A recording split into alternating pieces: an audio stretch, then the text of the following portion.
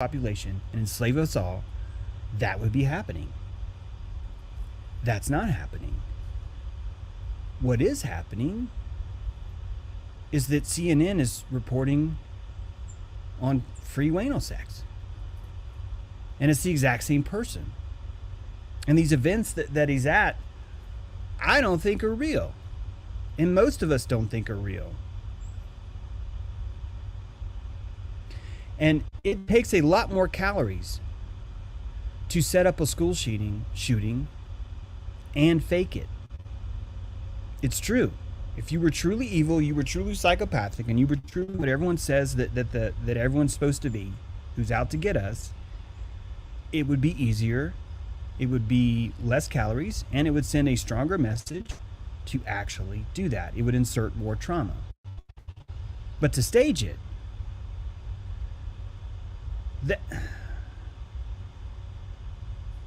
I don't think you guys understand how much you're putting at risk by creating an op that's fake and inserting it into media. If enough people found out, that's like it's time to waterboard some clowns on the island, right? That becomes unacceptable under the idea that we are controlled by a regime that is here to destroy us, but we're just so resilient they're not able to do it yet. Because if it truly is this fantasy that we need, that the Hottentots are coming to get us and they're here to enslave us all, we'd already be there. It would only take one vaccine. It would only take one to sterilize you, not 72. And after they sterilized you, they sell you back your own seed. They could sell you the privilege to have your own seed again. And once they did that to everyone, you own the population. Well, James, there's no way they would do that to everyone because they would only be able to get away with like 20,000 people. Then no one else would be able to do it. And it's just like, dude, have you not looked at the Qatar incident? Have you not looked at the very, very, very first polio vaccine that was introduced to America? It's called the incident was called the Qatar incident. 20,000 people contracted polio as a result of that vaccine. If these people wanted to sterilize us, they could have done it then. The swine flu in the 70s, 79, I think. Again, 24,000, something like that. Massive cases of swine flu as a result of that vaccine. This is not a system where someone comes running out of the water like a hungry alligator and chases the antelopes with a syringe, and all of us are just too clever to run away. It's not how it works, guys. Island of Meat Puppets means a creature from the Black Lagoon can step out of the water and literally say, I want to inject someone. And Meat Puppets will bend over and show their ass and say, right here, I'm first. I will do it. That's the population. You can say, no, I'd never do that. That's fine. But you're not looking around. You're not seeing what's truly out there. You're not seeing your neighbors, your brethren. The reason why you're not seeing that is because you're under the impression that CNN is being injected into the populace while the populace resists. And that's not what happens at all. The CNN op works because the population likes it. They like this story. They like being meat puppets.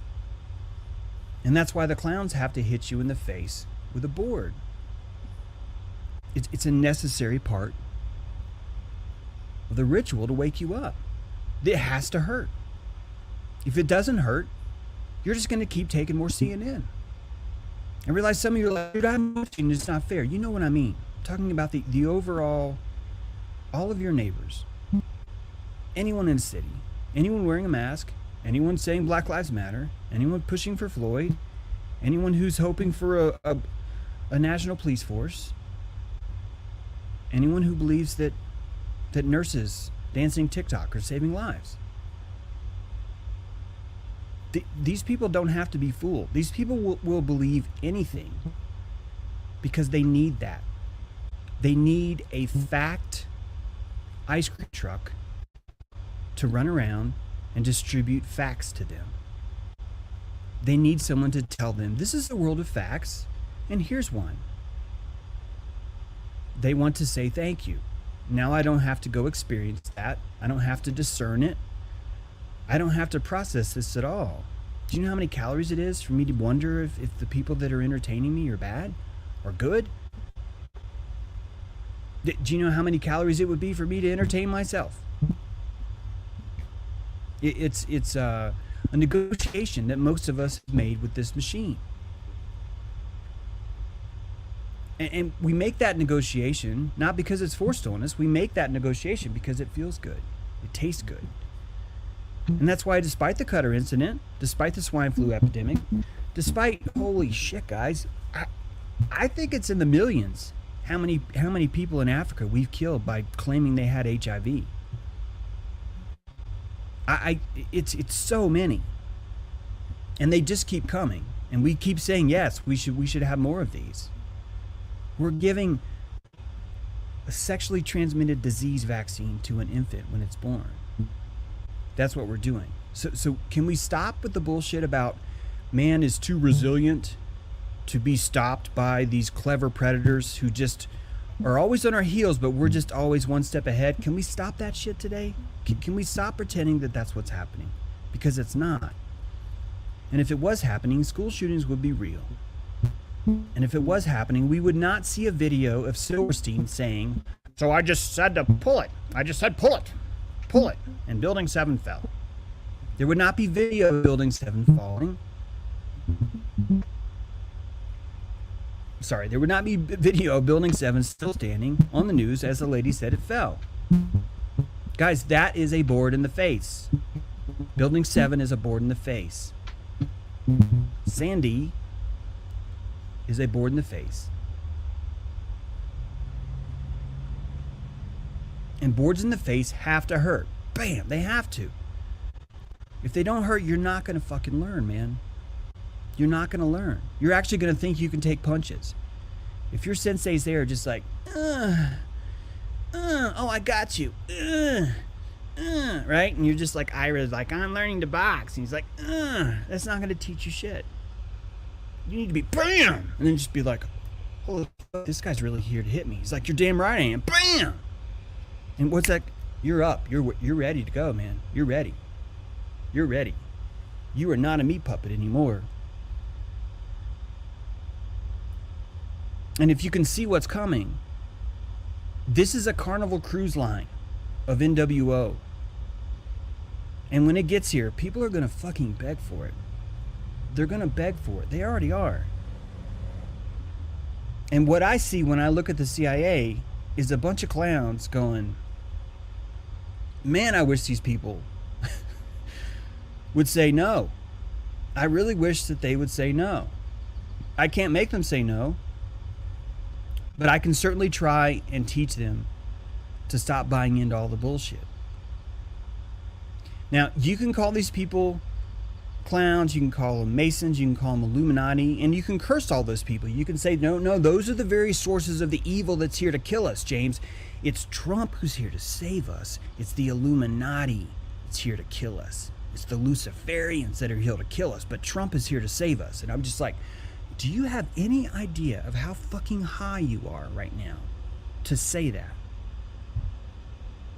It's like, Trump's not a clown, James.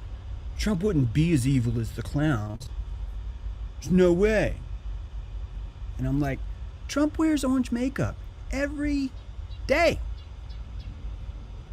Every day he looks like that.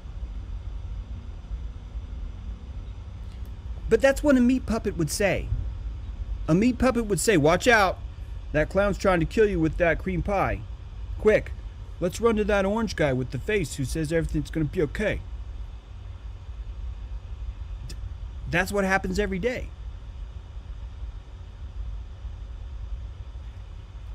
And just like you're trying to wake people up, why is it so insane to assume that there are not other people trying to wake people up? Why is it so insane to assume that someone on the Death Star might have actually woken up one day and go, this place is insane. We just fucking killed Alderaan. Yeah, we brought the white chick with the weird headphones on, it made her watch, and we frickin' blew up her planet. I don't want to blow up planets. I'm gonna do something about this. Why is that so insane to think that that's true? Because I think what's insane is pretending that there's this word called evil. Ugh. I believe that if you could have enough rendering power inside your skull, that you could send your prana out into someone else who you're calling evil, and you would be able to turn around and look from their cockpit, from their vista, and see why, from their view, they feel like they are doing something good. And I'm under the impression that if you can do that, if you can have that sort of compassion, not consent, you will be able to thwart their plans. You will be able to stop them, but it's never going to work if you call them evil. You're not going to understand their motivation, which means you're not going to be able to prevent it from happening.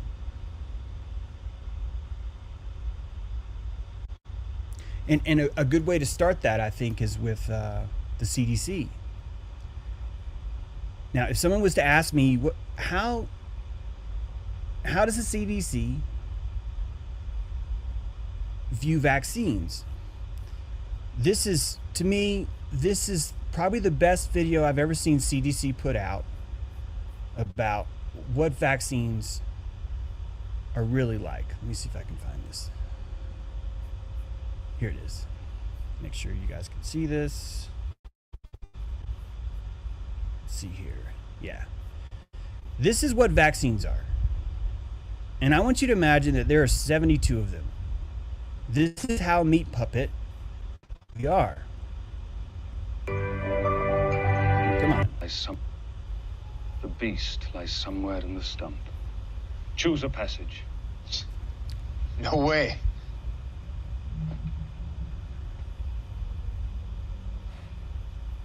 Coward. Let's do it.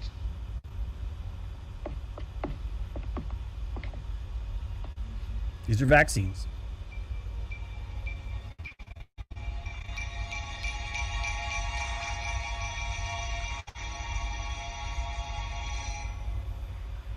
Must be my lucky day. This is germ theory, guys. This is how they got germ theory.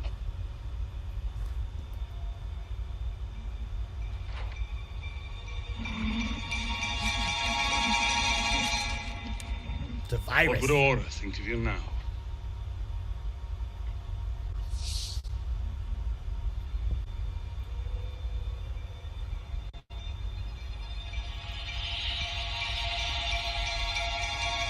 Second down.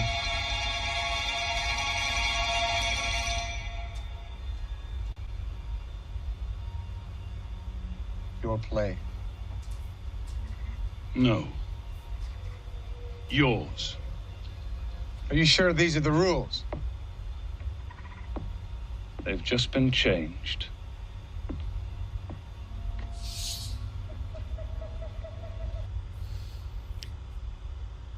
That's the CDC.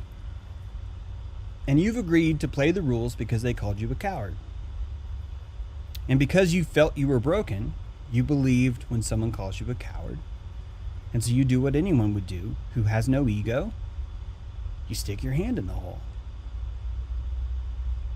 And you get a vaccine. And since you've done it once, now you're challenged to do it again. And again. And again.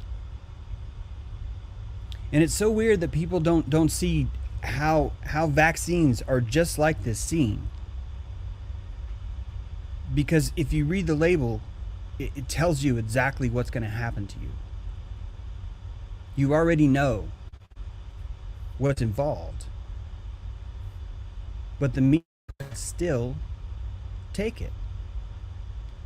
They still want it. All of us have fallen for these tricks. None of us are immune. If there was ever a true concept of biblical like God If God himself was to truly have a definition of the word sin, like if he could pick one thing to say sin, I think it would be taking a vaccine. I think it would be the idea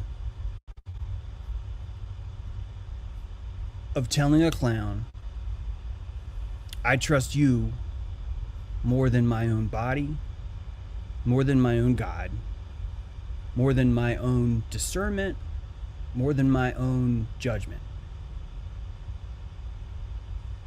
And you stick your hand into the stump.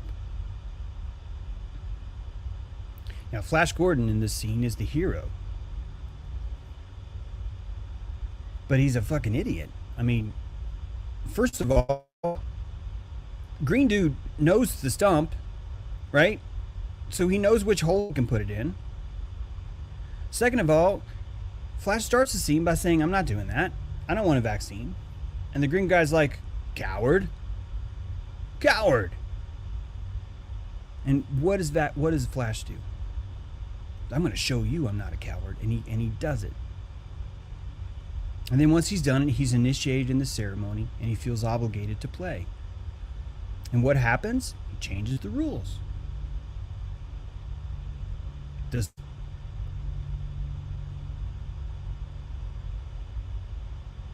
Flash is already evacuated. He's already lost. He's already said, CDC, I think you're valid. I think that this is a fair system that we have where we stick our hand inside a fucking stump made by a proprietary organization that has swine parts, aborted fetal cells, aluminum, marketed mercury, and everything else in there. Because I'm a meat puppet and I think this makes sense. And as long as someone else is doing it, and as long as I might lose virtue for not doing it, I will do it. I will follow suit. It's even what we call our heroes are meat puppets. And I ask yourself, who's the bigger clown? Is this guy the clown? Or is it the guy that sticks his hand in?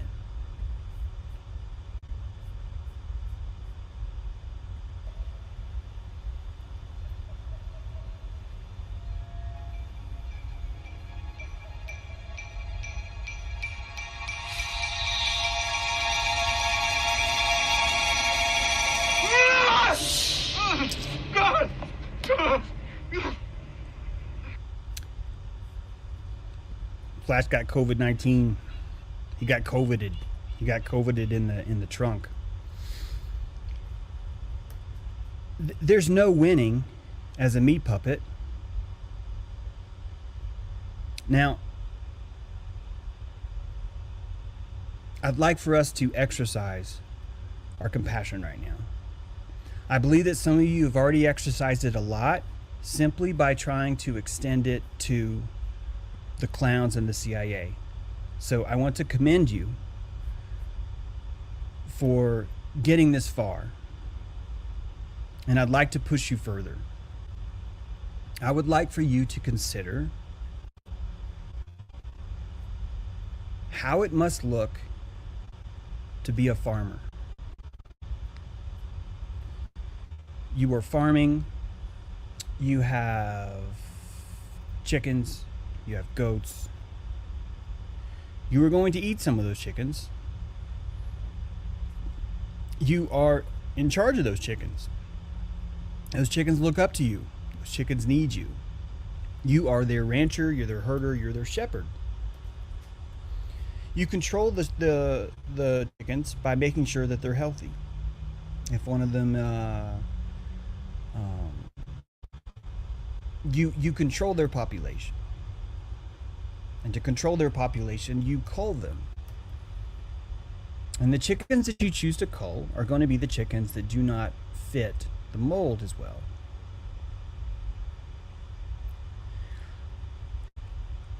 Eugenics Now, eugenicist is someone who believes population is a ranch, and that there is a need for a shepherd, there's a need for a rancher, and that rancher needs to cull the population. In fact, if you were to view this world as a giant animal farm, you would want to install a system of culling. You would want to have a system in place where you could cull the population. If you believed in the environmental stuff, if you believed that man is a poison to the environment and that man doesn't belong here, man is not a piece of nature, right? That man is an infection. If you believe in the germ theory of the land itself, that man is COVID virus, you would look at culling as a healthy alternative. You would look at it like a firefighter who does a controlled burn. And you would take a certain percentage of that population and you would say these people have to go.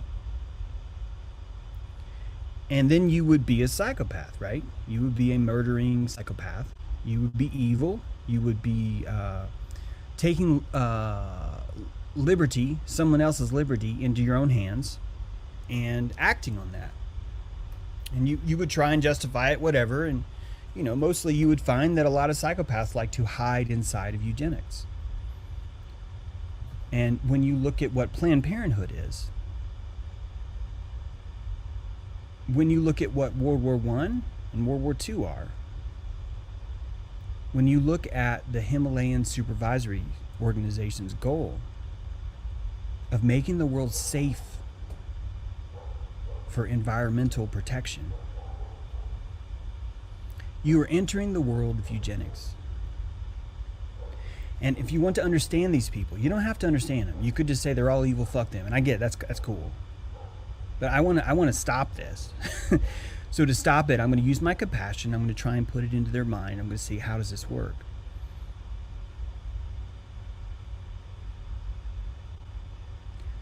So you roll out a guillotine. The king rolls out a guillotine. It's shiny. It says made with taxpayer dollars. And he rolls it to the center of town. And there's a big sign above the guillotine that says, this guillotine is safe and effective. And everyone in the village is afraid of witches. They're all terrified of witches. And the king knows that because everyone fears witches, anyone is going to be able to walk in and offer a solution to witches and use that to sell and control people. And the king wants in on that too. So the king rolls out a guillotine. And that guillotine says, safe and effective. Protect yourself from witchcraft. And on a smaller sign underneath, it says, if you place your head in this wooden hole, you risk having your neck cut. That neck cut could lead to further injuries. And to get on the guillotine, you have to drop a piece of silver into the bucket before you walk up on the plank.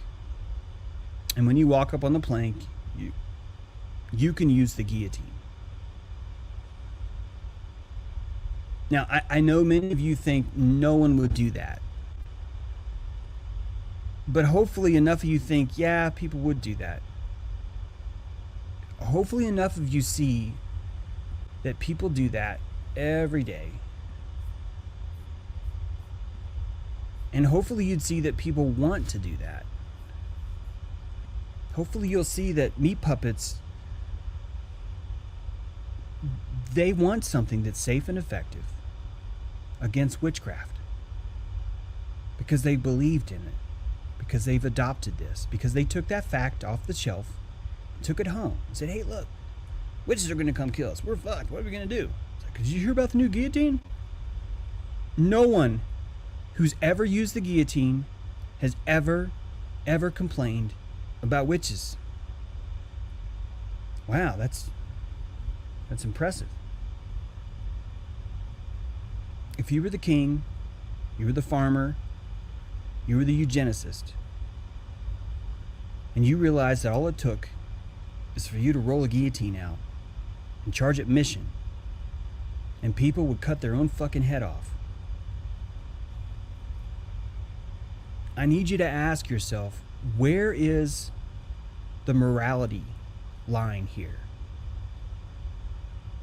Is there ever a point in your mind, is there ever a point in your mind where you think that maybe this was the meat puppet's fault? The person that joined the guillotine and paid admission. And I know it's easy to say, no, it's never their fault because the king did it and the king would take care of that guillotine and remove it out of the way. This wouldn't happen. But you're not a stupid king, because you know that if the guillotine's not there, it's just going to be another system. There's just going to be another guillotine there. There's just going to be this. There's just going to be that. It's unstoppable. It's the reason why I'm telling you this is because there are people, whether you like it or not, that believe this shit. Bill Gates is not a fresh arrival on the eugenics shore, right? His parents were deeply involved in Planned Parenthood. And we can't see exactly what it's like to be in his mind, but we know what it's like to be evacuated. And when you put someone that's evacuated in a room with billions and billions of dollars, he's going to say, what can I do that's really important that helps the population? And if you wait long enough, you're going to find a eugenicist. You're going to find one of those there. You're going to find someone that's like, yeah, I should do that. And the reason why I'm telling you that when I'm talking about clowns is because if you can believe that a eugenicist is there culling the population, you can also believe that there are clowns there wandering through the streets with cricket bats, smacking meat puppets right in the face, hoping to God they'll wake up.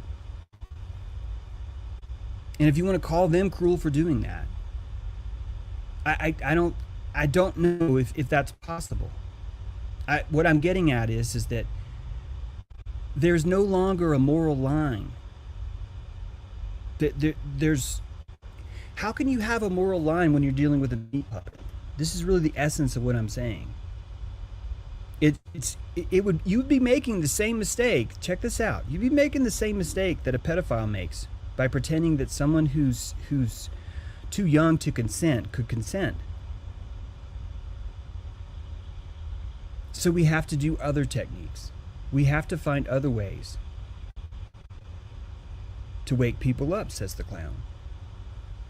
We have to look for other solutions to this problem because things are not going to be pretty if this island remains occupied by meat puppets. It's already getting less and less pretty right now.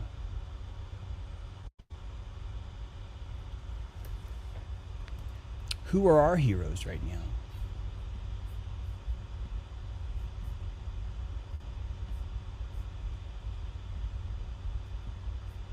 Here's our heroes. This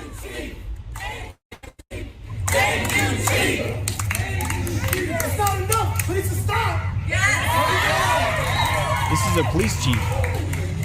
We are in this together.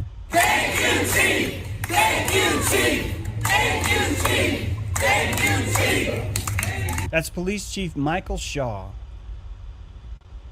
He's laying on his belly with his hands behind his back while people cheer for him, giving him virtue for laying down, for turning himself into a snake in public.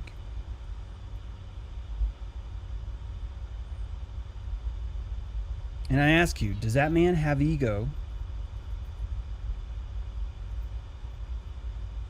If he had a strong enough will, strong enough ego, would he do that? I would like for you to imagine that you are that guy's son. And you're watching your father lay down on his belly on the ground for praise, for acceptance. What does that feel like to your DNA? How do you carry that on? Because what that is an inversion ritual. This is how you turn yourself inside out. You shed your pride in exchange for reputation. And you hope to God your reputation will outlast, not outlast really. You build your entire self off your reputation instead of your pride. And if you get down on your belly today, you're going to have to get down on your belly tomorrow, and the next day, and the next day. And the entire time, what made you get down on your belly? Fucking Waynell Sexton did it. Dr. Waynell Sexton made you get down on your belly. Which means Police Chief Michael Shaw is a fucking meat puppet. And the person in charge of your safety, the person that you're supposed to say, oh, we don't need guns because we have cops. He's not a cop. He's laying on his belly, hoping people like him so he can get up and be chief again. The controllers don't want to hold us down. Meat puppets look for a subscription service that they can subscribe to that gives them the excuse to lay on their bellies so they don't have to work as hard. That is the true essence of the island of meat puppets, where we are right now. And we need this organization so we don't have to get up. But this is a valuable service this cop is providing us. He's letting us all lay down, isn't he? He's showing us all that laying down is the right thing to do. Wearing a mask,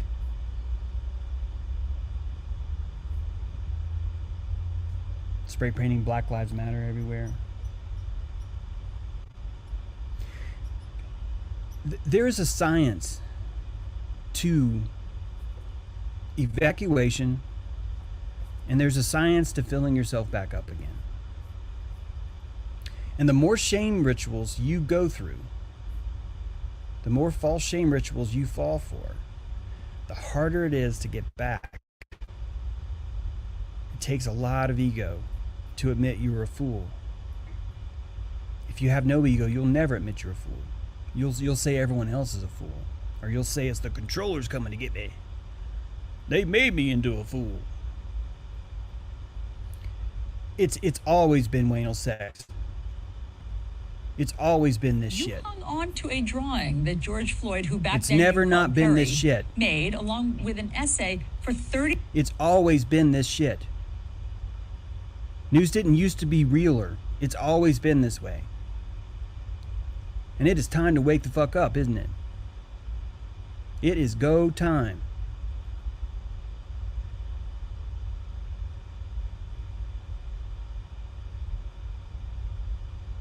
I can see why people are frustrated.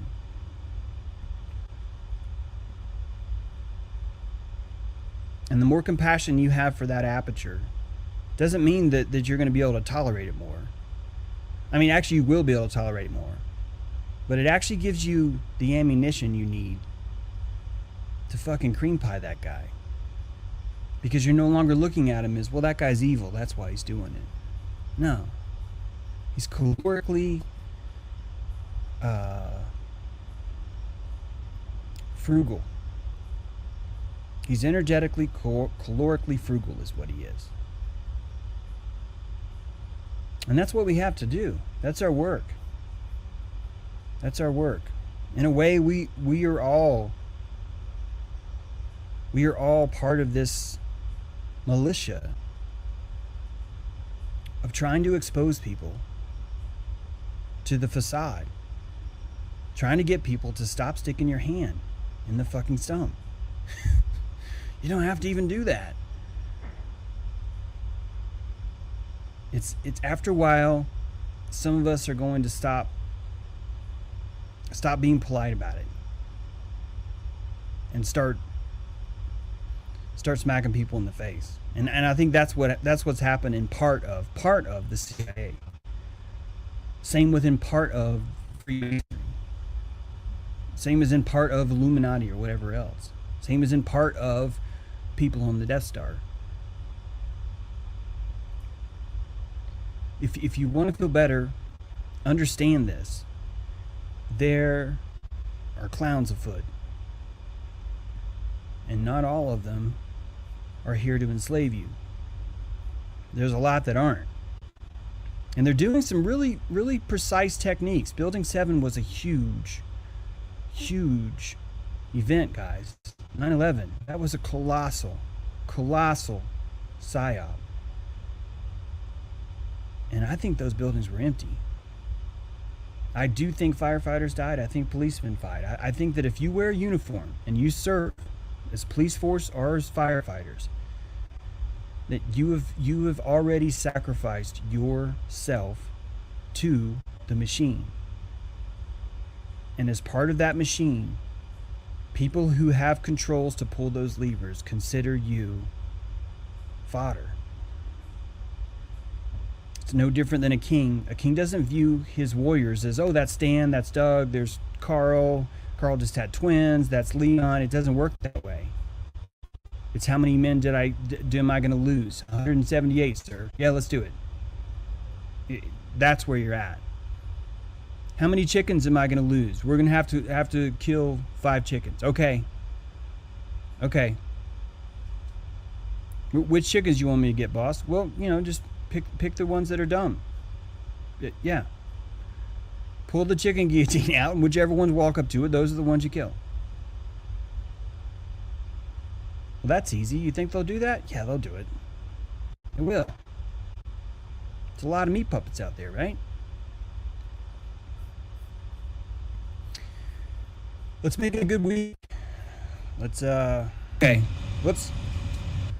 who we can wake up.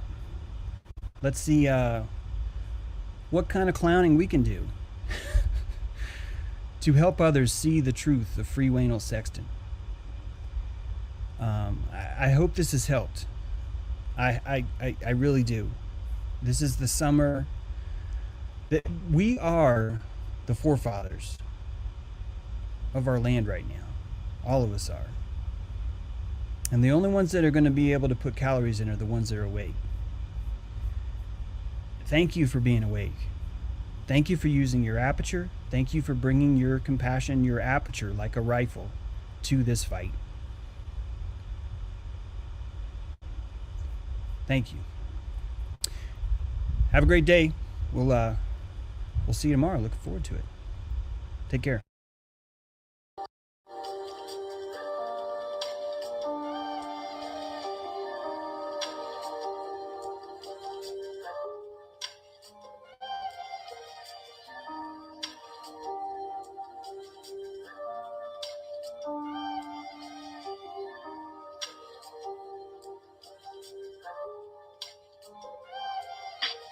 Geopolitically, we in a field.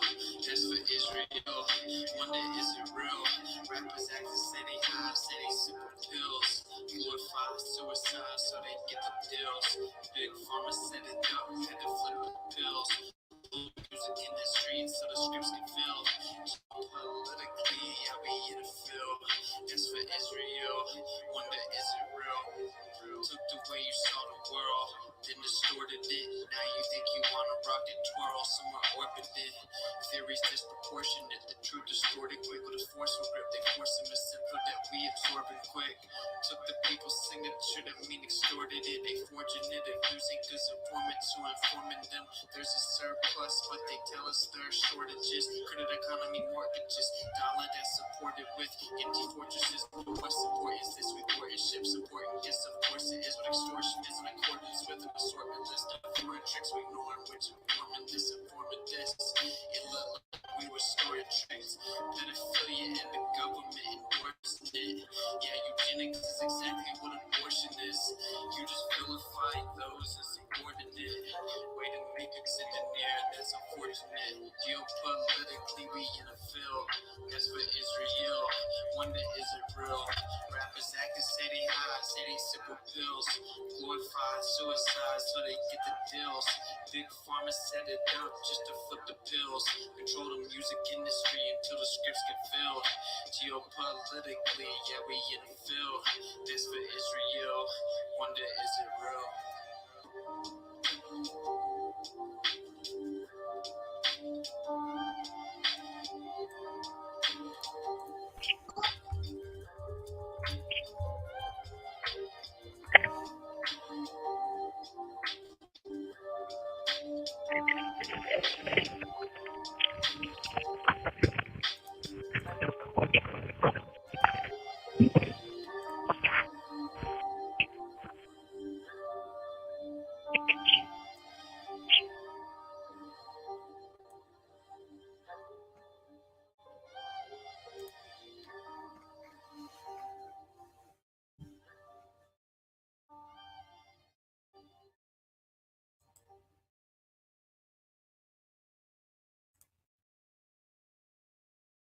Hey, what's up, guys? So how's it going? Just chilling over here. What up, bro? Conjunction junction, what's your function? Bars. What's up, Zach? Zach's a legend. Go sub to Zach on Good Times for All, or just be a loser. I think we're working on Facebook. First time I've ever seen it on Facebook. What's up, Facebook? What's up, D-Live? We got 35 legends already in here. What's up, Whip? Bring the gravy, bro. I got you, man. Thank you, Sean Klein Bear and Nico Bear for the diamond. And we got some legends already in D-Live. That's what I'm talking about. We got 760 followers. We need 240 more on D-Live. Don't be lame. Help a brother out. But I'm not a brother. I'm white. And, yeah, I get pink in the winter and the summer. So try that one on for size. All right. So we're going to get into it. I'm going to break this down. Probably not a take that you hear a lot of different places, but whatever. Who cares? Seems like everyone's wrong about everything anyway. So the great conjunction, right? We got Jupiter and Saturn. They're lining up within a tenth of a degree or whatever. What's this mean? What's the point? What's the importance? What's the spiritual importance? Is there any? What's going on? Et cetera, et cetera. So they call it the Christmas star. What is Christmas, bro? Like, we got the Christmas tree coming up. I might do it tomorrow. I think I've waited long enough. I've gotten it close enough to Christmas to make everyone really, really uncomfortable whenever they go celebrate the pagan holiday. So we'll probably do that tomorrow or the next day. But yeah, anyway, so the Christmas star, Christ Mass. And again, you should wonder why these little grabblers that hate Yeshua have no problem saying the words Jesus Christ. They love to say it. So they say Lord, which means bell. They say God, short for Godriel. They say Christ, which just means anointed. They say Jesus, which references Zeus. So there you go. Not saying there's not power in the name. God supersedes semantics. Certainly little grabblers with hand cramps trying to subvert the truth, but it doesn't really matter. You should probably try and figure out the truth, right? It's like if Netanyahu, the creepy little grabbler sodomite himself, came to your house, which if he did, then you should be kicked in the throat. And he sits down for dinner, would you call him, because you're in America, would you call him Netanyahu? No, you'd call him his name, right? It's just a thing of respect. But yet when it comes to the actual Messiah, apparently we don't even have to show him that common courtesy of respect to keep his actual name. We'll just call him Jesus. No big deal here. So yeah, this is the stream that makes people uncomfortable, and we slaughter sacred cows. So I don't know how you found yourself here if you're not going to make it through the intro, but anyway, good luck. So what's going on in the sky? What are the planets, right? Planets, etymology of planet means wanderer. They're wandering stars. That's all they are. They're nothing other than that. In fact, they appear to maybe be closer than the other ones. This is because they bucked the system. They wandered off from their appointed path of the one true creator, Yah. And then they were put into chains, is what Enoch tells you. So it's not like they're up there doing what they want to. But they buck the system, so they have retrograde motion. They move differently. They wandered outside of their appointed path. This is where I'm ladling the gravy the way that I see it, right? So I don't want to hear anybody's little dogmatic confinement of materialism. Y'all can kick rocks with that nonsense. There's something much more deep going on in the sky than what you've been led to believe, and I'm just going to let you know what I see is clearly going on, okay? So they bucked the system. Enoch tells you that they bucked the system, but they were still put in a chain. They're still cyclical. They just have a different nature, and they don't do the right thing. They have retrograde motion, appearing to go backwards and all the stuff, right? They're bucking the system. Now they're lining up. So if you think that, for one, that there are just like the sun's a star and there's a bunch of suns up there, balls of gas on fire and vacuums, you're way away from the truth. But then most people are like, okay, well, there are lights in the sky. We don't know what they are. They're probably cymatics is what's playing into the phenomena, right? You add a certain frequency in water, you can actually get light. It's sonoluminescent star in a jar, for example. Maybe we'll cover that and watch it here in a little bit. So I was supposed to cover it. I was supposed to show y'all a few months or a few streams ago, never did. But I think most people seen Sonoluminescent Star in a Jar. We'll check it out. Someone remind me. Actually, let me just go ahead and type it in.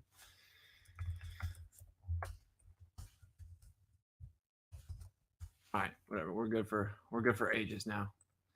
All right. So anyway, yeah, dude. So they're calling it the Christmas Star. And it has nothing to do with Yeshua. Again, the whole entire Christmas thing has nothing to do with Yeshua. It's about Nimrod. Okay, so now start to think about it. Now start to put it all together. It's about Nimrod. So what's the big deal going on here?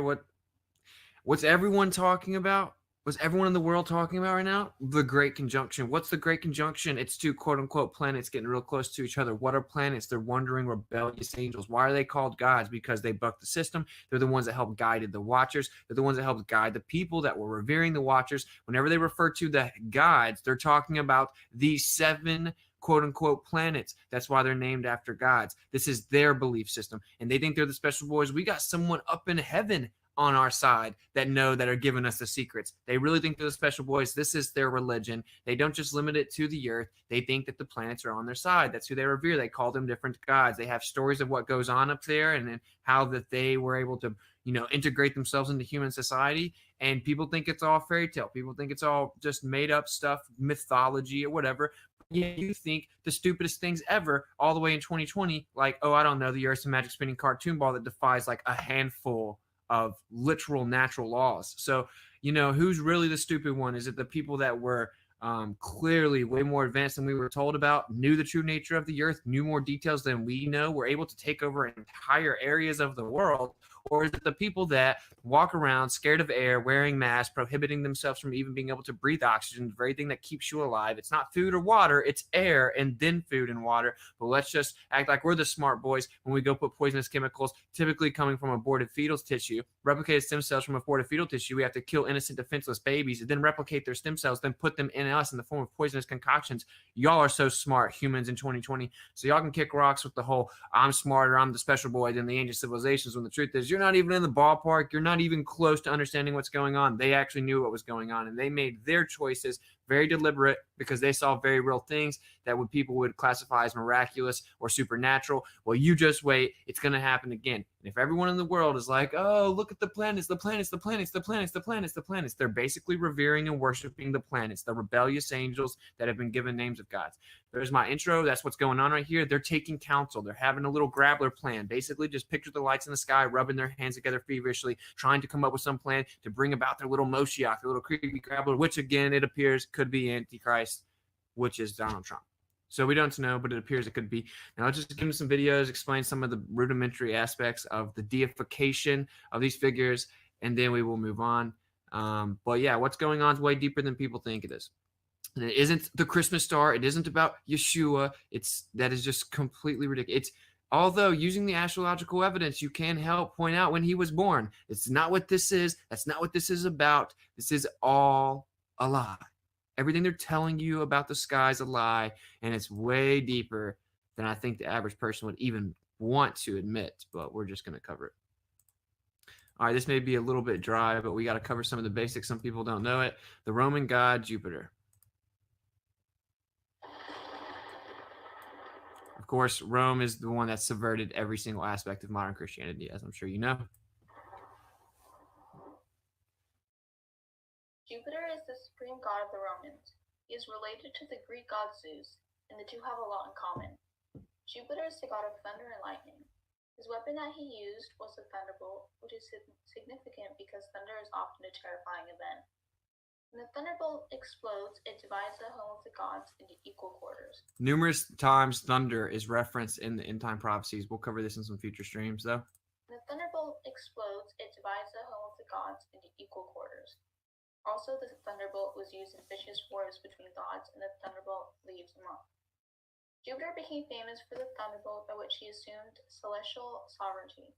To retrieve his thunderbolt, he would use an eagle onto his throne. So he used this to attain celestial sovereignty. I thought that this guy was the special boy, and they're all special boys and rulers. Why do they have to attain sovereignty? Jupiter was an Italian god and was called by many names. He was called Jove, Latin, Lupitor, Lovis, Cyper, and many others. Jupiter had other descriptions as well. He was described to not be a faithful husband, a playboy. A playboy. This is what y'all are talking about whenever you constantly talk about the planets, by the way. Y'all are so obsessed with the planets, y'all don't even know what y'all are doing, dude. Y'all are worshiping metaphysical entities. You don't know what you're doing. Yeah, joke's on you. They're not little gas giants in a vacuum. You're worshiping the spiritual adversary that literally hates you and his little minions. And I know this may be too much for some people to take in or accept or even honestly examine without bias or entertain. That seems like a personal problem, bro. I'm just here to ladle the gravy. A playboy. He had many children with different women, goddesses, and mortals.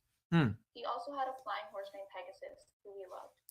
He was also said to be able to look like any mortal or animal he wanted. Lastly, Jupiter was told to be... Yeah, I'm seeing that the video's too quiet. I'm sorry. I got it turned all the way up. I'll turn it up as much as I can on the laptop, and I'll try... Yeah, I'm sorry. I'll try not to interrupt too much so the volume mismatch won't be too big deal. Just turn it up, and then we'll go back to me talking. You can turn it down. Wise and merciful, and that is what he was. When Greek culture began to influence the Romans, Jupiter took on the attributes of Zeus, with added Latin. He became king of the gods and special protector of Rome when his father, Saturn, died. He was crowned Lord of the heaven and earth when the three boys divided the worlds between themselves, Neptune being god of the sea and Pluto being god of the underworld. Romans always wanted to get and keep the gods on their side, and Jupiter was a force to be reckoned with. They put him in charge of their entire legal and political system. Jupiter kept order and brought prosperity to the nation. As Jupiter Victor, he led Roman armies to victory in various wars and conquests. The empire fell because either offended Jupiter, the deification of human emperors, or the newfangled Christianity craze. Jupiter withdrew his support and left the Romans to fend for themselves.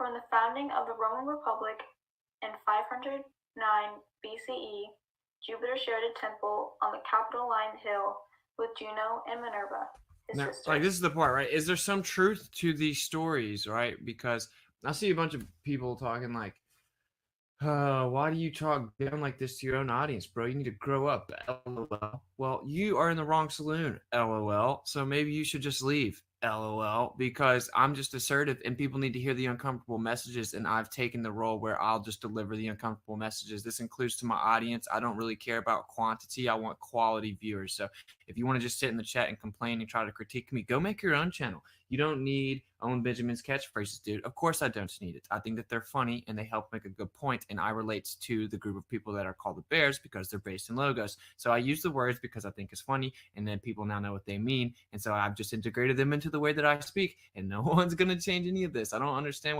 what's everyone's deal. Y'all are just dampening the gravy here, so I'm just going to ignore you from here on out. The point is, I know certain people in the chat that are here. I've seen them talk.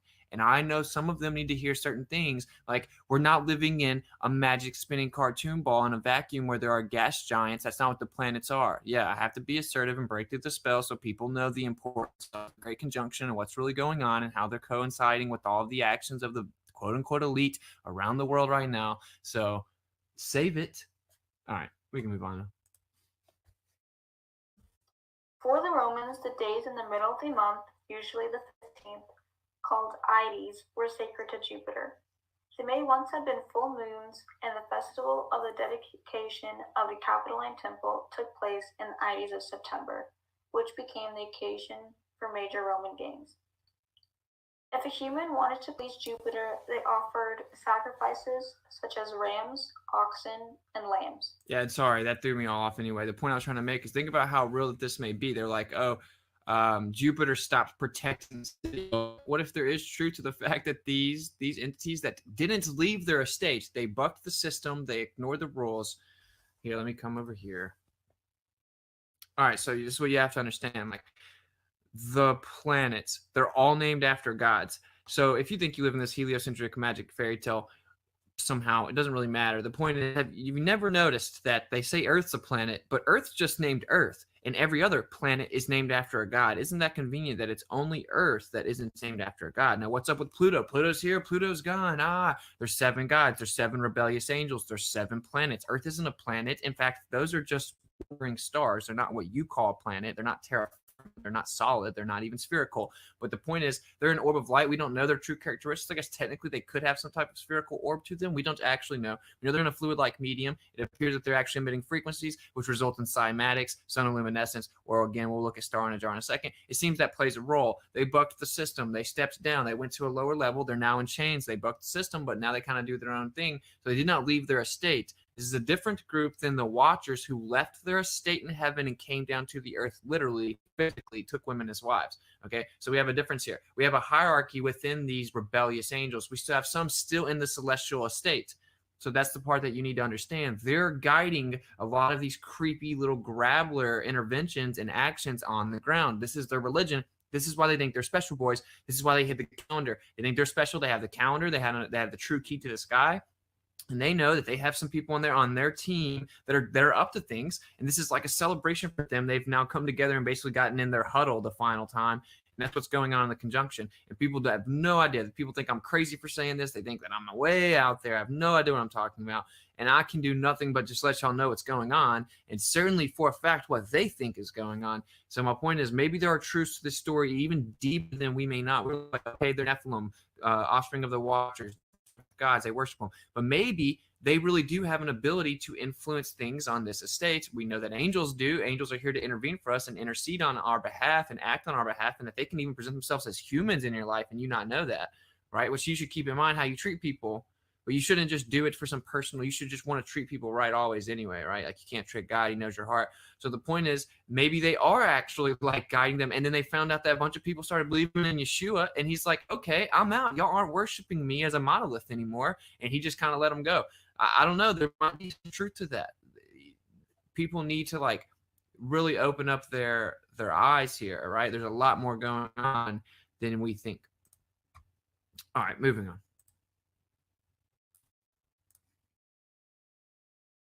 The ravens. Before I miss this, let me go ahead and shout out my homie.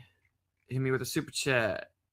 Formidable Jake, keep crushing, brother. Thank you very much, my man. Will do. Appreciate the support. Thank you for the super chat. You're a legend. All right, let's continue. Tarot said, the Roman Jupiter was but another version of the Greek god Zeus with no remarkable difference. Also, it was said Zeus and Jupiter only have different origins and storytellers. Zeus is the great ruler of the Greek gods, while Jupiter is the one who is sovereign to the Roman gods. They play the roles of protectors of the weak race of humankind. When humans pray and call their name, the gods come to their rescue. They are both gods of the vast sky and thunder, both using a thunderbolt and having an eagle retrieve it when they threw the thunderbolt. The two gods are both unfaithful husbands as well. The difference between the two is mostly names, their own names for one. Also, Zeus's brothers are Poseidon and Hades, while Jupiter's are Neptune and Pluto. Zeus's father's name was Cronus, and Jupiter's father's name was Saturn. However, Cronus, yeah, we'll get into that creepy grabbler in like the next one. Poseidon and Hades, while Jupiter's are Neptune and Pluto. Zeus's father's name was Cronus, and Jupiter's father's name was Saturn. When both of their fathers died, each rose to the throne. One story or myth I found interesting was about Jupiter's wife Juno, who was also his sister. She was very jealous of the attention he gave to other goddesses and women. He He often disguised himself as a bird or animal in order to sleep with other women. The woman would receive the wrath of Juno when Juno found out about who the woman Jupiter was with. An example of this was when Jupiter fell in love with Io, a river nymph. He covered the heavens and earth with dark clouds so he could bring Io up to him. When he saw Juno coming, Jupiter turned Io into a white cow to protect her. This is the interesting part of the whole thing, right? Angels are able to go up and down. Okay, but once they came down, took women as wives, and handed the genetics, the Watchers that came down were told when they tried to go back up, they found out, oh, I can't go back up. Then they freaked out and they made a petition. Now, if they never were to leave that estate, can they still freely go up and down? Very, very possible, right? I don't know. This is, we don't know all the answers. And of course, intellectually honest people are comfortable with that because you're never going to know all the answers. We're just trying to put it together and use wisdom. Very suspicious, so she asked if she could have the cow. Jupiter agreed. Jupiter wanted to set Io free, so he sent his son Apollo, god of light, the sun, truth, healing, music, poetry, and more, to sing the guard to sleep. When the guard closed his eyes, Apollo flew Io back to her river, but forgot to change her back to human form. When Juno found out that Io escaped, she sent a gadfly, a fly that bites, to bite Io for eternity. After hearing that Io traveled all the way to Egypt, Juno felt bad for her, so she changed Io back to her original form. After Io thanked her, Juno said, "Yes, well, find a husband, child." I want to compare Jupiter with the Christian God. The two beings are both superior. Yeah, you good luck with that one, bud. All right, let's check this one out. So we got Jupiter and Saturn, right? So let's see what's up with Saturn. And so many different depictions, and there's no way to get to the bottom of it because this is just a huge spell of deception. They came and told people different things, and they had wars within their own hierarchy, right? They all wanted to be at the top. So they fought each other. They lied about each other. They subverted truths about each other. They came and told people different things. And so we're trying to get to the bottom of it. The point is that at the bottom of this is their religion. And when I say their, I mean, of course, the groups of people that currently rule the earth, led by none other than the Prince of the Earth. And so we're going to figure out what they think is going on in the sky, and how I find it very eerie that just about everyone in the world is just looking up at the freaking sky, and they're basically worshiping the idea of this great conjunction, calling it a Christ mass star, and they don't realize what's going on. They're freaking huddling. It's like a last minute huddle to call the final play of the game. It's a council. It's an unrighteous council, imitating the righteous councils up above them, right? Lord Shani. Lord Shani, known as the Saturn, is the seventh among the Navagrahas. The Saturn is a planet of masculine energy. He is the ruler of signs Capricorn and Aquarius, the 10th and 11th in the natal chart. Lord Shiva is the presiding deity of planet Saturn, Shani. Saturn is a very slow-moving planet. It takes around 29 and a half years to travel through all 12 zodiac signs. Saturn stays for approximately 2.5 years in a sign. Lord Shani is also known by... This is much closer to what the calendar should look like, by the way. I'm going to let this one play through, so just bear with me. Look at this little creepy statue. What is going on with this? What's really up there, guys? That's what I'm asking, guys. What's really up there? The stars fall from heaven, dude. Saturn stays for approximately 2.5 years in a sign. Lord Shani is also known by names like Shani Dev, Ravinandana, Shanishwara, and Shani Bhagwan. Saturday is considered the best day for worshipping Shani. Black sesame seeds, till oil are offered to Lord Shani. Many devotees also offer clothes, foods to handicapped and poor.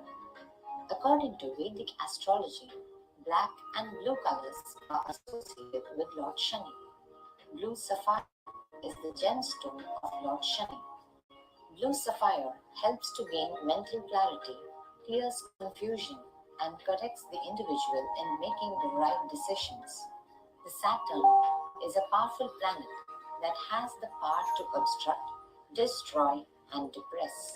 Saturn represents austerity, longevity, old age, concentration and meditation, discipline, restrictions and sufferings. He is the significator of old age, death, and disease. Lord Shani, the Saturn, is depicted as a dark complexioned man with two hands carrying a bow and arrow, riding on a chariot dragged by a crew. Sometimes he is portrayed with four hands carrying a sword, bow, and arrow. Just to point out that the Aryans are the ones that are known to have bow and arrows. Dun, dun, dun. Yeah, when you look at it from a historical perspective, like just viewing the historicity, it lines up perfectly with what the Watchers did. The Aryans, why are they so obsessed with it? Why do they wear the Pope wear this on their head? This is all from the Aryans, the original civilization, antediluvian area where they think their special boys track their blood back to it. They were the sun gods, the sun worshippers, the worshippers of the sun god. They're the ones that told them all the secrets about these rebellious angels that they revered as gods. They came down and told them all kinds of secrets, including the bow and swords, etc. And of course, it's known all around the world that these fair-skinned noble classes of Aryans are the ones that brought about the bow and arrow and agriculture and domestication of horses, etc., etc. That's why you see them wearing this hat, guys. They don't just wear this creepy stuff for no reason.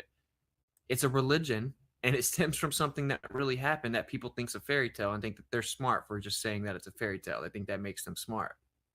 Dark complexioned man with two hands carrying a bow and arrow, riding on a chariot dragged by a crew. Sometimes he is portrayed with four hands carrying a sword, bow, and arrow, sitting on a buffalo.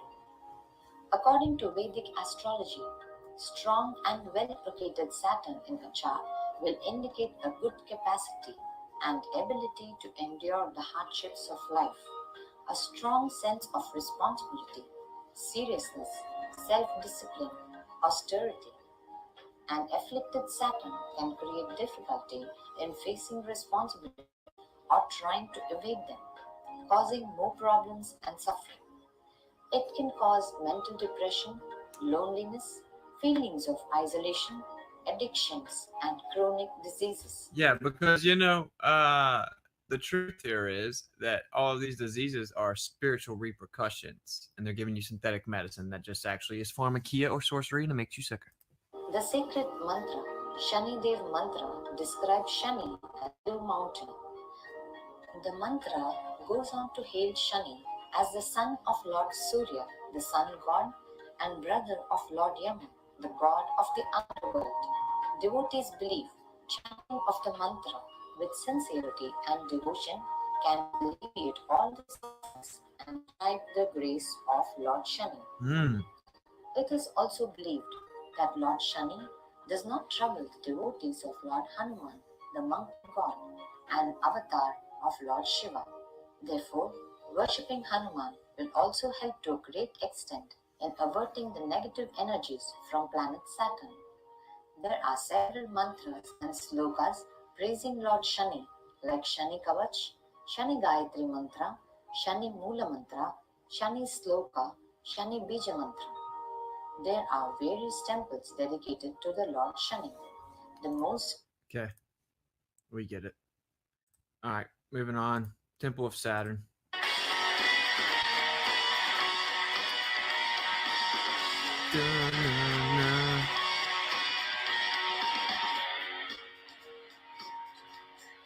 Yeah, the grabblers.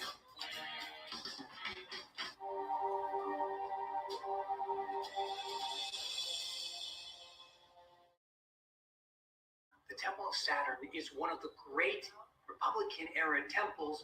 It's constructed on the slopes of the Capitoline Hill, still today overlooking the Roman Forum.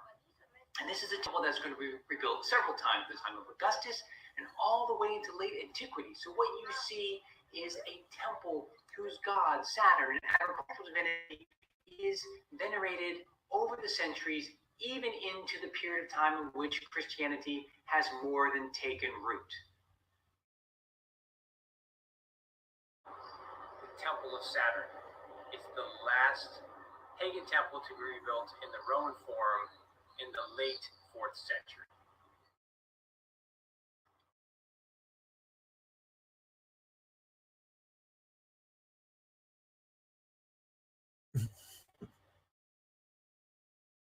Walking through the forum, we have to our right the rostra of the imperial period, and to the left the Basilica Julia. In front would have been the Arch of Tiberius, and behind it then the podium with lots of travertine blocks of the magnificent Temple of Saturn. Look at those enormous granite columns. So You ever seen this before? This look familiar? Restoration in late antiquity, but it's preceded by that of the Augustan age, and that preceded by the original structure of the Republican times, 5th century BC. This is the front of the temple. The stairs are missing. You do see the massive travertine podium. You see the reused granite columns used here for the reconstruction in the end of the 4th century AD, with its contemporary inscription referring to a rebuild of the temple after a fire. As we walk down the Vicus Jugadius, we can contemplate the longevity of the temple of Saturn. All right, anyway, put some of these pieces together for you. Here we go.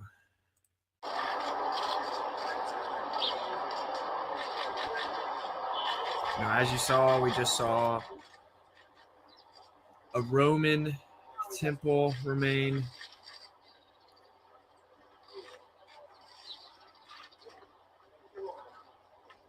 Creepy little crab legs, dude. Look at him. Yeah, he looks like he really cares what's going on here. He has no affection for any gods, but the point is, this is actually a Roman wall. This has nothing to do with the actual temple or the actual wall. Yeshua said that every single part of it would be brought down. It would be crumbled. There would be no rocks left. No rocks remaining. This is not the real wall, unless you're claiming Yeshua is a liar. Oh, that's right. That's what these small hats love to do. They hate Yeshua and claim that he's a liar, burning an excrement. This is not the actual wall. This is a Roman wall. This is their way of showing the fact that they revere the deities of the Romans. That's what this is. This is a Roman freaking wall. That's why I showed you the other thing. They got the Roman temple up. When they rebuild the temple, it will not have anything to do with this wall. They're making sure you're distracted, not knowing the true location. He will invert the true location and claim himself to be God. Who other than this creepy little dude?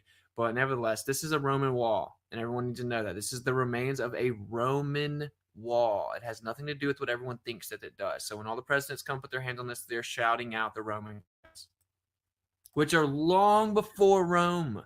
They came way before Rome.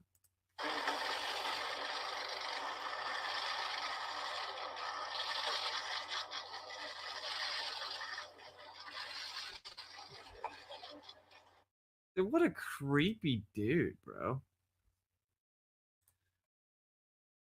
All right, so there you go. There's a bit of an introduction, right? So I don't want to get too much into like Trump's Antichrist thing, right? But I'm going to show y'all something else that's pretty interesting here in just a second when it comes to that. But very simply, the way I see it, let's look at some of these pictures. The Great Conjunction. Here's my homie's P900. Check it out. What's going on here? There's a council. Look at this. There's a council going on. They're meeting, bro. They're having their little meeting. It's a council. It's an unrighteous council. And that's why it's so important that we get back to using the right calendar and figuring out what's really going on in the sky. We're told that there are councils. So God, the most righteous judge that there is, he has a council. He has a council, bro.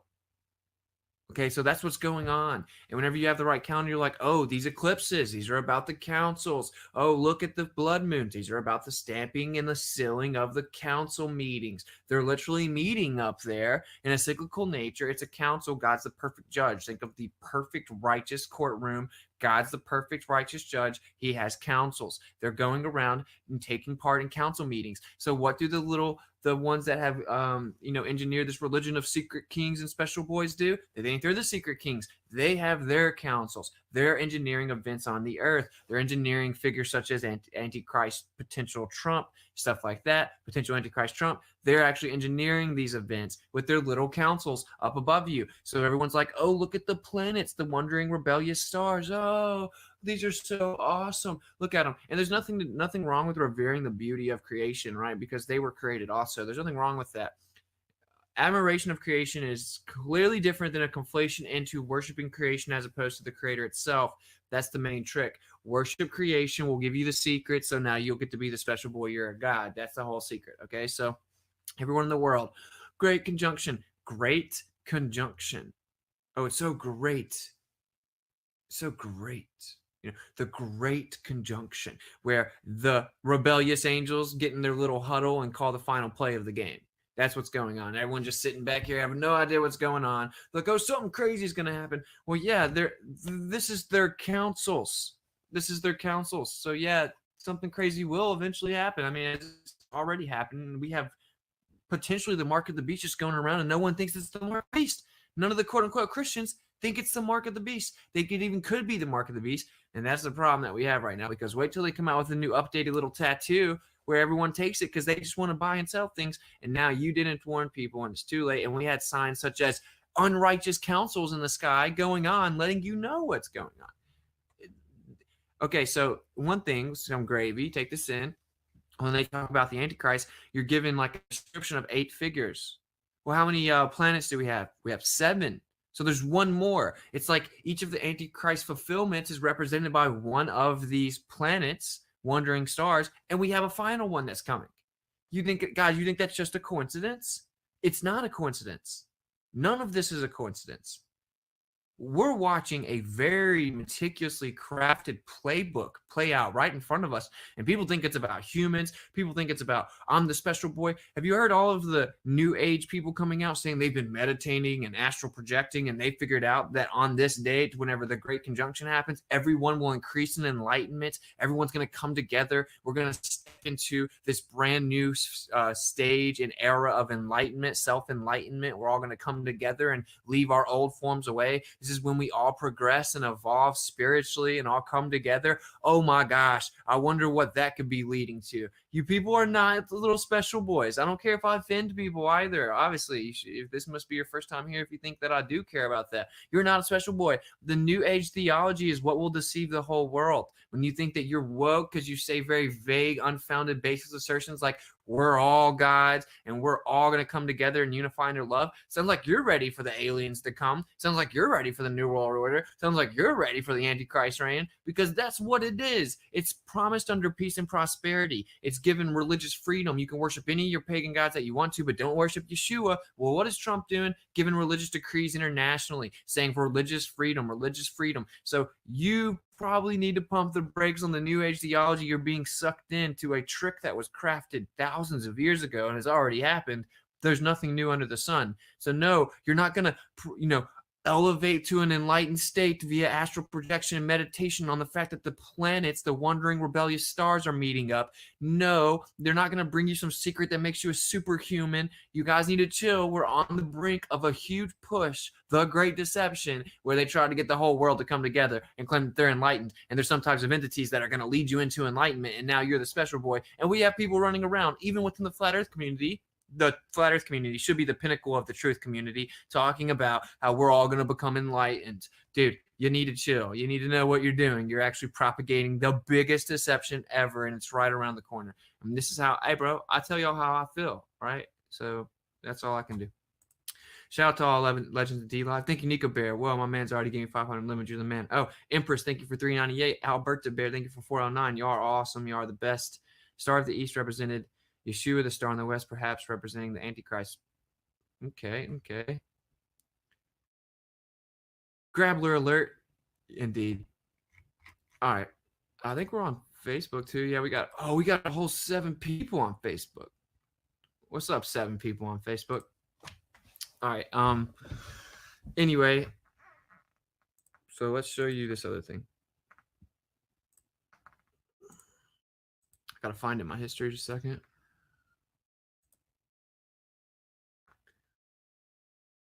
Gravity is not a force. Y'all are paying attention. It's coming. It's coming. It's coming somewhere. I can feel it. There it is. All right, let's check this out. This is Dabu 7, wanting to take you inside of the $100 million penthouse on the 66th floor of Trump Tower. And no, this is not lifestyles of the rich and famous. This is exposing sun worship in the occult. And his penthouse is littered with all kinds of imagery. You can see the Masonic pillars. This theme is copied all across this place. It is mirrored in the floor and in the ceiling, literally. As above, so below. And all of this is set off by some interesting detail that I want to share with you. Now in the background, back here on the right, you have a family portrait. They say the siblings, and then a picture of his father, this book worth $15,000 that is sitting here, pillow with his coat of arms. But then we get to the other pictures and the statues and the vases. And what it symbolizes is exactly what Trump believes in. You see on the wall here, the centerpiece is Apollo, the sun god, the son of Zeus, centered between the pillars, dead center, showing his loyalty, showing what he believes is important. Do you know who Eros and Psyche are? Look into the story here. One of the Yeah, look at this creepy little Grabbler's hotel, dude. Like, come on, dude. The 66th floor. We got his freaking coat of arms on the pillows. We got Apollo referenced. What is this creepy little statue with an angel and a woman in her arms? In his arms. What's up with the angel with the woman in his arms, though? Tons of gold, 2 pillars, 66th floor, and tons of references to fallen angels and Apollo, the sun god. There's no way this guy's the Antichrist, though. He's a Christian. Children of Aphrodite. You see, and this love affair ended up peaceful only because of one reason, because Zeus said it was going to happen and overrid Aphrodite. Now, Zeus had a son named Apollo and a twin sister named Artemis. And Apollo was the god of the sun. Sun worship. And what is very telling about this sun worship is that even right here in the headline, they point out that this is Apollo up in this picture up here, led by Aurora, the Greek goddess of the dawn, suggesting that Trump sees himself the mold of Apollo, Zeus's son, one of the most powerful of the gods. All depicted right here, just in this one room. Well, let's move on. Take a look here, and you can see the theme of the pillars is repeated once again. But this is when we start to pick up on some of the murals that are on the ceiling, and they are very interesting. You can see here, and I've covered this in multiple other videos, we're talking about the Statue of Liberty, looking identical to who? Apollo, the sun god. And who do we have right here with the torch? They have a giant statue about Helios, Apollo, Apollyon, the sun god. Just like in the old days, they had giant statues to symbolize who ruled over the territory. That's what that is. And that's why, again, you have 13 colonies. Osiris was broken up into 13 parts. When they say America, when they say freedom, when they say United States of America, these are all encoded references to their deities This entire country is serving pagan gods. It doesn't matter if everyone knows it or not. It's set up right in front of you. And the freaking president that's filling all the Antichrist prophecies on his 66th floor of this huge, massive building worth billions of dollars and tons of gold everywhere and tons of the 2-pillar Masonic symbol everywhere is clearly obsessed with Apollo. With the torch.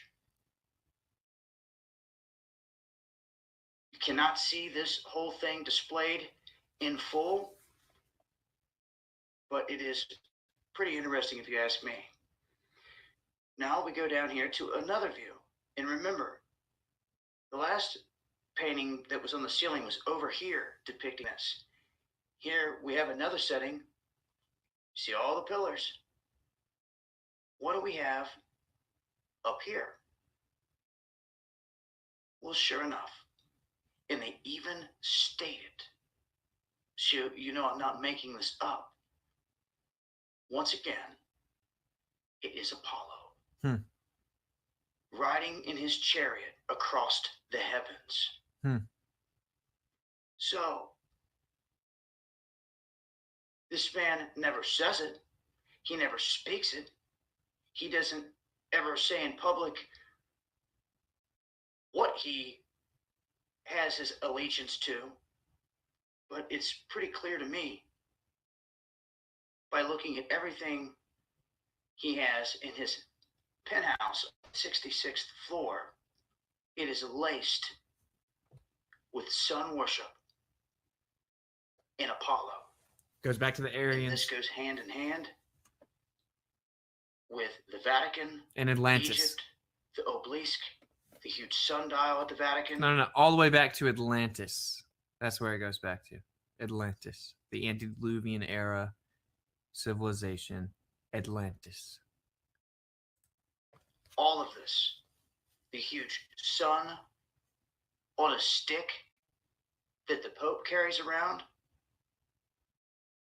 Is it all starting to make sense to you now? I hope so, because they wear the Aryan hat when they carry that stick around, because it's all about Atlantis, the sun gods, the sun worshippers. Zeus, the Pharaoh Zeus. Obama, in one of his main speeches, it was on one of my channels that got eliminated. He played that main speech backwards. In it, he says, "Hail to the Pharaoh Zeus," showing once again what they worship. And I wonder why, when you say Yeshua's name in the modern representation of his name in Spanish, it says Jesus. That's probably all just a coincidence. Trump's a Christian.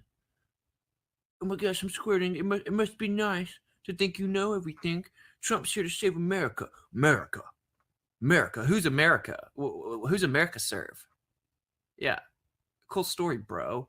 You need to pump the brakes. You may have voted for the Antichrist. It's okay. Turn around. Run for the hills, bro. Who they worship. And of course, his beloved sun god, Apollo. Right here, it's in the wide open. I'll leave links, eyes open. Hello. Whoa, who is this goober? I guess he could know what he's talking about. Anything's possible.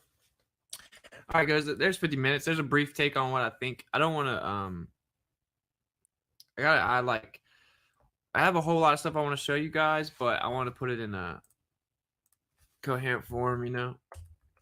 So very simply, the Great Conjunction is clearly the wandering stars meeting up there, making a plan for the end, and they seem to have some figure here that they're going to use to spearhead their world order, and they're going to be deified as gods again, and they're not going to be believed that they're little rocks flying around in a vacuum. They're probably going to actually tell them that they're figures, and everyone's going to worship them. And then whenever, if say Trump appears to get shot, comes back, I don't know. So we'll get into some more of the Antichrist potential things, because I know some people are like, oh man, you talk about it all the time now, like the last 4 streams. Well, I've gotten more good feedback from the last 4 streams than probably any other streams. And the truth is, this is clearly what people need to know.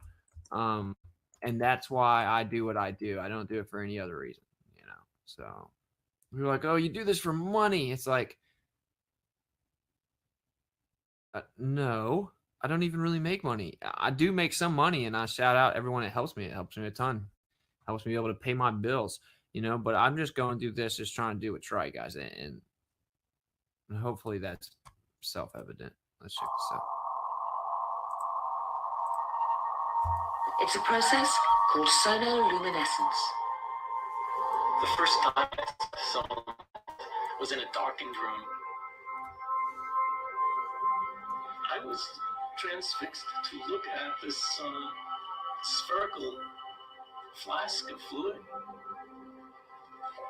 And you look into the center, and in the center you see a glowing blue-purple light, which could be seen with the unaided eye.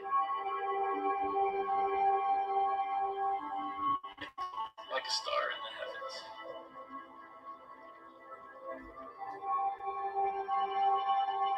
This is using frequency introduced to water. Called it the star in a jar, a tiny spot of bright light contained in a flask of liquid.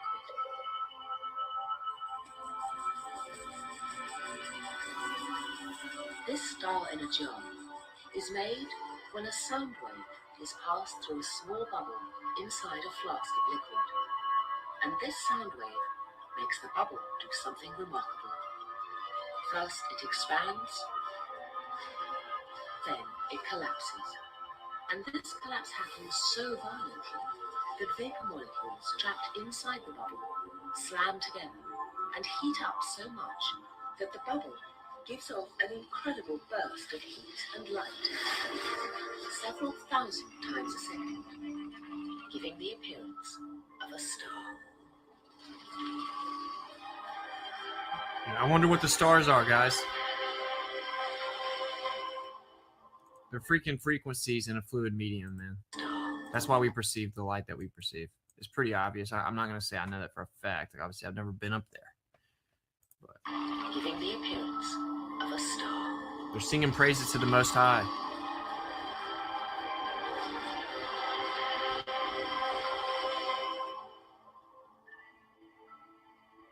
What made the phenomenon so exciting was the temperature of this star in a jar. On this alone, the light burns at tens of thousands of degrees. And Seth Putterman now contemplated a tantalizing possibility. Could the core of the collapsing bubble be even hotter? Hot enough for fusion? Bruh! That was so unnecessary. One of the mysteries of sonoluminescence is to determine exactly how hot the interior of the bubble gets. In the sun, the interior can be... Shut up, dude. Forced my mind that perhaps inside the collapsing bubble, the interior of the bubble might also get hot enough to cause fusion. Oh, yeah. They had to grapple it, they just had to grapple. This would be something truly amazing. By simply bombarding tiny bubbles with sound waves, temperatures of over 10 million degrees would be created. And nuclear fusion, the same reaction that powers the sun, would be happening almost effortlessly here on Earth. Yeah, way to flood something beautiful and amazing that God gave us to understand phenomena into some pseudo-scientific gravel fairy tale. Like, what in the world? Anyway, there you go, man. You have a bubble and some water. You send a certain frequency through. It turns into light, dude. So we know that there's a fluid-like medium. Certainly, if you understand the importance and the accuracy of the scriptures, it separates the heavenly waters from the earthly waters. Either way, you can tell it's clearly a fluid medium up there and just all kinds of phenomena. I mean, what are sprites? What are comets? What are meteor showers? Why do the lights in the sky that we call stars constantly fluctuate and pulsate? Why are they not static, right? It's very obvious there's a fluid-like medium up there. And of course, if they're singing praises to the Most High, then they would illuminate. And why do the planets illuminate? I don't know. What are they singing? What are they doing? What are they chanting, right? They came down and taught chants. That was like the first thing they did whenever the Watchers came down. Again, there's a difference in the ones that kept their estate, the heavenly estate, but bucked the system. That's what we call planets. And there's the ones that left their estate, came down, took women as wives, tried to go back up to their estate, and then they were sadly mistaken. They couldn't go back up, and they even wrote a petition. So, and then when they came down and they took women as wives, they taught them charms and enchantments. That was the first thing that they did. Well, what are they chanting? What are they up there chanting? So does any type of frequency within a certain type of very probably mind-blowingly special type of a fluid-like medium could very potentially result in sonoluminescence. So there you go. Ironically, way more scientifically founded speculation and postulation than anything that they've ever said ever about what's going on in the sky. But I'm the crazy flat earther who doesn't shave and wears his hat to the back. So just please go listen to all the crazy psychopathic pseudoscientific morons sunken in depravity and materialism, thus resulting in a worldview of nihilism. All right. Michael Lyon always showing me some love. Electrostatics, brother. Thank you for the $10 super chat, my man. Much appreciated. Yeah, everything's electrostatic inherently. So I kind of saw a bit you're talking about like the equilibrium ordeal. Yeah, I mean, dude, if everything in the world's inherently electrostatic, every compilation of matter ever, I can't get past this one part. No one will answer it. Anyone that wants to say that electrostatic, the incoherent dielectric acceleration bit, that's wrong. No one wants to answer this question. You want to hand-wave dismiss it and say, I need more evidence. I don't like it. It doesn't work. No, this is no good. But you can't even answer the first question that I have about it, which is, if everything in the world is electrostatic, including the Earth, and I drop something to the Earth, wouldn't it automatically be electrostatic acceleration? The Earth's negatively charged. We have a naturally occurring phenomena called lightning. When it seeks equilibrium, where does it go? It goes to the negatively charged dielectric plane that is the Earth. Now, how do bees use electrostatics? What about spiders? What do you think's going on whenever I scrape my feet on the ground and then I touch a doorknob and I get shocked, right? There's a charge here. There's a resonance field thing, seek equilibrium. There's a natural up and down. We live on a plane, and every single part of it is inherently and intrinsically electrostatic. So there's my response to your super chat, bro.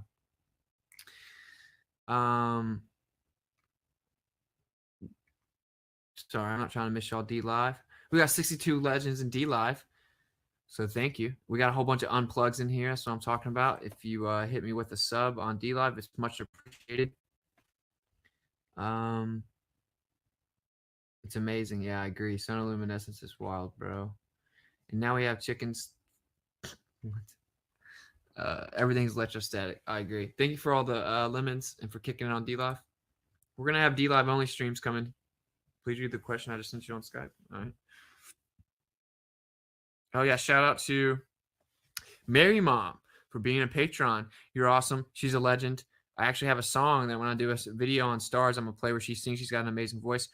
Earl, thank you for becoming a patron last night, or this morning, actually. Much appreciated. And Lucy, thank you for becoming a patron last night. Much appreciated. Y'all are legends. Y'all are awesome. All support helps. Thank you very much. Keep exposing Trump. It's pathetic. Everyone who was critical of Bush and Obama, but now can't be thoroughly critical of Trump. Exactly. You are correct, and I will do that because I feel like that's the most important thing to talk about right now, even if it's reiterative. Infinity split to 456. Infinity split to 456. My man's got bars in his name. Thank you very much for the $10 super chat, bro. It's much appreciated. And yeah, we're going to break it down. Like, Obama's in the prophecies too. Obama's the leopard. Trump's the lion. Like, they're all in. It's not like Obama. It's like, oh, Obama's the Antichrist. Oh, no, he's not. Like, he was part of the prophecy too.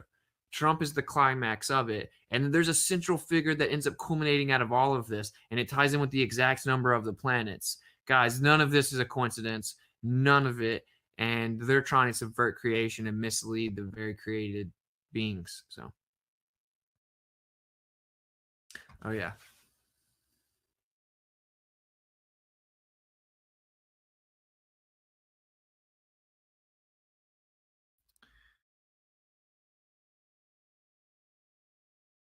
Just a second, guys. If I climb up a ladder to 100 feet above the ground, I think it would be safe to say that the air or atmosphere above me is less dense than where I am on the ladder, and the air or atmosphere below me is more dense than where I am on the ladder. So my question, why if I step off the ladder, will I fall down to the more dense medium instead of into the less dense medium? If all is density equilibrium mediation, then shouldn't I fall up since there are those who claim that no downward acceleration exists, and we seem to have a small conundrum here. That's pretty interesting, actually. I would have to think about that for a second and fully understand it. I understand what you're saying.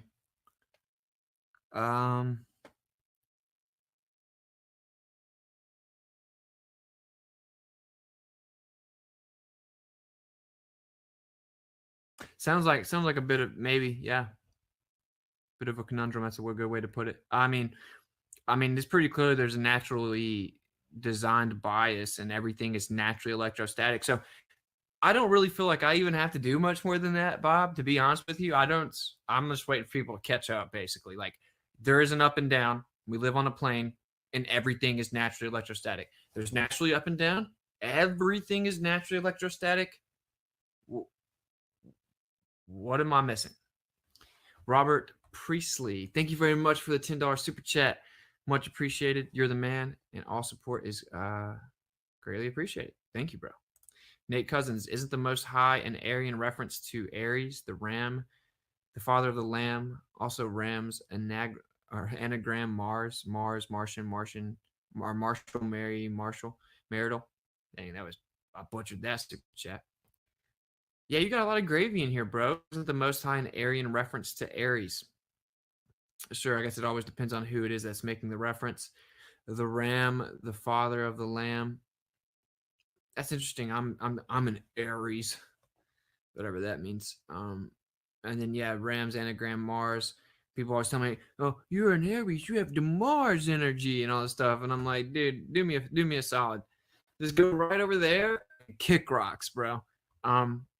Yeah, it's interesting. It all ties back to the Aryans, though, for sure. I'll have to look into more of the specifics of the depths of that. But thank you for the $5 super chat. Much appreciated. Y'all are legends. And again, thank you, Robert. D Live. Thanks for the 3 ice creams, Refer Bear. I like amazing voices. Yeah, Mary Mom has an amazing voice. Unplug. That's correct. Thank you, Nico Bear. We got some Legends 72. We got a gigantic crowd on Facebook. We got 2 people. All right. I'm never going to go to Facebook again. I just tried it out to see if it would work, and who cares about Facebook anyway? Maybe they moved their way over here. So, all right, what was I about to show you?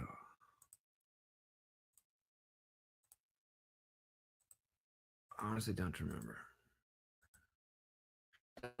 I think y'all get my take here, though, right? It's pretty simple. The Antichrist, like the one that is and wasn't and is to come, et cetera, it lays out 8 different people. And so we have 7 planets. So there's an 8th, right? Does something appear, show itself in the sky that's new here in the near future? Very possible. Is it referencing that these rebellious angels get to basically integrate and guide each one of the figures? Like they have their time that they get to figure, like the Antichrist figure that took over, like, oh, you got Nimrod, okay, and you have all these different figures that pop up. Do these each different rebellious, let's just call them angels, rebellious angels, do they get to their chance to guide that figure? And then there's ultimately one that's guided. Very possible, right? And they're just sitting here, they're meeting up and having a council. They're like, okay, huddle up, like, all right, look, we clearly know we lost, and there's no way we could ever win because Yeshua, the Word became flesh. He was here before everything was created, including us, and we're just clearly screwed. But, we got to go down swinging, so we're just going to run a Hail Mary. Everyone run fade routes. What we're going to do, Trump, you come over here, wipe the spray tan off. Now I need you to run a cross route, go the opposite direction of everyone else, make sure no one sees you, hide behind the linebacker so you can blend in real smooth, then run a streak down the sideline. We're going to hit you with the Hail Mary fade.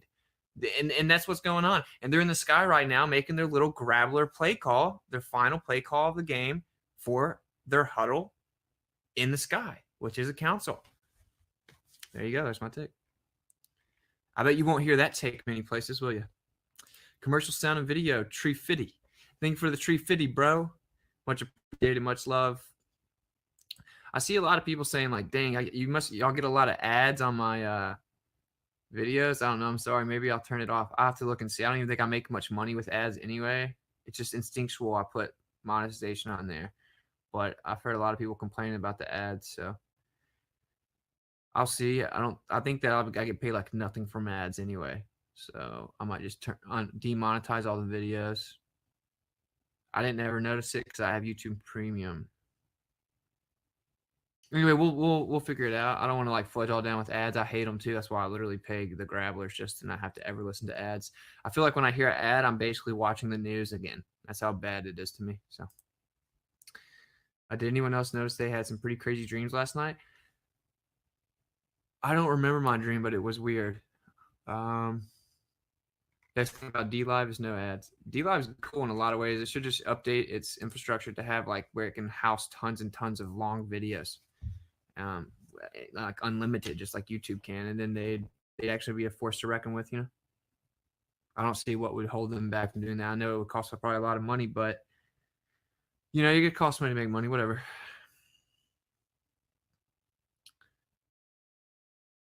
YouTube is pushing their ads even if you don't want it. New policy. That's interesting. Wait up. Someone told me to look up something, but I couldn't find. There's no way I could find exactly.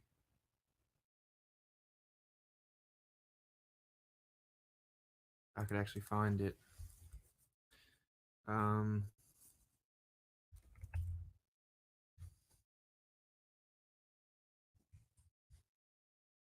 Sorry, just a sec.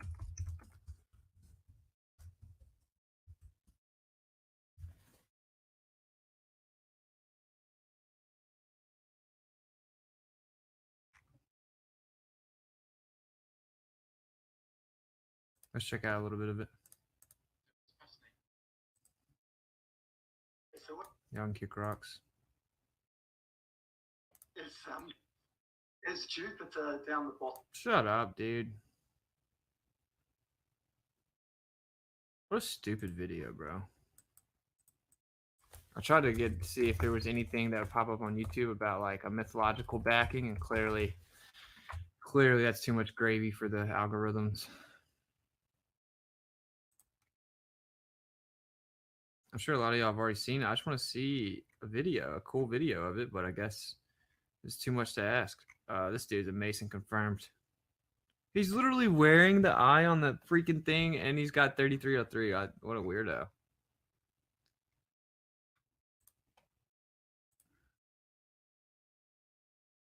Zoom in, bro.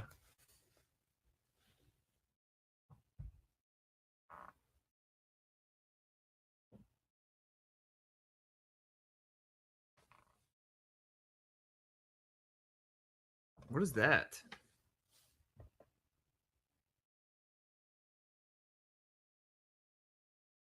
Someone just drew that around there or something? I don't know. What is that?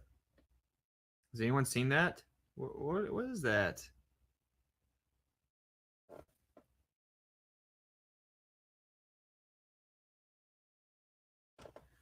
Look, the whole world thinking this has something to do with Yeshua and the star that led everyone to him.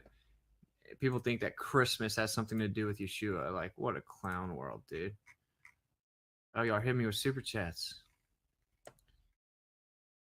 Anthony Bear, thank you for the $5. You're a legend. Much appreciated. All help is greatly appreciated. Thank you very much, bro. Michael Sheffer. Yeah. Hey, Michael Sheffer, thank you for the $20 super chat, bro. It's much appreciated. What a hilarious picture, bro. Is that thing eating a banana? Anyway, thank you very much for the super chat. All the support is much appreciated, dude. I've been inspired. Tree 52.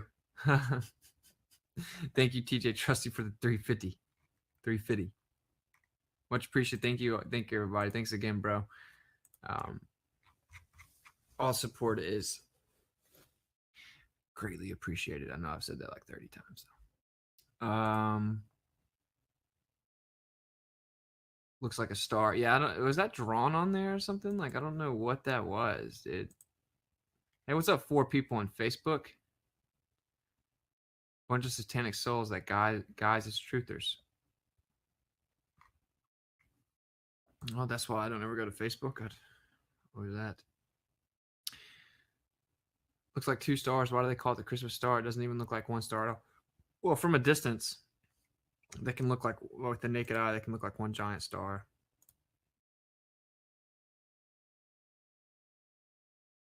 That's zoomed in, yeah.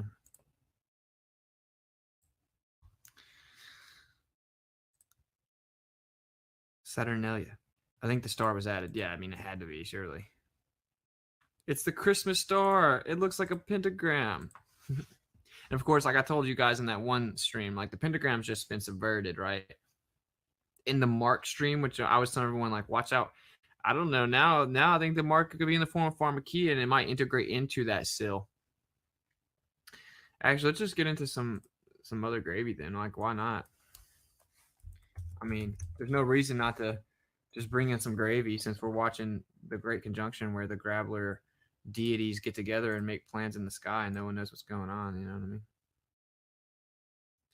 All right, so we're going to check out my boy, none other than Leland Jones, who is a legend, and we're just going to hear him out. So you can agree or disagree with him. It's whatever. But, I mean, we reached a point in the stream where I've told you what I think the Great Conjunction is. It's not what you're going to hear many other places because everyone thinks that they use their carnal mind and they're smarter than God and they know more about the truth than Yeshua does. So there's not much more to say.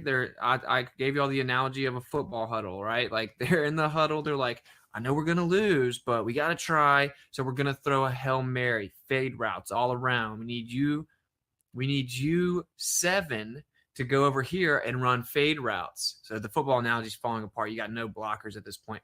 We need you 7 to go over here and run the fade routes. Trump, I want you to line up over here with them. I want you to run a drag route across the lower, more shallow end of the linebackers, then swoop up with the wheel route, back up the corner, running a fade route. We're going to look over here. We're going to talk about stories about how gas planets are in vacuums, and we're going 11 different vectors. No one's going to know what's going on. Everyone's super confused right now. They don't even realize the play started because it's just so incredibly stupid. When we said we're just going to run 7 people straight down the field, they're confused. They think that they're trillions of light years away, and that the sun is a star. Ooh. So you run the drag route, hit it with the wheel, come up the end. We're going to look over here, turn around last second. We're going to hit Trump on the Hail Mary, and we're going to see if we can pull it off. If we're going down, though, everyone's going down.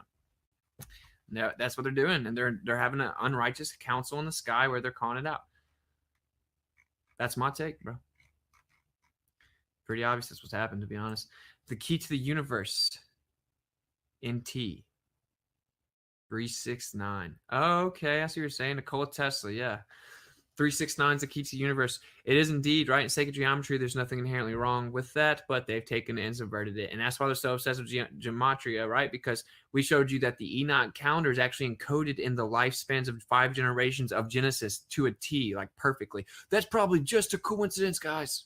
It's probably all just a coincidence that the Grabblers have hid the freaking calendar, and God still has it just in the book that they grabbled right there in the first book. Here is the Enoch calendar with the amount of time that people lived, and everyone just like, oh, there's nothing to see here. They made up religion. I'm the special boy. I'm a God. It's crazy. But yeah, the key to the universe, 369, Nikola Tesla. Exactly. And if you want to understand the universe, it's all energy, frequency, and vibration. This is very true. That's what everything is. And that's why, in heaven, you actually, you get to kick it with Yeshua. He gives you a little white stone. You get a brand new name, which means you've never even heard your true name. You don't know what your true name is. You haven't even been given it yet. You've never heard it. And what the sound of your name is very powerful. The actual pronunciation, the sounds, the frequencies, the cymatics that results in it. You probably aren't allowed to know your real powerful name right now because us as humans aren't responsible enough to have that much power, right? And the word became flesh, dude. That's why you want to know why I'm so stringent on trying to figure out what his name really is and not call him fake names, because there's power in the tongue and there's very big importance placed upon frequencies and what comes out of your mouth that we're not understanding. And it's way deeper than you think. Everything is. The word became flesh. The word created. He spoke the world into existence. Cymatics, sonoluminescence, star in the jar, spells, curses, all these words you're saying, everything's very important. Frequency is huge. You can go say, I love you. You're so beautiful to your rice. And you go to your other rice and say, you suck. You look like a scuzzy. And which one of the rice is going to mess up? The ones that you put negative frequencies towards. Same with water. Bob said he put some classical music next to water. It tasted sweeter. Or we've seen that the molecular structure of water changes based on frequencies. We can't even fully understand water, dude. We can't understand water or electrostatics or the sky or the sun or the moon. And you're not supposed to understand everything. You're supposed to have reverence and gratitude and admiration for what was created beyond your carnal mind's comprehension. But humans are so arrogant and stupid, quite frankly, that they just have to make stories up And it's just pathetic. And ironically, you're way further from the truth than those who sit here and say, "Oh, we don't know." I know. I go on rants and tangents. All right, let's check out my boy. He dropped a new video. Working on getting him on the show. Of the beast. What are these things? What are these concepts? Guys, we're going to have a lot of concepts in this video that you may not understand, but it's so critical. The balance of souls is weighing in the balance, and we have a whole playlist on many of these concepts, but we're showing you the timing. We're showing you the significance of the image of the beast. We have this playlist called What is the Mark of the Beast? It's all the things you see there on the screen. We're going to talk about some of them. We're going to summarize briefly because all of these are combined into one cohesive unit, which is the mark of the beast, which is the image of the beast, which is the worship of the beast. And we can see in Revelation 13, it says, here is wisdom. Wisdom means Sophia in the Greek. To make an image to the beast, and power is given to the image of the beast that it should speak. So we have a talking robot that is fulfilling this image of the beast. This is taking place, guys, right before our eyes. So AI is the power that gives life to the image of the beast. And we are explaining this is a seed war. It's the woman seed against the serpent seed. It is the pharmakia, which is the mark of the beast. And there's a precise day. We're going to show you, yes, there's a precise day as we've announced that the mark of the beast goes into effect. Dedication in the Hebrew is Hanukkah. So clearly the dedication to the beast would take place on Hanukkah. And it's the serpent seed. It's a statue Nebuchadnezzar set up. But we can see right here, they even told you what year, 20. Yeah, guys, and I don't want to just beat y'all down with it, but just 10 minutes. Try and pay attention. It's a lot. It's a lot to fully put together. I know that. So if you think you've already understood it completely, you probably haven't, because it's real deep, right? Like there's layers to this.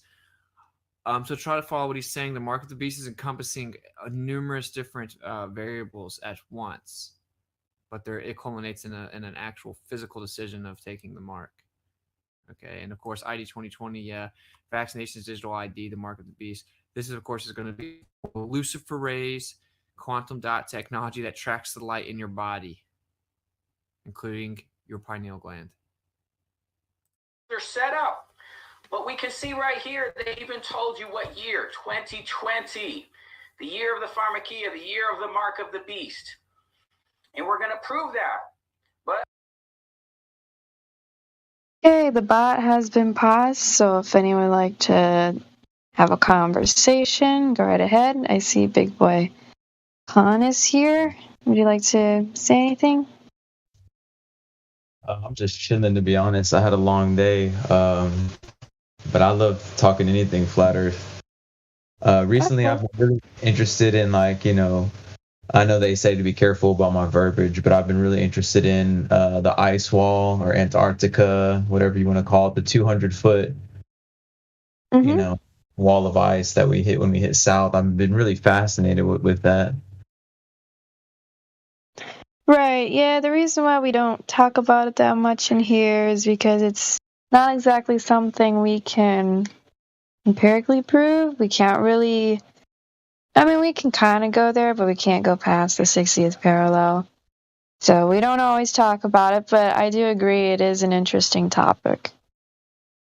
Crazy. So did you hear about, I wish I had, I'm just over here chilling. I'm taking the Epsom salt bath, so I don't have nothing with my laptop or anything, but there's this dude who fucking, he basically was trying to go around the circumference of Antarctica, and of course, if it was, ice at the bottom of the spherical Earth, he would be curving one way, and it would be about, 10,000 miles, but he ended up curving inward. We went about. You talking about Captain Cook? And what's crazy is in a standard flat Earth map, it's like a 50,000 mile circumference. So it's pretty funny. I like to see someone explain that because that's pretty trippy. Yeah, I've heard about that actually, and I think I heard about it before I became a flat earther, which is pretty funny. Yeah, they'll tell you, of course, if you go too far south, there's going to be a warship that comes and like it's like turn around now or we will blast your ass. That's right. But there was a guy who basically got his. I'll find out later, and I'll put, like I said, I'm in the Epsom salt bath, but he basically went as close as he could get, all the way around. Yeah. Big voyage. Eric Dubay talks about him, but he ended up going like 60,000 miles, which of course I guess there is some zigzag in there. That's why there's an extra 10,000 miles, but it's a lot closer to 50,000, like on a standard flat Earth map, than the 10,000 that they would say it is. You know, the 10,000 mile Antarctica perimeter that they lied to us.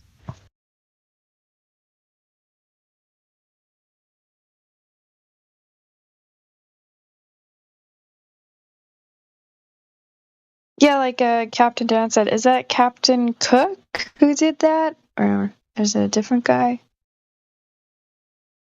You guys are the experts, man. I'm an adept novice.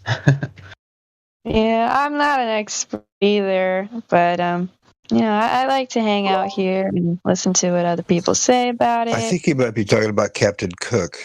I don't know. Right, I think so too.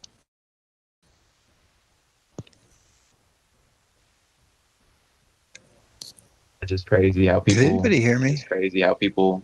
Yeah, we can hear you. Yeah. Yeah, we can hear you. Oh, okay.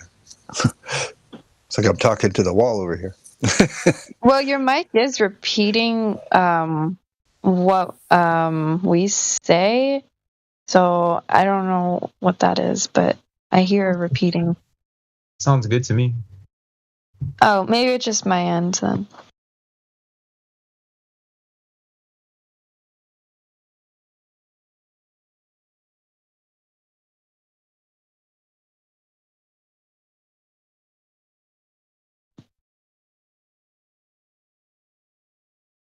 Have y'all heard anything about how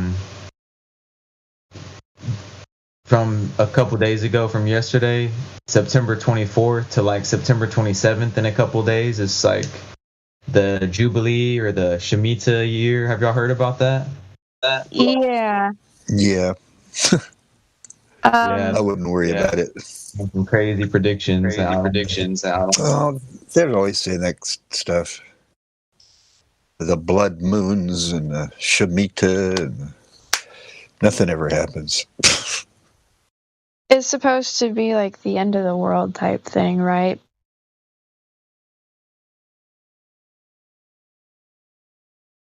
I just know that in the past when it's happened, it's always been followed by like an economic crash, like 2008, and then I think the next one was like 2016 or something.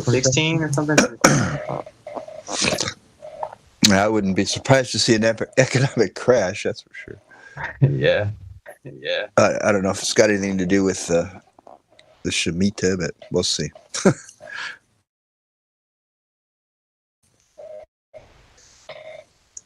Last time I got caught up with a date was back in 2012, and Nibiru was supposed to crash into the Earth.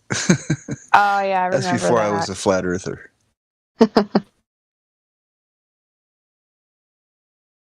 It was the end of the Mayan calendar, if you might remember. Yeah. I was like, dude, there's a second sun and it's gonna crash into Earth and blah blah blah blah blah blah. And then when you find flat Earth out, it's like, oh well, worries are over.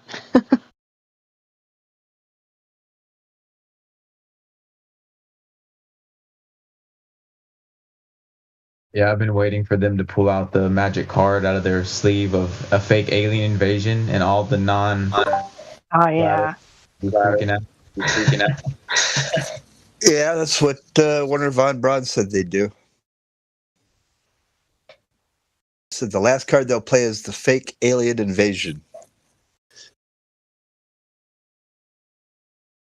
I'm kind of looking So forward they to have it. the I want to see Project what kind of Bluebeam, stuff you that might they're have going heard to of bring that. out.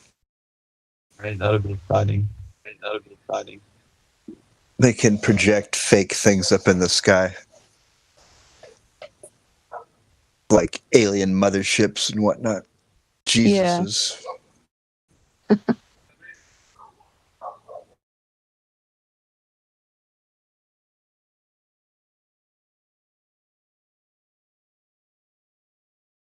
Speaking of aliens, last night I watched that new, I guess, extraterrestrial movie. It's called Nope.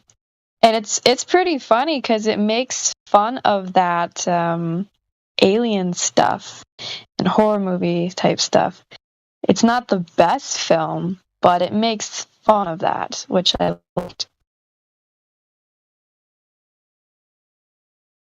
It makes fun of the predictive programming of alien movies. Yeah. Oh, that sounds cool. Yeah, I forgot who's in it, but it's Right, like these Kiki movies, they Palmer and a train you couple other to people. expect something like that.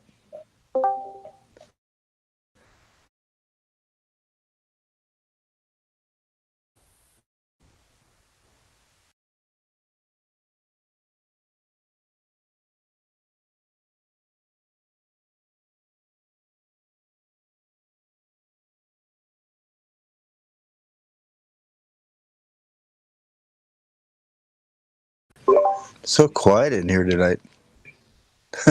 No one wants to talk.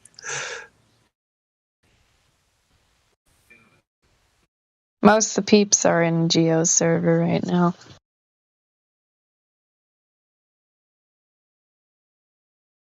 I'm not. Oh, hey, Dave. Yeah. Don't have any new people, I guess. What's up, KJ? Yo, I don't see anybody new. No. Fair enough. Maybe somebody else show up here soon. Still need some evidence for this globe. Let's start with curvature. What do y'all think? For curvature, man, we'll be here for a while. Yeah, I'm still looking, but I can't find him. I'm thinking maybe it doesn't exist, but I don't know. The best Maybe thing I'm I crazy. found, that's what my teachers told me. That's the best answer I've gotten.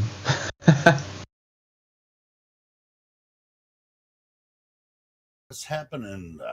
Shit. Check. Can you hear me? Does anybody know how to go into a live video on YouTube right now and clip out a song that's going to be coming out here soon? Because I just heard it. What am I talking about? I would not know. Feel like I'm- You're chopping up, Helio.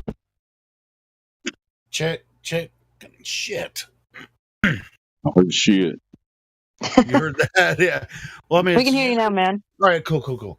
Are Usually, you I can hear working? myself. I can hear myself back better through my headphones too. So I'm if I don't hear myself, I don't know if you guys can hear me. But hey, what's up? There are some new people in the YouTube chat. I opened it back up, and it's kind of crazy. Cool. I haven't been in there in a while. So if you gotta you run out of if you want to talk, and you can just respond to some of the idiots in the YouTube chat. They can come in here and talk to us on voice. Oh, they're too scared to do that. Are there glow cards in there? That seems kind of fun. Yeah, there's a few of them. Yeah. Wow. So what channel is it on? What YouTube channel? I'll send a link. Hold on. Oh, okay. I just heard on. Does anybody know who don't follow Crumb's channel is? I put. Well, let's see if I can put a link. My laptop ain't working. Anyway, I just heard a parody by Conspiracy Music Guru. It was written by Jaron and this guy Crumb. It's a parody of "We Didn't Start the Fire," and it's great. And if anybody knows how to clip it out of a live stream, he just played it live like 10 minutes ago. Let me. Oh, did you already post it? Let me grab it. No, I get my laptop. Is it? But it came out on Alex's channel. No, it's on Don't Follow Crumb channel. Ow. Sorry, Mike.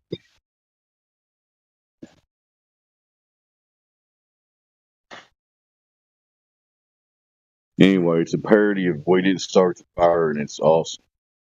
If somebody knows how to clip it out, we can play it on here. Anyway. Looks like he's still live right now. Yeah, he played it like 10 minutes ago. I can't play it until the. Let me check his channel, see if it is uploaded. No, it's live. He's played it live. It's still alive. I can't. Oh, I can play the live stream, but we shouldn't. Wait. Parody. Yeah, he does have it uploaded on his channel. I think this is it. No, that's 5 hours long.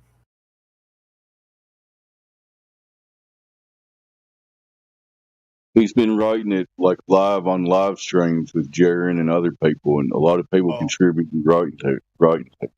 Yeah, I'll send a link to his channel, but yeah, there's not like one song, one short song video that. What if we just rewind his live stream to where it's at and play like this a song? I don't know how to do that with the bot, so. Just rewind his live stream. Well, basically, I could, but I don't know how to do it with the bot. Well, never mind. I'm sure they'll release it here next Saturday. It was like a sneak peek. It's pretty good. I thought y'all would like to hear it. Anyway. So it's instead of we didn't start the fire, what does he say? We didn't what? We shouldn't trust these liars. Oh, cool. Be discerning because the world's not turning. I think I might have heard that. Is that brand new? Yeah, they just wrote it. Oh. We shouldn't trust these liars. We should be discerning because the world's not turning. I know that song and the lyrics are really fast. That's a good one. We should be discerning because the world's not turning. We shouldn't trust those liars. We should be discerning because the world's not turning. Yo.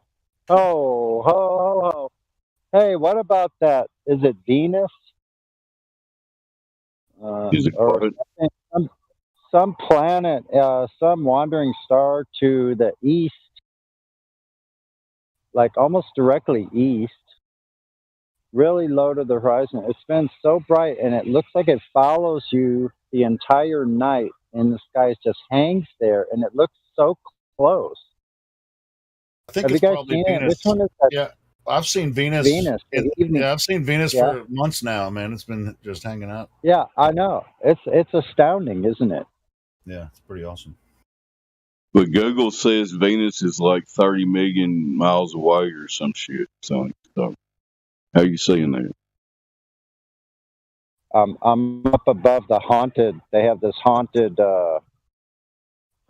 street, so they have this all make-believe Halloween bullshit, and all the teenage kids with their little short shorts and miniskirts with their teenage boyfriends go walking in these dark places. I guess copping a feel while they get scared. I don't know. What's the appeal? I have a feeling our eyes can't see anything that's 30 million miles away. Yeah, we've got some people in the YouTube chat. They say flat Earth is an idea that can be tested, and there's another guy say memes instead of science. What? Like they're just retarded if they think that. Just clearly, you just have to call it like it is. They said flat Earth is backed up. Hold on a jet's coming right over. Do you want to hear the jet coming right over? No, we've heard the jet. Okay, here it comes. Hold on. It's not even that loud. Benny and the Jets. That's cool, man. Benny and the Jets. That was like at 7:27. It's only about 100 feet above the trees where I'm standing. Was it dipping its nose to go over the curve? No. They actually go over this point of land. Then they dip their nose to get down into the landing strip area because they say, the pilots say landing in San Diego is like landing in a fishbowl. Operation Fishbowl. They have to dip down. There was these parking structures that went up in the mid 80s, and these planes were coming so freaking close. They made them take down, I think, like 2 stories. Oh, that's retarded. Off of this part. We'll just crash right into your building if it's not 2 stories less. Hold on, here's another one. I'm right in the path of the planes. They go right over the park right here. It's pretty cool because they make the swirling vortex noise in the trees after they pass that I've never heard anywhere in the world.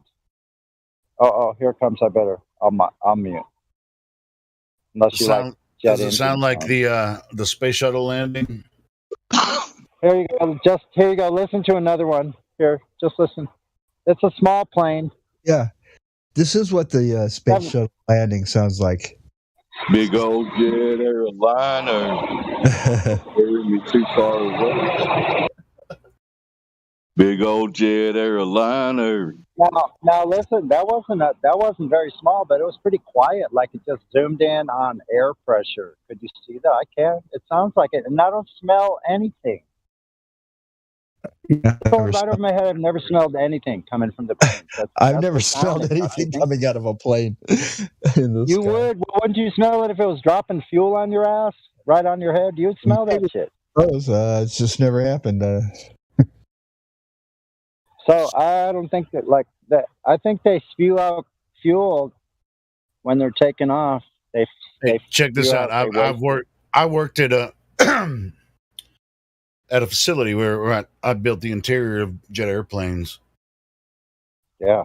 They weren't, like Boeing. It was Falcon Jet. It was, smaller, like business aircraft. The fancy shit. But yeah, I smelled jet fuel. But they only had like one truck. They only had like one truck, and they. No, I don't know how all the other shit works, but whatever. But I've been behind when they're doing the jet engine tests. Yeah, you can smell the fuel, but they have an auxiliary engine, which the jet fuel is pretty much kerosene. It's sort of like kerosene or diesel. Yeah. So that could be the auxiliary engine, because they have this auxiliary engine in there that can power the aircraft without turning on the jets, right? Yeah, it's like air pressure. It's a compressor. It just goes whoosh, starts up the turbines with compressed air.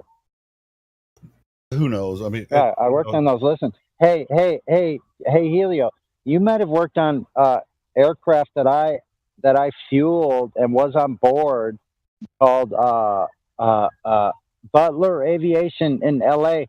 And my brother and I met famous people because we were fueling their aircraft. They were 727s, and also for U.S. Air. We fueled for U.S. Air and Delta, and so my brother met ZZ Top, saw Freddie. Who is it? King. Who is it? Who was the king that was the boxing with the crazy hair? What's his name? Oh, Don King. Yeah. Don King. Yeah, I met him. I met Diane Carroll on one of the planes. Yeah, I built a plane. I built a plane for the cabinets for a plane for the Queen of Denmark. I interrupt this broadcast to welcome Cy Snoodles to the panel. We want to talk to Cy Snoodles, Helio, your son. Where's the intro music? Hello, Cy Snoodles. You've been unmuted. Cheerio. Go ahead. Turn on the mic. Thank you. Thank you very much for having me. Just enjoying your conversation at the moment. Fair enough. Do you think the Earth is a spinning ball? The Earth.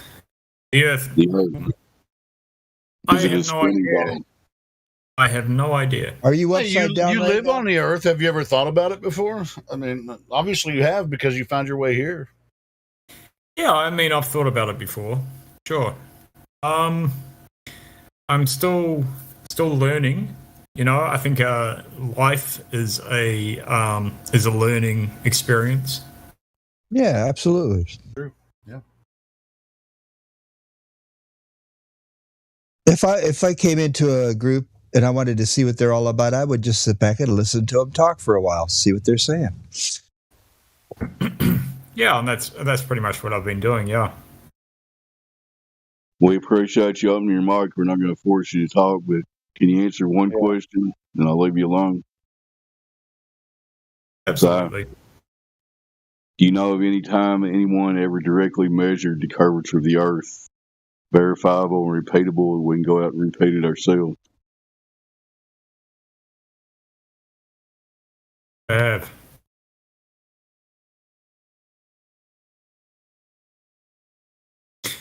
Does this tie in with the consensus now officially being that the Earth is spheroid, not a perfect sphere, but it's actually covered in a range? Pear-shaped. Yeah, I mean, well, but it's, I mean, that's what Neil said. But if you look at their numbers, it's essentially a sphere. There's a very minor difference north to south. Wait a minute, was that a no to my question? Sorry, Helio. No, you're. Go ahead. Yeah. No one knows who measured the Earth. Ask Si if he knew. Did he say no? We all assume somebody did it a long time ago, but it turns out nobody did. Let's let Si talk. Do you know if anybody ever measured the curvature of the Earth ever? Si. No. Oh, I don't. You still there? Yeah. No, I don't. Fair enough. I don't know. I haven't actually read the official statement on what the agreed upon circumference of the planet is. No. They claim the radius is 3959, and we can do third grade geometry to figure out that we should be seeing horizons at 1.2 miles from a foot above the ground, or the sea level, whatever. So, sea horizons like 10 plus miles away. So this globe, if we see horizons that make the globe have to have a radius of like 250,000 miles. And that would throw off all the space shit and all the stuff in the sky. So right. That was a good answer, though. I don't know. So welcome to the server. You guys go ahead. Oh, thanks very much, and thanks for inviting me. So, like me with mathematics, I suffered a pretty bad head injury a few years ago, right? And I just can't calculate in my brain as well as I used to. So it doesn't really seem to sink in. I mean, I just came here to learn more about different perspectives on things. Hey, Sai, welcome. I wanted to welcome you as well. Welcome to the server. It doesn't matter really what your background is. This isn't really a real science kind of thing at all. It's more like just geometry, and really even very simply just like a ball has to have an obstruction over a certain distance. Would you agree to that? Yeah, I guess, yeah.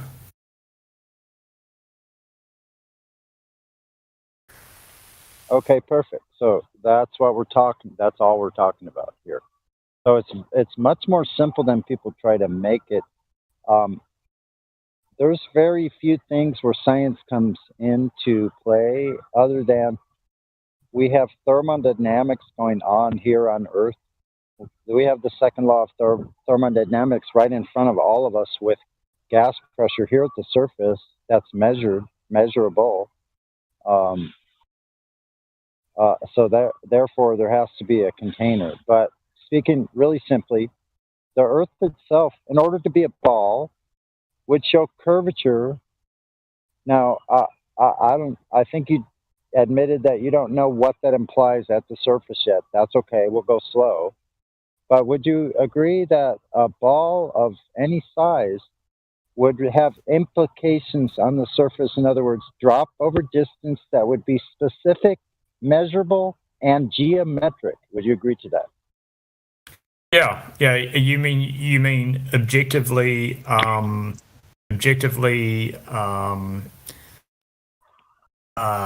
noticed curvature. You mean curvature? Yeah. You could test for this. It would be testable because they told us what the size was. So real simply and quickly, with the 3,959 mile radius, locations are the surface are basically at 3 miles, 72 inches or 6 feet.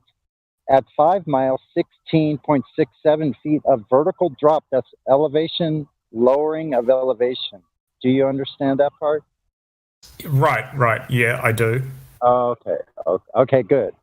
So I don't want to go too fast because it's good to take this slow. So this will fall into place once you actually go out and test for yourself. But the implications are very easily you can zoom into 5 miles down a shoreline or across a large lake 5 miles. And you can tell if the vertical drops there by zooming in with your observer height low to the water, maybe on a calm day where there's not a lot of wind chop that will affect your distance of view, and zoom into a shoreline at, like, let's say 5 feet above the water at 5 miles, you would notice that 15, 16 feet of drop at the shoreline because you wouldn't see the little waves or the shoreline at all.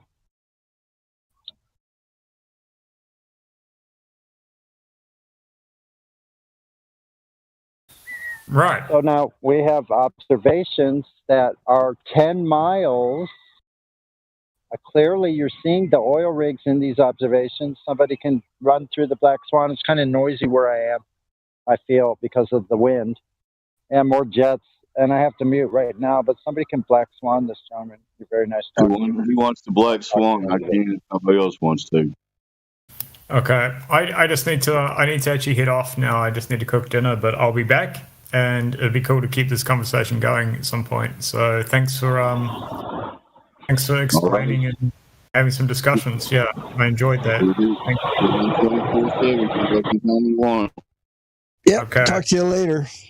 God bless. Bye. Have a good night. Or day, whatever you're at. Okay. That was good. The jet. Just sorry about the. I'm trying to. Benny in the jet. Sequence my mic. Sonny in the jet. I'm on top of the hill with planes flying right over my head, going into San Diego. Not Lambert. What, I forget what it's called. Holy crap! That's Lindbergh Field. That's right. Charles Lindbergh flew out of here. His plane was built at Ryan Aeronautical here at Lindbergh Field. Whenever that was, 1920 something or other. Blah blah blah. Sing it, Helio, or Sonny in the Jets, Elton John. Sonny in the Jet. Yeah. Sonny. Sonny. Sonny. Sonny in the Jet. Anyway. Sonny! We're back. I'll go on. He's over there by Rush Limbaugh Field. We have a room full of globe deniers right now. Go ahead, Kevin. No, it's not Rush Limbaugh. It's Lindbergh. Yeah. Charles Lindbergh? Lindbergh?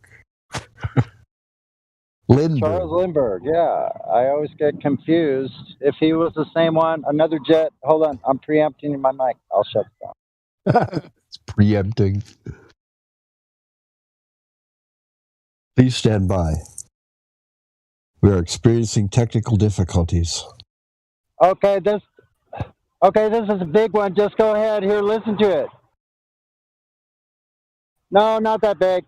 727.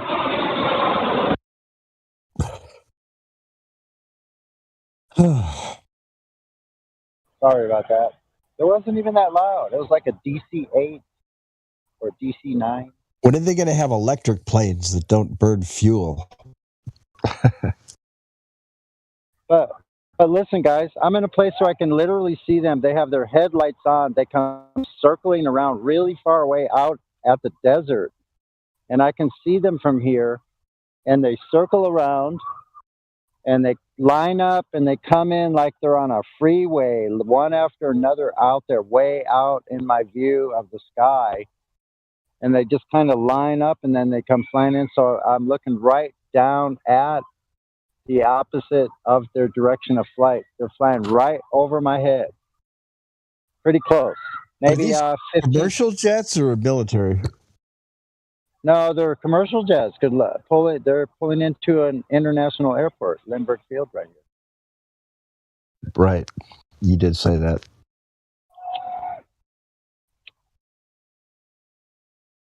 One of the busiest airports.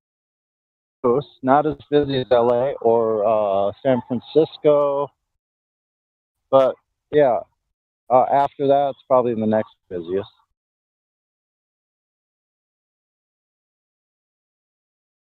especially in the summer when people vacation here. They come from all over the world.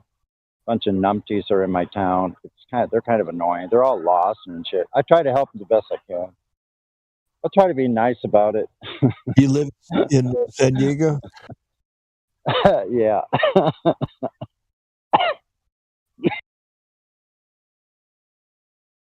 That's a Does anybody know why Godric is muted? He came in here and he's muted. Red muted. Was he hot mic? Godric was got. Someone can unmute him. He was on. I only muted him because he was hot. He hot micing. I tried Okay, to alert him. unmute Godric. Say hello, Godric. Unmute God Rockin'. Godric. Godric, sorry, Godric. Not. Hey, thank you. If I was hot micing, sorry about that. It's all Yeah, good. it's all We all right. do it sometimes. Yeah, it's okay.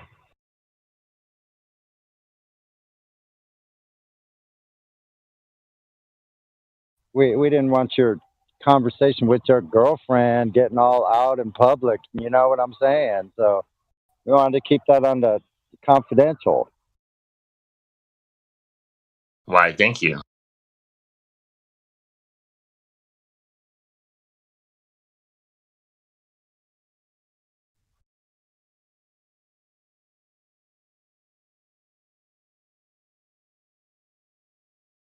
So it got hot again today, but I thought summer was over. Yeah, it's really warm here. I'm in like shorts and t-shirts still. It's nighttime. It's almost 8 o'clock.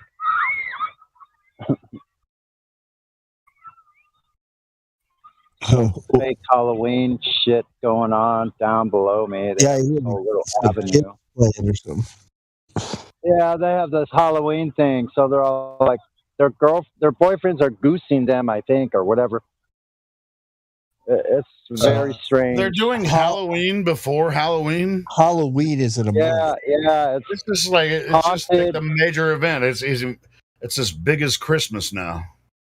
Well, look, they spend like a month. They spend a month like decking out. They fence off this whole section of the park where these trails go through, and they make it like the haunted avenue or something in the park. That sounds pretty It's creepy. a very strange satanic ritual. It's very odd. I've been watching it for quite a while. From Get afar. molested by Crazy, but not monsters. surprising. Crazy. You get molested by monsters in the park. That's great.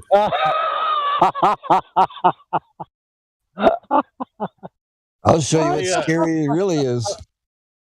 Shit! Wait a minute. Hey, scary. Got I a mean, you plane? guys were talking about Rush Limbaugh a minute ago. You ever heard that? I just posted the image there. Rush Limbaugh is Jim Morrison. You ever seen that one? Yeah, I know, man. I saw that. That trips me out. Yeah. Hold on, I can see the Big Dipper. I can see the Big Dipper tonight. Oh, I see Polaris.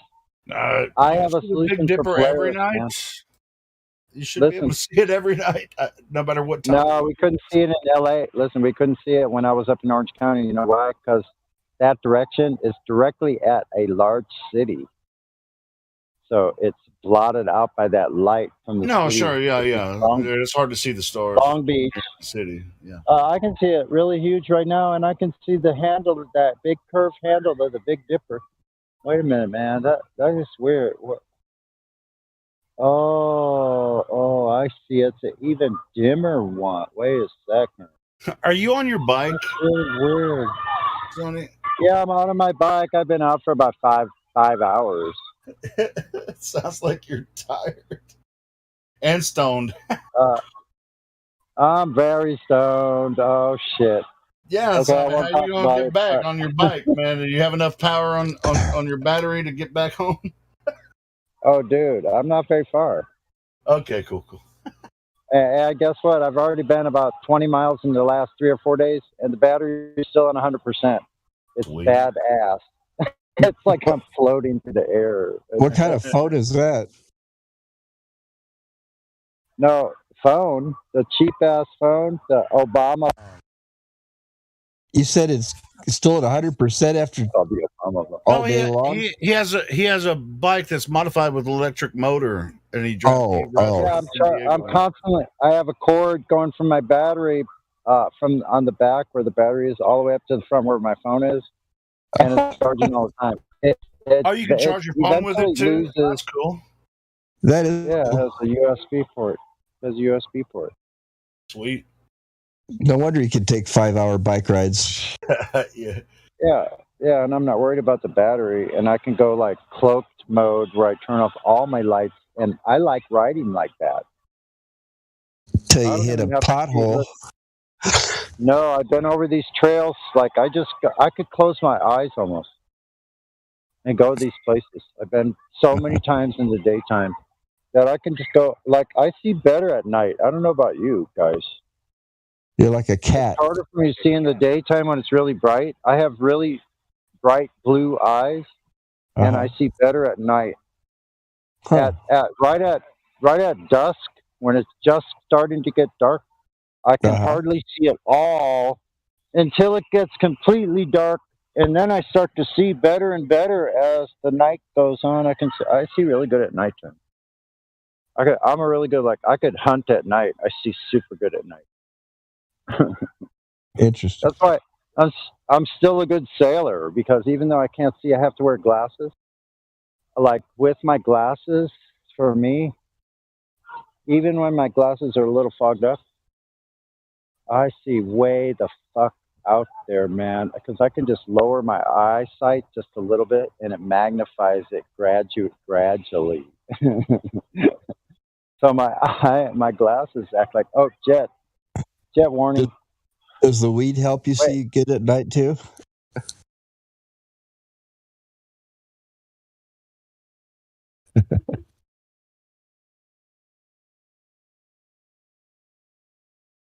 He smokes a big joint, and then he goes, "Wow, I can see really good now."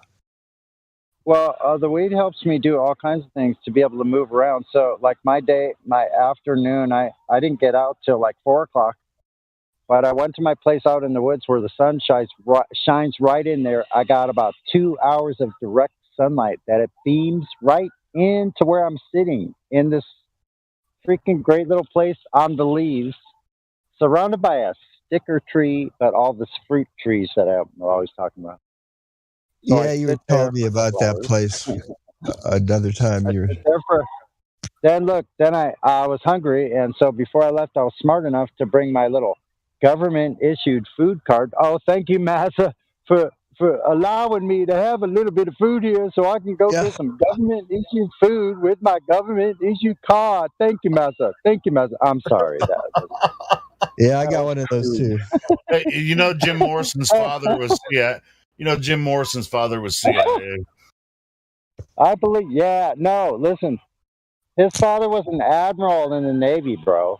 Yeah, and then he was in the CIA under George Bush. Probably. I don't know if he was or not, but I just know he was an admiral during the Gulf of Tonkin. So then after I was down at that place, then I rode and walked my bike up out of the bush. I'm sorry, not bush. Out of the trees. Well, out of the trails, up the steep hill, out of the trails onto the street again. And I rode myself over to a McDonald's, which I hardly ever eat like that at all. Like, honestly. Sure you do. I go in and say, well, you take this food card, and they say, yeah. I got myself. The whole works. What? Oh, that's loud. Wait, you got a food card that works at McDonald's? Yeah, or Jack in the Box, or. I thought you were talking about EBT card. Yeah, it is an EBT card. You can't get McDonald's with that thing? Well, really? Yes, you can. All over the whole state. In California, you can. Oh, bitch. Damn it! I'm gonna have to move back to California now. Fuck. Yeah. So hold on. I'm not done with the story, and then you can talk about. Hold on. So I had a full-on a Big Mac meal with fries and buffalo sauce, like really hot sauce. It was too freaking hot. Then let's see, and did you dip your fries in the buffalo sauce, or did you put it on your burger? Yeah, and I put it on my burger too. All right. Oh, and I was dipping it in. This shit's hot. So anyway, with it, no I had a nuggets. wait. With it, I had a McCafe mocha. Oh So my I had god. their coffee drink, a cold one. Then for dessert, I went back and I got The dessert. Damn it! But then, all with the then for EBT. dessert. All with the EBT. Yeah. Yes, sir. Yes, Oh, sir. So then I went back after I was done eating the burger and fries and my Your first coffee. coffee drink. I got a regular hot coffee. I got 6 sugars and 5 creamers and put it all in, and then Yeah, And then black. and wait a second. I got an apple fritter Oh fuck. and a sundae.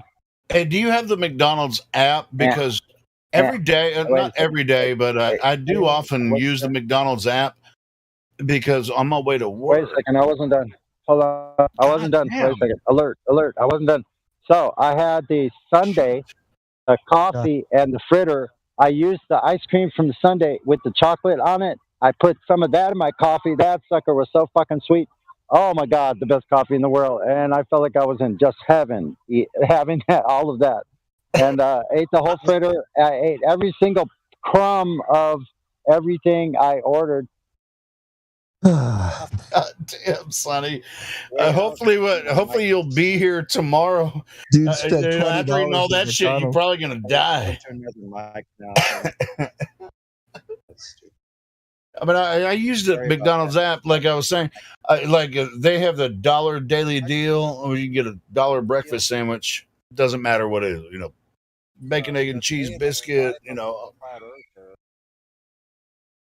What happened to Sonny's mic? Doesn't matter.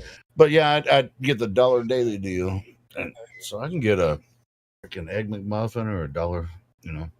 It all costs the same. It's like if you use the app. I used DoorDash and I ordered some McDonald's, and it cost me $20. Yeah, fuck that. I'm on my way to work. I use the app and I pull up, order $1 freaking bacon, egg, and cheese McGriddle or freaking biscuit, and for $1, Yeah, $1. That's a fair price It's to fucking pay. badass, bro. Yeah, it's like you pay more than that if you buy that Jimmy Dean freaking sausage biscuit, or whatever in the freezer at Walmart. Go to McDonald's and get it made fresh every single morning for $1. Yeah. I mean, we're not supported or sponsored by McDonald's. I'm just telling you, you get the app, you can get a $1 biscuit every fucking day. All right. Well, I'm gonna have to download that app. Yeah, you're gonna have to do that. Yeah, you can get any type of their breakfast sandwiches or a burrito or whatever for $1 every single day. Yeah, I gotta fix my bike's got a flat, so it's too far to walk. All right, good. I You hope came back. Sonny doesn't Awesome. get a flat on Am the I way still back there? home. Am Yeah, I we're still here. You guys still going? Yeah, Oh, okay, your cool. mic kind of like flushed out for a minute there. So my friend Tracy, that grows a really nice botanical herbal supplement that you can roll up in a little tubular paper thing. I don't know if you ever heard of it. No, never have. But then made a crumble thing that's like this waxy substance, a concentrate, and you rub that on the paper too, and you roll the whole thing up. Oh my gosh! Yeah, those As concentrates. far as fuck you up. oh man, no, it's just good because there's something to just a moderate amount of something that is a higher potency. Let's say. Yeah, that's the way to do it. So is it like wax paper wrapped around the? It's like I can only No. take one hit of some really good shit, and I'm somewhere I I've don't been need to be. smoking this one. I've been smoking this one all day. This one. I This one's can great. only take one hit, All day long. because when I went and saw Alice in Chains a couple nights ago, at a concert, and my friend was there, and he was like, he had a vape, and I took one hit, and I was already drinking. You know how I do. Yeah. But anyway, Totally hammered. I on was that. like, I was looking at it. I was like, should I? Yes, because I'm at a concert. Yes. You know, I'm so I at a took rock show. So I took one hit, and then I was sat there for like 10 minutes, and I was like, I have to start walking around. Yeah, you know, I get that way, Get all especially on spitty. sativa, which is what this is. That's why I'm still out, because this is really, really strong. So it works like this. Hold on, Jet. I'll Sorry. be right back after these messages from McDonald's Douglas. Yeah, from McDonald's. Sonny, don't do like I do and eat McDonald's. Like, I do it like 2 or 3 times a week. I don't do it every day, but yeah. But that's a hearty meal. I don't know how you fit all that shit in your stomach. Look, Oh my God! I hardly ever eat that way. So every now and then I gorge myself, and literally it tastes so good. The reason it does, because I have avoided eating like that for like 5 years. I've gone like 5 or 6 years without having not one fucking burger ever. Like, so every now and then I would just like it. My stomach actually doesn't feel that great, but that's because I have a voracious appetite. If I get food in front of me and I'm hungry, like I've been exerting a lot of energy the last couple of days. Like I went all the way to Huntington Beach, like almost 100 miles away on the train, back and forth all day. I walked the last 12 or 14 blocks from the train station home. I didn't get home till like 1:30 in the morning. I left at walking can help digest the food too. Now let me ask you this. Oh, yeah, So when you ate the Big Mac, there was some nostalgia there, right? Because it pretty much tastes the same as it did 20 years ago, you know?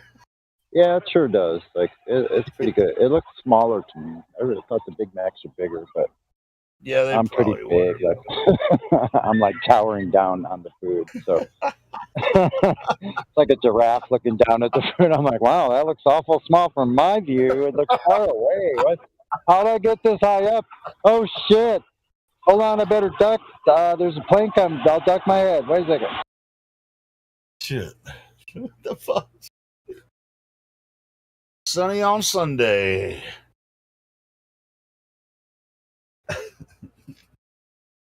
Yeah, so the jet going over is really quite handy diversion when you have to hack up a lung as loud as you could possibly.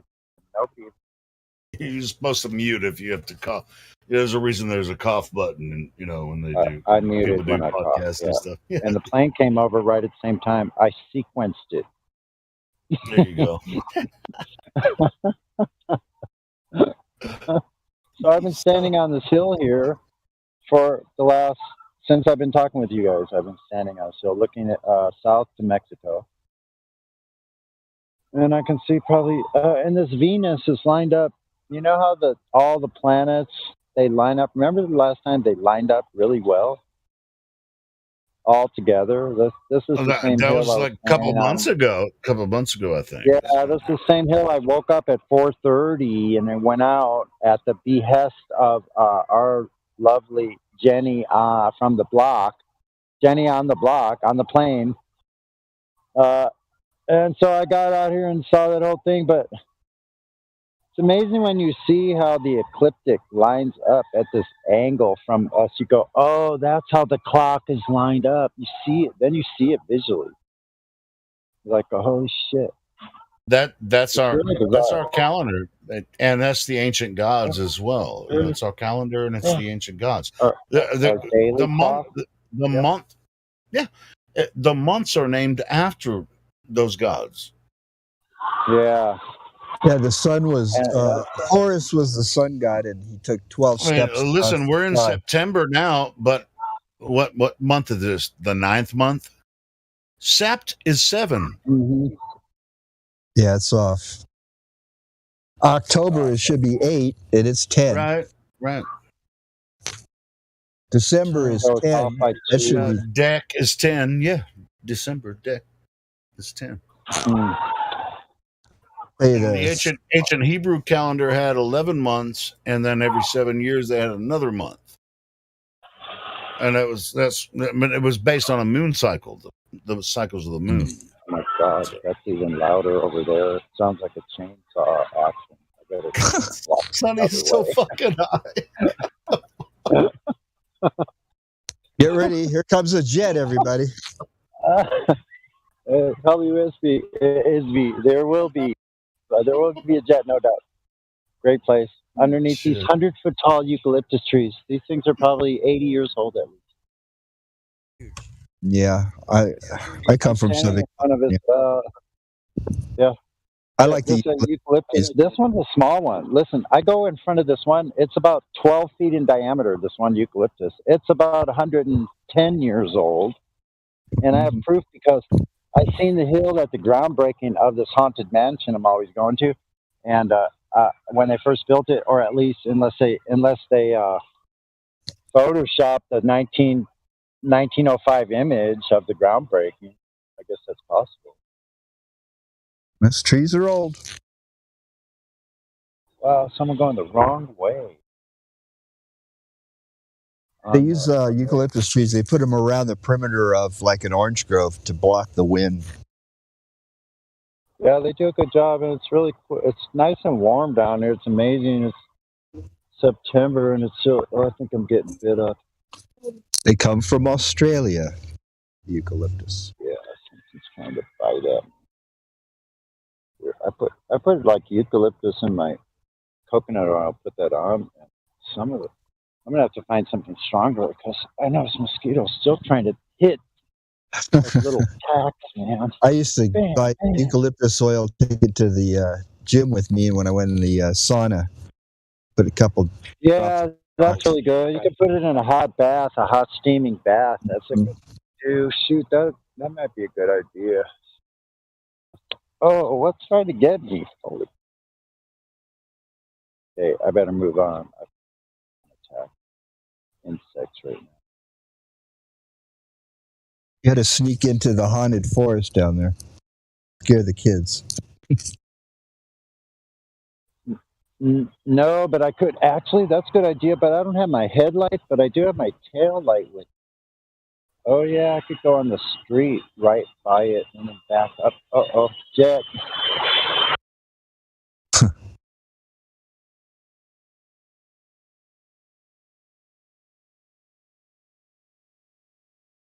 Woohoo! Whoa, that was a big one. That was like a DC-10 or something. Oh crap. I don't know if you can still hear me. I know I can't go that fast or it'll be too loud, but let me get this helmet on. So fortunately, we can still hear you. Fortunately.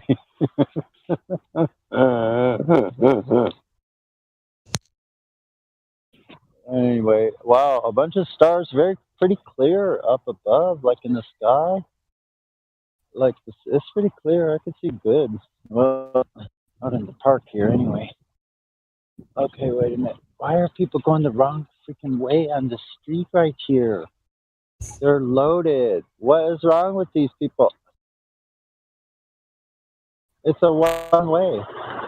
One way. Dumb shit.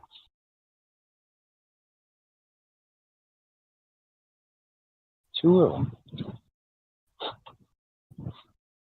Do you ever feel like you're the only one going the right fucking way? What? Stuff. Okay. All right. I got my Maybe you're the guy that's high going the wrong way. You ever thought of that? No, I've been down the street before. Now, I have gone the wrong way on the street before on purpose because then I get to go up this certain hill up instead of down all the time. And it's kind of a blast. But this one, going down the bottom, there's a 90-degree turn. Almost a hairpin turn at the bottom. So I can go racing down that sucker. And then I slow down just enough and I lean into the turn. There could be potholes here.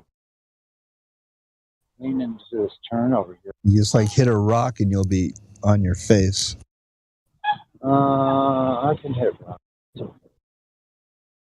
Yeah, I could see at least 40 miles down the side.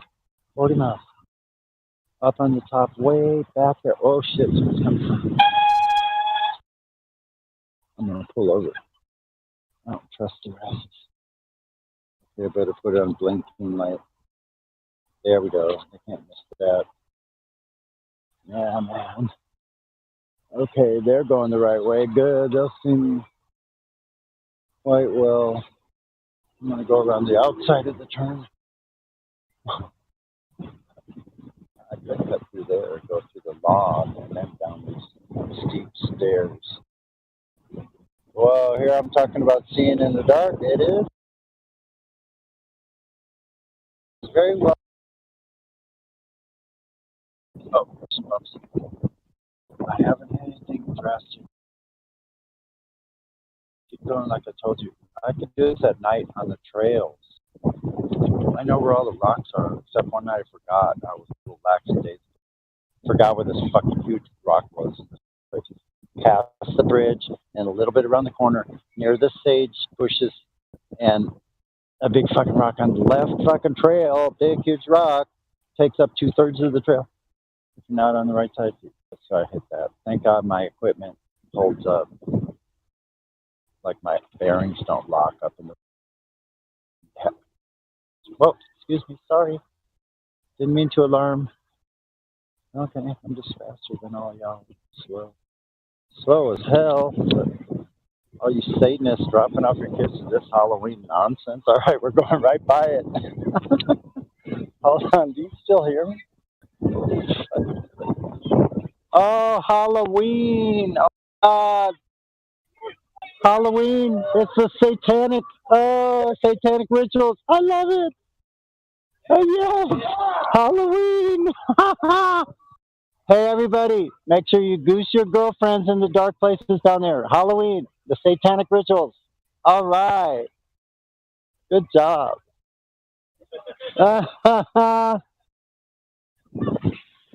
Yeah, boo.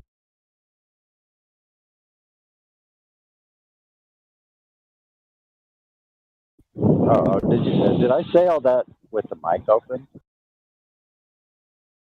Oh, oh no, you didn't, Sonny. Yeah, going right by the haunted fucking whatever this is, Haunted Avenue. Hey, is this called Haunted Avenue? Haunted Trails. Thank you. I forgot. Yeah, I've only lived here for 48 years.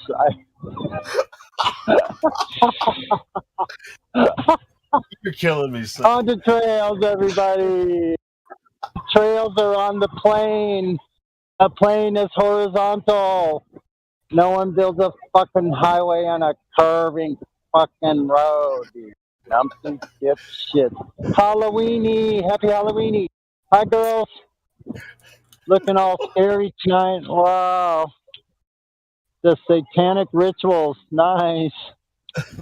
Good job, sir. Nice choice for your children.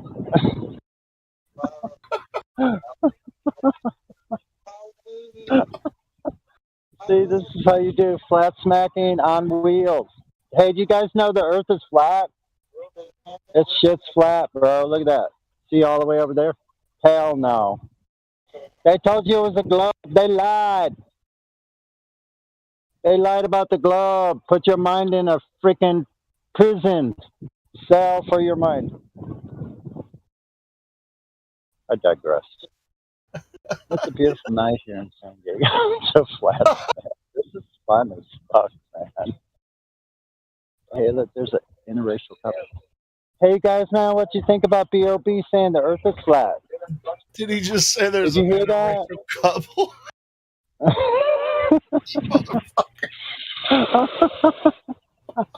What the hell is going on with you tonight, Sonny? I'm just happy. I can tell. I'm feeling really happy, man. I'm having a great time because you guys are with me, man. It's like, then I feel like talking with people and sharing flat smacking on two wheels. Yeah, tell them more about the flat earth. It's fun. It's fun. It's the best ever, man. It's entertainment for me and exercise at the same time. What a better life could you ask for? I'm gonna cross. A very dangerous spot here. Not the Orthodox. Yeah, I'm not really too much on the Orthodox, as you probably noticed. Orthodox what? Orthodox anything, bro. I don't. I'm Orthodox flat Earth. I mean, yeah, I'm down with the orthodoxy on flat Earth. Yeah. Yeah, me too, man. I can play that Orthodoxy. You don't have to play it. It's So I can be all unorthodox in my guitar playing. I love that part. Huh? Yeah. Twist. I like to bend the rules, especially. Wow.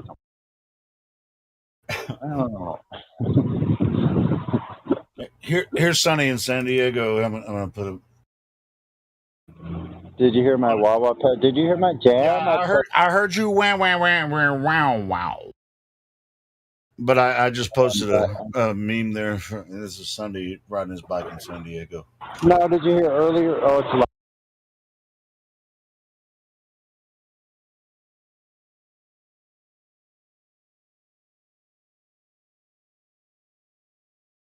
Okay, where were we? Still rolling down the hill here. This is actually 6th Avenue. There used to be a huge canyon. I'm looking across at this canyon. I've looked at this little part of the canyon. It's super steep and has a super flat horizontal bottom to it. So the only explanation is tons of water had flowed through that area. But the end of this canyon was blocked off, and I finally figured out they took this whole canyon that you could actually ride your family up on wagons and go picnic in these wildlands with canyons and probably streams flowing through them. There was probably all kinds of things. Can I ask you something about the motor on your bike? When you're going downhill, does it have like a slow down mode where if you can you like? Yeah, actually, I'm going to go to a different street so it's not loud. I was just wondering, if the bike had like a reverse or like a slow down where like if you're going too when fast. I put on the brakes. So it only.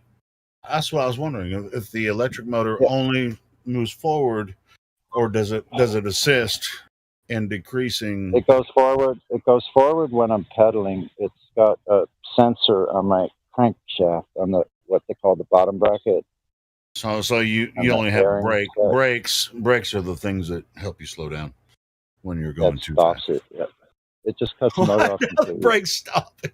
I was just wondering if the motor assisted with, resistance. Whenever you're going too fast. I wish it had regenerative. Now that would be that's the next thing. Like if I had a motor this big, like I have, and it was regenerative too, so when I was going down hill, it also charged. That would be so cool. Yeah, that would be. Now, if I could get one and put it on the rear and have the front motor and put my trailer on, I could go. I wouldn't have to stop. I don't think. You have one on the front that just charges the battery the whole time. It doesn't charge. I have to charge it at home. I know. I was just saying, if you could just use the front wheel as a generator to charge the battery while you're riding. That would be cool. Yeah. I thought about putting the little dynamos, which are these little generators like we used to use to light up your lights. You'd put it on your tire and it goes, and it would light your lights up. Remember those old things on bicycles? They still make those little generators. I feel like I got sand in my eyes. Probably do. I was at the beach. Uh-oh. Yeah.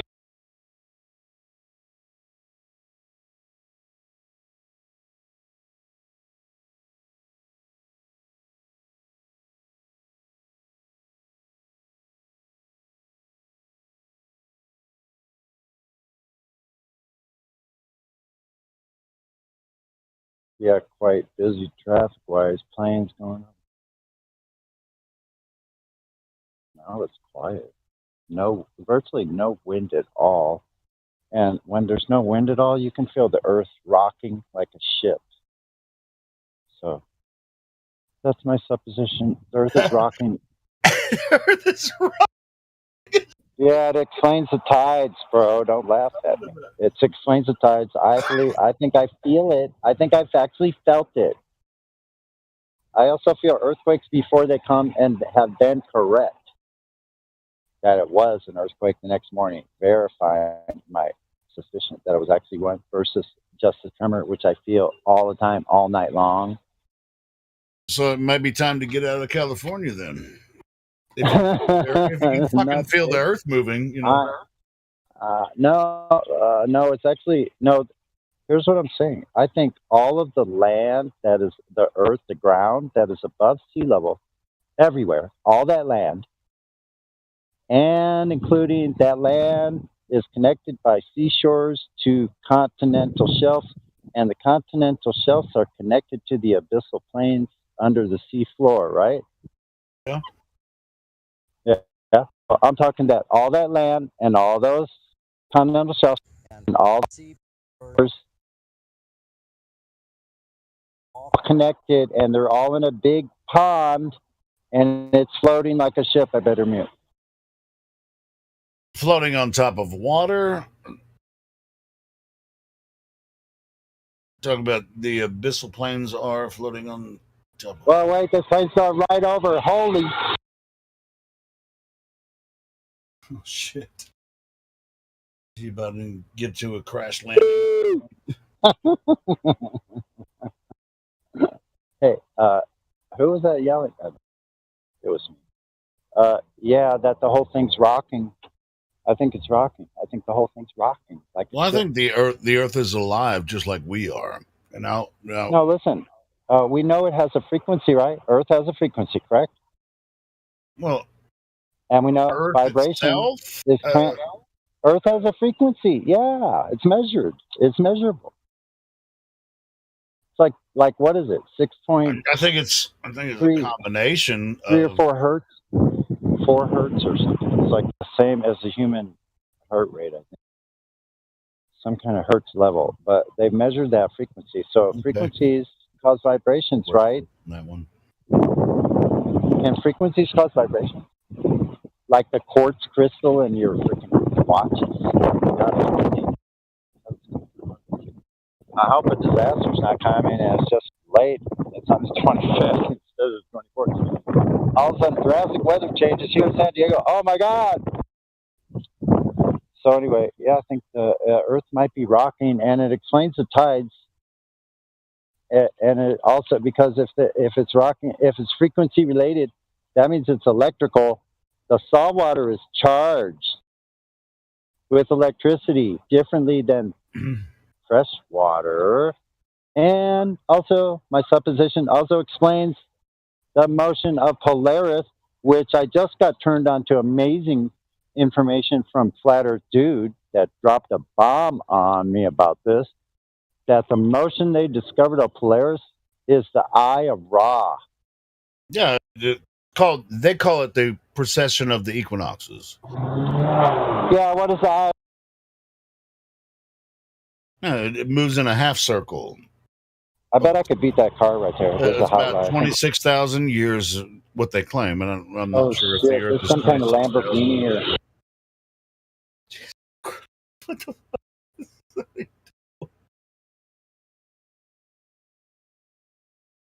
Yeah, I have my eye on the pink slip of this Lamborghini right there. But the plane went over and they...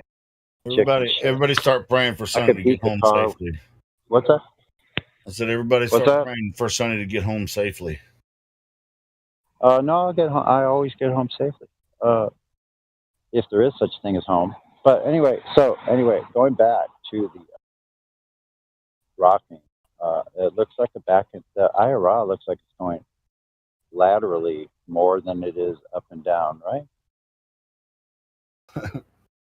Doesn't it? Who's Yeah, it Steve does. KJ? Oh, that's right. It's like a little rectangle with a cutout notch on it, right? So, okay, great. Awesome. That's cool. So guess what? What does a rocking motion look like if it's more lateral than up and down? What if it's more lateral? And you barely perceive it like a slider rocking chair. And it's almost below human perception. But I think us finding out this information about where we are, if we slow down and start paying attention to what we are sensating, what our senses are telling us, that may discover different things. Now, I'm not saying I could prove any of this. I'm going to say right now, because I'm saying this on live stream, so I wouldn't say it without saying first that it is purely speculation on my part. It is not something that I think could ever be proved. But then again, it can't be outruled because we know it's not spinning, because we have at least five experiments that say for sure definitively that it's not spinning.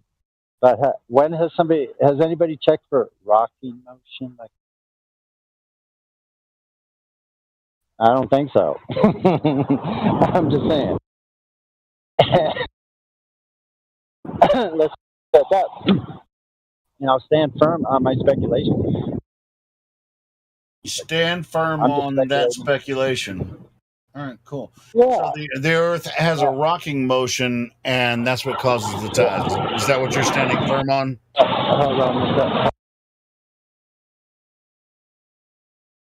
I had to ride away. The land is rocking, and that's what causes the tides. Is that what you're standing firm on? Your speculation? That all the land, including the oceans that are within, outside of the land, all that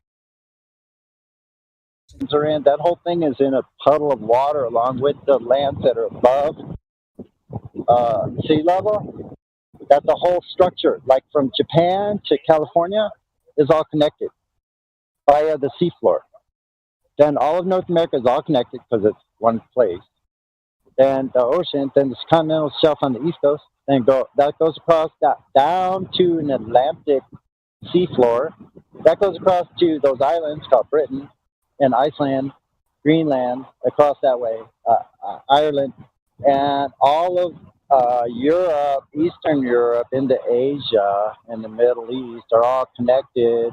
All the oceans that are connected with sea floors and continental shelves to these places are all connected to everywhere else, floating in a big pond surrounded by the Antarctic. Hey, brother. Okay.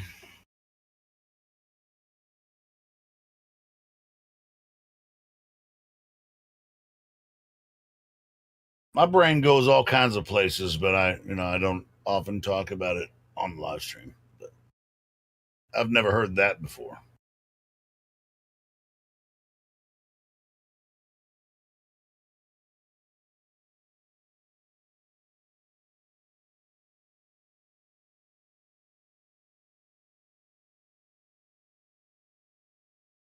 Yeah, I know. I know you haven't heard it. Because you didn't talk about it, and you probably shouldn't, because it really makes no sense.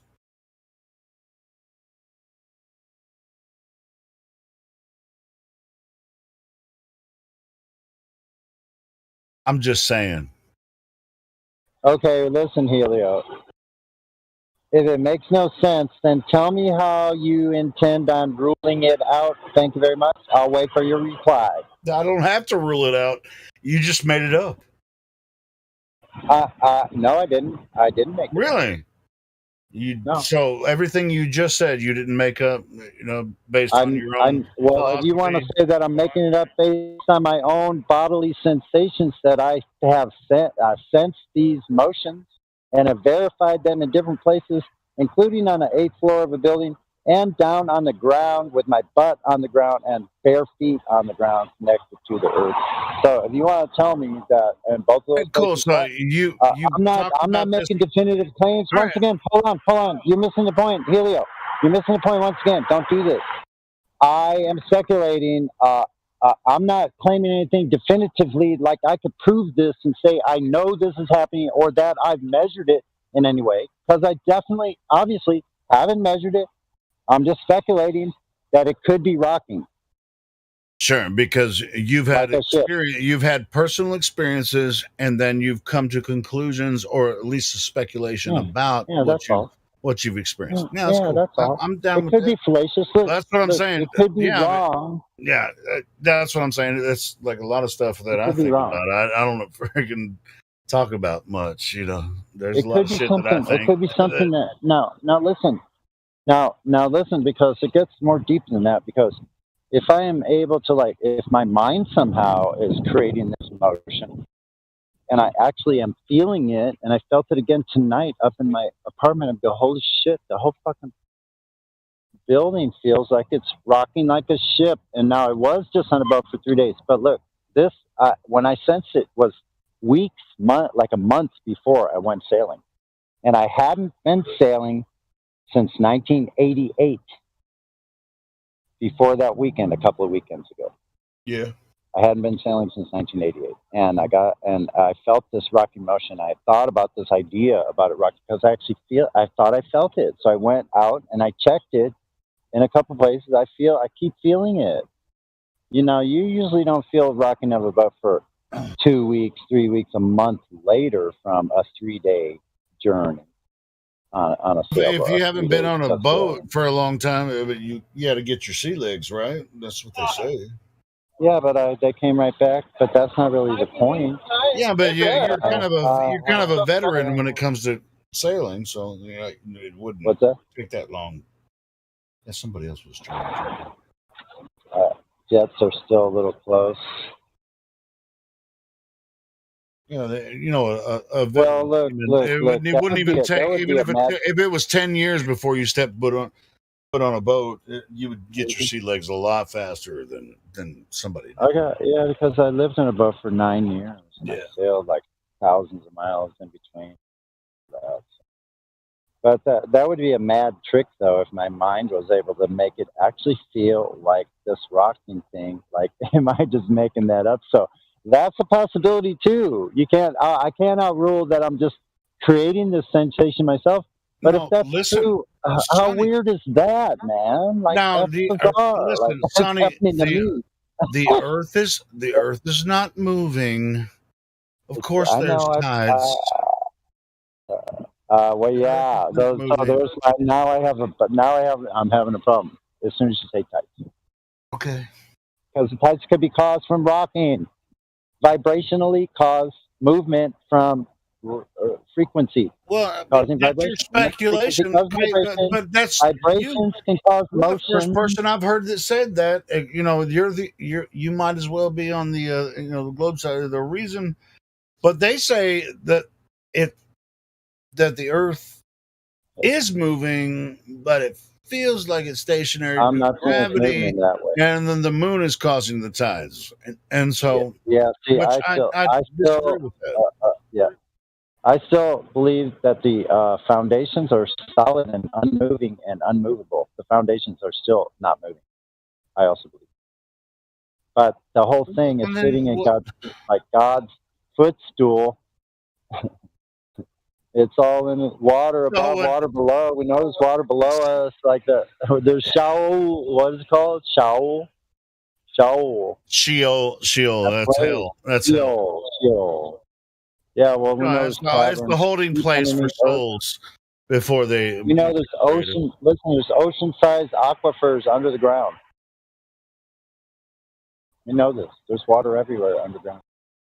Yes, of course. Yes, I do, and that's where I think the motion of the oceans come from, because Earth is and that's what I'm saying. What if it was generated by this motion of the whole entire structure that you can't feel? Because now that's where I'm going to say, because it's too fucking large, not because it's spinning that it's too large, because that's 1,000 miles an hour at the equator. No, but that the whole entire thing, from like however far it is, from the widest part of this flat plane. What is the widest point that we know of? Like, what would that be off? Would that be off of the point of South Africa all the way to the very far south from Australia? Is that about supposed to be? Are you talking about the Pacific Ocean? Part? Yeah, sure. Yeah, like across. Yeah, as far as just open water. Yeah, that would be the furthest point. Going from no. South. That is as far as the globe, or the like the globe model, or the AE map or whatever. Yes, that is the furthest distance. So what if that whole structure, all that land connected by the sea floors. What if that whole entire thing is floating and rocking in a puddle of water that would create these It's not. tides? It's not. It's not. Yeah, it would create the tides. So you can't rule it out. It's not, bro. I You can't. can't rule it out.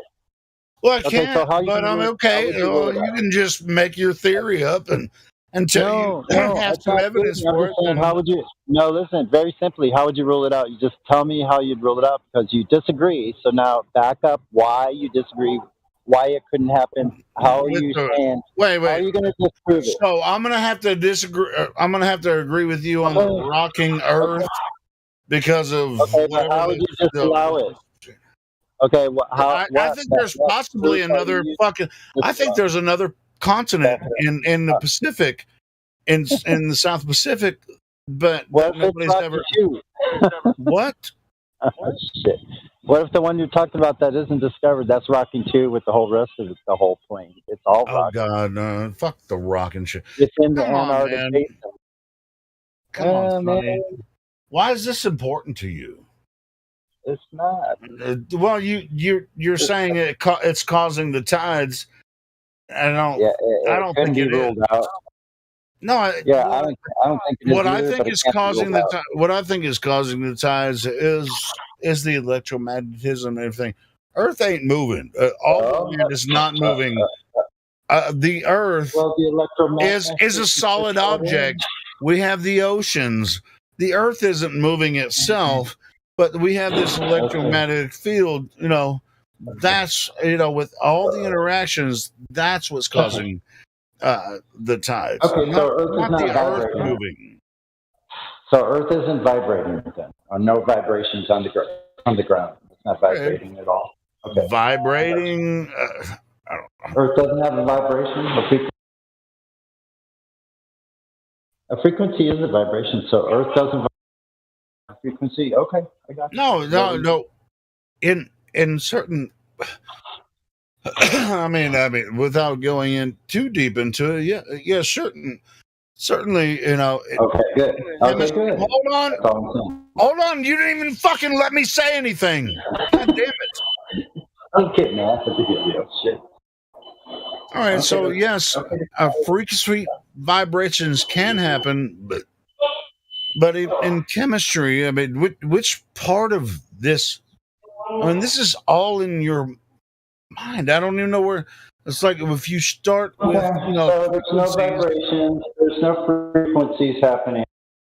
You couldn't possibly make ripples of water. No, Sonny, get home and get some sleep, bitch. I'm already home. I'm laughing. What are you talking about? Shut up, Helio. Stop fucking with Sonny. Only just making a speculation. You're getting excited for nothing. I'll stop. I'll change the subject or something. All right, back home and change the subject. Good. That's great.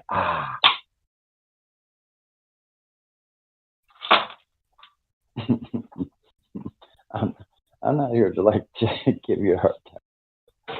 No, I know that, and yeah, it's all. We're just two cancers, and you know how that. Are you a Cancer too? Yeah, bro. Yeah, bro. It's Middle of July. I'm right at the beginning of Cancer, like the first day. Yeah, I'm July 10th. Tesla's birthday. Yeah, I'm June 22nd. So I'm right after. Famous people born on your birthday? I didn't look that up, but you don't know. We'll have to look for you, and then we'll have something we can do for a roast Helio night. It's always good to be back, dude. That'd be fun. We should have a night where we just roast each other. I've talked about it before too. I could stand a good freaking roasting, of course. Listen, what a smart ass. I'll roast myself. No one dares to.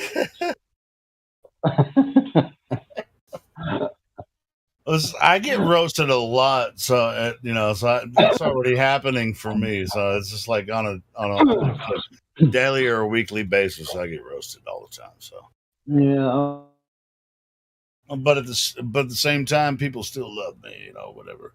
And we love you too, Sonny. Everybody loves Sonny. He's a hot San Diego motherfucker.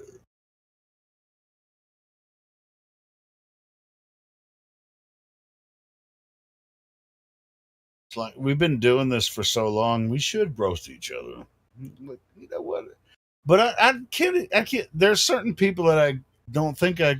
Well, there's a few things that I could criticize people about, and there's a shitload of people that can talk all kinds of shit about me because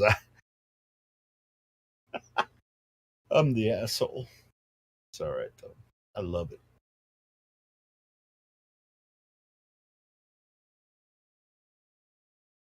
But I also want, I want all of us to improve arguments and everything, and we like to have a lot of fun, especially when there's nobody in here. I mean, we're just talking shit.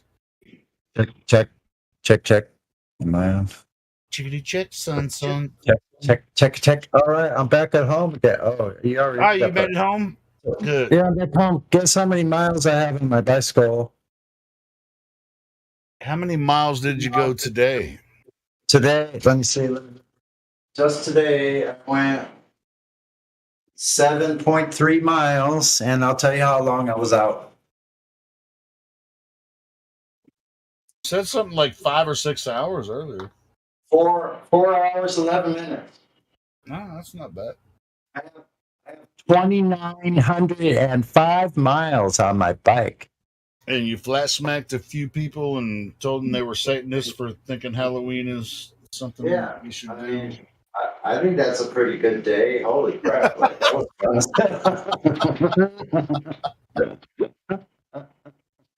I call that a good start. Dude, I had a huge burger, like stuffed my face with McDonald's, got to watch the planes fly over in one of my favorite places to hang out there up on that hill. On a sunny day, it's really cool to watch the planes come in. Really nice day. You see them coming for a long ways away, man. It's a trip. They're way the hell out there. Yeah, they turn around in the desert somewhere, like over Palm Springs. That's like 120 miles. But not if they're coming from the west, right? Yeah, if they come from the west, they go to the east. And they make a big circle. Then turn around. Yeah.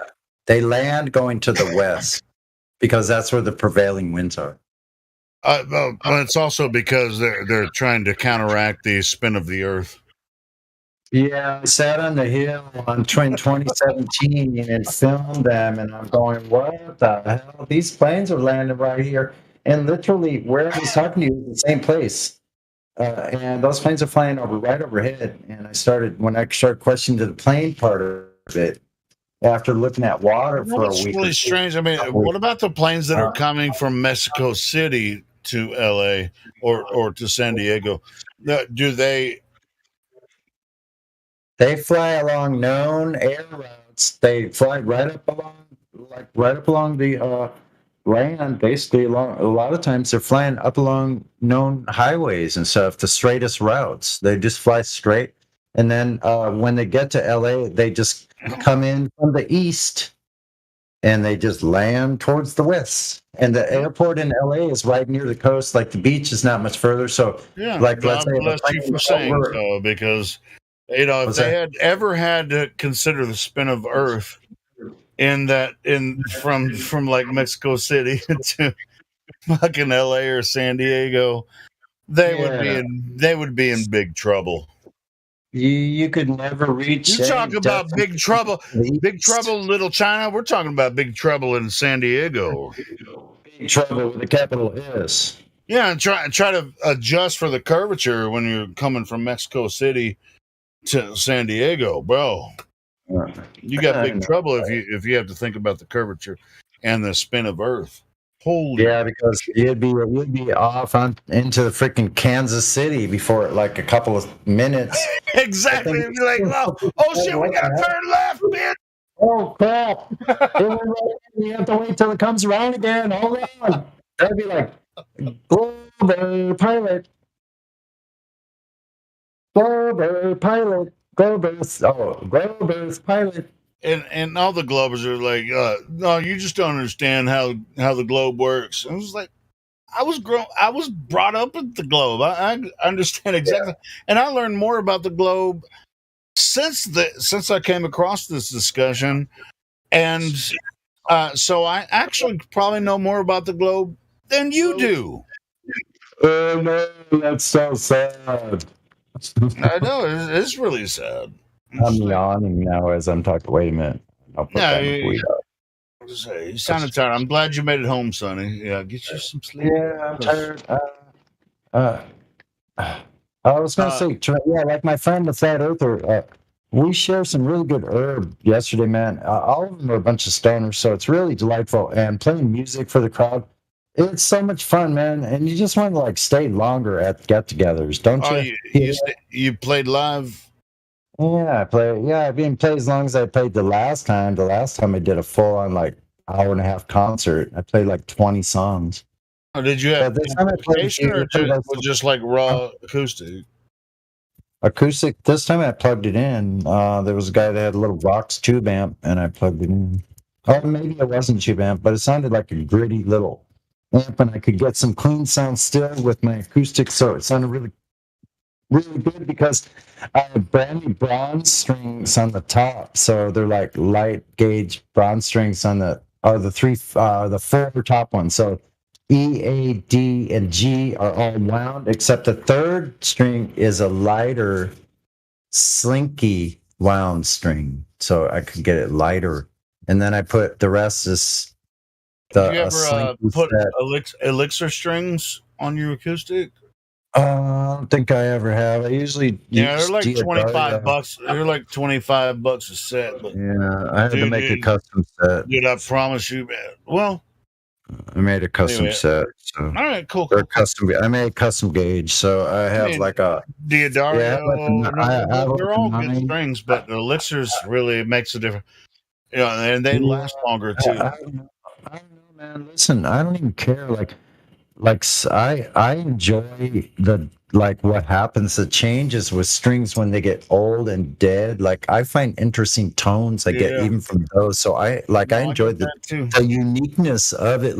But I have these set of strings now that like when you amplify it and put a little reverb or some delay on it, like it's so ringy and chimey because I have light gauge strings for the higher strings. But they kind of need to be amplified. Nines. I think it's 9, 16. Yeah, that's what I prefer because I don't play hard, you know. Yeah, I prefer the 16 and 20, 9, 11, 16, and 24. I think is the G. 9, 11, 16 is the G. And the D string, I tried. Wait a minute, I tried to do an unwound G. I couldn't do a solid G because it sounds too tinny. And going from bronze to an unwound, it lost so much volume. So I went with a wound G string, but it's a slinky set from a D string 9 set. So I use the D string. It's the G, which is thinner than like a light gauge regular wound G string and an acoustic set, slightly thinner. So it still rings because it's that G string. It's because it's wound still. G is always the hardest to get right in tune for all the chords. I have a D string that's from the bronze set, so it's a big.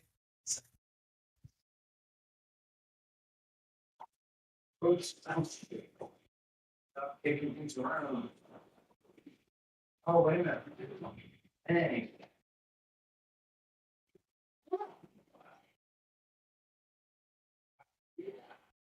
I mean, choose your string set, you know, the way you do.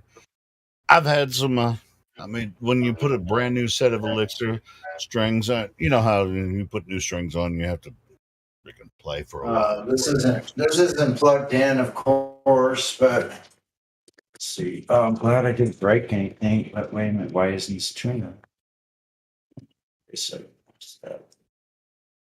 All the way on that speeding train from Huntington Beach. What a wild Did ride! you have your guitar with you when you went while we were talking? The entire time, yep. You had it like it's strapped around your back.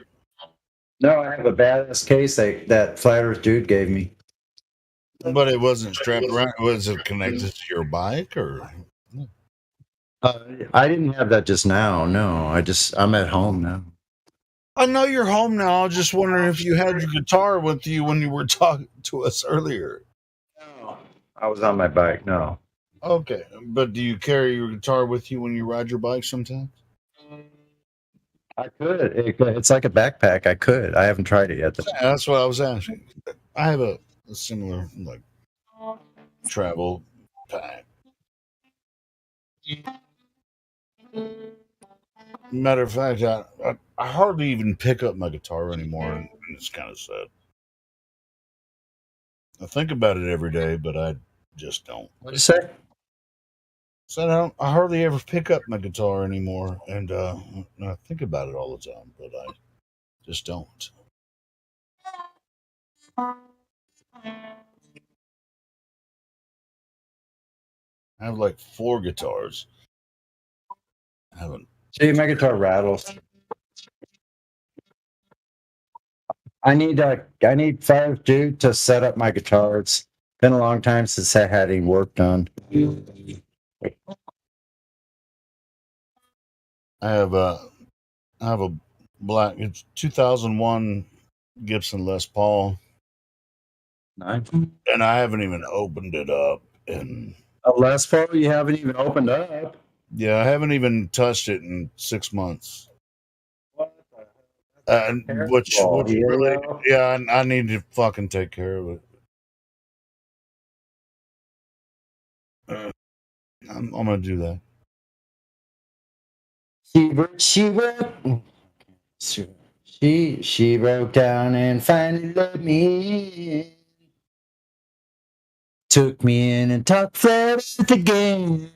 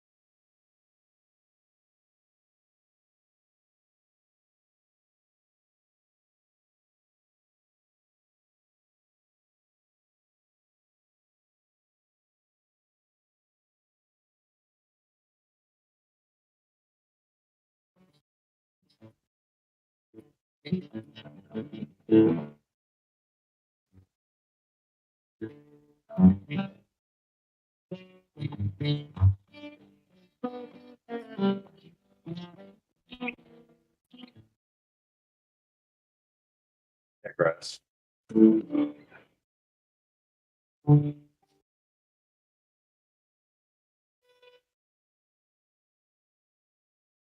Let's see. I was gonna play something for y'all. Got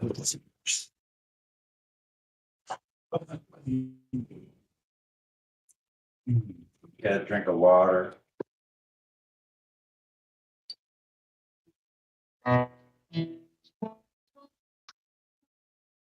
Sonny, it just sounds, it's like really kind of like we can barely hear it. I was looking for something to play on the bot because there's not a lot of people in here.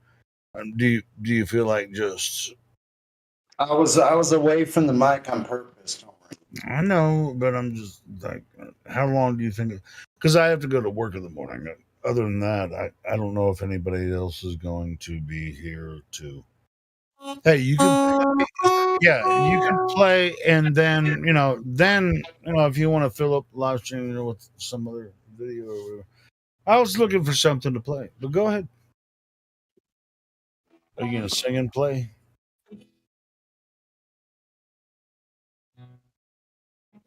Or should you? I was wondering, if you think you should.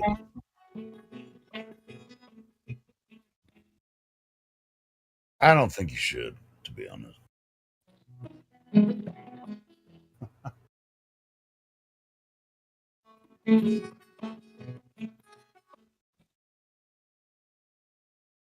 What you about to play, Sonny? That sounded pretty cool.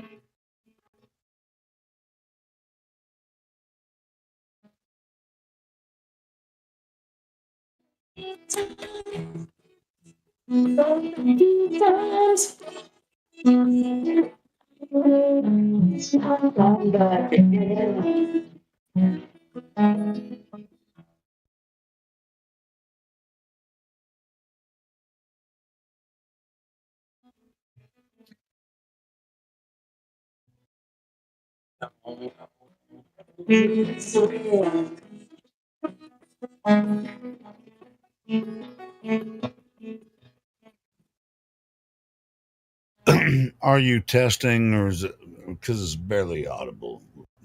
Second left.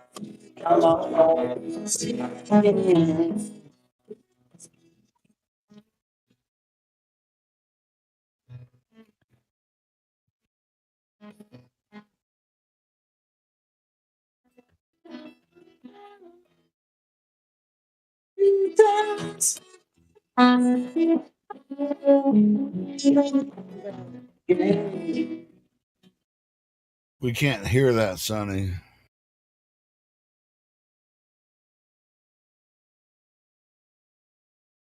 It's very choppy.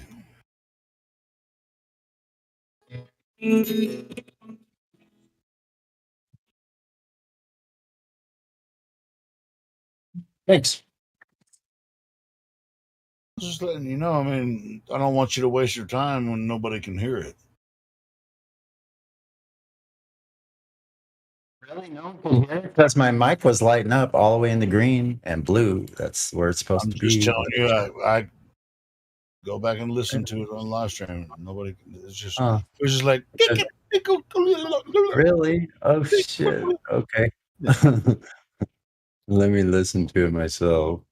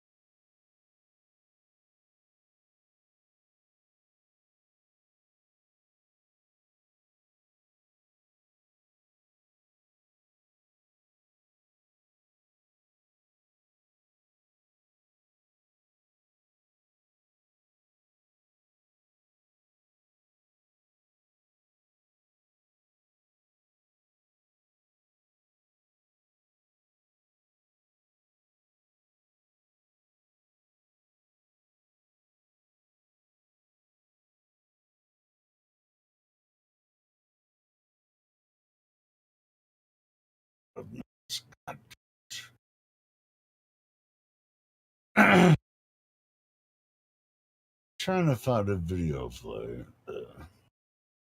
Sonny,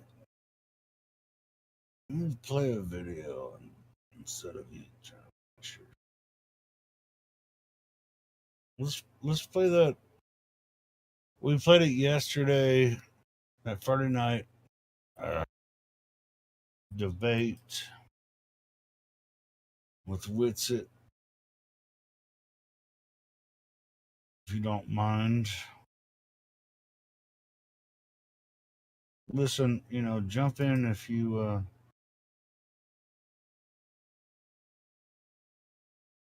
want to talk over and have a piece of it. I think it was a really cool talk. I don't mind playing it again. Sure. Link. So hey, I'm gonna go ahead and play the debate that Witsit had. I think it was Friday night. Witsit had.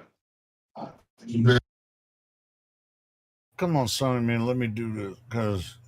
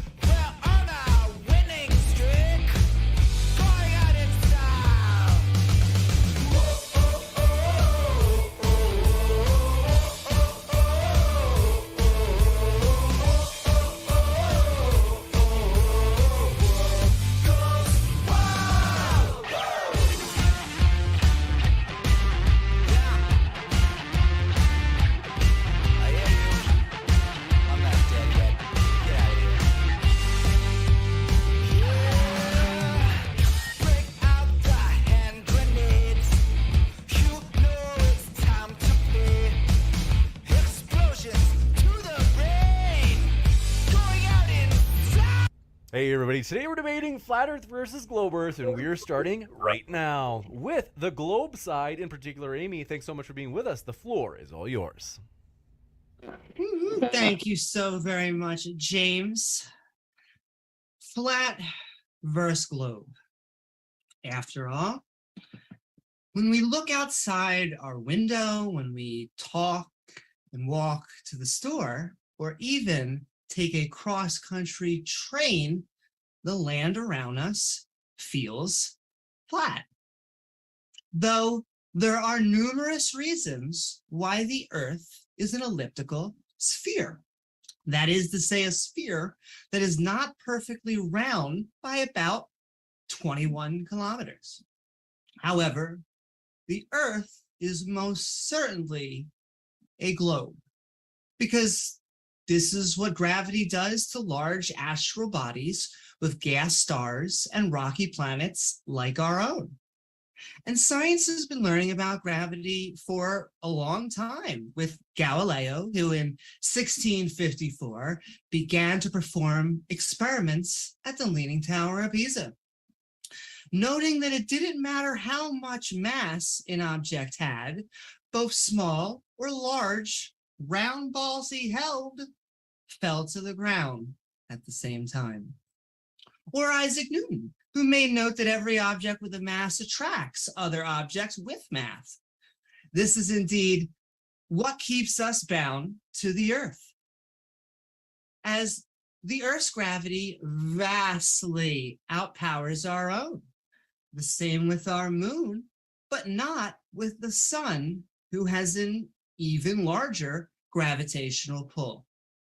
Though it wasn't until the early 1900s with Albert Einstein that we could start to understand gravity from a more 3 or even 4-dimensional level.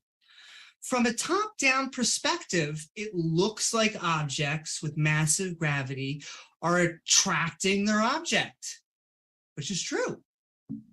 But what's really going on is gravity's force is making a bowing effect, like a bowl. However, our velocity is so fast, or 107,000 kilometers an hour, that instead of us going straight towards the center, we create an orbit. The same which is true of our entire solar system.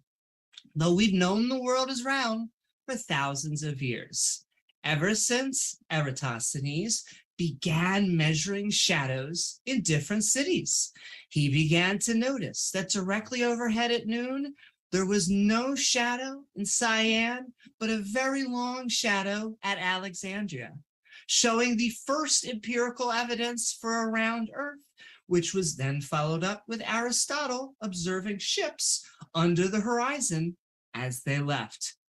Though many of the time thought the sun revolved around the Earth or an ether. So how do we know what's correct if even we in the past can be wrong? The answer is science, or the process of observing a phenomena, gathering data, creating hypothesis, making a predictive model, analyzing our results, then submitting them for peer review. The peer review of academia and experts is crucial because other scientists should be able to do the same experiment, then gather the same results using the same model. This process allows humans to weed out their own bias, helping us create modern medicine, engineering, and the capabilities of leaving our planet. We have live feeds of the spherical Earth 24/7, 365, along with many countries working together, like at the International Space Station. Though this gets down to the crux of the debate. Well, part one of the thesis. First, how can we trust government institutions like NASA? NASA seems to be the big bad when it comes to, let's say, those that are not sold on a round Earth. Has the government ever lied to you? Has the media ever lied to you? Most sane people would say yes to both of these. But that also starts from the pretense that they are hiding something massive like the shape of the Earth from us. Now, the why question seems to annoy flat earthers. They say part of the problem is we can't know what's in people's hearts and minds, or even half of everything if they're hiding it from us. Sure, but once again, it does assume atheist, theist, liberal, conservative, anarchist, fascist, every political spectrum, every religious ideology is in on it. And so I'm not sure what that leaves us, because that never happens. If the New World Order has this level of control, it's amazing. My other counterpoint to this is that the government frigs a lot of things up, and that stands for both sides of the aisle. Yet there are no main whistleblowers from the New York Times. Hell, even Fox News would be working with MSNBC and CNN. Even Donald Trump would be in it, because Space Force, by definition, has to believe in some form of space to fly to. At that point, it is every institution of power, big and small, that I can think of. Thus, part two of my thesis is who holds the burden of proof? Someone skeptical of the round Earth, or a believer of the flat Earth will say, either way, we'll say that it goes back to the original statement. Don't we see a flat Earth outside our window? Well, yes. Outside our window looks flat, but that's a single data point. All of the current empirical evidence, testable, verifiable, the overwhelming amount shows that the world is in fact spherical, which means the burden of proof is on those with an alternative viewpoint to present what sort of model and methodology we can use to make predictions like those in science. Finally, there is no condescension in my heart, metaphorically speaking. Another thing that I know flat earthers bring up, because they say round earth supporting people look down on them for even bringing up their point of view and won't give their ideas a chance. Well, I'm coming in with a Socratic method, but an open mind. My bar is going to be high, along with something that survives scientific consensus, because from what I can tell, this is an epistemological debate about are we going to accept science or not. Thank you. To Leo. Yeah, I don't really know what to say with respect to the subject of tonight's debate, simply because I don't know what I could say that hasn't already been said, probably close to 1 million times over. So I guess I can just start with some really basic things. The first thing I would mention is all of our navigation systems depend on a spherical Earth. They wouldn't work on a flat Earth just as a result of the geometric pattern that we have to lay out, and that it matches that of a spherical Earth. So like planes, trains, ships wouldn't be able to get to where they're going if we didn't account for these. Surveying has to account for this as well, particularly on the larger scales.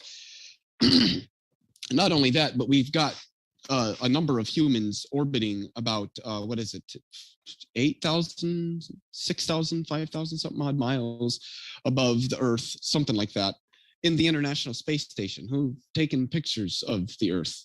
They, like my partner here, Amy, said, there's live feed cameras on it. You can find them on YouTube. If you just YouTube live feed International Space Station, you'll get it, and you can look at where it's at over the Earth.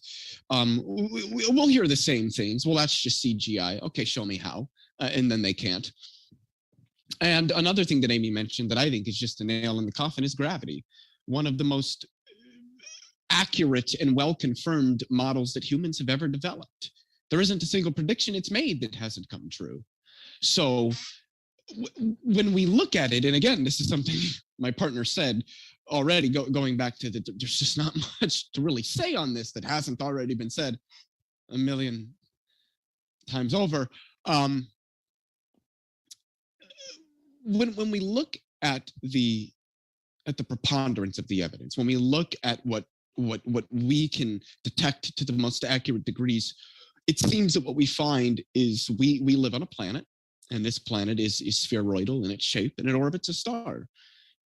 And my main confusion with people who believe in the flat Earth is, why is it so crucial? What turns on the Earth being spheroidal or flat? Why is it such an important hill to die on? And I guess I'll just leave it there. You got it. And want to say, folks, if it's your first time here at Modern Day Debate, want to say welcome. We hope that you feel welcome, no matter what walk of life you are from, whether you be flat Earth, globe Earth, politically left, politically right, you name it. We are glad that you are here, and have to let you know we have many more juicy debates coming up. For example, at the bottom right of your screen, we are thrilled to announce that this November, Inspiring Philosophy Christian Debater has agreed to debate atheist debater Rationality Rules. They have both agreed this is going to be a huge one. You don't want to miss it.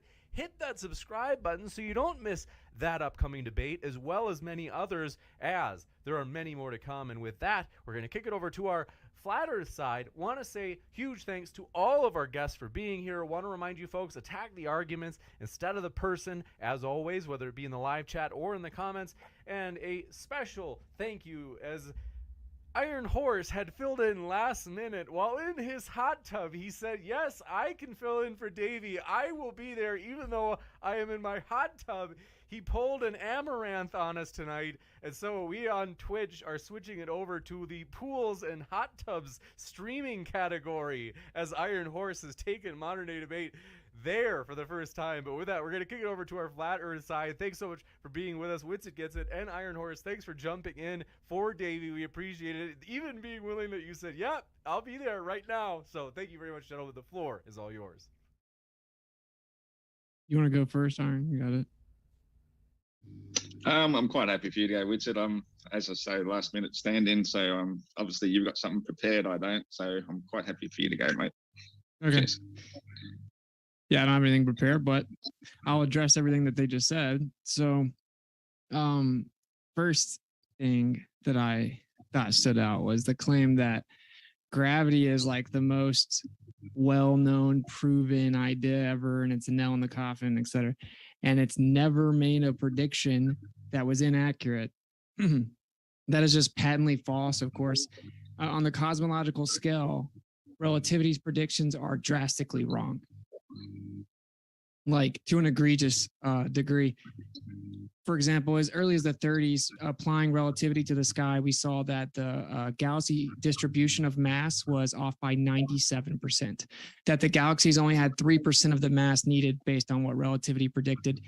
The expansion rate is far too fast. It needs more energy. You have constructs called dark matter and dark energy, undefined. They're called dark because they don't interact with the electromagnetic spectrum, and we don't really know what they are, and then we assume that they're material. There's difference in how much people think they're off, 10 to the 120th power. Some argue about that. Anyway, long story short, relativity on the cosmological scale literally did make predictions that were wrong, drastically wrong, not even in the ballpark of being correct. And it's been known for a long time. And in addition, it's also completely inaccurate on the quantum scale. Everything that gravity's claimed on the quantum scale has been thoroughly debunked. For example, superposition just destroys the idea of the distribution of mass, creating, equidistant curvature of space and time. And there are many different other examples. So it doesn't work on quantum scale. The localization of gravity, being Newtonian gravity, which is 9.8 meters per second squared, little g, is of course downward acceleration.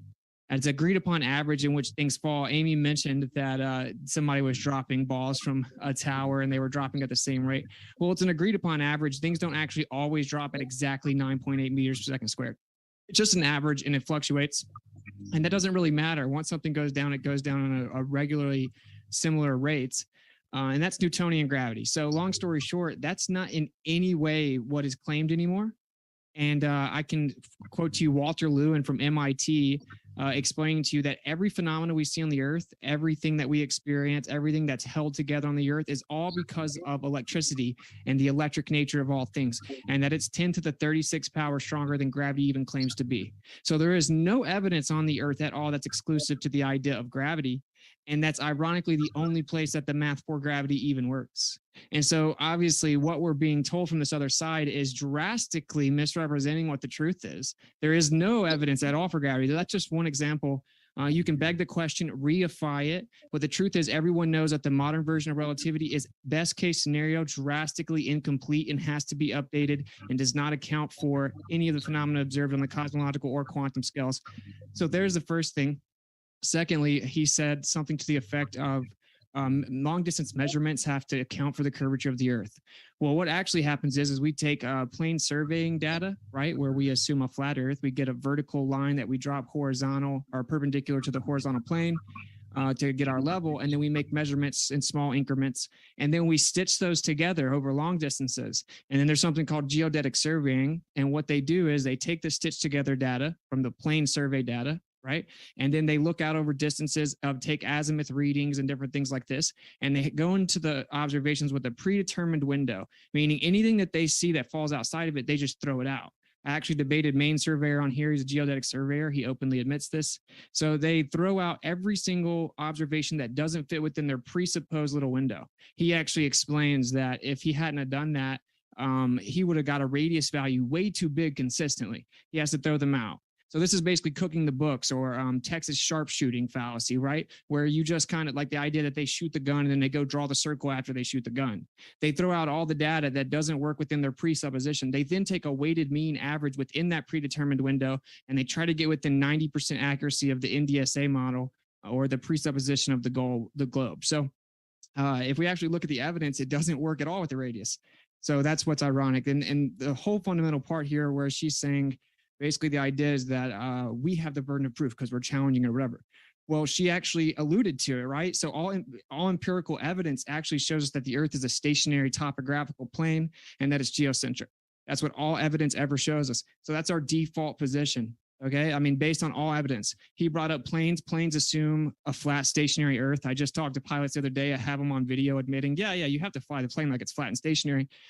Their navigation routes are called great circle routes. You can have circles on a flat Earth also. I didn't know if you guys knew that, but bringing up the fact that they fly with circle routes is literally irrelevant to the Earth being a globe. So all evidence, actually ballistic missiles, I have like probably over 50 documents right here on my computer that the military constantly assumes the Earth's flat and stationary to do anything. Long distance ballistic missiles, electromagnetic propagation over a flat Earth for ground weapon systems, all fighter jets, helicopters, you name it. It all assumes a stationary topographical plane. They assume a dielectric plane for electromagnetic propagation, etc. And so all the evidence shows us this. All of our actual measurements, as we just covered, the physical measurements that we have, they're actually using plane survey data. Then we stitch it together and assume a globe and have to throw out a bunch of stuff. So everything shows us that the Earth is flat. All empirical evidence shows us it's a topographical plane, right? And that it's stationary. And if it's stationary, that means it's what's called geocentric, meaning that the Earth is the center. Now, this is what the default position is. This is all empirical evidence ever. They say we've known for thousands of years. This isn't true either. Even if you believe the story of Eratosthenes without primary documentation, he was just a minority in the world at the time anyway. And like they said, they thought it was geocentric. So long story short, yeah, you have the burden of proof if you think the Earth's a globe. I do not care if you want to misrepresent it and say that everyone in the world must be in on a lie. No one thinks that. Everyone believes the lie. Everyone believes the lie. They were all told the lie when we were like 5 as well. They don't think they're lying. There's not some like concerted conspiracy with 7 billion people working behind the scenes to trick us or something. They all believe the lie. The teachers believe the lie. The NASA employees believe the lie. People just believe the lie. Okay. And so that's a misrepresentation of what we're actually saying. And the truth is, again, you would need empirical evidence. So I'll try and wrap it up pointing this out. You need to provide physical empirical evidence that the Earth is, in fact, a sphere with a radius of 3,959 miles, and that is tilted on a 66.6 degree axis, wobbling, spinning 1,037 miles per hour east, going around the sun 66,600 miles per hour in a vacuum. This is a positive claim. And you claim that the universe is expanding in all directions infinitely and we can't really tell, and it looks like we're the center with even distribution, but I think that means that it's probably going to look like that everywhere else, right? And you come up with all these frantic ideas of how to keep your story together theoretically. We need actual physical empirical evidence. And when we went and looked for it, which is why the government admits they censor this egregiously, is because you can't find it. And we actually falsified the radius, where she said that the boats go over the curve of the Earth. They actually do not, right? We see the horizon far too far for the geometric limitations of the globe Earth. And what that means is that the horizon is not a physical geometric location that tangibly blocks anything. It's an apparent location that fluctuates. We have observations that are 10, 15, 20 times too far, requiring the radius be over 250,000 miles. So no, boats don't disappear over the curvature of the Earth. Right? Eratosthenes, he assumed a distant sun, assumed parallel rays, and then used spherical geometry to beg the question. That also doesn't prove the Earth's a ball, right? And there's no primary documentation that guy even did any of that. So long story short, yes, we do want the physical empirical evidence. We know that NASA was founded with Nazis and has consistently lied ever since. We've caught them lying many times. And so, no, we don't blindly believe the government, nor do we think that NASA is the one federal government agency that doesn't lie. So long story short, we measured the surface of the Earth. It's not curving.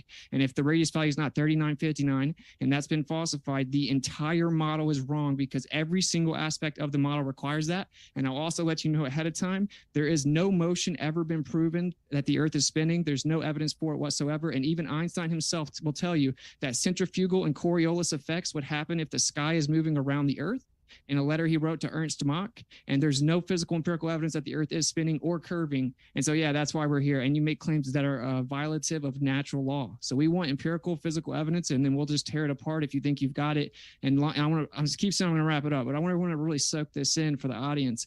We used to think the Earth was a globe too, bro. Okay, so this like arrogant, condescending tone that people come into the conversation with, acting as if we're ignorant and incompetent and inept, is very disingenuous. We all knew that the Earth was a globe too at one point. At least we thought we did. We all know your position. The truth is most flat earthers have studied it way more in depth than the people that mock and ridicule people. Okay, so we learned the story, and that's why we know it's not true, because there's no evidence for it. So yeah, there you go. That's my opener. You got it. With that, we're going to jump into open conversation. Want to let you know, folks, we are going to have a Q&A after the open conversation. So if you happen to have a question, you can submit it 2 ways. One is if you type in @ModernDayDebate in the live chat and then put in your question, as well as if you want to do a super chat, or actually I forgot, we mentioned in the description, if you're like, nah, I don't want to do a super chat, I don't like it that YouTube takes 30%, you can use Venmo or PayPal as well. And those we also put at the top of the list for during the Q&A. But again, if you want, you just can put at Modern Day Debate, as you don't have to pay. We try to get to some of the unpaid questions as well, assuming that we have enough time at the end. So with that, thanks very much to our guests for being here. They're all linked to the description. Want to say that, folks. Keep that in mind. I'm going to remind you of that later on throughout the debate. But with that, thank you very much to our guests. The floor is all yours. Did Flat Earth Aussie get an opening, or did he forego his? I think he did a short and sweet one and then handed it over to Austin. But do I understand that right? I actually did ask Austin if he could just go first. I wouldn't mind having a bit of an opener, you know. But there's yeah, about whatever. I can give you about a minute. Sorry about that. It's the time just got eaten up pretty quick. Austin had a lot to say there, but we give you a sorry, I short... misunderstood, bro. I thought you were from, so I just started to make up the whole time, but that's my I bad. can give you a short and sweet one. How about that? And then if you guys would like a little bit of extra time, Leo and Amy, we can give you that before we go into open conversation. That way it's balanced. Go ahead, Flat Earth Aussie. Let her rip. Yeah, mate. I just yeah. Well, I had plenty of things I was going to say, but if I've only got a minute, that limits me a bit. Basically, navigation I think is probably a good place to start, because on the Flat Earth, the way all our maps originally started was we basically had a magnetic northern center. So all navigation both had a magnetic compass and a fixed polar star. So all our maps and charts and everything correlates to that. So east and west are always going to be big circles around the northern center, and that doesn't change a thing. But the only thing that really changes is people then assume that it's a globe, because as soon as you get far enough away from Polaris that it disappears from view, which we call the equator, they assume they've descended into the underworld, which naturally enough they see in the sky this big crucifix, which is the grave marker, which is what we associate with death and the underworld and all that sort of thing. So basically, it's basically a whole heap of superstitious nonsense to say that we actually did descend into anywhere, where simply whenever you travel, everything appears to change, including the stars, and naturally very high things appear to get lower and lower. And that's all that Polaris is doing as you're getting further and further away from it. It's not evidence that you're actually going over curvature for that to happen. So it's a simple matter of perspective of everything getting lower in the distance. It doesn't prove that you are actually descending or going over a curve. Gravity was their other big go-to, and I don't think we need that one to go too far into that, because we know that anything that's lighter than air will float in air. If it's lighter than air, it actually ascends, it goes up, and if it's heavier than air, it descends, it goes down. That's a really straightforward, basic thing. So nothing in physics actually changes from what we know and observe just because we know the Earth is flat, stationary. The only thing that does change is we don't have to assume something dropping is actually moving diagonally sideways 30 times faster than it's actually dropping, which we have to assume if the Earth is spinning at the speeds that the globe is like to believe it is. There's my minute. You got it. And like I said, Leo and Amy, if you'd like a minute to counterbalance that, just so there's exactly the same I just long want to time. make really just quick points that, you know, relativity, tons of empirical evidence. It really goes to what kind of empirical evidence. In a second, I would actually like to show some of the journals that not only accept relativity, but use them in their models, and journals like Nature. And so the question would then be, what kind of journals would you accept? Do you have any of your own or anything kind of like that? I want to point that the same goes for gravity, but just like Leo was saying, gravity is one of the most well-tested theories that we have in science. And so I could also show articles utilizing gravity and showing why it's the scientific consensus, but would you believe them? The question I really am asking is, what sources would you accept? And then, you know, it's not a Texas sharpshooter fallacy. We didn't draw anything around it. We are being descriptive, not prescriptive. That would have to be an assertion that need to be proven. You know, one of the things I just want to point out, they also we utilize the globe to get cheaper tickets and faster routes. On their model, the model they try and put forward would be like a flat disc, and it doesn't explain why things would be colder in the equator. Like the South is in the center, so why would it be colder?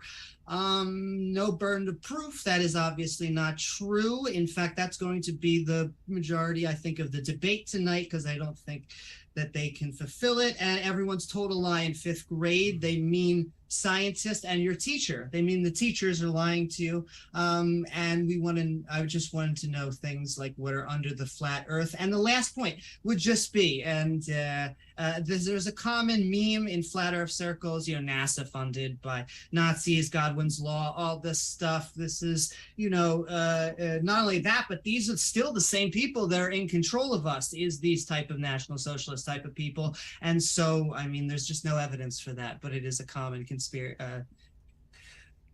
narrative. Thank you very much for that last bit of opening. We're going to jump into open conversation, and thanks very much to our guests. The floor is all yours.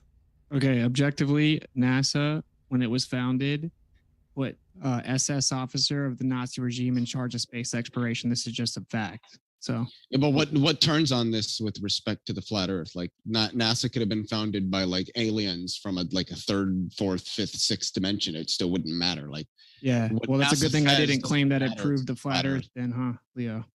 Well, no, I didn't say that you did. I actually asked you a question. I asked you what. Yeah, I said we don't trust NASA. They've been provably sketchy and suspect since the very beginning of their creation. What about what the shape of the Earth turns on the reliability of NASA? That's what I'm asking you. That's the fundamental source of where we claim to it's have not. all kinds of verification. No, of it's not. These pictures of Earth from space. It's not true. It'd just be the global consensus of physicists and the empirical literature that we've collected from the telescopes that we have. You used a telescope to see the Earth as a ball from space? No, we don't need to. Well, that's what we're talking about. You asked me what's the relevance to it. I said they claim that they have pictures of the Earth being a globe in space, and yeah, that's all dependent upon us believing space agencies. And so, what about the people that knew that before images. NASA? What? So, what about the people that knew that before NASA? They don't have. Why is it that you're not addressing my actual point, which is I am. All You're the claiming this is alleged all this data pictures is of the rooted in Earth NASA, and I'm asking. space. Wait, are you not claiming that all this data is rooted in NASA? What? Are you not claiming that all this data is rooted in NASA? Pictures of the Earth from space. I explained space agencies as well. Well, that's not the only way we know that the Earth is, spheroidal. Okay, it's so not just picture. Okay, never said it was. All right, then. So you acknowledge that it doesn't really matter what NASA says. There's a variety of other places. It matters because in your opener you invoked alleged pictures from the Earth, from space. Sure, I didn't say anything about NASA though. Okay, so name one picture from space that's legitimate, and you take a picture of the globe in entirety. Just the you live said that we just feeds lie on about YouTube it channels. and say it's CGI. Just the live feeds from YouTube channels. You can Name literally watch one live feed that shows the Earth being a ball in entirety. I don't know the name of it. Just Google it. Google doesn't exist. doesn't exist. Yeah, I would also like to ask just why there isn't like a single flat Earth picture. Why we can't seem to get one. Why is there not a single globe Earth picture? So yeah, that's what I mean about like the burden of proof. What aboutism? Proof. I feel like every time I'm going to ask a question or like any logistics about anything with the flat Earth, you just go. It's what creationists do with evolution, in my opinion. What's your obsession with always trying to turn into a religious conversation? The point here is that you brought up. Can I answer that? Say You just something asked me without a you question. both impulsively You just asked- interrupting me? That would be awesome. So You asked this me is a the point. question, and now you're speaking again. But I'll let you finish. All You your answered the words. question, and then I went You to asked me, respond. Hold on. why Oh, you do guys, I both always of you try guys, to bring stop it back Okay, to you guys seriously religion? just okay. Austin, if you want to go for another like 20 seconds, I can let you do that. But then, to be fair, you did ask Amy a question, so before it goes too far, I don't want to let you go for more than like 20 seconds, and then I got to give Amy a chance to answer why the religion topic comes up so often. Okay, that question. Okay, whatever. Yeah, that was a rhetorical question, obviously, because we're not debating religion. But the point is that when you ask, why don't we have a picture of the Earth being flat from space? It's disingenuous and hypocritical whenever you also don't have a picture of the Earth being a globe from space, and yet you're claiming scientific consensus and evidence. We don't claim to be able to go to space. So it's a straw man and it's disingenuous. What aboutism? Good rebuttal, dude. You're crushing.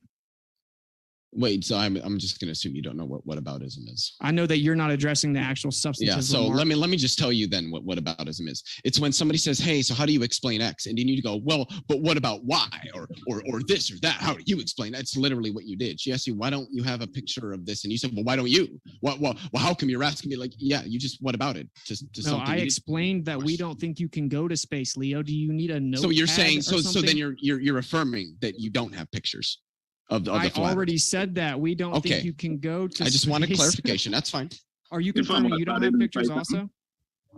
If I might butt in and say something, it's we've had some major changes in technology in the last few decades, and the biggest change we've had is the digital camera, and we've had the ability now to record, hours and hours of footage in very small amounts of space, so we can send these cameras up very, very high, something that we could never do for thousands of years. We couldn't do this thousands of years ago. We've only been doing it for the best part of maybe a decade, 2 decades at the most. And we can send these balloons up to about 25 miles high. It's about the highest they go. And every single non-edited and non-fisheye lens image that we get proves and shows the Earth is flat. And not only that, you get no clarity whatsoever of the continents. Our atmosphere is too thick. So anything that they showed us from the late 60s or early 70s, pretending to show a blue marble from outer space, has to be fake, because you can see the continents clear as day. They're just something taken from an aeroplane through a round window. So all the evidence we have, all the pictures we have of the Earth prove that it's actually flat. Except the ones from the International Space Station.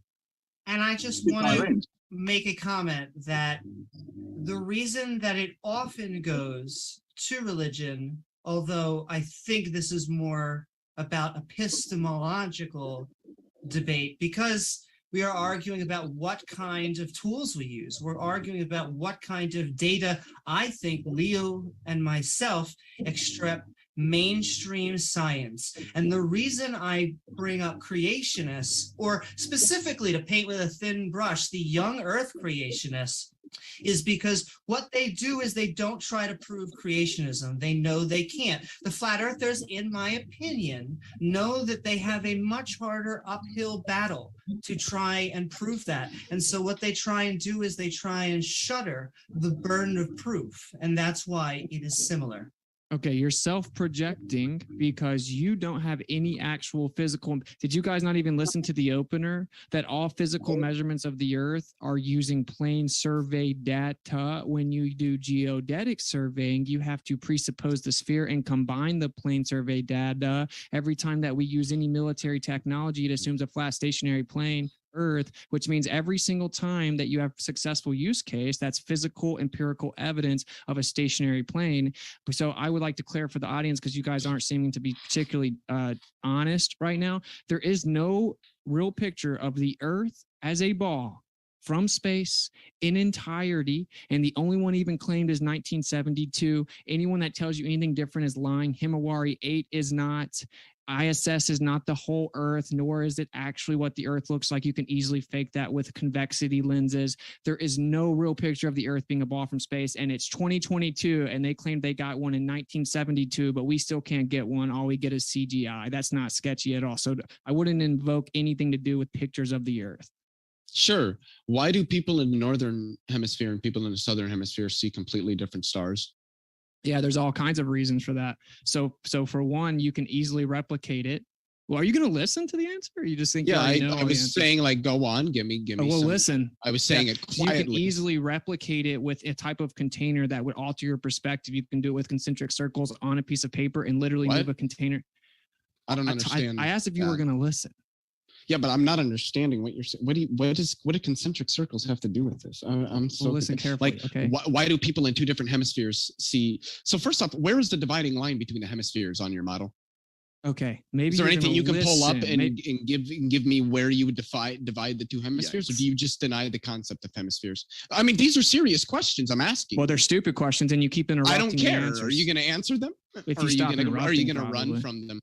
Well, you probably have to stop interrupting me. I think what we're going to have to do is go into 2-minute sections just to be sure there's not too much interrupting, though I appreciate your passion on both sides. So go ahead, Austin. We'll give you 2 minutes, and then we'll give Leo 2 minutes as well. And then Flat Earth Aussie, we haven't heard from you for a while, but we'll.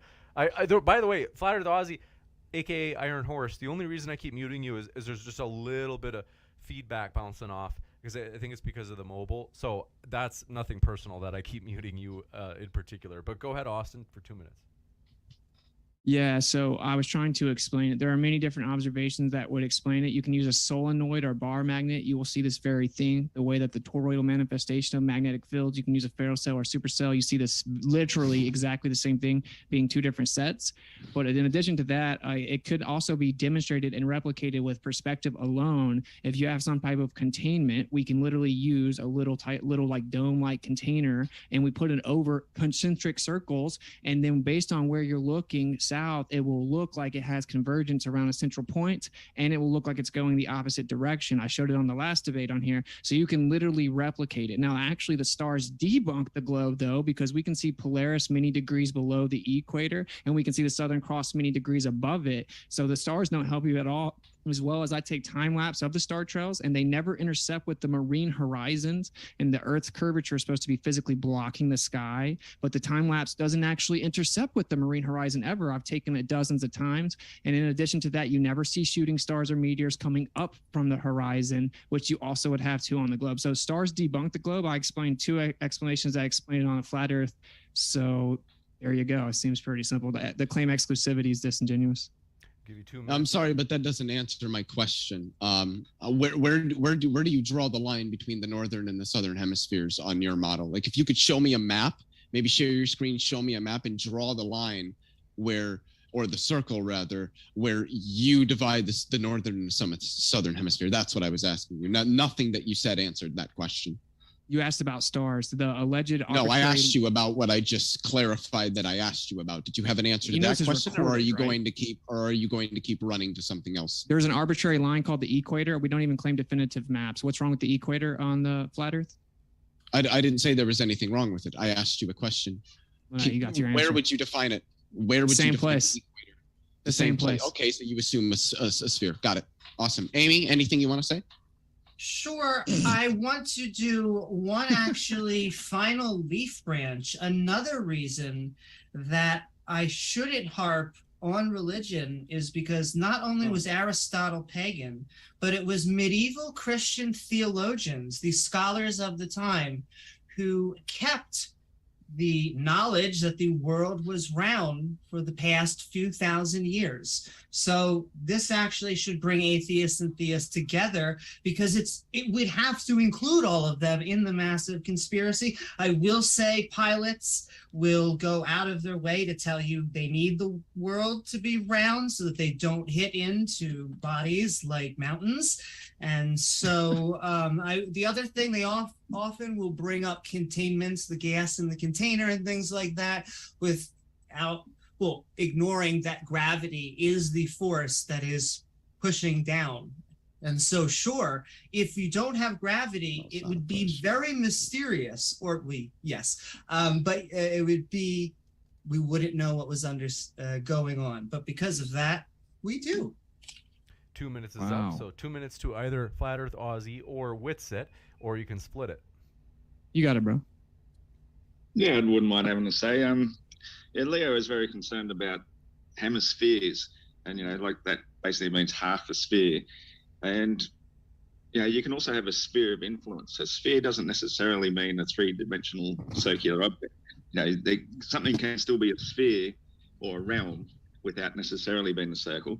And as I said in my opener, actually, is that the equator just happens to be the equidistant point from the fixed northern star that was used for thousands of years for navigation, that they decided they'd gone into the underworld. So therefore they invented this idea of sphericity, because they couldn't understand any other reason why something would appear to go beneath the horizon. And one of the best proofs of this is Africa, because before the Suez Canal was ever built, there's a place at the tip of South Africa called Cape Good Hope. Now, it got this name, Good Hope, because that's what you needed to get around it.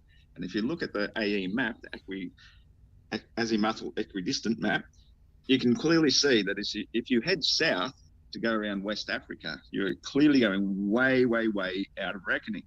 So that's what these sailors are doing. If they weren't actually going southeast the whole time, they're getting further and further and further from the coast, because the coast actually goes severely towards the east as it goes south. And so because they believed they were on a globe all this time, because that's what some smart Greek dude decided to tell them that's what they were on. They were so far out of reckoning that they thought they'd gone far enough back east once they reached far enough south that they were nowhere near to going around South Africa. And so that is it's one of the best proofs that we have from antiquity to show how wrong the globe always was and always had been. In fact, if they had just gone slightly west, they might have even found South America by that stage because they were so close to it.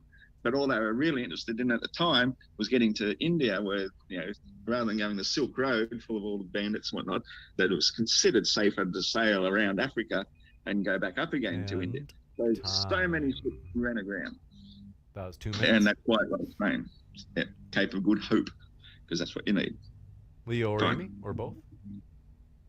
I just wanted to say one of the reasons we know the world is round is because of circumnavigating the Earth, because of being able to go in a single straight line and getting back to where you originally started, which would not be possible on anywhere but a globe. So I know they try and present their flat pancake, which once again, I have seen that and it makes no sense to me. It brings up all sorts of other logistical problems. Like, I want to know on the flat disk model, why is it colder in the South Pole? Like, is there any, why? There seems to be North ice. Pole. Yeah, or is it the... Why is there like never snow in the The ice equator? dome is out here, but then there's a center. Why is the center cold? Because the sun goes around the equator, and sunlight is what produces heat when the light hits the ground and reflects off of things. And so because it's coming in such an angle of incidence, it doesn't matter how far south the sun appears to go during our summer, we still have longer, hotter summers. But Antarctica is still so far outwards that even at its lowest point, when the sun is nearest to us, making the biggest circle around us, it still doesn't have enough effect to even get above about 0 degrees in Antarctica. That's exactly how you'd expect on our flat Earth. And why would it be any different between the North and South Pole on a globe, right? Because it should be exactly the same. It actually makes perfect Because sense on a the flat Earth is tilted. Oh, that the Earth's tilted, so the South Pole stays cold. That's your answer? Well, that is the answer. Yes. It's The not North Pole the gets answer. The North Pole gets a very Yes, it big is. summer.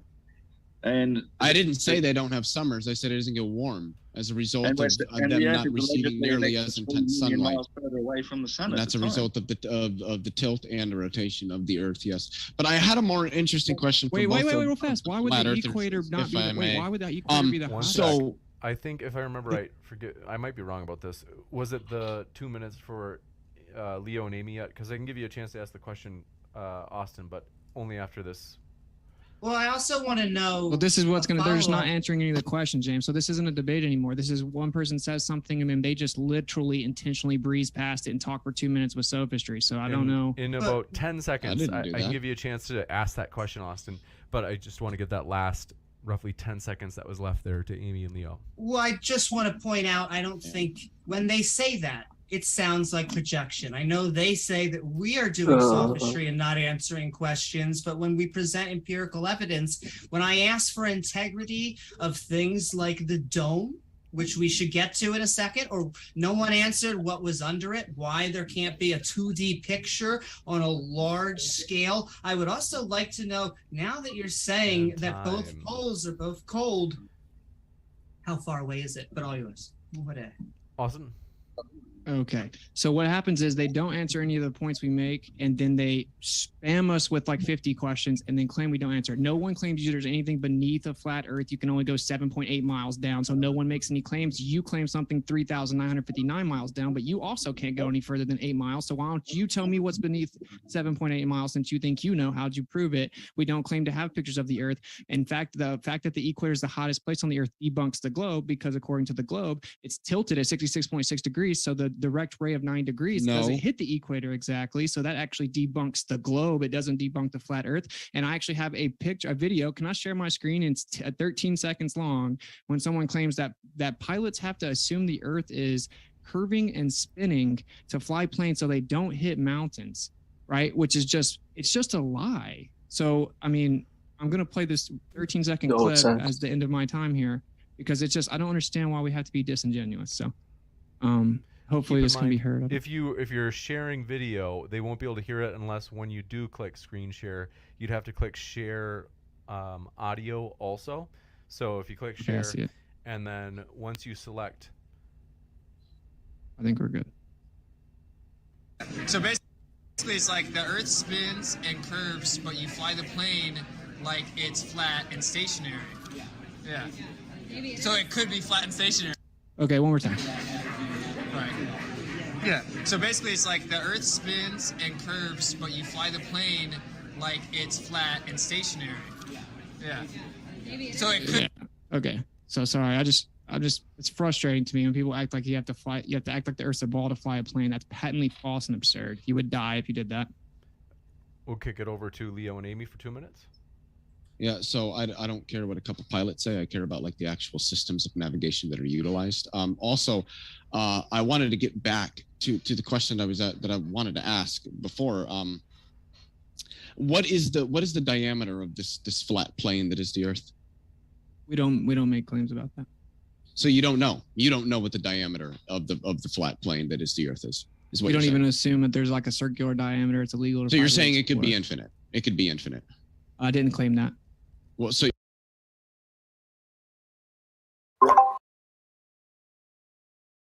I paused it. Joe, you want to talk? Yeah, Joe, what's hello? up? What's up, Joe? Yeah, hello?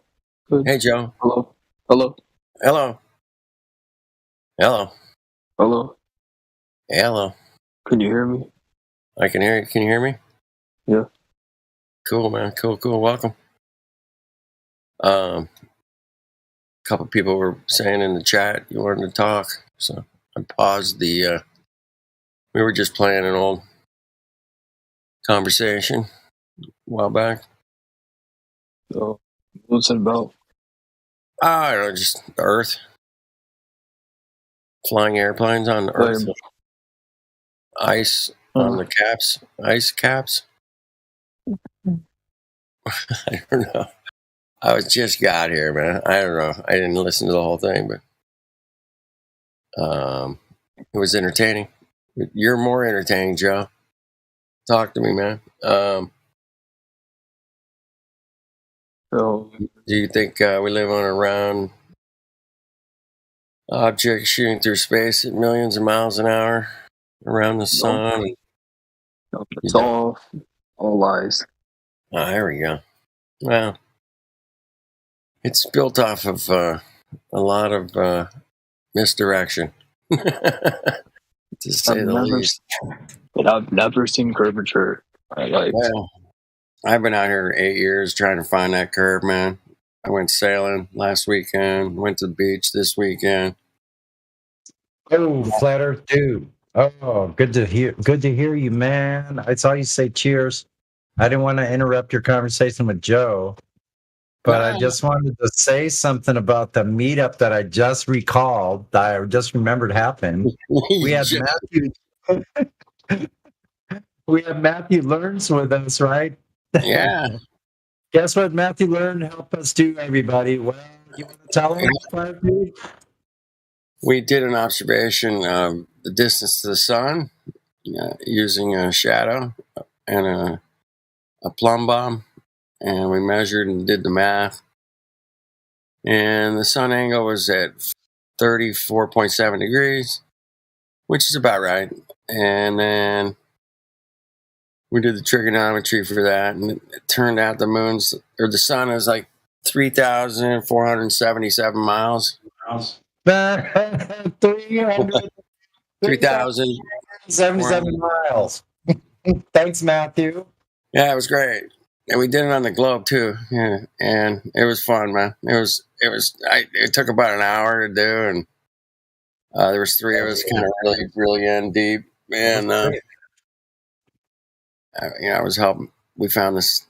It was great. Anyway, yeah, about 3,477. Mm-hmm. Yeah, we used the straight baseline, but we also did it on the curved baseline, which it worked out the same, man. It was the same distance. Yeah, that's interesting. Yeah, it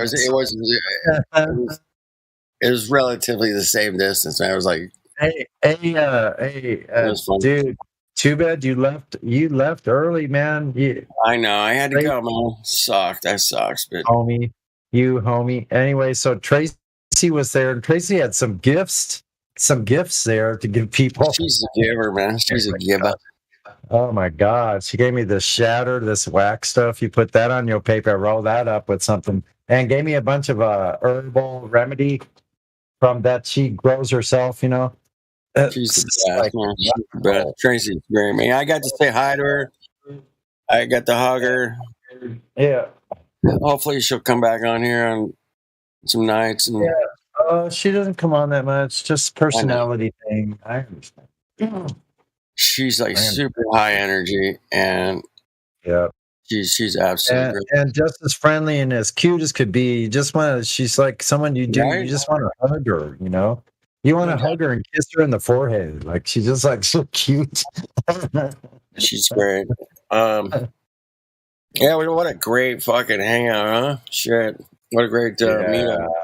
Yeah, just as great as the last time. You know, There's just a little the- different. The mood's a little different, but it's still awesome. What great energy.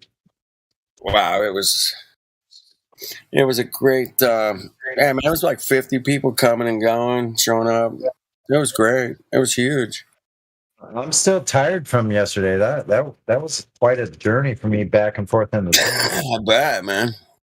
That was a long fucking day. That was a really long day. I'll be back. Yeah, it's like 14 blocks from the train station to my house uphill. So I didn't get home till about 1:15, 1:20, something like that. But it was cool, actually. I tried to fall asleep. I dozed off while on the train on the way back. But I was noticing that the way those trains sound, those things are flying. They're doing like 100 miles an hour down those tracks or something. They are literally just they're flying along. And that was hilarious when we were listening to that recording, that debate just now. The guy goes, yeah, navigation. There's other things that use navigation, like trains. Like how trains use navigation? They're on a track.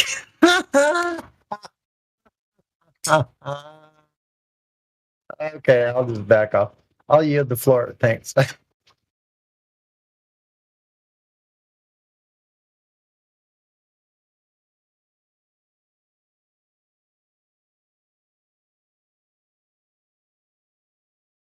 Wow, I didn't mean to shut the whole place down. Dang. I know it's all that talk about trains.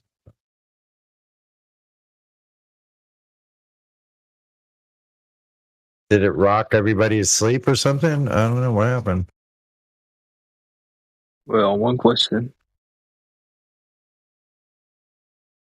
Okay. Dude, did you drop off? Did you drop off the edge, dude? What happened to you?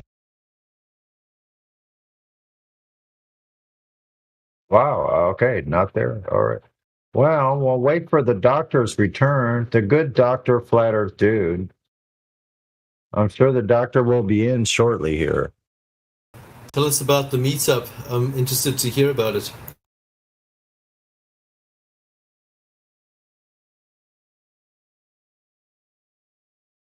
How was the meetup? What did you guys do there? We just like did beach activities. Like I went swimming. People were swimming, going back and forth, having food, sitting in different areas, like circles of groups of people talking and just relaxing. Some in the shade, some in the sun. Some people playing music. Some people playing drums. More music.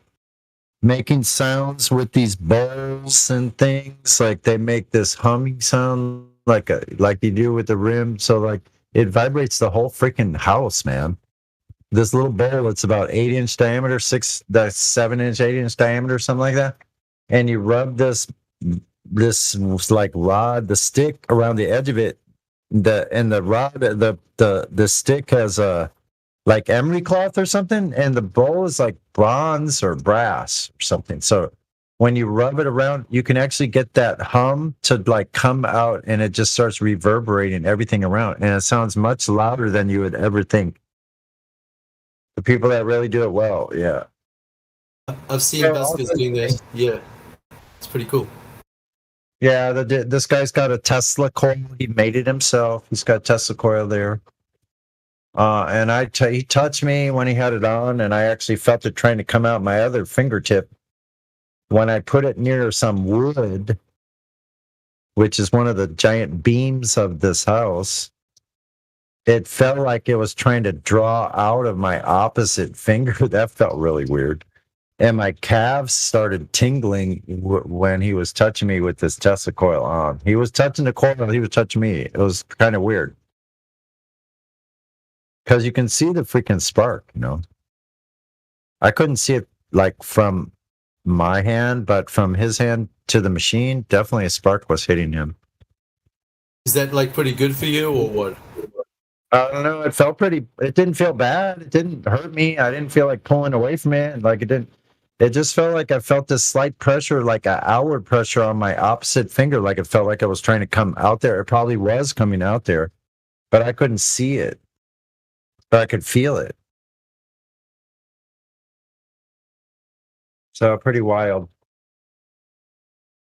Sounds like fun, man. Yeah, a lot of fun. And look, you have to set the place. So where this place is just an amazing landscape area with you're on this beach that's kind of like high up from the surf itself. So you have this observation point that goes out to a point.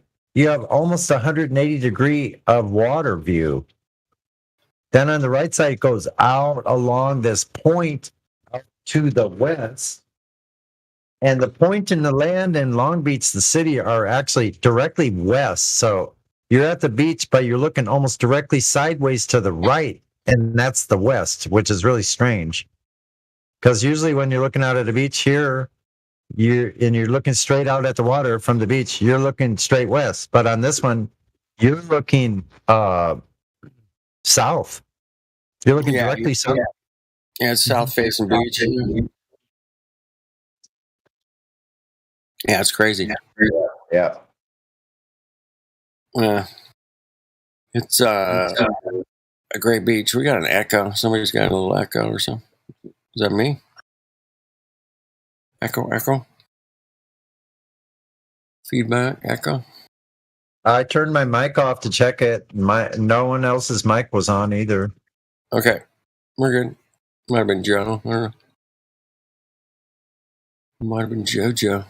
Jew. Ah, man. All right. Well, it's 10 o'clock, man. You guys know what time it is. It's fun time on a Sunday night. It's getting late. This sort of fun happens late at night because, no, it happens here all the time. Some other Discords are not fun. They're very, very serious, and they don't laugh. They don't like to laugh, and it's sad. It's so sad.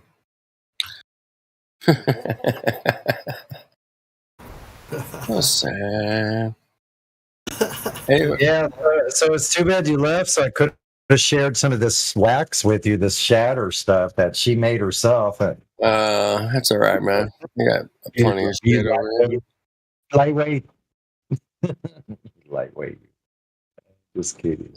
Lightweight, man. Exactly. You guys are fucking sitting at that table yesterday, man. It was we were catching a lot of the drift, if you know what I mean. The crowd was moving along if he catches the drift. Yeah, we were catching a lot of drift. Yeah, it was. I was kind of sitting over there doing a little live stream and hanging out with my buddy Ken. And yeah, doing some deep. You were doing some deep breathing over there on that leeward side of the. Yeah, I had like a trampoline there. I had a panel of people in my ear and talking about different shit.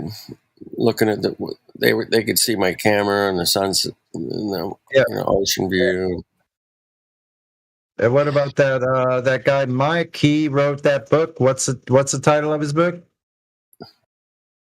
Remember? They were all over. I should have got one. Which one was that? His name was Mike something, and he wrote a book, Flat Earth book. It was all over the place over there. Yeah, I don't remember. Maybe you left. Oh, you took my water with you, you bastard. Oh shit! No, I didn't. Yeah, you did. No, I don't. There's no. It's still in your car. I bet it's still back there. Yeah, it might be. All right. Well, thank you. That's no big deal. This guy gave me another gallon. That guy tried to sell me a $5,000 water thing. So he goes like, if you can Yeah. You tried to sell me one too, man.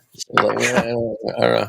I get machine, $5,000 machine. I'm sure, like, really, $5,000 to the no. Could I afford anything? Like, are you kidding me? Yeah, and afford everything else, including food, shelter, new shoes, maybe some socks, or doing your laundry. Just cut all that stuff out. That's not necessary. Just get this water machine. That's crazy, man. No one can convince me that the purest water, vaporized distilled water, is bad for you. How are you fucking kidding me? There's nothing in it. How can it?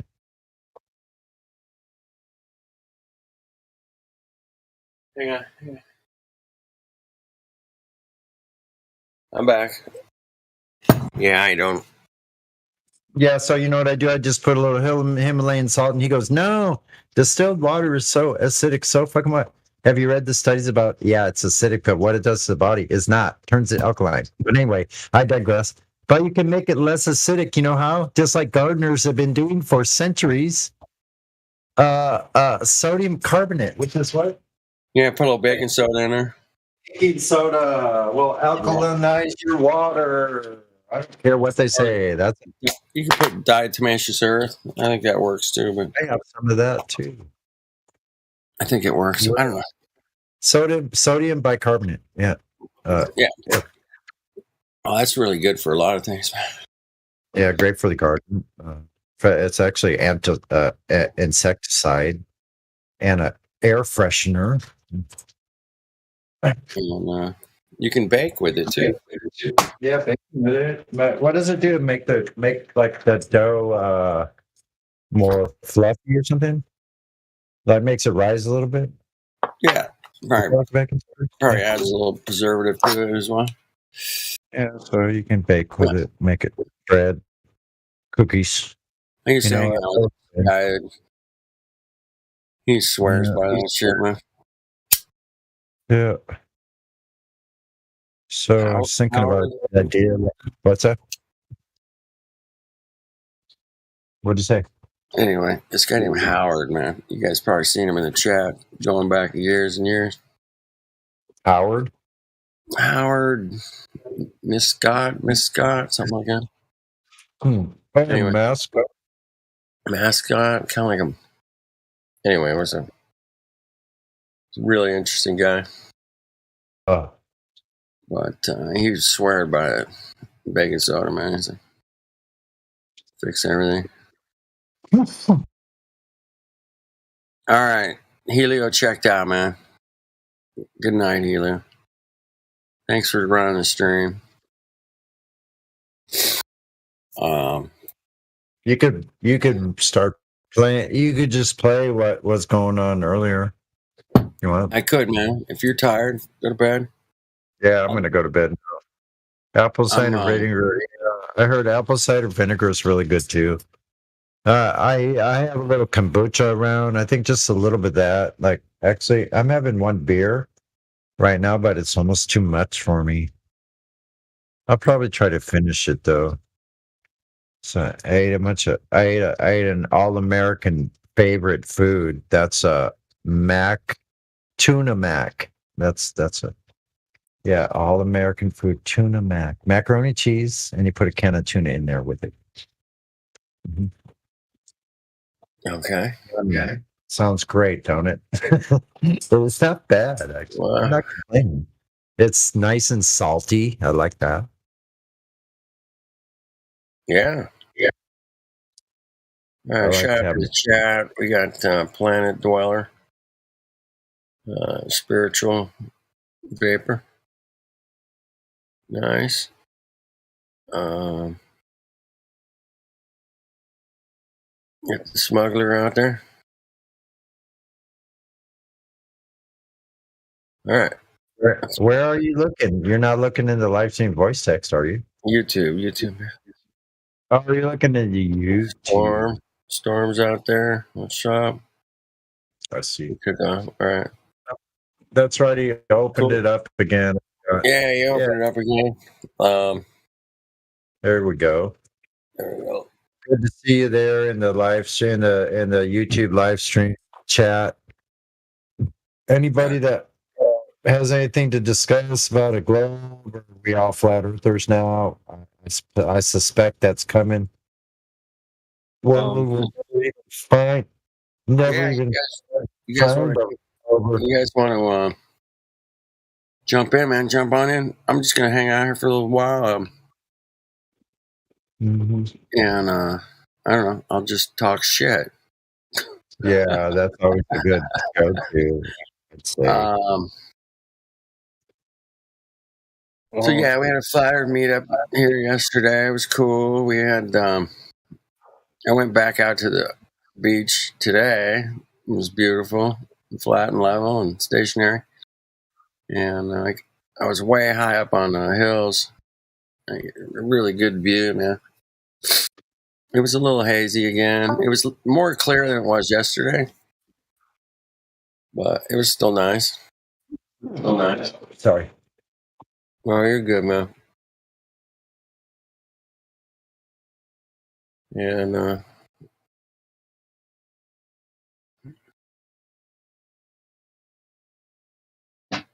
anyway, it's good to see everybody. Still getting after it, man. So we reached the time of year, man, where the sun is going away from us here in the northern hemisphere. If you're in the southern hemisphere, then it's getting closer to you, which is good, yeah.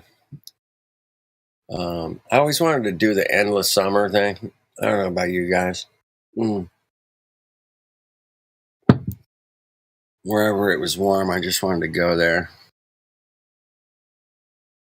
and hang on the beach and do the surf and Yeah, like somewhere, huh? You know where a really cool place I've heard, and I was there on a sailboat.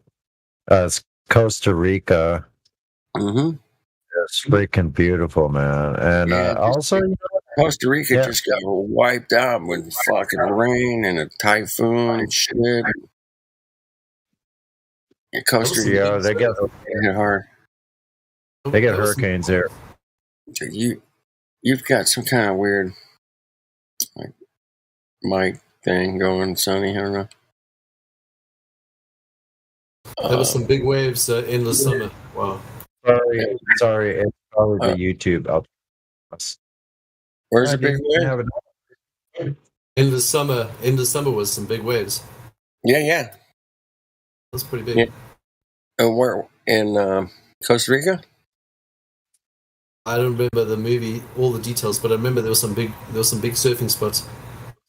It's pretty good. Yeah, Costa Rica does, and also, wait a minute. Are you from South Africa, Trinity, or Australia? I went to the big contest there. We sit on the boat. It's like there were really big waves, and you go out on a tugboat, right? And you watch it. Dungeons. Have you ever heard of Dungeons? I've heard of it. I've heard of Dungeons. Yeah, is that in Costa Rica? That's in Cape Town. Oh, Cape Town. Gotcha. I have heard of that. Yeah, I have heard of that. Is that from Dungeon Crabs? Is that from Dungeon Crabs that are there? Or no, I'm just not. They had a contest there, and you watch on a boat, and the boat actually goes out, and you actually watch it. It's quite like far out, and it's really good. We had some big swell, and it's really awesome. Good experience. We got a place out here called Mavericks. It only breaks like right. It only breaks in the wintertime and just for a few days here and there. And, I saw that in the movies.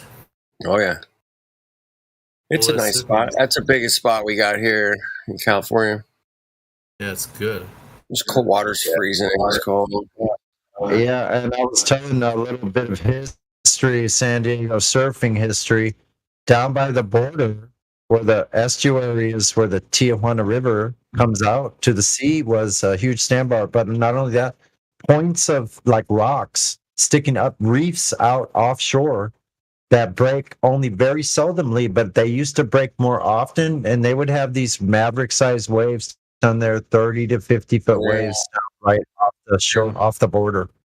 And now they don't break that way anymore. I never heard of it breaking, but I could probably find pictures. I'll look for some. Cork Bay Reef's much more consistent, and Jeffreys Bay, they're both reef breaks. But Cork Bay is pretty bad on low tide. If you wipe out, man, you can get hurt bad. I hit my head there.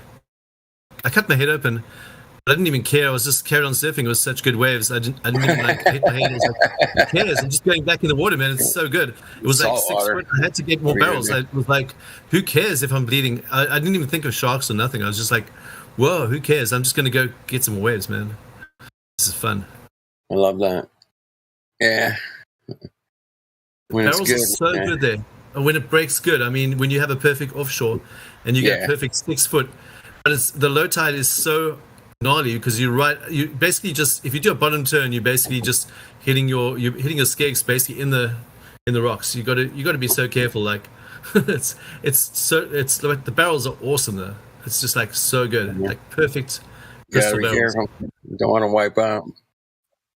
Yeah, you got to be so careful on the bottom turn. Like bottom turn, you don't even do bottom turns like at Cork Bay Reef on that with low tide. It's like no point. Just stay on the wave, stay on the wall. There you go. What the hell did I push? Yeah, I like the big wave surfers. I think they're amazing. I watched a few documentaries here and there. It's absolutely insane. Where they 50-foot, 80-foot waves and shit. But I loved watching all the guys come around, Sean Thompson and Martin Potter and Mark Akalupa and all those guys, and you see them in real life and you see them surfing right there at the beach. It's Right awesome. there in front of you, man. So fun, man. So fun. Yeah, those guys are awesome.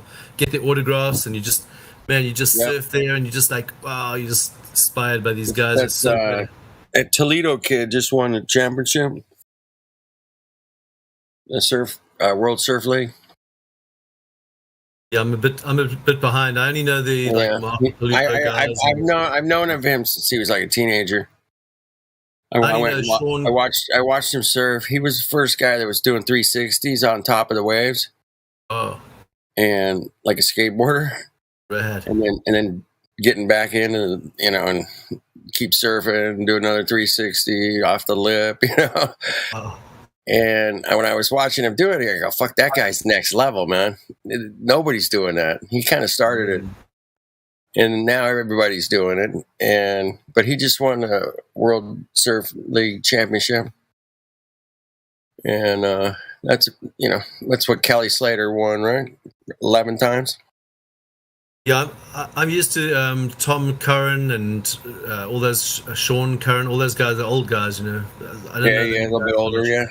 Like Kelly Slater's much older now too. But have you seen Kelly Slater's wave pool, the park? Oh no, I haven't. I haven't been following the fame and the glory thing. He invented a perfect wave, man. That's like that you can ride for like. Check it out. I'm going to check it out on YouTube. Like a couple of minutes. Wow. And it's absolutely you can go barrel on it. You can it's perfect. Anyway, wow, it's $1,000 a day to go to this place, man. Oh, that's magic. It's fucking I'd pay it. sick. If I had the money, I'd pay it. I'd pay it. Like No doubt, because first of all, you don't have to worry about sharks or rocks or anything. Awesome, man. And then you're just like surfing, and if you fall, you're not going to drown by the next wave that's going to hit you.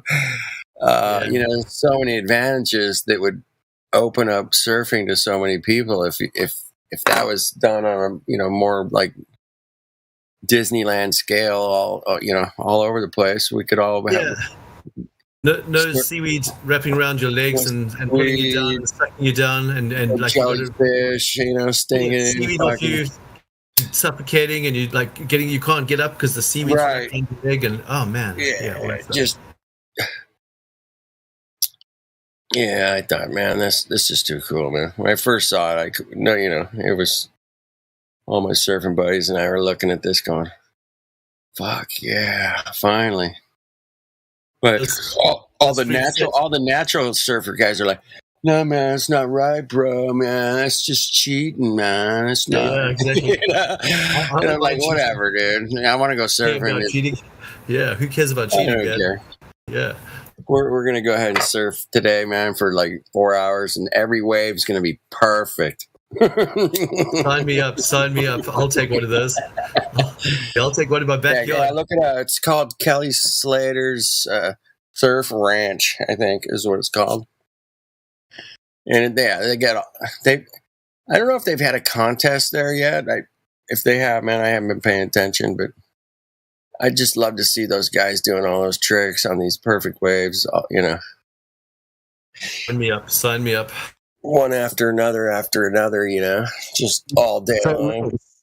So listen to this. The Tijuana Slough is a reef a mile offshore. Sonny, you are cracking microphone in and out. Maybe you could maybe leave and rejoin, see if that helps. Sometimes. I'll try to fix it. Sometimes you just get a shitty connection. It happens to everybody at some point. But yeah. But it's like every third word drops out. That's all. He's going to tell us about the Tijuana surfing out here. That'll be cool. That's the only bendy water I've ever found was waves, man. I call it curvy water. Oh man, just love waves, man. I love the ocean. I love the waves. Waves are so cool. Once you catch a few barrels and you just get so deep inside those barrels, and like time stops, it's like you just get a connection with those waves. Yeah. Like you feel one with them. It's like there's something spiritual about it. But I mean, I'm a Christian, but I love Jesus. But hey, his creation is just so awesome. When you get inside that wave, there's something happens in there. It's like, whoa, it's spiritual, dude. It's like something's happening here. It's like, whoa, this is like something that most people don't even know about. It's like, whoa, if they just knew about it, it'd be so cool. It's so cool to be in that wave, to be one with that wave, just to feel yourself moving through that wave, and you make it out, and you go through this barrel, and just the feeling of it's like something you can't describe. It's like something that beyond words that not many people know about, but it's really cool. It's like really, really cool. Yeah, it's being in the ocean. Just even if there's shitty waves and no barrels, it's just amazing. And even if it's all blown out, and it's like fuck. Onshore. It's total shit. Like fuck. Yeah, we had so many contests with the onshore freight. You have a contest, and it's like they don't change the date. They just go, okay, we're going out anyway, and just go for it. It's like, yeah, you have fun, man. You have a lot of fun. It's great exercise. I've noticed a lot of surfers, man, that they look younger. There's something about the salt water. It kind of keeps you younger, preserves you or something. I'm telling you, you can be sick. Like if you wake up in the morning sick and you go surfing, and after an hour of surfing, you're fine. You're not even sick anymore. You don't even. I was like, what? I was sick. I was sick. You're fine. No, I'm good. I'm good to go. Here we go. Just being in that water, it's like it just makes you like feel healthy, man. Fine. It really does, and if you live where you can get in it every day, and that's awesome, man. But and you're grounding because when you walk down to the beach barefoot, or through that sand barefoot, you're grounding good, and you're getting in contact with the earth. It's beautiful, man. Just that feeling, and you got the wind in your face, all that, it's fresh air coming, It's just the earth giving back to us, man. Just once again, just here you go. I got this cool thing. It's called the ocean. Enjoy. Try not to get eaten by a shark, but dude, Yeah. you know, your chances of getting eaten by anything out there is so minute. People don't realize it's like 2 people a year get bit or by sharks, man. I mean, it's so minimal, man. It's ridiculous. Well, where I used to surf, I mean, the chances were pretty high. I mean, I used to surf there by myself, and then people started getting charred. But that was when I didn't have time for surfing because I was busy with other stuff at that time. But I was so busy at that time, and the people did get charred. But it's because of the cages. They do the cages there, and I mean, I had friends who took the boats out for the cages. You know. Oh wow. And when you do the caging, the problem is the sharks. They don't naturally go for humans, but once they get familiar with humans from the caging, they lose their fear of man. It's like a lion as well. If you put a lion next to humans too often, they get familiar, and then they'll hunt humans. But before they're actually quite scared of humans the first time they meet them. But once they get used to them, no ways, they're gonna hunt them. Yep. Yeah, that's true, man. Conditioning sets in there for sure. So that cage diving thing is a bad idea. It's a very bad idea. Yeah. Mic check. Is that better? Let me check. Is that better? Yep. With automatic. Perfect. Okay, good. I put it on the automatic. I didn't think it was good, but the automatic game. What is it? Automatic. That cough sounded very clear. So your mic's looking all righty then. Well, that's good to know because I tried to turn off echo cancellation, thinking sometimes that interferes, but it made it worse. So I had to turn off, I had to go to a standard, what is audio settings? Yeah, not instead of the crisp one, I went to standard. Yeah. And then I don't know, man. You probably maybe sometimes your internet's slow or you just got a bad connection, man. It happens. Yeah, well, see, my ping rate is only 81 milliseconds. That's really fast. Yeah, you're good there, but yeah, but all these platforms have an issue from time to time. I don't care what it is. Yeah, Zoom or Did you guys watch Pipeline? I think it was a couple of months ago. The Pipeline Masters. No, I didn't watch. No, I didn't watch it live. But I watched those before. Did Kelly Slater participate? Probably. He lives I was right just there. watching on and off while I was working, but man, the waves were awesome. I didn't even see who was who, but man, the waves were just amazing. It was like, wow, they were surfing so good, man. It was like, wow, it was really good. Well, when it's good there, man, ain't nothing like that. I wouldn't surf that big. It's just a bit too big for me. But I mean, to be honest with you, I wouldn't surf there. But no, they wouldn't let you surf there. By the way, no, I wouldn't want to because it's a bit big. Yeah, they just don't let anybody surf there. You kind of got to earn your ticket to surf there. I think I wouldn't want to. It's a bit gnarly for me. I haven't surfed for too many years anyway. I wouldn't be able to surf. Yeah, I mean, I yeah, it was a little too big for me too, man. I ain't gonna you do been it, there? man. You've been to Pipeline? I've never been to Pipeline. I've been to Hawaii 4 times, but I never went to Pipeline. Yeah. I'll definitely go watch though, man. Oh man, 100%, man. I'll bring my P900 and go watch those guys. Hell yeah. So good. Yeah, it's a fascinating. Hawaii's amazing, man. It's just ridiculous. Yeah, I'd love to go visit there. Oh man. You got Waimea Bay. You got that's on Kauai, and everywhere in Hawaii's got some surf spot. It depending on time of year, whatever. But even just like Pearl Harbors can get pumping, man. I mean, which is, it's a fucking harbor. And I love the fact that there's like secret spots. You can get to know all the secret spots as well. Mm-hmm. The secret spots are the best. The ones that no one knows about. Yeah, the ones that aren't popular, you know. That's it. It's still a good break. Might be a point break. You know, there'll be a bunch of regulars out there sometimes. But Yeah, anyway, it's I more live of a hustle, though. you know, in Southern California, which we got all kinds of surfing up and down, Trestles, San Diego. I bet you a lot of hustling there, though. It's a lot of hustling to get away, right? Yeah, no, it's actually life-threatening, dangerous. Oh yeah.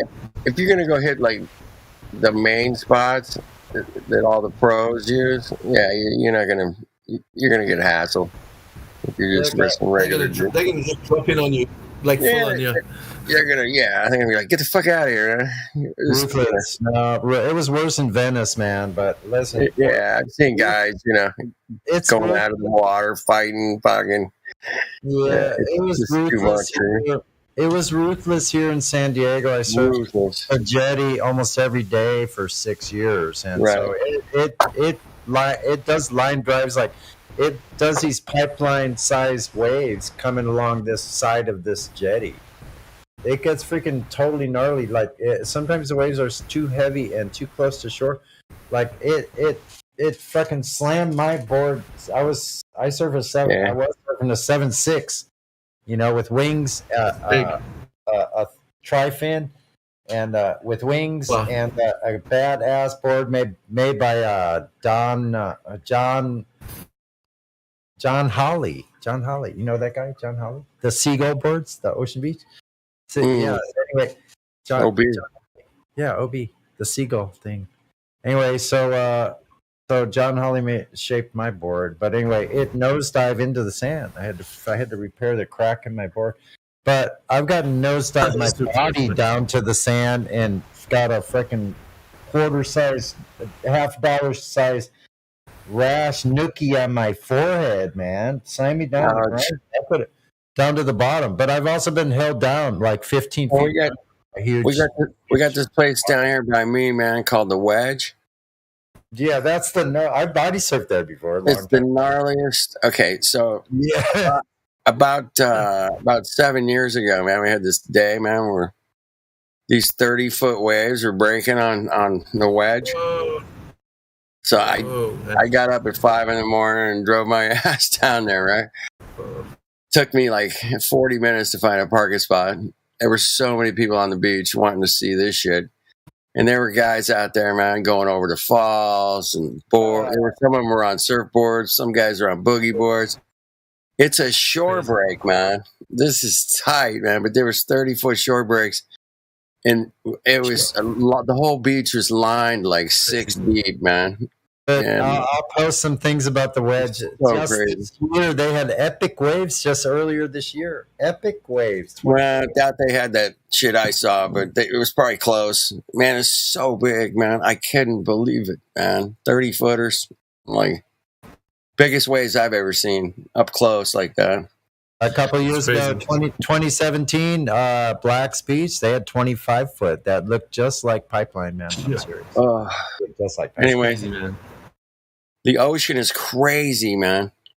And the ocean is level, and it's not stationary. It moves around the ocean. That's the only thing moving, not the earth. It might be due to a rocking motion. Just saying.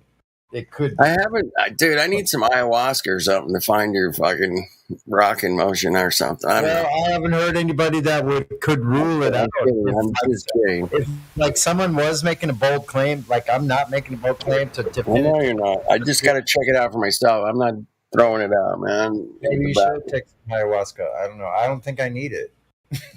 I think that's the point.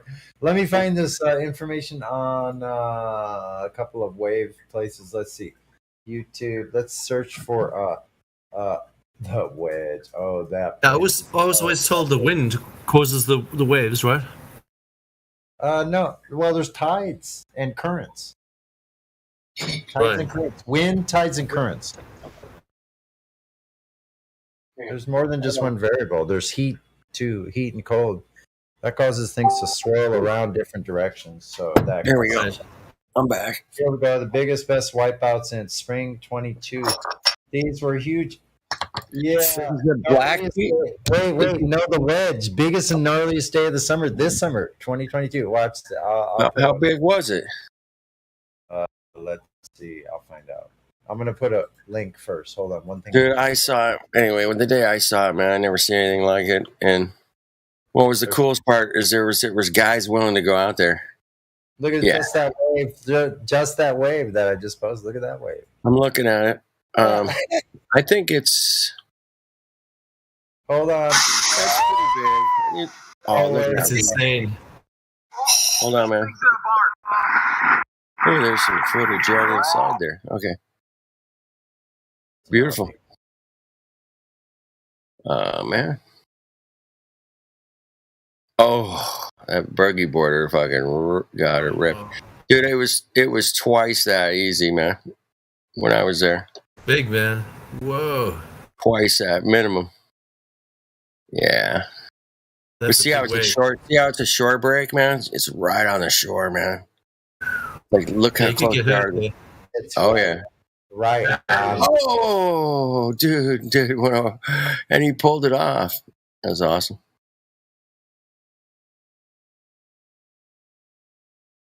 Oh, wipeout. You got smashed in the tube, man. That's some really good surf there. Yeah. I used to surf 6-1 with a high rocker. So you can take off late, really late on those. I used to surf where the tide came back, and you actually had it bounce. Right. When you have that much surface area, yeah, you can do a lot. You can go backwards, surf it backwards. Yeah. Have you ever surfed a bouncy wave that reflects on the shore and then bounces, come back, the currents bounce back, and then basically it goes backwards and forwards, and you just got to get your timing just right. That's otherwise, so cool, though. Yeah. Well, thanks for that post there, Sonny. I'm sitting here watching and talking to you guys. And so good. The wedge, man. Love it. Yeah, that's a fun place to body surf. I've surfed with it like that size before. Hey, Sonny, man, did you ever see Killer Dana when it was bumping before they put the marina in? No, but I saw Huntington at the pier like 20 feet, and there were people wiping out. Those people, we had to save people at Huntington. I saw it. I saw where the waves were hitting the pier. Yeah, hitting the top of the pier. Yeah, that was awesome. That was a long time ago. In fact, it wrecked the part of the pier, man. They had to rebuild it.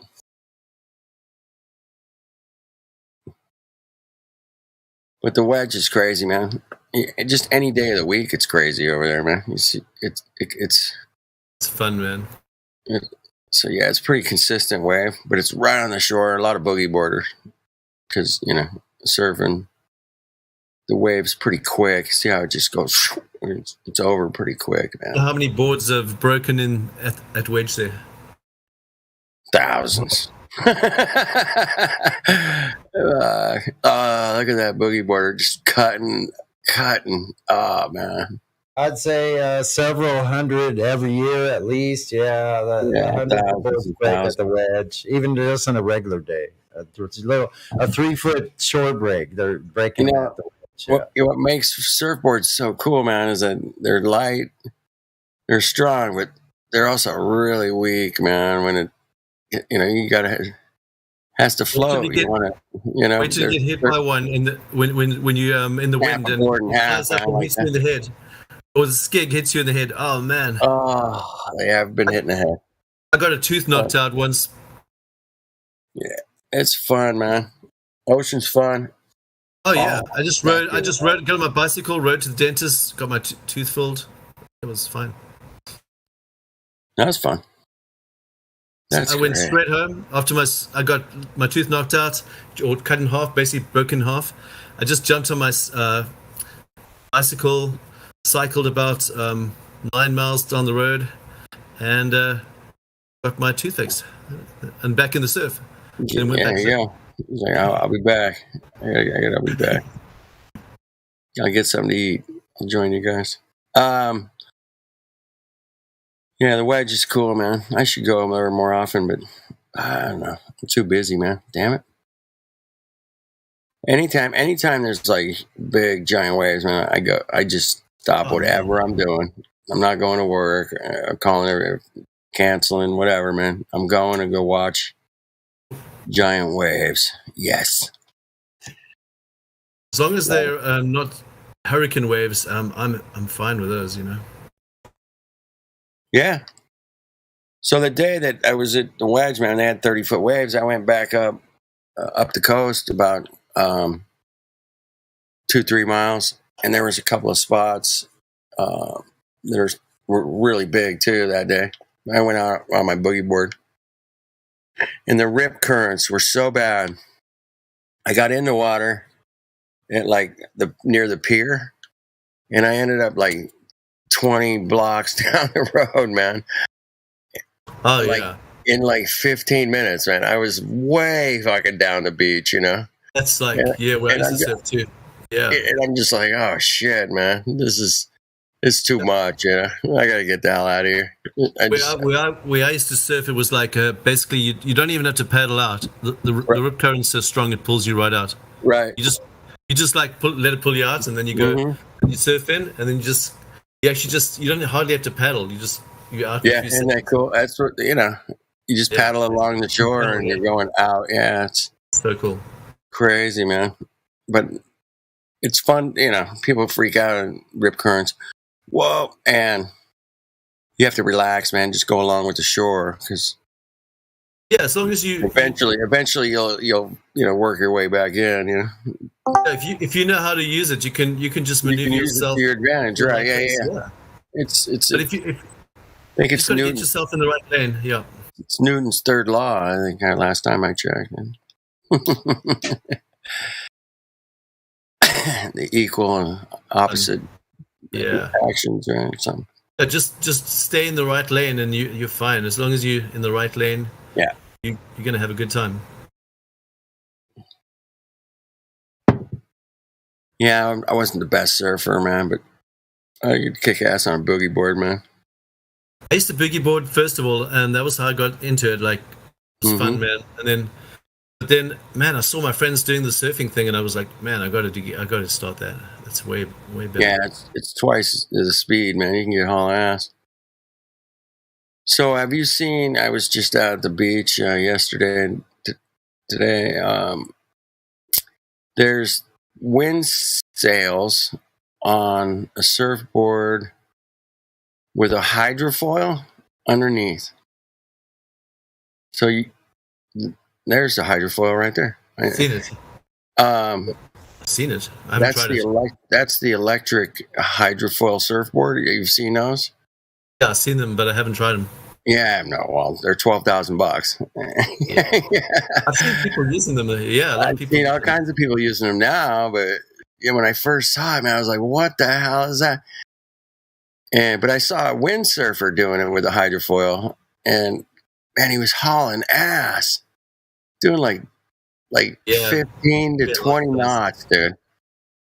Yep. And tacking. They got like a parachute thing, yeah. And going, well, that's called the kite surfing. Kite surfing is pretty cool too. Kite surfing looks amazing, dude. Yeah. Wait, hold on, you got to see this last one I just posted. The Austin Filming and Productions, the biggest day in history of the Wedge, August 27, 2014. Look at this site. I was there, dude. I was there, 2014. That was the day I was there. I have video. I got video to back my story up, man. I swear to God. I gotta have to dig it out, man. It's on an old backup hard drive, but yeah, I was there, 2014. That was it. It was just pre-flat Earth for me, man. Just pre. Yeah, you might even see my ass in some of this video. You see me standing there, man. I guarantee it. Okay, look, go to that video. And that was it. Look at this day. Look at this day, man. I'm watching it. Go to 235 and look at the 235. Takeoffs up 235 and look. Yeah. I was there, dude. I was there that day. I watched this shit. Look at it, watching. They're paddling in, and doing over the falls and drop ins. Look at that. Crazy cool, man. Look at that takeoff at the guy's taking off at 2:37. Look at this takeoff. This guy at 2:37, 2 minutes 37 seconds. Look at this takeoff. At the I'm watching. I see. What the fuck? Two of them. Holy Fuck. shit. You And they see both that? made it. They both made it, though. That second guy made it almost all the way. They both wiped out. 2:49. Oh, Anyway, I was there that day, man. No doubt about it. Whoa. Oh, see, he's lucky he took that route. I was never ever gonna miss that, dude. I was like, We're at 3 minutes now. 3 minutes 3 seconds. Look at this takeoff. Oh, that's At good, 3 man. minutes 6. 3 Yeah. minutes 6. Look at this. Adam turn. Oh, you know. yeah. Hey, look at that. What a fun day, man. That What was a- huge. What a fun day. Was I near the Yeah. water? This is It was quite a- a bit of backhand. It was a Wednesday too, and if you guys Hmm. know anything about surfing, man, there was a movie that came out like in the Big Wednesday. '80s called Big Wednesday. Oh yeah, I saw that. And I always thought it was so apropos, man. I'm like, dude, it's Wednesday, like Big Wednesday. Here it is.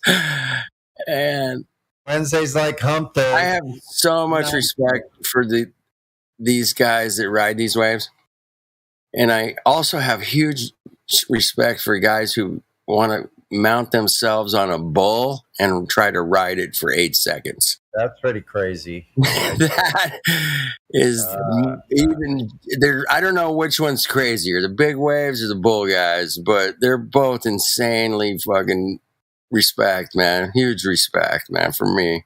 Now, you want to see some gigantic waves off Mexico. What's that place called? Los Cidros? What's that place in Spain, man? This place in Spain has 100-foot waves, man. I know, but I'm talking on the West Coast. So this is West Mexico offshore. There's some islands, hundreds of miles offshore. I heard about that, man. Yeah, you could probably find a video on that because it used to, when I was growing up, it used to be rumors. You know, we didn't have the fucking internet, for fuck's sake. Here's It some was more just pictures. rumors. 2014. This is a different day in 2014. This is August 27th. I don't think that's the same date. Wait a minute. Let me look at the one we were looking at. 2014. The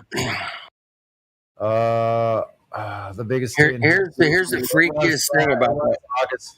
Another viewpoint. There's another videographer that has the same date. Yeah, it was August 27, 2014.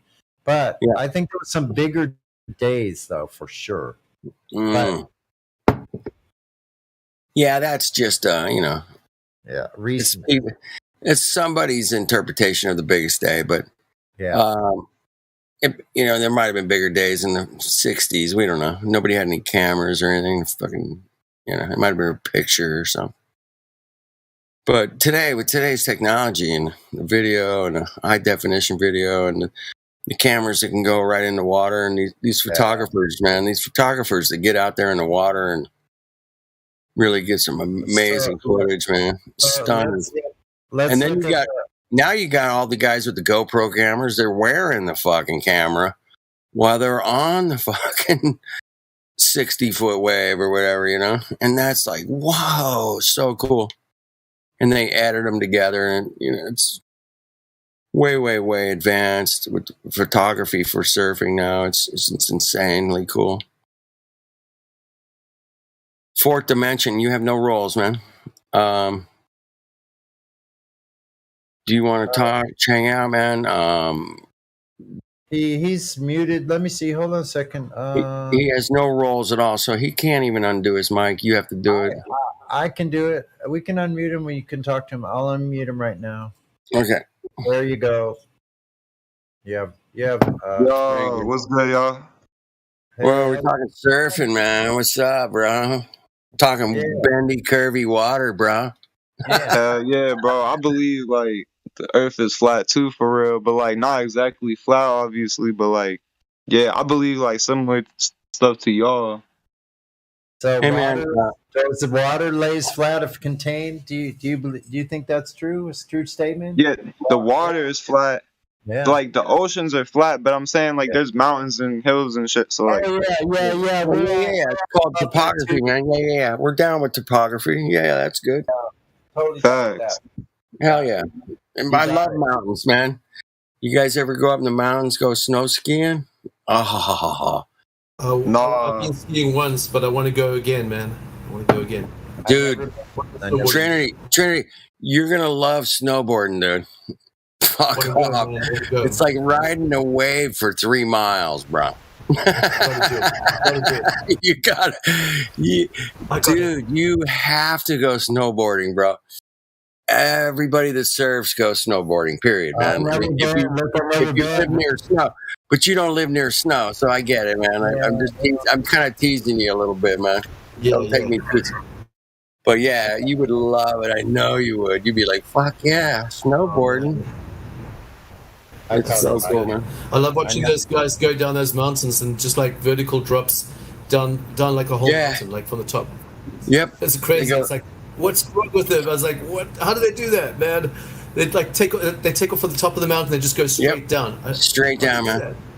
It's crazy. And they just and they're just cutting, dude. You see how they're just like cutting, like these huge cuts, right? Like 100-yard cuts. They're slicing through that shit. Yeah, man. What a cool invention, the snowboard, man. I gotta hand it to the snowboard people, man. You guys absolutely knocked it out of the fucking park with that. You know, same with this. You know, skateboarders too, man. Skateboarding shit was just insanely cool.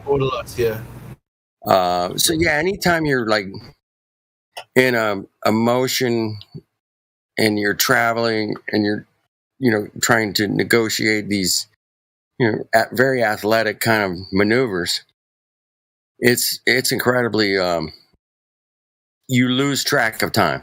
Time is gone. And the only thing that matters is what's right in front of you. And when you stop, you just go, oh yeah, right on, man. All right, we got another no roller here, man. We got Snoodles. Yeah,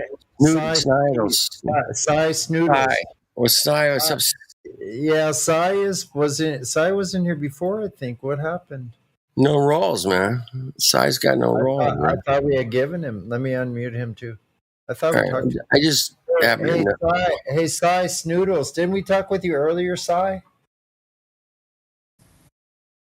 Hello? No. I think he said hello. Wait, he said hello. Wait a minute. What? We didn't hear you. Is that Pea Drinker? Don't accuse someone then unless you're sure. Okay, so Sai, are you there? I would never drink another person's urine. How dare you? See, that's him. I got it so fast. I nailed it. Fuck, I'm good. Damn. It wasn't him. It's not him, bro. It's him. He just changed his voice, man. No, it isn't. You're wrong. I'm the only one that can catch Pea Drinker with one word. Yes, Glad can get it in one word. Okay, well, I get it less than one word then. Ask him, have you been for a shower lately? Ask him, have you been for a shower lately? I get it in one syllable. I caught it in one syllable. One syllable. Just ask him, have you been for a shower lately? What? Just ask him, have you been for a shower lately? And then if he says no, then you know who it is. I'm so proud of myself. I'm very proud of myself. Wait a minute, Sai. You're not really doing that, are you? He got me. It was him, dude. It was him, man. It was him. He was really doing that on purpose? You're just going to no. I thought we talked to him. He sounded like he was a reasonable British. Correct, man. I so caught that. Let me finish my, hold on. Let me finish my sentence. He seemed like such a reasonable British gent that, that wouldn't do something like that. So I'm shocked. No wonder he was muted. Anyway, pretty funny shit. Fourth dimension. Hold on. Wait, stop for a second. You're fast moving too, for an old fogey like you are. But anyway, I was going to say, look at that massive Black's Beach Surf Day, December 21st, 2005. triple overhead. That's 18 feet. Yeah. Beautiful, man. Yeah. Now let's go. After you look at some of that, let's go to that island off of Mexico. 1 second. All right, they were doing tow-ins on Black's Beach. I see that. All right. Cool. Oh, beautiful, man. 2005, man. That's almost 20 years ago, man. It's almost 20 years ago. I don't think they were towing in. No, I saw one tow in, man, I think. Okay. Yeah. I guess oh, my goodness. Yeah, that's it, man. Organic. When you see people wanting to ride something that big, you are seeing something very rare. And it was it was offshore wind too, man, where it's just holds the wave up. So nice. Nice and glossy. Beautiful. Glassy. Yeah, exactly. How glassy that was. And so glassy waves. Those are as big as some smaller pipeline waves. They're about the same size. Like some of those. For instance, hold on a second. At 437, or a little bit further. Yeah, look at this takeoff. Is this the Mexican? Is this the Mexican? Oh, this is Black Beach. Okay. Black Beach. That's that body. Shit. That border. Go ahead. What the hell was that? That was me playing the fucking video. Fuck. Oh, I see. For fun's sake. That's big. Oh, wow. I like when reviewing these like this by the minute. Wait a minute. That's pretty good. But let me see. I'm trying to find the most epic size wave. Oh, hold on. Wait a minute. Oh, that was pretty huge, buddy. Wiped out. That's when you think you're going to die anytime. You just think, oh wow, I could die today. Oh yeah, you do, man. I've been on faces that big before at Sunset Cliffs. Wow. I've been in 20-foot waves at Sunset Cliffs. They're just like this on a point break. There are reefs out there. Yeah, they're fun, just like that. It's called. I don't have a death wish. North Garbage. Yeah, me either, man. I like riding waves, but I don't want to die out there. I like living. I like being in the living world for now. For now, it's been a pretty good experience, right? Yeah. Oh man, we'll stick with living for a little bit, Okay. Yeah. Let's do that. It's nice to reminisce with this, though. I like that breakdown. No, man, I'm so glad I brought up surfing, and Trinity loves surfing. You love surfing. It just worked out, man. It just that's how my life rolls, man. Because I'm good to people. People are good to me. Things work out, And I'm not here to get rich or have a bunch of possessions. I'm here to enjoy Earth and experience what we can of it. I think it's like a perfect synergy. You're just synergizing with everything around you. Exactly. It's a mindset. It's a vibe. It's whatever you want to call it, man. If you're good shit will happen to you. If you're a dicky shit will happen to you. So, pick your poison, eat it, whatever, man.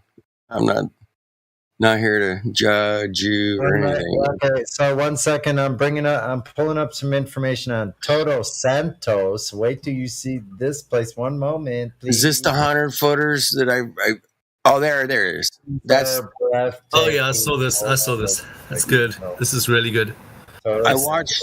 There was a documentary made about this place called the 100-Foot Wave, and it was on HBO, I think.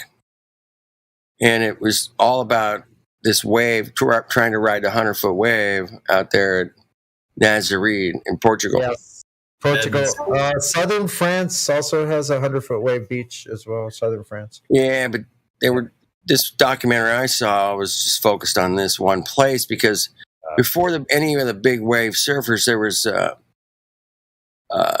few people that went out there, and there was like this one guy who was like emailing all these guys going, dude, come here, bro. You guys are big wave surfers. Guess what, bro? We got big waves. Come on out here, man. And it was this one guy that kind of like got a few of the word got around, and they all started all coming out to there trying to ride this the record-breaking big wave, right, man? That's Yeah. if you're a big wave surfer, man, that's what it's all about. You want to be the guy that rode the biggest wave, man. These guys must be like able to say, okay, today I might die, and I'm okay with that. Basically, they basically just wake up in the morning and think, I can die today, but I'm I don't mind. I'm gonna do it anyway. There's probably 100 big wave surfers in this level in the world. Okay, probably 100. Maybe. I don't even think it's that many. Maybe like 50. Anyway, only a few of them have died. We know of a few that have died doing this, but out of all the people that do it, I think it's a smaller percentage. I think they take really good precautions. They got tons of jet skis and shit and ripping through those, the whitewash and trying to dig these guys out of fucking. When they go down, man, there's like four jet skis, pouncing into the whitewash to try to dig them out. And it's much safer with the jet skis guys coming to rescue you. You know what I'm saying? So yeah, only a few of them have really died. I can only think of like 2. I watched the movie on the one guy who died. It was so sad. It was like, oh man, that's so was sad. a brutal one, man. I was out here at Mavericks. Yeah. Yeah. Okay. Yeah. May I draw your attention to the live stream voice text where I posted about the Mexican pipeline. It's a maverick moment. If you go, holy shit! Let's watch this. You go to 19 minutes and look at the drop in on which one? 19 seconds. 19 seconds. 19 seconds. Look I'm at watching. that wave. Holy shit. I'm watching. Outrageous. Oh fuck! Over the falls. Watch this guy. No! Yeah, baby. He's done. This guy made it. Man. Okay, we're at 35 seconds. Yeah, this is Mavericks, baby. That's how it'll kill you, bro. You fall over like that, you're dead. Dude, this is Toto Santos. This is the Mexican pipeline. He survived it? He survived that fall? This is the Mexican pipeline at Toto Santos. It's not Mavericks. This is Mexico. It says Maverick Moments. Maverick Moments at the Mexican pipeline. It so looks like Mavericks to me, man. But anyway. It's so good. Whatever it is, man. It is good. Listen, it's Puerto Escondido, Mexico. That's Puerto Escondido. But there's Toto Santos, I think, is actually a different place than Puerto Escondido. But look at the size of that Puerto Escondido. Beautiful, man. Look at that shit, man. Gigantic. 123. Whoa. Oh, my goodness. Are you kidding me? Oh, dude. Oh, my. Where is he? I love that shit, man. I just love that shit. Okay, it was just a Maverick moment at the place. So let's hold on. I'm still looking for Toto Santos. That was fascinating. Outrageous. I could be a sports announcer for surfing. It's so fun. Let's see. Yeah, I want a Toto Santos. Why do they keep shifting? So I always, I talk to Globers in here occasionally, and I'll be like, hey, man, there's this cool thing we live on. It's called Earth, bro. We can check it out. Don't have to believe me. You can go see it for yourself, man. And they don't get the simplicity of that. It's too simple. Oh, no. No, we got to look at the stars and we got to measure the moon. And like, no. Dude, we're right here, bro. The sun's right there. You can feel it. Don't believe me. You can go outside and put your hand up, man. It gets warm. That's right. Yeah. Guess what, dude? Close. It's close by. It's like a fire. Like if you go to a campfire, man, you put your hand close to the fire, man. All right, guess what, dude? The 2014 you mentioned. Look at this 2014. Wait a minute, where is this? 2014 at Toto Santos, the same year. Hold on, wait a minute. They had gigantic waves at Toto Santos. Look at these. They're huge. Look at these waves. What? All right, let's check it out. Oh, it says video unavailable. I clicked on it. Okay, so you have to do it on YouTube. So hold on, let me. Yeah, bastard. Watch it on YouTube, it says. All right. I'll watch it on YouTube. Here we go. I'm watching. I'm watching. Hold on. I'll be there. No, I'm watching it. Go. I'm not watching yet, so I'm trying to get where you are. All right, I'll pause. Just paste it. They're driving down the road. They're on a boat. They're heading out. They're eating bananas. There's a skipper. You see Mexico at 7 seconds. Okay, they're driving. Okay, yeah, driving. They're on the boat. Okay, eating a banana. They're on the boat. They're heading out to island. What? How many seconds are you at? I'm at 40 seconds. Good, me too. 42. Oh, that's the first wave. Oh shit. Right. Oh my goodness. Oh, wipeout. Wow, look at that wave. No one on it. Look at that wave. Beautiful. Look at those, man. Yeah. Look at that. Good job. Man, we live in the. I can't. That's dude. There's exciting. Like that wipeout flatter, dude. What's that? You like that wipeout? Dude, that was wicked. You know that's gonna hurt. With a big. Okay. There's some bigger waves in this one. Three guys on taking the same wave, man.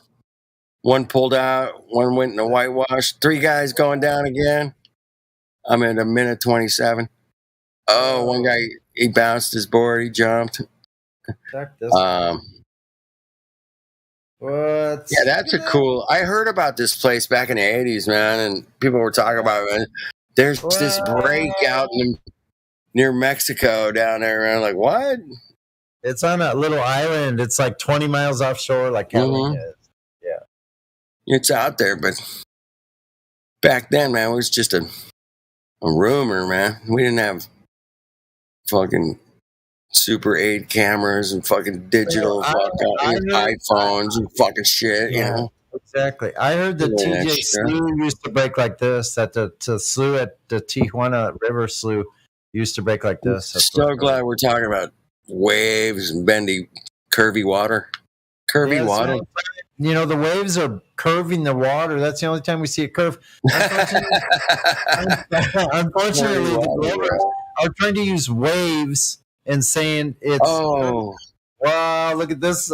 3 guys dropping in. 3 guys dropping in. This guy made it. Oh, they all made it. Damn, that was cool. Hey, out in front, yeah. Boy, that's a quick wave, man. Nobody's barreling, though. Nobody's. The barrel, you can't catch a barrel on that wave, man. They got those long, pointy boards. It's too quick. Yeah, they're doing longboards, right? They're like, yeah, those are longboards. They're long. They're really long, skinny and pointy, and have a lot of rocker. Yeah, sweet waves, man. They're sharp like a dagger. Let me ask you guys, man. Boards that hover as well. They ride boards that go above the waves as well. Yeah, that's well, that's the hydrofoil. I wanted to ask you about that, Trinity, man. I mean, can we ride big waves with a hydrofoil? I've seen them do it before. I watched a movie with the guys rolling in with those boards. Yeah. Fuck! Oh, now you got my attention. It was at Hawaii as well.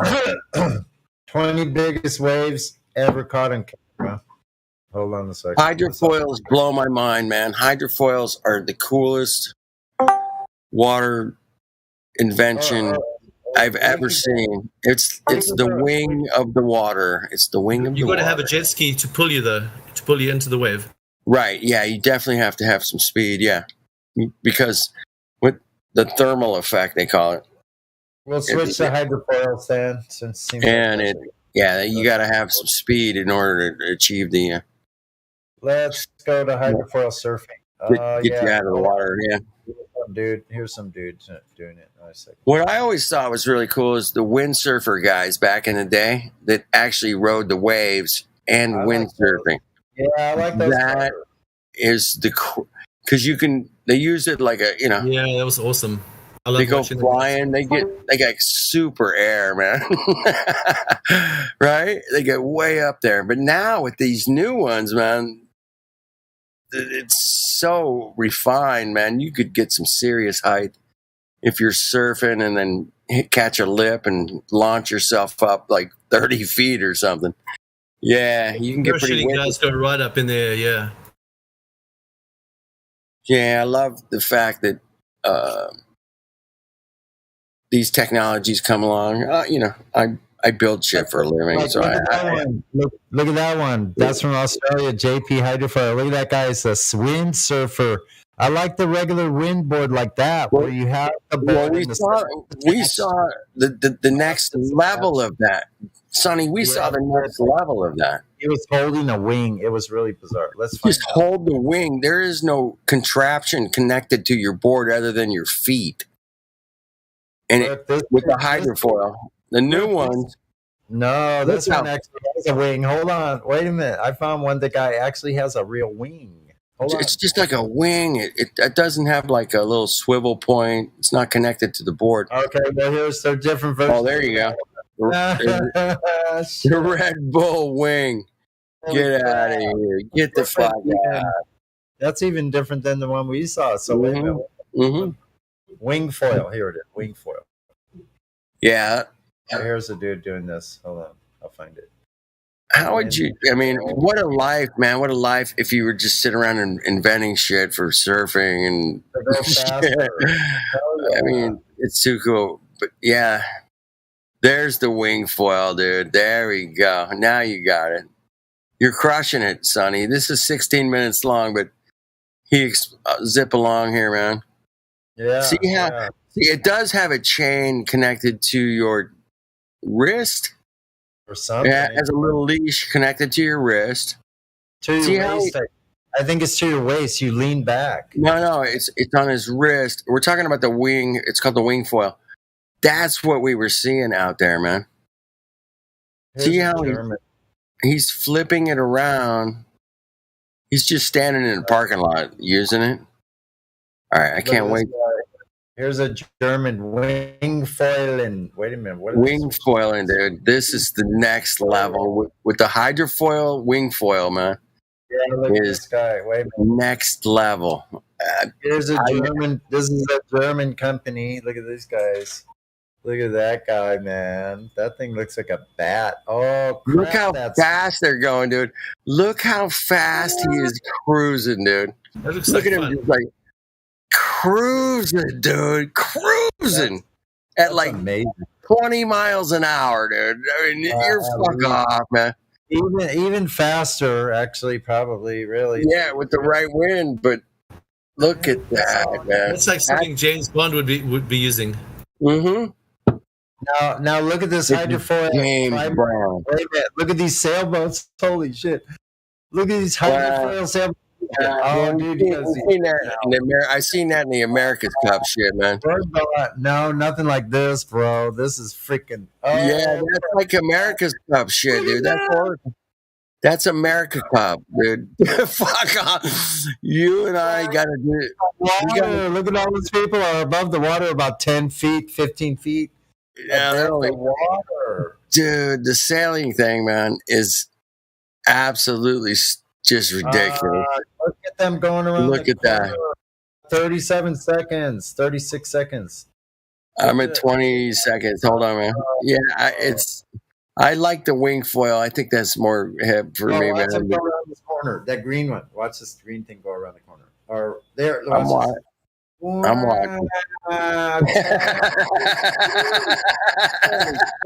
That's a wild one, dude, man. Oh, the That Japanese. is- Look at that. Look at that. Look at this. Wow. Fuck off. Fuck. I just say fuck off, man. They're doing The 50, technology is so good, man. It's so advanced. It's so incredible. 50, 60 knots. They're Yeah, going super 60 knots. Are you kidding me? Yeah. But that boat could be Yeah. happen like in the That's just like unbelievable. I've sailed at like 20 knots, and it's like, oh my God, we are hauling ass. But 60 is like, it's like going to the moon, man. Might as well say, hey, going to the moon. Like, yeah, I'll believe it when I see it, And they have some sailboats that just literally have a wing standing up. There's one in San Diego Harbor here. I've seen one that has just a wing standing up. Yeah. Yeah, man. There's some great designing and engineering and building going on out there. That's absolutely incredible, man. And just like NASA, they're building some stuff that looks really good, and it goes up in the air, and is it going to go to some fucking magical fucking Disneyland and where you float? No, I don't think so, man. Look at this trimaran. Hold on a second. Fuck off with your floaty fucking 0G gravity fucking space shit. Check out this trimaran for a little while. Look at that thing cruising along. Whoa. Yeah, they've taken it to the absolute max. He's in a pilot seat. He's in a cockpit with a freaking cockpit, just like on a aircraft. You pull it over. Yeah, they're in the cockpit. Yeah, dude.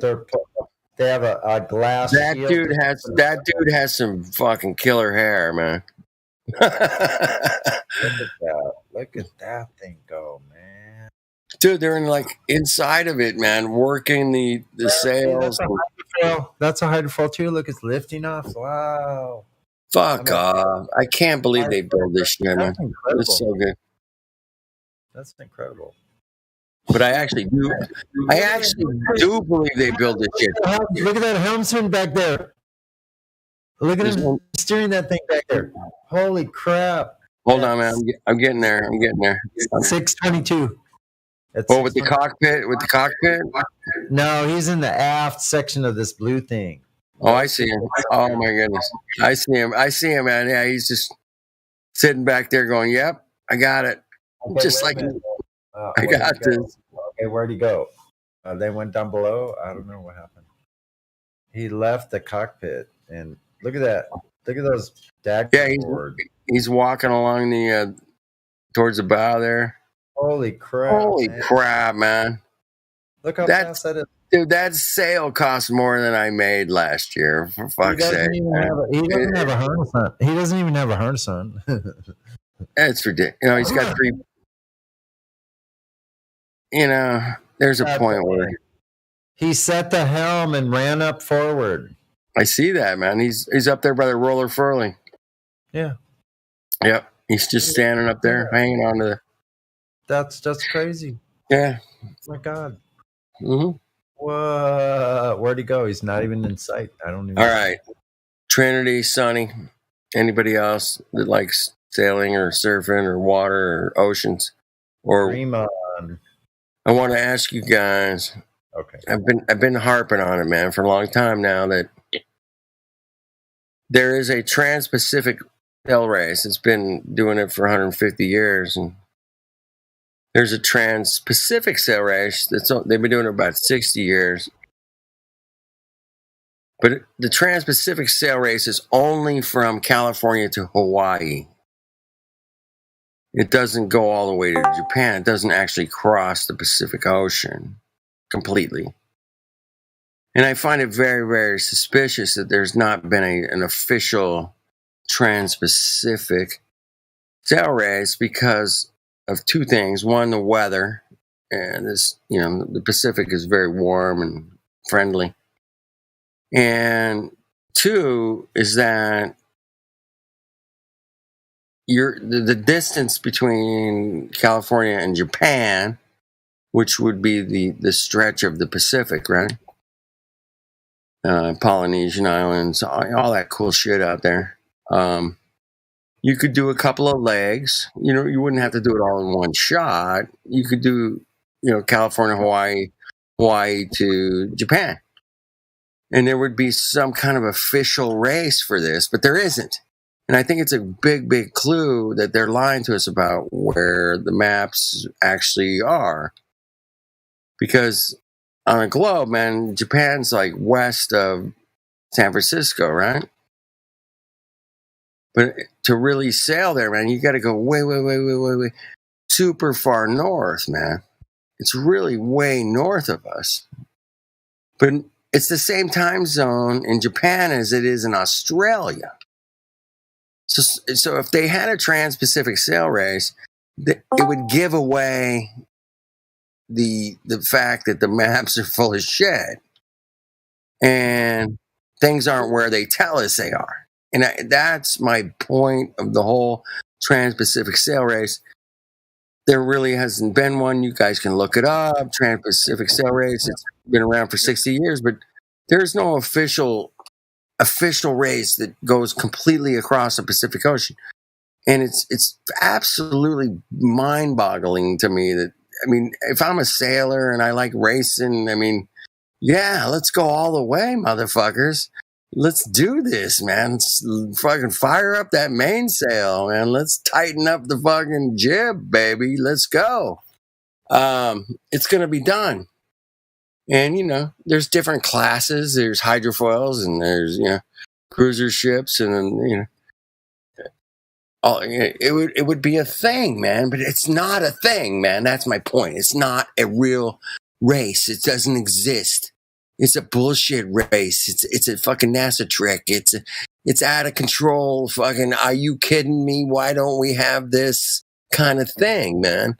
And I just want you guys to, you know, think about that, harp on it, talk about it, figure it out, research it, whatever. But I did a lot of research into that Trans-Pacific Sail Race. There's some like solo sail people that have the record from California to Japan, but there's no teams, there's no hydrofoils, there's no super fucking race, you know, like America's Cup or fucking something, around the world race, nothing. There's nothing. It's just fucking minimal here and there kind of stories. And it just pisses me off because if I was a true sailor, man, I wanted to race, the Trans-Pacific Sail Race has to be, you know, legitimately across the Pacific. It can't be just halfway, man. Halfway is a trick fuck. It's diversion. It's a bullshit race, man. I think I'm calling bullshit on the whole thing, man. It's ridiculous. So, and that came to me through a flat earther years ago, man. He was talking about it. Like, dude, where's this Trans-Pacific Sail Race, man? Transatlantic, man. They got all kinds of them, man. They do them every year. They've been doing them for fucking 150 years or whatever.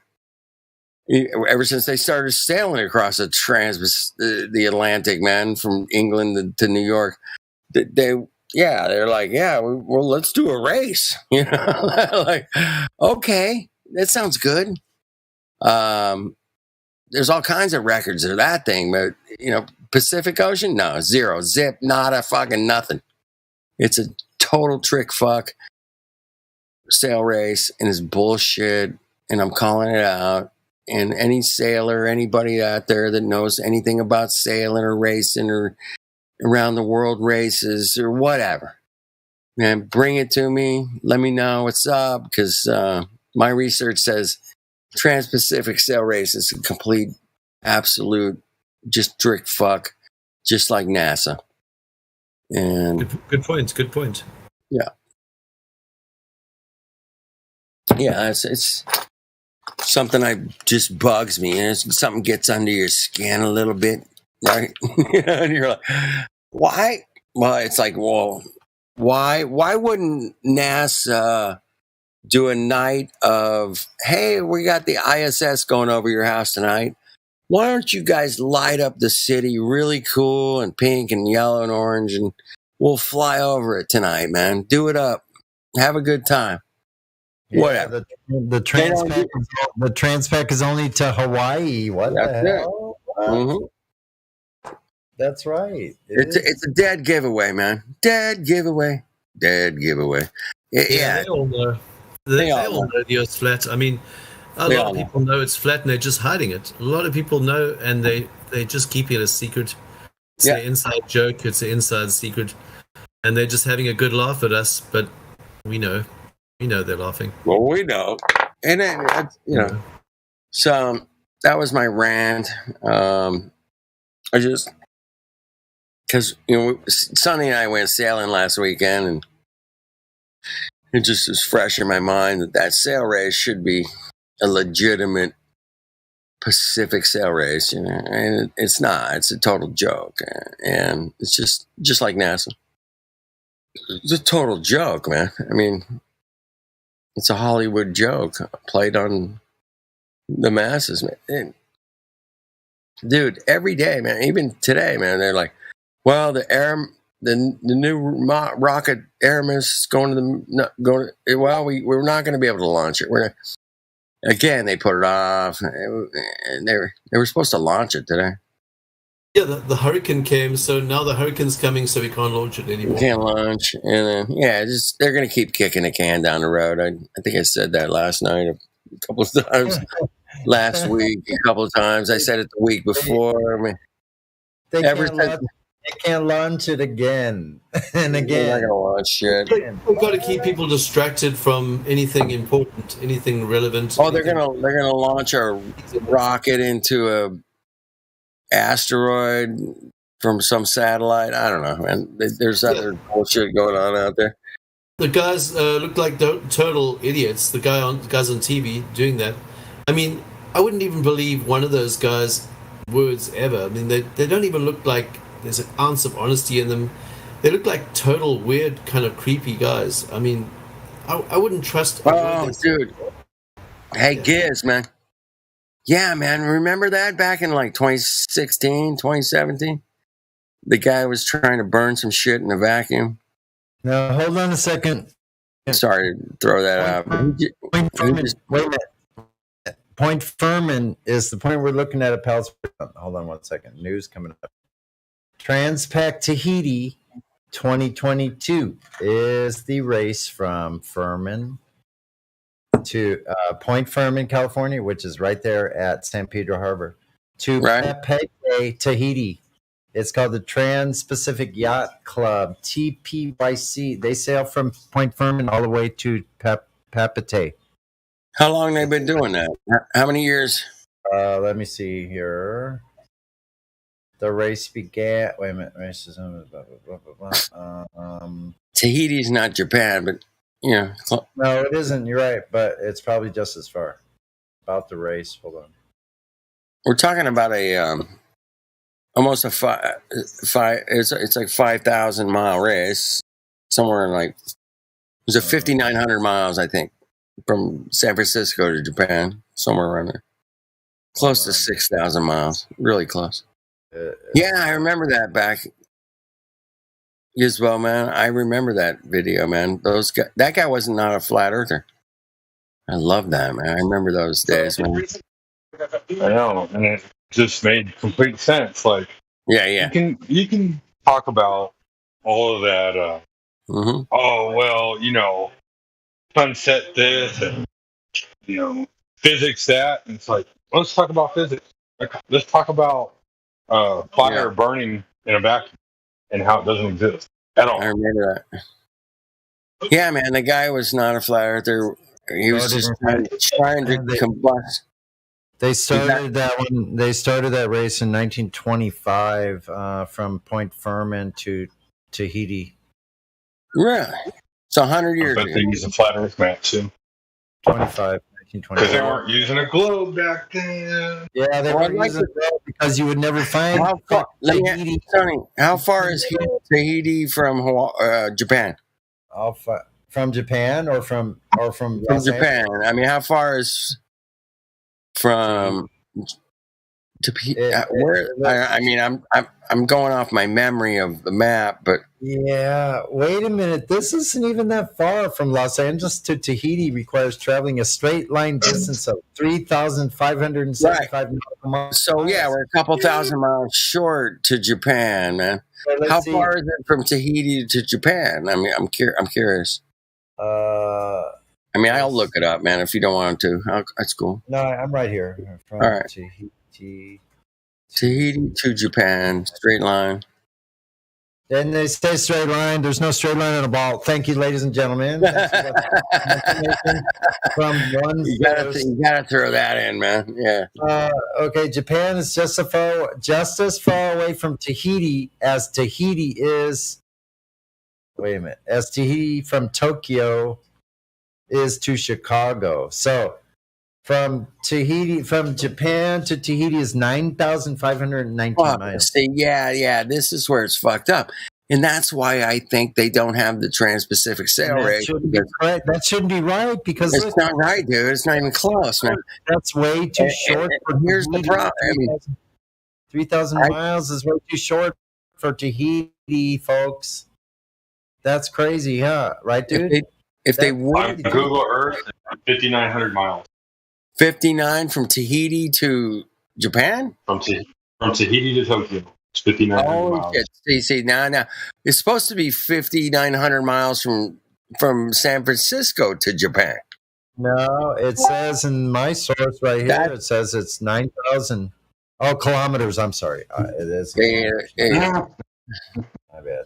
I was wrong. So, yeah, it's screwed up, man. And that's why they don't have the sail race, because if they did, all the sailors would be like, hey, man, why the fuck did it take us a couple extra weeks to get here, man? What the hell's going on? I mean, I know my boat, I know my instruments, I know wind speed. Yeah, these guys would have fucking called it out. That's why they don't have a Trans-Pacific sail race, man. It's something wrong with all of this. Yeah, those numbers. There's something totally wrong with all of that. Wait a second. Yep. This is really There's something totally wrong. We got them by the balls, literally. Hey, I'll be right back. I'm going to record something so I can put the video in the chat. Hey, check this out real quick. The globe model of Google Earth. Yeah.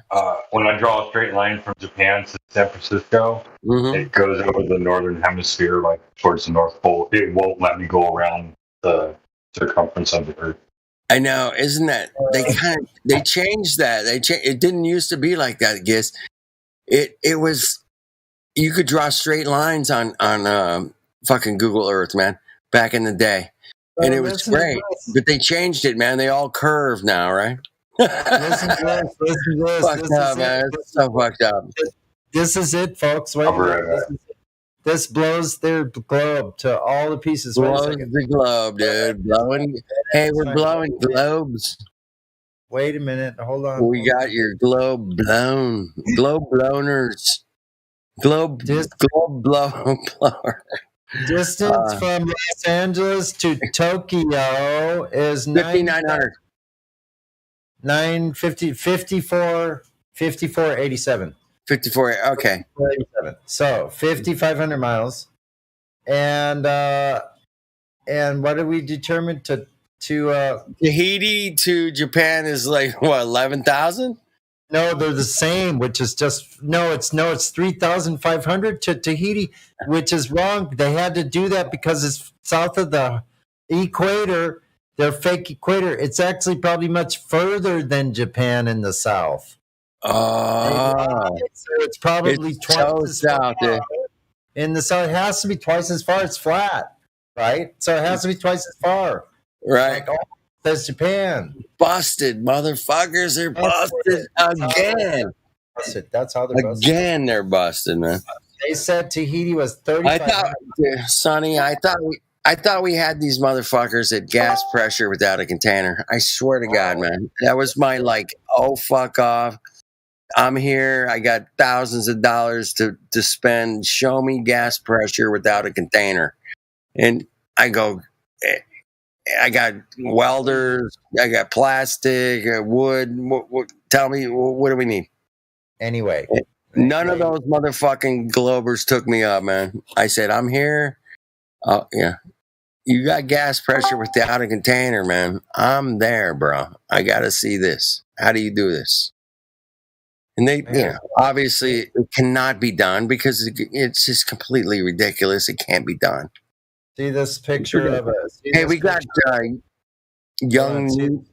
We got young neat. See this picture of a harbor right here. Right here, this picture of a harbor. Yeah. Globe, because you could triangulate all the way up this harbor. Whatever. I didn't even look at what harbor it is. Doesn't matter. Doesn't matter. You could triangulate your way up this harbor using those points of land, like the corners of those. Right, the little corner where the shipyard is, or the lighthouse, or whatever. Yeah. And find your way only if it's a flat horizontal you're using. You find your position exactly right at that line where the channel is supposed to go, where you're supposed to go in the channel. You could find your way right to that spot. Like, Triangulation, man. Damn. It's so easy. Yeah. So easy.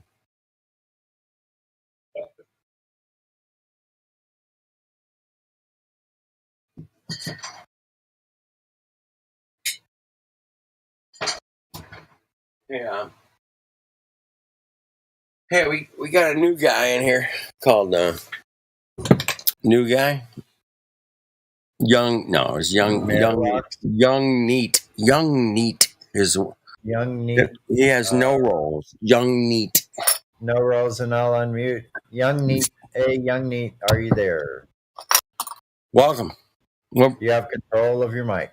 What brings you to the 24/7? What brings you here to the 24/7? I'm just listening. Listening. Yeah, Listening's good, man. You got 2 ears, 1 mouth. All right. that's true. That should tell you something straight away, man. You do twice as much listening as you do talking. You only got 1 mouth, you know. And that guy and the creator worked that out, man, as a tool that we can all use. You know, and there are people that like to talk more than they listen. You know, and that happens. You know, I don't have to tell you. That's just the way life is, man. But doing a lot of listening is always good. In my opinion. Yeah, I thought I would just stop in and just listen for a bit. Mm-hmm. We were talking about surfing earlier. We were talking about sailing. Oh, I like to surf. We were talking about the big wave surfers. Go ahead, Giz. I wanted to say this real quick, young neat. If you have any questions, then we're here to answer any of them. Like, you don't have to get into any kind of debate with us or anything like that. We're here to teach you. Yeah, I appreciate it. Thank you. Yeah, man. If you want to know about big wave surfing, we might have some experts in here, man. We might not. Yeah, I love surfing. It's one of my favorite things to do. Right? So you know about the big wave surfers. Right? I've never done big waves, but I've done. But you know about the people that do. Yeah. Larry Hamiltons and the guys that kind of. You're not unfamiliar with Nazare. But you know what Nazare is, right? No. That's in Portugal. Portugal. That's where they've had 100-foot waves there. Jesus Christ. Oh, and guys that go out there and they try to ride them, man. That's pretty good. Keep pulling to the wave, they go and ride. Yeah, it's if you could scroll, if you go to the live stream voice text, you can scroll up past I think it was let's see here. Yeah, we were talking about it a little earlier. Not too far. I'm trying to get you a timestamp here, man. Hang on. See, what's the timestamp? 105. 105, 1105. 103, 105. You're on you must be in the Central Coast. 101. Central Time. Yeah, it's 11. Yeah. All right, anyway. So, yeah, there's guys out there that ride big, giant waves, man. And that's some dangerous stuff, man. The biggest wave I've ever ridden is like 4 feet. Yeah, that's perfect. 4-footers are nice. Hey, you rode, dude. It's fun. The feeling of riding a wave is amazing. Yeah, I've been out like 10-foot years and years ago, but yeah, it's wicked. But we're looking at some pictures from who's dropping this? Sonny? Is it Sonny? Sonny's dropping some pictures of what's it called? Chicago skyline. Yeah, these are just some sailors just logging their adventures when they went on their power boat from these places. They're telling you all the conditions, and they're just some sailors that they were cruising along on their power boat from Buffalo to taking it easy, cruising. Yeah, so that's what that is. I found that kind of cool. I'm just going through images and finding good stories, like finding things that are interesting about sailing or yeah. Yeah. So Sonny was a what do you call it? A navigator on the boat? I was like the first mate on a First boat. mate. Yeah. So you're involved in all the aspects of the sailing. Man, you're handling the helm, you're cooking food, you're doing. Everybody does everything on a sailboat. Yeah, exactly. Nobody gets off without doing something. And on a 40 foot, 50 foot, 20 foot, whatever it is, man. Everybody's got to pay attention all the time to what's going on and how we're getting there, and you're calculating, times. It keeps you busy, man. That's the thing, man. You're out there on the water for days, right, Sonny? You want to know exactly where the fuck you are, and in order to do that, man, you got a lot of free time. Somebody's sailing, at this heading, 260, whatever it is. And you're just like, okay, you keep it on this heading, man, for a minute. We're going to go down here and grab something to eat and look at the maps, right? You're always looking at the maps, right, Sonny? Mm-hmm. Yeah, the charts. And this is way before GPS. We didn't have no digital, nothing. Fuck off, right? We are looking.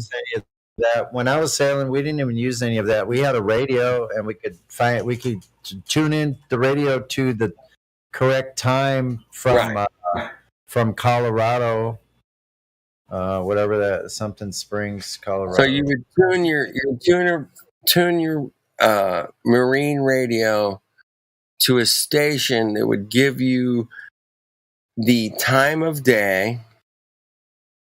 And it would do this constantly. It's not like it's just constantly on telling you the time of day, right? Something like that. Exactly. Yeah, it is. It's just it's literally like a tape that's playing over and over and over. Yeah. But it constantly changes.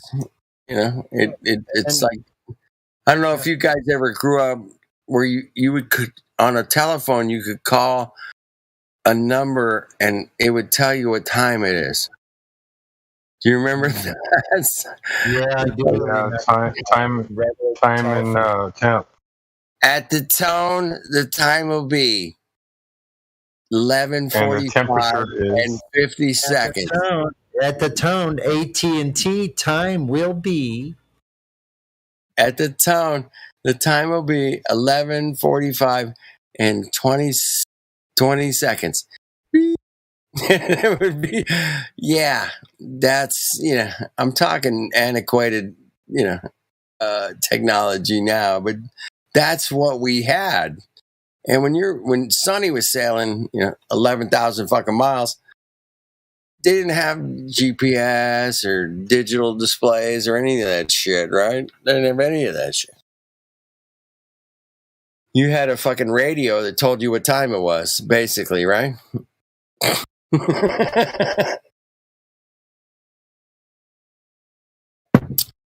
Anyway, funny stuff, man.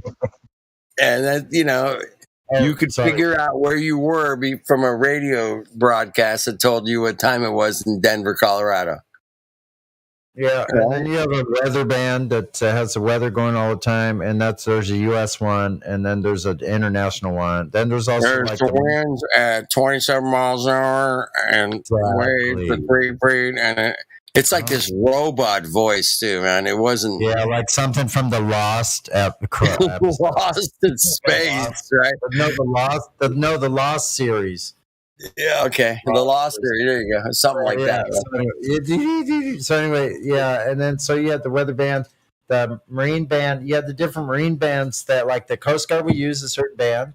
Like we heard they were using 16, but they'll switch to different ones. They'll say, like, at different places, like, they'll hail your ship if you're sailing, and you're like, usually they'll spot you if you're mostly around the shipping line, The shipping. Yeah. If you're in the shipping lanes, man, lanes. They're called lanes. So the shipping lanes. So you kick want to you be out. near the shipping lanes because you know you're on course if you're near the shipping lanes because they're marked on your charts. They're drawn there. That's right.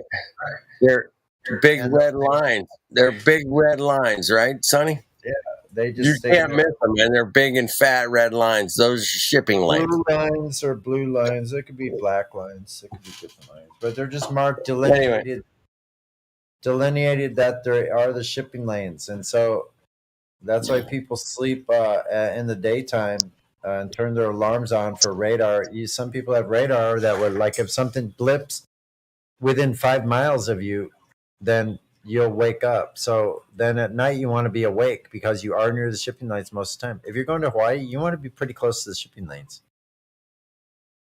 yeah, absolutely, man. You want to be with the right wind. You gotta have the right. You gotta, what do they call it? The breach. You gotta have the right breach. So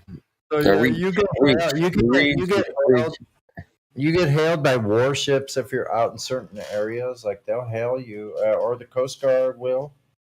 They'll hail you. They'll bring their cutters around. They'll fly. They'll do a flyover with one of the helicopters. So these people saying that no one's gonna know if you're sailing. Yeah, you know what? Off of like Chile, those international waters. Believe me, there's U.S. Coast Guard going way the hell down there, all the way as far as you can go.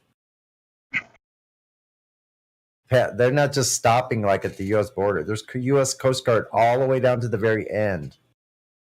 So they're all over in the Caribbean, all the way down in the Caribbean, all the way. There's my bendy water. No bendy water. Giz just dropped a bendy water. Gizbo, bendy water. Throw a Barbie on the bendy water. I would love to throw a Barbie on the Barbie. What do I know about bendy water? It's a bendy water. You gotta water.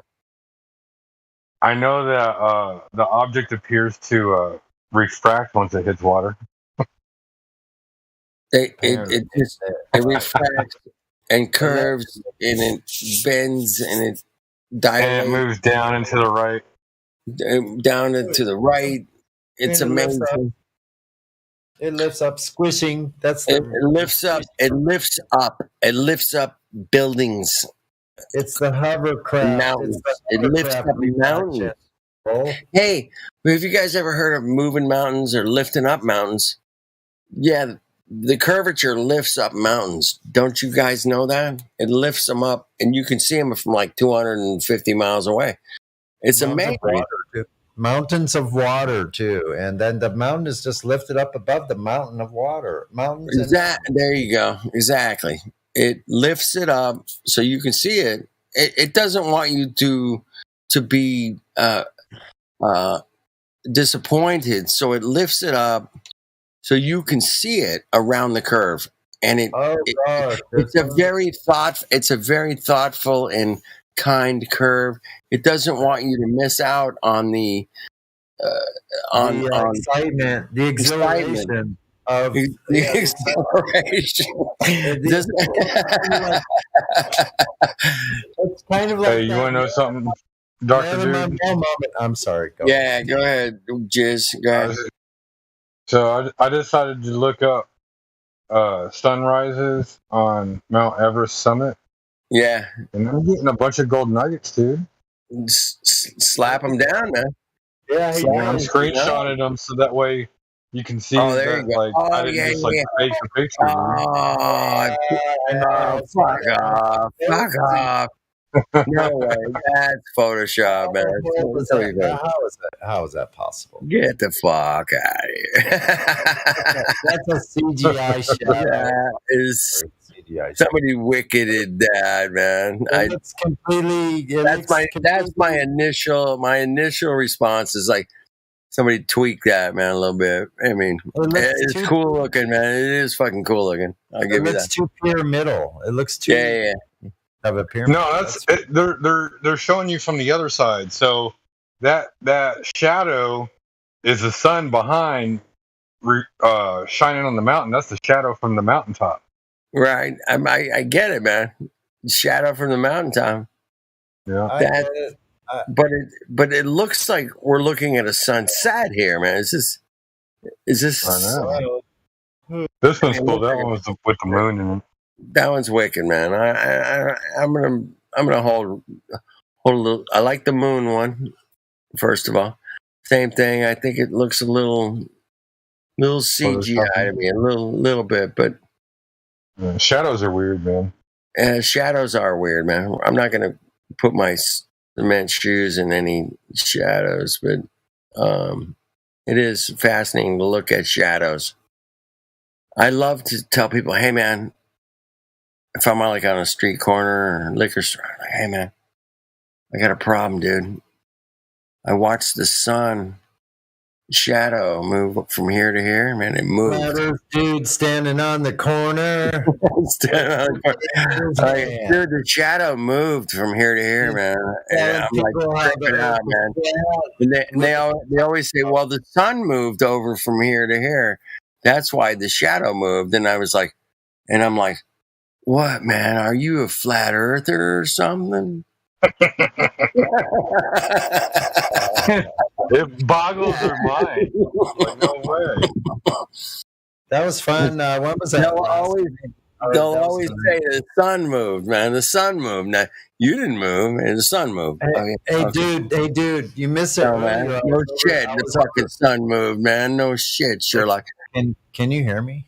I can hear you, Sonny. I'm just. Hey! Earlier you missed tonight. I was by this place called Haunted Trails, and I was up on the top of this hill where the planes fly right over about 100 feet above the trees. Oh shit! And, yeah, that's right down by your house. And I flat smacked some people that were at this haunted trails thing because I'm like, you're bringing your kids to a satanic ritual. Good job, sir. Taking your kids to satanic ritual. Hey, did you know the Earth was flat? And like I was flat smacking them on the live stream. Yeah. You should go Sonny, can you do an English accent? Like proper English?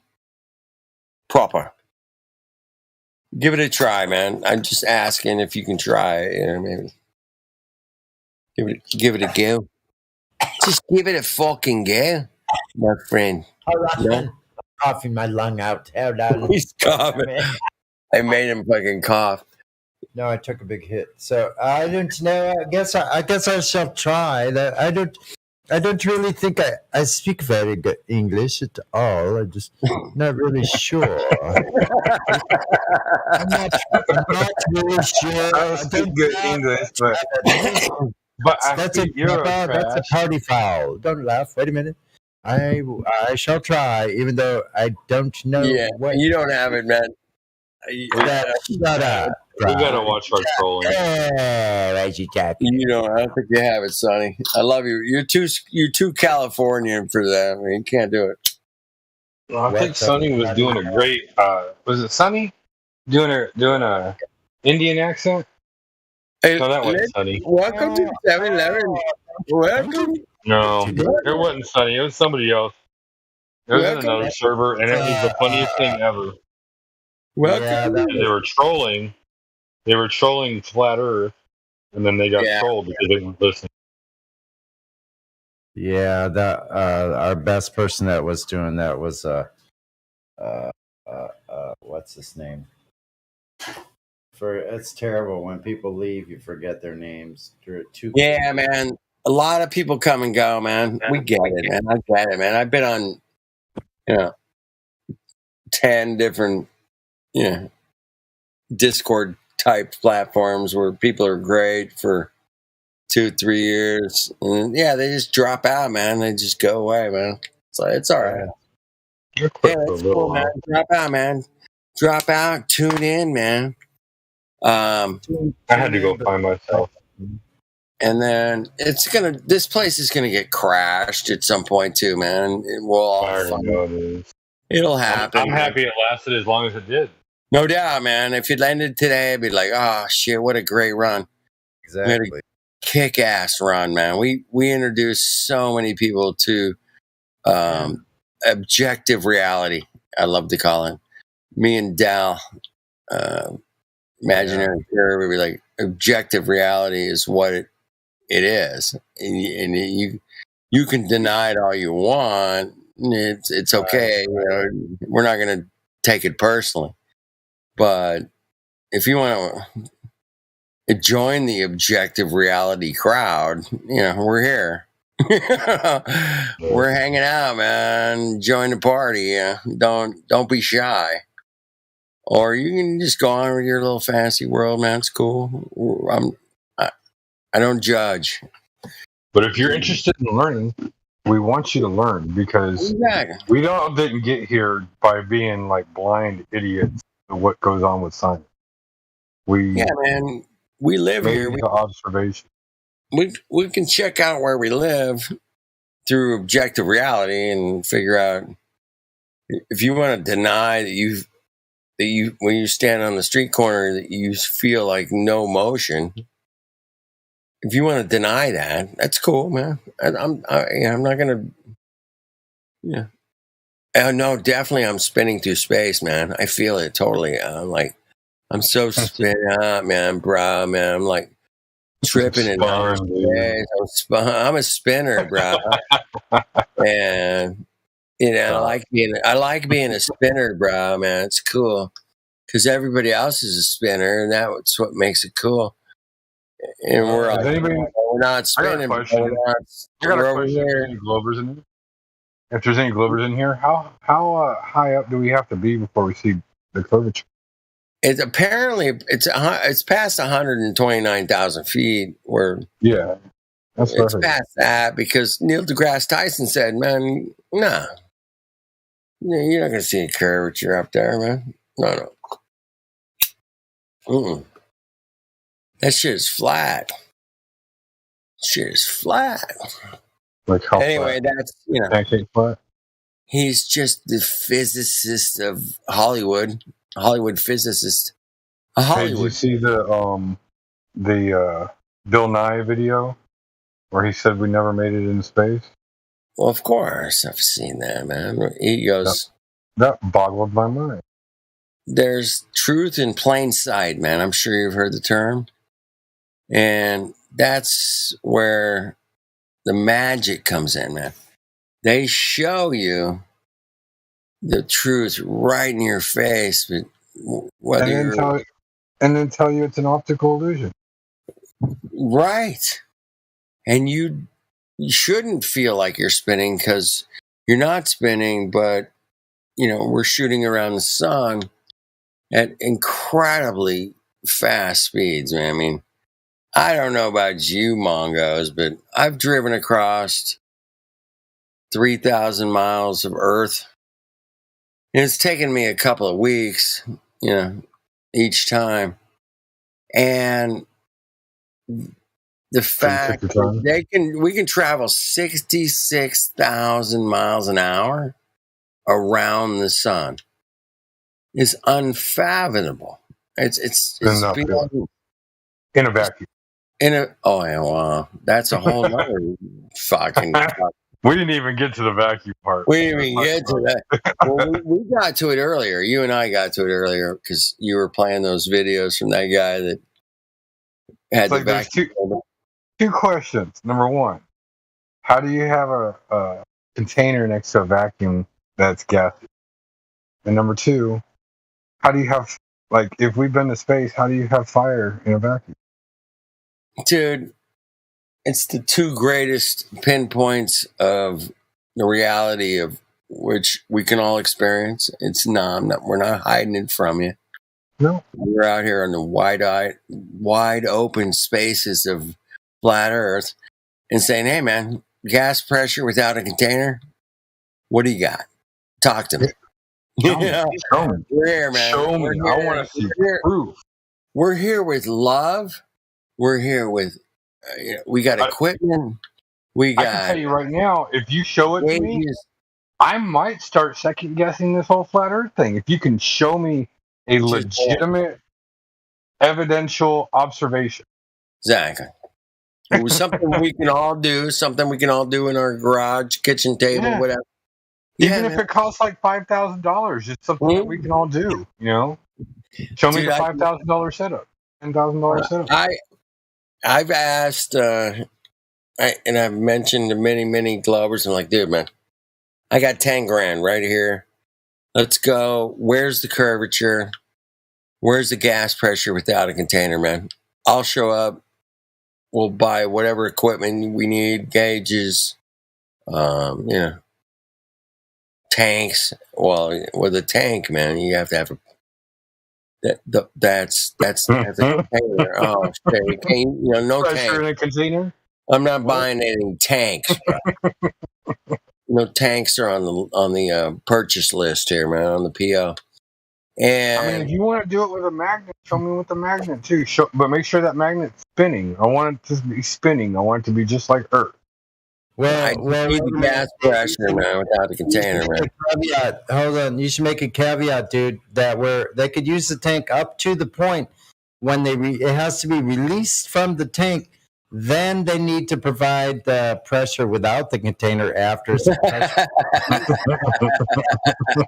Yeah, something like that, man. Dude, I got $10,000 right here. Watch them blow bubbles. Spend on this shit. I'll spend $10,000 to see curvature.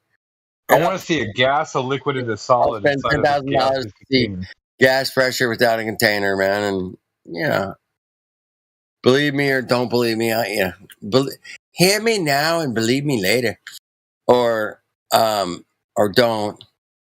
It's cool, man. But I'm serious, man. I'm as serious as the sun comes up tomorrow. I'm super serious. But it's never gonna happen. So that's why I'm so serious about it. It's never gonna happen. Never. If it would have happened, it would have happened back in 2017 or something. It would have happened in the 1980s. We wouldn't even be having this discussion. We wouldn't even be here, man. We'd be like talking about surfing. Oh, we did that. Oh, shit. Fuck, surfing was cool. You guys love talking about surfing. I know Sonny did, and I did, and a few other people, man. That was fun, man. Surfing, big waves. Yeah, man. Cool stuff, man. Very interesting stuff that we can go with. I think it's my favorite spectator sport, No doubt about it. Sail races are really exciting. Those fast ones with the catamarans and the hydrofoils. Amazing. Really exciting races, actually. But that's an amazing thing to watch. Well, anybody that's willing to get put their life on the line and do something that most people won't do is always a fascinating subject, man. And here's the thing with NASA, man. There's only been like 600 people that have ever gone, according to NASA, to low Earth orbit. Now, low Earth orbit, man, is different than outer space, man. It's different. It's a different kind of beast. Now they say, hey, man, we went to the moon, which is literally outer space. Well, if you look at the new readings, like the moon falls within our X. Well, that was a more recent discovery. It's still part of our atmosphere. Yeah, we didn't know that then. With those Van Allen belts. No. But we just went through the Van Allen radiation belts because we didn't know they existed. We're going back with Artemis for the first time, dude. That's what Artemis is all about. Well, the Artemis, yes. I love the new Artemis. We're getting excited. We're going back to the moon finally. 50 sometime in the next decade. 50 years later.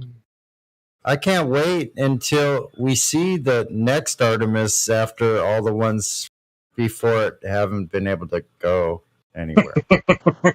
$50 billion later. I'll be back in a minute. You guys carry on, man. It'll be the same Artemis. You know it will be. The same one. Yeah, it's the new version. This is model number TX5305978-. And they forgot to take the Artemis 1 sticker off of it. Oops. We'll get that right away. Yeah, they'll probably miss something. I can't wait to see what they're going to miss. They may actually try to cause a freaking apocalypse right at the moment they launch. Oh, you never know. Did you know that the human eye can detect a 2 centimeter deviation of a straight line for 2 miles? What? Yeah, I read that on like some stupid facts thing that was on the back of a cereal box one time. Centimeters is an inch. Isn't there 2.53 in an inch? Yeah, 2.43. 243? Oh, I thought it was so Yeah, 2.43 or 2.41, something like that. It's 2.4. So 2.4 centimeters in an inch. So that's an inch, less than an inch, and 2 miles. 2 miles. I could believe it because I literally level. Well, I have a crooked picture in the room right now, but I literally level like a TV screen that was in a corner. I see it. It's crooked. I can see it. Yeah, I see a crooked one over there. I could be wrong, but I'll check it. But anyway, I set up my TV. It was in a corner. It wasn't even square to the wall, and I leveled it by eye just by looking back about 6 feet away from it, and then looking again and kind of shifting my perspective a little bit. And I did it by eye. And I went back later, and it was perfectly lined up level just by eye. I got a piff, man. That's called epiphany. Thanks for sharing. Hey, so it's been 50 years since we've been to the moon this year, exactly. And the reason we haven't been back to the moon is because, we've been in low Earth orbit growing lettuce and playing with water bubbles. And Jello. And we've just been doing that for the last 50 fucking years. We're in low Earth orbit playing with water bubbles. You know, we gotta teach those kindergartners. We gotta get them while they're young. It's like that's all they've fucking done: grown lettuce and fucking played with water bubbles for 50 years, man. That's it, man. There's no new like, oh my god, we cured cancer through anti-gravity, 0G, blah, blah. Fucking no, nothing, man. They got nothing. They got fuck all. Anybody's got any evidence to the contrary, man, let me know. Yeah. But it's been a fucking Hollywood shit show for 50 fucking years, man. And they're trying to push out this new, Artemis is going back to the moon, baby. And we're going back. We're going to send people back to, and they talked about space hotels. They talked about we're going to be out there, man, doing this thing, man. We're going to be doing these great things in space. It's just been a shit show, man. For fucking 50 fucking years, man. And I just want you guys to, soak that in your pipe. And that's kind of my piff. But, yeah, water bubbles and growing lettuce in space. Okay. That's all we got. And that's it, man. It's ridiculous, man. It's ridiculous. Anyway, welcome to reality.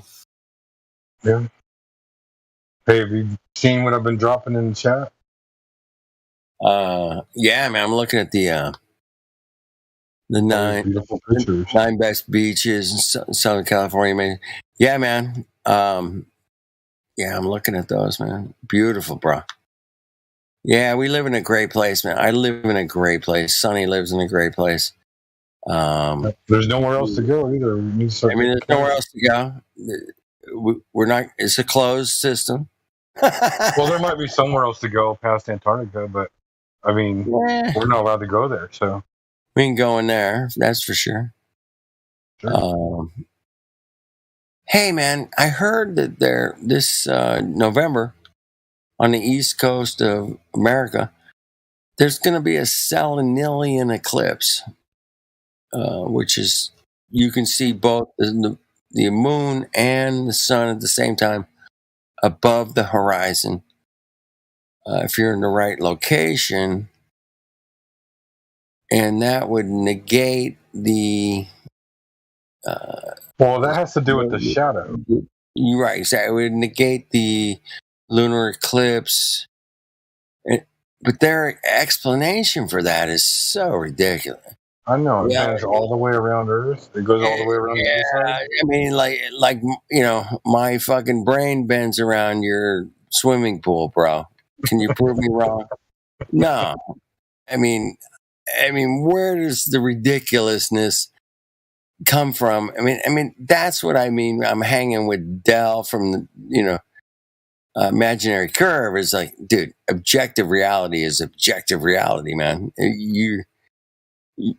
You can deny all your senses you want, but objective reality is you're stationary. You're not moving. Everything else is moving above you. We get that.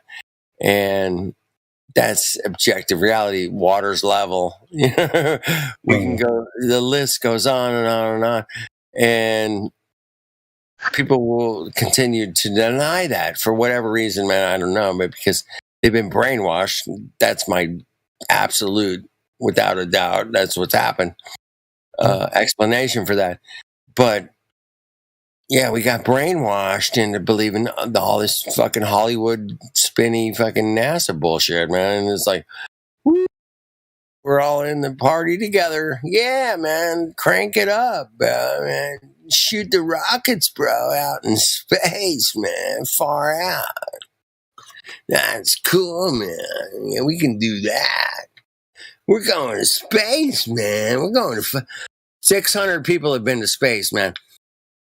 Out of fucking 7 billion, 8 billion, whatever we are. One of them is 600. 600 out of all of us, man, we've been to space. And you're all dreaming like, I'm in the fucking total Star Wars nerd card, fucking retard and Star Wars guy. And we're all going to space because I saw it on a fucking movie, man. I know it's real. And I'm going to totally defend it until I die through absolute imaginary friends of mine. They're going to help me imaginarily go to space, man. We're going to imaginarily go to space and do the thing, and we're going to float, and it's going to be great, man. I can't. 600 people out of fucking 7 fucking billion. Fuck off. You ain't going fucking nowhere. Get it through people your have head. died since then, and more people have been born since then, too. Get it through your head. You ain't going nowhere. And that's it, man. I just hate to break the news to you. I hate to be the doctor that tells you the bad news that you're not fucking shooting through space at millions of miles an hour on some kind of special space ball rocket thing, man, that projected itself through a big bang and some magical force started it to spin, and it just spins perfectly every day. It's just amazing. And the sun and the moon are the exact same size because of some magical formula that I came up with in my head. And you guys just have to believe me because it's a magical formula in my head and on paper that proves without a doubt that the sun is like 93 million miles away. And it's really big too, man. It's really, really, really, really big. It's too much for us to comprehend or to measure. Really, really, really, really, really far away. We really can't see that far. Well, you're actually, when you see the sun, you're looking back in time through a magical time warp machine that projects the imaginary. Hey, all I want to know is if it's 93 million miles away, then why can I see it if it's if we have our what is it called? The solar filter? The vanishing point. The what point? The vanishing point. The vanishing point supposedly is at like vanishing. I thought you said mashing. I'm like, mashing point, man. I don't know about that. But vanishing point, I know all about that. Yeah. How dare you observe reality for what it is? And it's a terrible thing if you do that. And don't question it because your YouTube channel gets shut down too. Oh, well, these days they don't give a fuck. Now, if you go in there and tag you with the archaic label. yeah, they'll give you a little timeout. They'll tell you shut up. It's happened to Mark Sargent. It's happened to me. It's happened to Helio. I'm probably sure it's happened to you.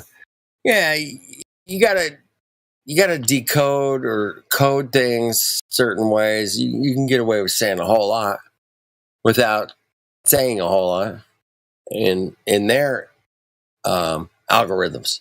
We can bust their algorithms so easy, dude. Especially with the Coco 19 thing that we went through for the last 2.5 years. Yeah. I was just calling it Coco 19. I'm like, hey, good luck, AI. You're not going to catch me talking about it. Yeah. And if you got the Coco Poke, I call it the Coco Poke. That's what they were giving you in your arm. And you could talk about that, man. And you just got to give it a different name. If you use their names for things, you're kind of screwed, man. Until they figure it out, but even so, they'll never figure out Coco 19, man. I don't give a fuck how good the algorithms are. They'll be like, oh, yeah. They'll be like looking for like chocolate or something for the next 20 fucking years, man. They're not going to catch it. We have to be more clever than them. I learned that early on, man, getting into this community, man. It was like, we can be so much more clever than them. They're good at their little, getting everybody to believe that they're floating through on some magical rocket shooting through across the sky at 17,000 miles an hour. I mean, that's a far-fetched story, man. But they got a lot of people to believe it. Most people believe it, man. That's the problem, man. And we've all discovered that over the years. And the ones that don't, and they realize it's not what they're telling us. We're a very, very small minority, but we've gotten their attention, man. They had to pay attention to us, man. It's the only lie they have left. Like literally, you know every other CT out there, man. Like what else is there? Like there's no other CT. This is it. This is it. This is it. They're all done after this. They're done, man. They're so done, but yet they keep everything. Fighting, yeah. They keep fighting, and it's an amazing manipulation of the mind that we all. It is trauma based. Check this one out, dude. Look at this one. Look at this widescreen angle. I was there today. Literally, I swear to God, I had that same view today. Yep, that's no curve. Like Rancho Palos Verdes or something. There's no curve. There is no curve. Of course, there's no curve. Because we don't live on a curve, man. If we did, man, we'd be able to find it somewhere 150,000 feet up or something. Yeah, nothing. Now, if I got a GoPro camera, oh man, I can show you a curve right there on the beach. Oh wait, hold on. I gotta show you this video. This video is hilarious. Showing you some curve right on the beach. Yeah, I'm gonna show you some curvature right out the gate. But if you're looking through your own eyeballs, man, and maybe you got some weird vision, I don't know. But there's no curve, man. I checked it with like thousands of people, man. I'm like, hey, man, you guys see any curve here, man? Where's the curvature? They don't know. They don't know the first thing about curvature. That's the other thing, man. You go to the beach tomorrow, stand out there and just put up a sign that says, show me the curve, whatever. This is a good video. Yeah, 100 people come up. SpaceX launching. There's no curve. There's no curve. And there's SpaceX launching with a real wide angle camera. Nice flat horizon launching into. Dude, it's totally flat. The thing looks like a balloon, like the Goodyear blimp going straight up, man. I've seen real rockets take off, man. It's like a bullet, man. Gone. Shit's gone. Yeah, but yeah, these Hollywood launches, dude, that looks like 1950s. Yeah, technology. Those balloon launches were pretty funny, dude. I've seen a couple of them, man. Just like, are you kidding me? Yeah. Anyway, I love hanging out with you guys because you guys get it. Not everybody gets it, and I think this server does a great service in helping people try to get it. It does. It got me going. Got me started. I've seen some people come in here totally blind, think they know it all. They're in college. They're getting their master's degrees, and they come in here just to kind of thinking in their heads. Thought of that. In their heads, they're thinking, "Hey, man, I'm gonna go make these guys look fucking stupid as fuck all, and I'm gonna destroy them, man." And they come in here, and I see them leave. 2 hours later, after getting handed one fallacy after another, and they go home and go, "Fuck, this is not what I thought it was."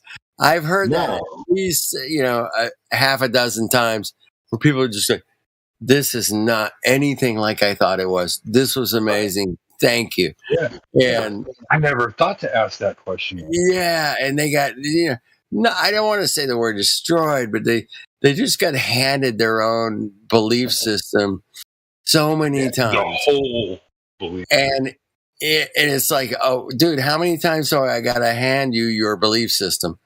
And, a few people get it. Not a lot get it, man. A lot of them will just, you guys are too crazy. I'm leaving. They literally revolve around the same bounce, they just bounce out.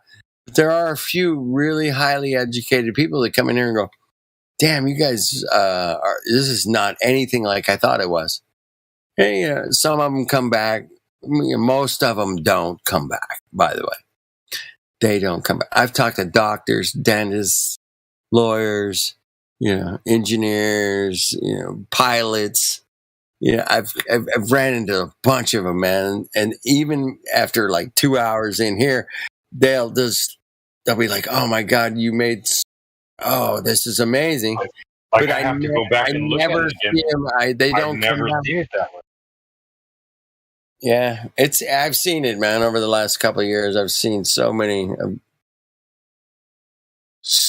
people get handed their own belief systems in And so my many favorite ways. part is when you show them the measurements, right? Or you explain to them how to go measure. This is how you do it. This is what you're going to do. Right. Because it's logical, right? Like, I mean, this is basic geometry. Super. And then they go out there and they do it, and they come back and they're like, wrong. They still won't believe it. They're still not ready to be flat earthers yet. But they admit that they're wrong. That's the first step. Well, baby steps. Yeah. Just plant some seeds, man. I used to do a live stream on Hollywood Boulevard back in 2018, and I was out there flat smacking people live, and most people just kind of laugh at us, but I tell you, man, I was so shocked. So many people walked by and said, "Right on, flat Earth, baby. Yeah, you got it." And they just kept on moving, man. They know, man. They're just afraid to say Yeah, something. man. It kind of freaked me out. Don't be The afraid. first few weeks I was out there, man, I was like, "Damn, these motherfuckers." There's a lot more people that know about this shit than I thought, but they're not like that. They're not just like into it, They're not like, "Hey, man, I'm going to go on a Discord and live stream." And no, there's just fucking thousands and millions of people out there that are just like, "Well, we know it's flat. I have to go to work. I'll see you guys later. Okay, bye." They don't give a fuck. They know, but they don't give a fuck. You know what I mean? Us out here are busting our ass. Miggy, fucking Jizz, fucking Sonny, and fucking Helio. I mean, Hey, I don't want to these get motherfuckers give a shit. You motherfuckers. I don't want to get mistaken for like a sexual name or anything like that. It's Gizbo, not Gizbo. Yeah, I know. I thought of that. It did cross them.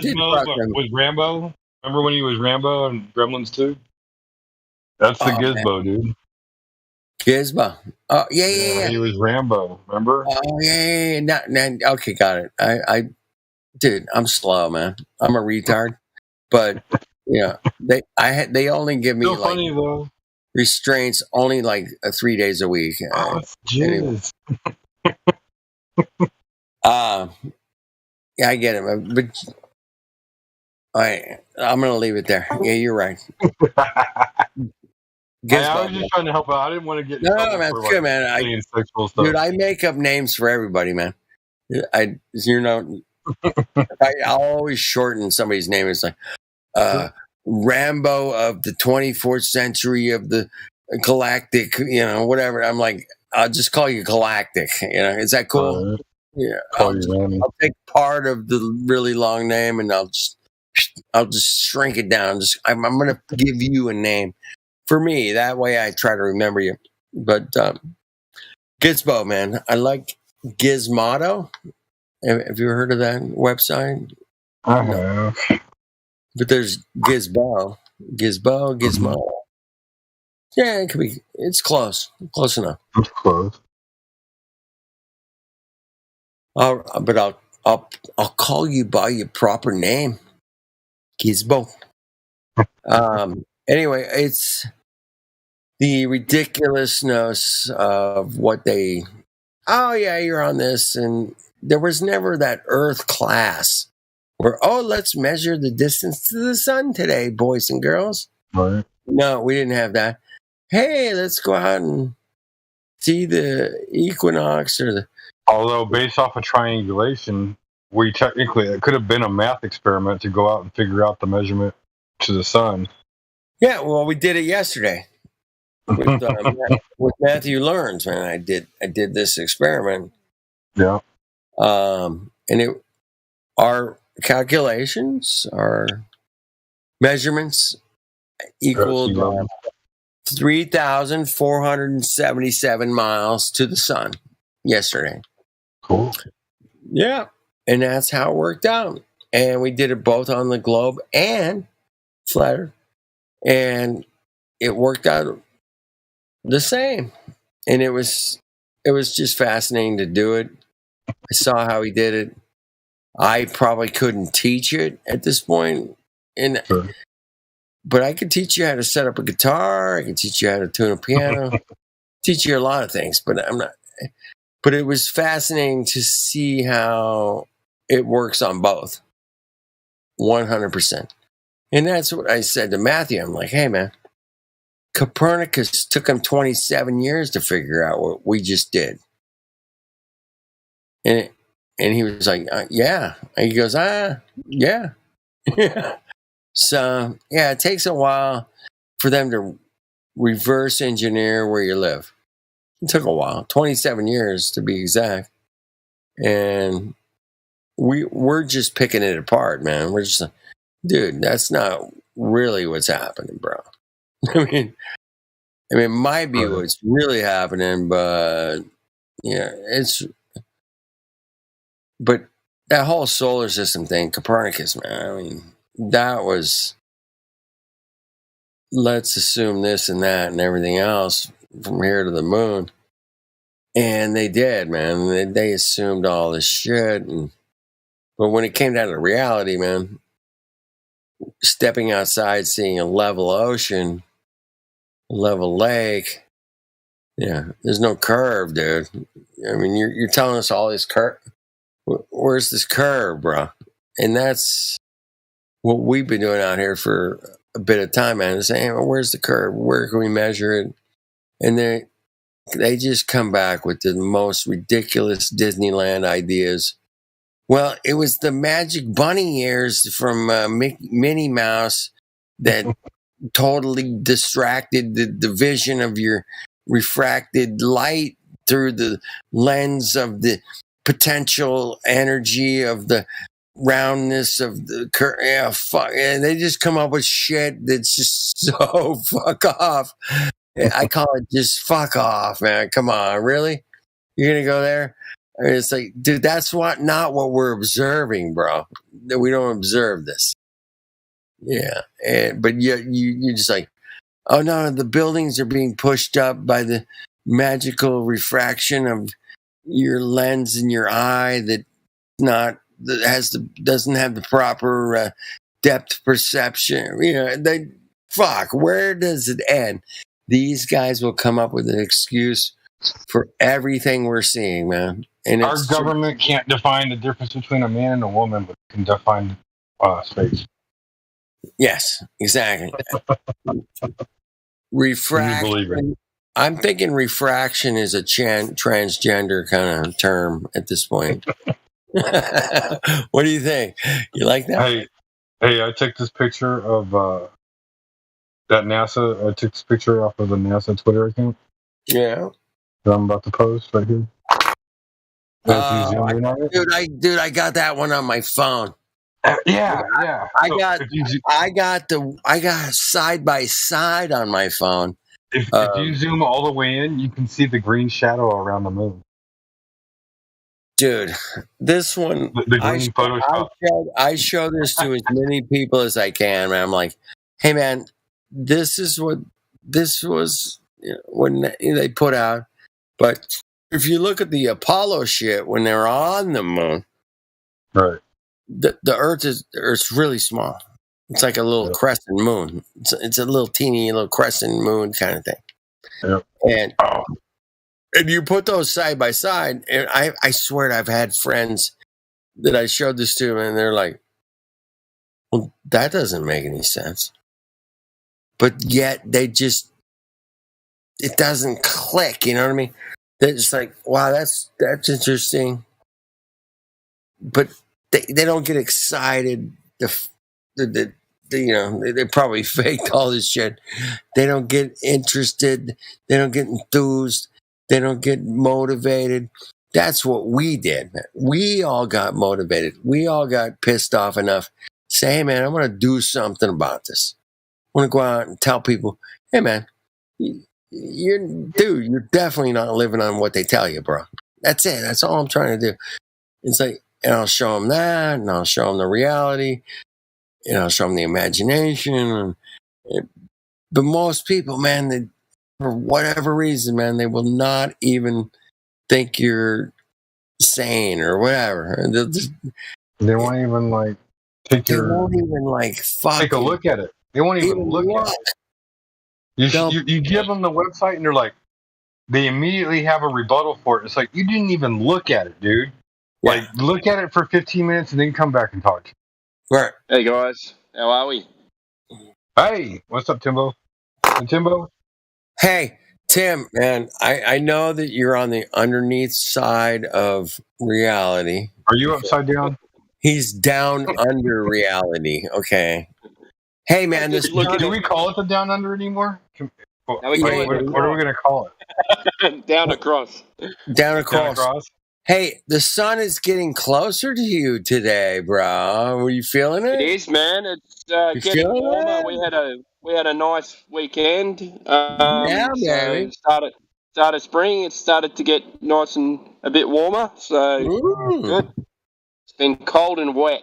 So well, that so-called picture of that moon. If the Earth is lit up, that means the sun is behind that shot. Why isn't the moon lit up? That moon would be so lit up.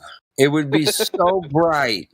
It would be as bright as the white of your name in my voice stream text. It would be so white. It would be as white as those clouds, right? Exactly. Yeah, you wouldn't, like, from what they say, why you can't see the stars is because there's too much light. You wouldn't be able to see the Earth because the reflection of the moon would be so bright. You know what I mean? It's a great observation, man. But I don't know how they can call that a picture anyway. It's so stupid. It looks like It's so fake. It's not funny. Like I think I could probably draw that. Dude, Did you see the did you see the shadow around it? No, I didn't zoom in on it. Zoom in. Like tap on it and zoom in. Yeah, you see a green ring around it, like just see like the you would on a ring. photoshopped image. It's literally a black ring, especially to the right side. It's green. Zoom in. Yeah, look at that. There's like a highlighted green on the right-hand side of the moon. Yeah, it's a Photoshop green. That's what happens when you overlay images. Dude, they put this out there just to fuck with us. You guys know this. I mean, I know. Hey, wait a minute. Also, I can see Tycho crater as well. Shouldn't that be facing the Earth?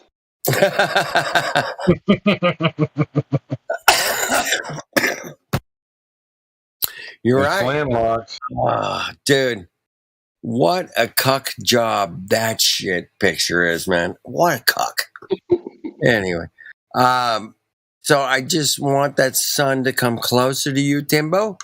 And it's through my magical Disney powers that were granted to me by the Queen of Disneyland is going to make the sun come closer to you over the next 4 months.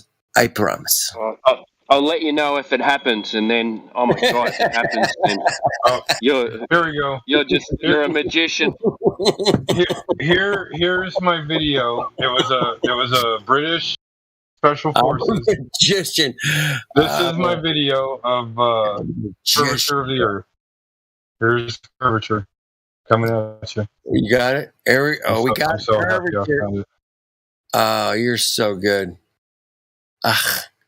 I love those. He's got the jetpack thing, man. Fuck off, man. I watched a documentary on these guys, man. They came up with this. Yeah, how about that? Yeah. All curvature, dude. Yeah, well, that's GoPro, man. That's total GoPro. You don't have to be 129,000 feet up in the air.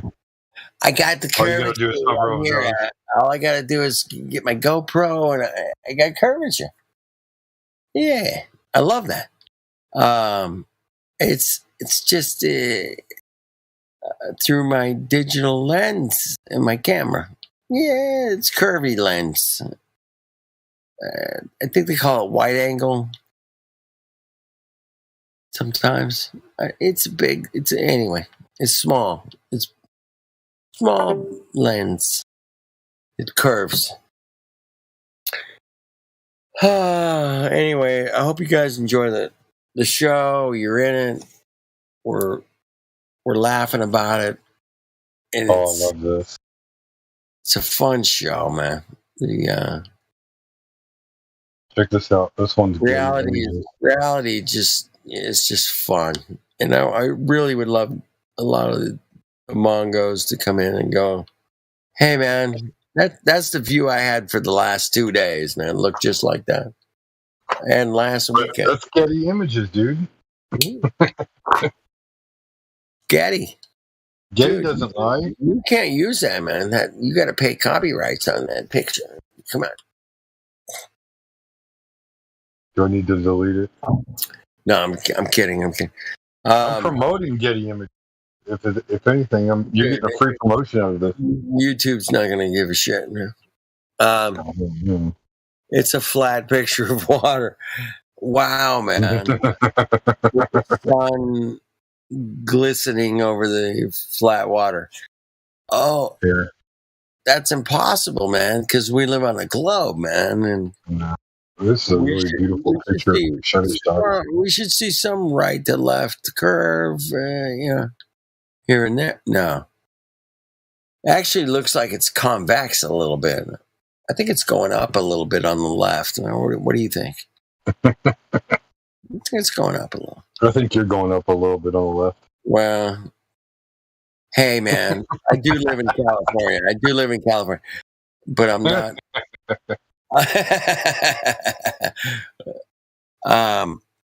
It is a amazing place we live. And the coolest thing is we get to go check it out for ourselves with our own 2 eyes.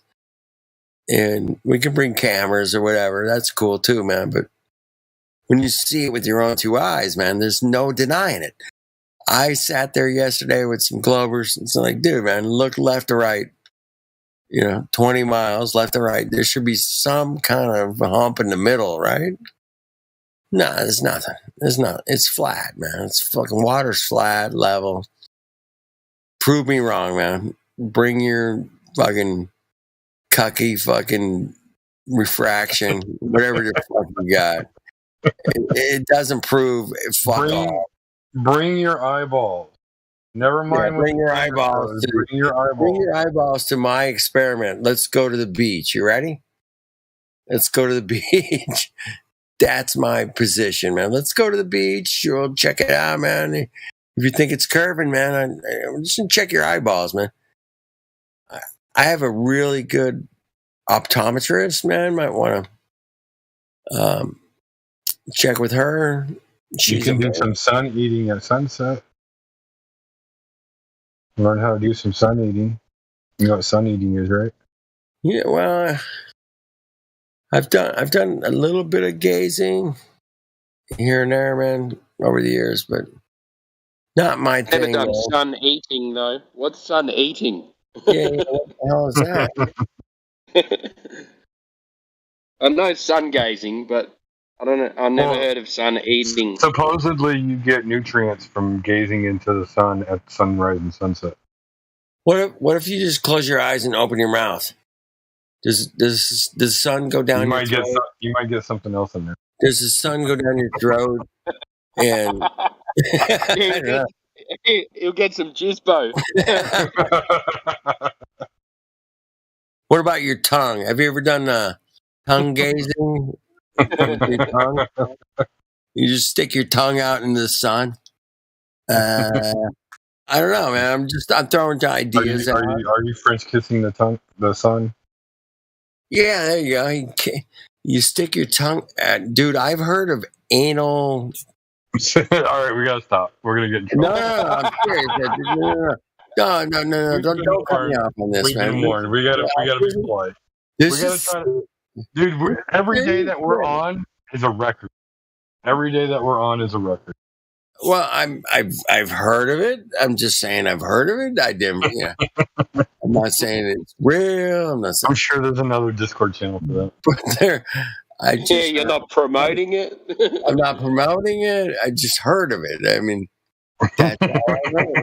We'll leave it there. We'll leave it there, man. But, there is professional sun gazers. Fuck, there's people who they get paid to do it. Man, like at noon, man. They work their way up to noon, and they can like look at the sun during like high noon. And I'm like, wow, man, that's incredible.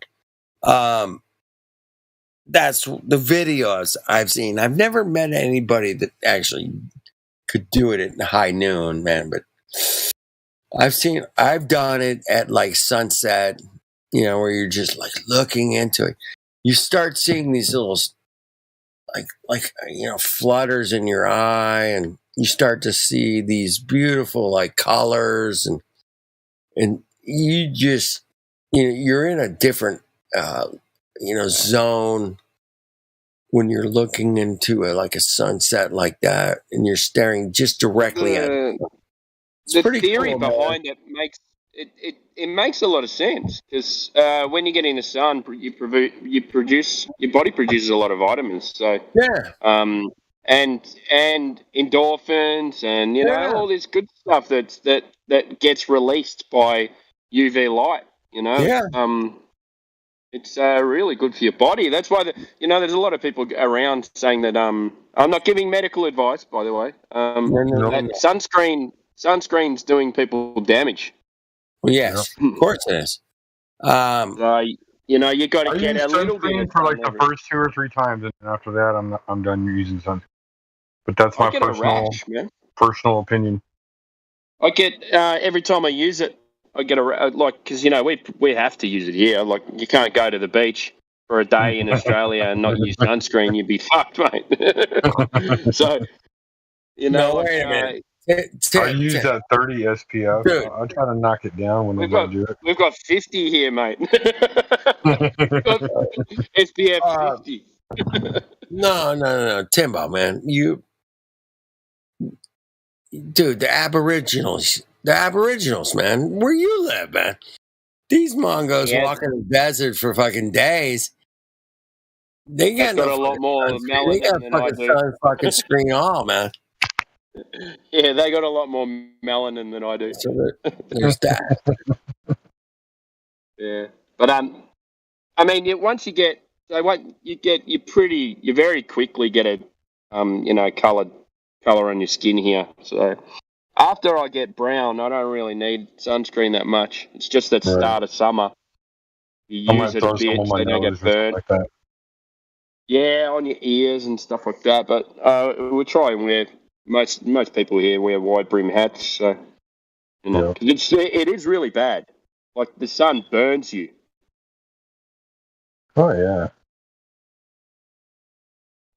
You get these English tourists that come out here and they go to the cricket in the middle of summer and sit in the sun for 8 hours drinking beer all day, and you see them after the game and they're like as bright as your tail lights on your car. Like you go, mate, what are you doing? That's crazy. Hey, I got curvature. Where Charles? Right here. Look. I'm sending it. All right, here we go. Look, HD Pentax. The fisheye. The fisheye. Never mind. That's amazing. It must be a small ball.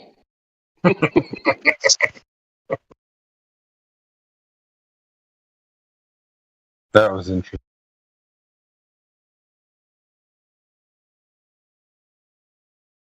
Were you trying to say something before, dude? Or is he's muted his mic? He probably went to use the restroom or something. Thanks for not peeing in my ear. I appreciate it. And what time is it over there for you guys? For me, it's 2:49. For dude, it's probably 12:49. I'm in are you on the East Coast? Dallas, Texas. Oh, okay. Yeah, I just knocked off work, so like 5:30 p.m. Yeah. Oh wait, I got another curvature one. Hold on. Shut down the server.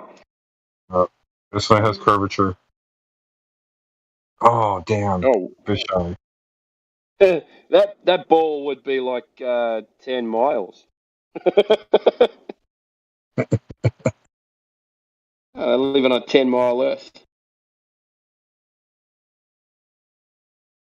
You know what? This Shutterstock one will work. I know it'll work.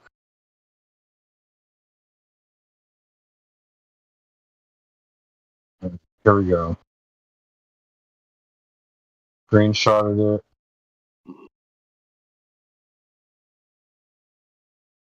This one for sure is going to do it. Nope, fisheye. Another fisheye. Oh, that's a good one. Is that the sun straight ahead? That's a pretty cool shot, actually, if it was not fisheye. I know, right?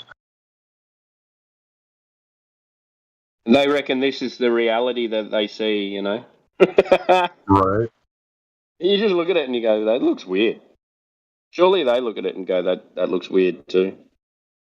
Like, oh yeah, it represents the curvature of the Earth. It's not quite exact, but it represents where we live in life. Reality. This is reality. And it's funny though, like somebody will see that and they're like, "Oh, see, look, there's curvature," and then I'll show them this Getty's image picture, and they're like, "But there is no curvature." Yeah, look at that one. What? Did you catch that guy yesterday? It might have been today. It might have been Sunday for you guys. Guy came in from, I reckon it was about 24 hours ago now. Yeah. Came in. He was from Canada. He goes, hey, see, how do you guys even know that Australia's real? I went, what? You fucking idiot. Have you ever been there? And I go, mate, I'm fucking here now. I'm here. There's 24 million of us. Idiot. I wonder what percentage, not including the Maori, are flat earthers. Oh, that's New Zealand. There's a.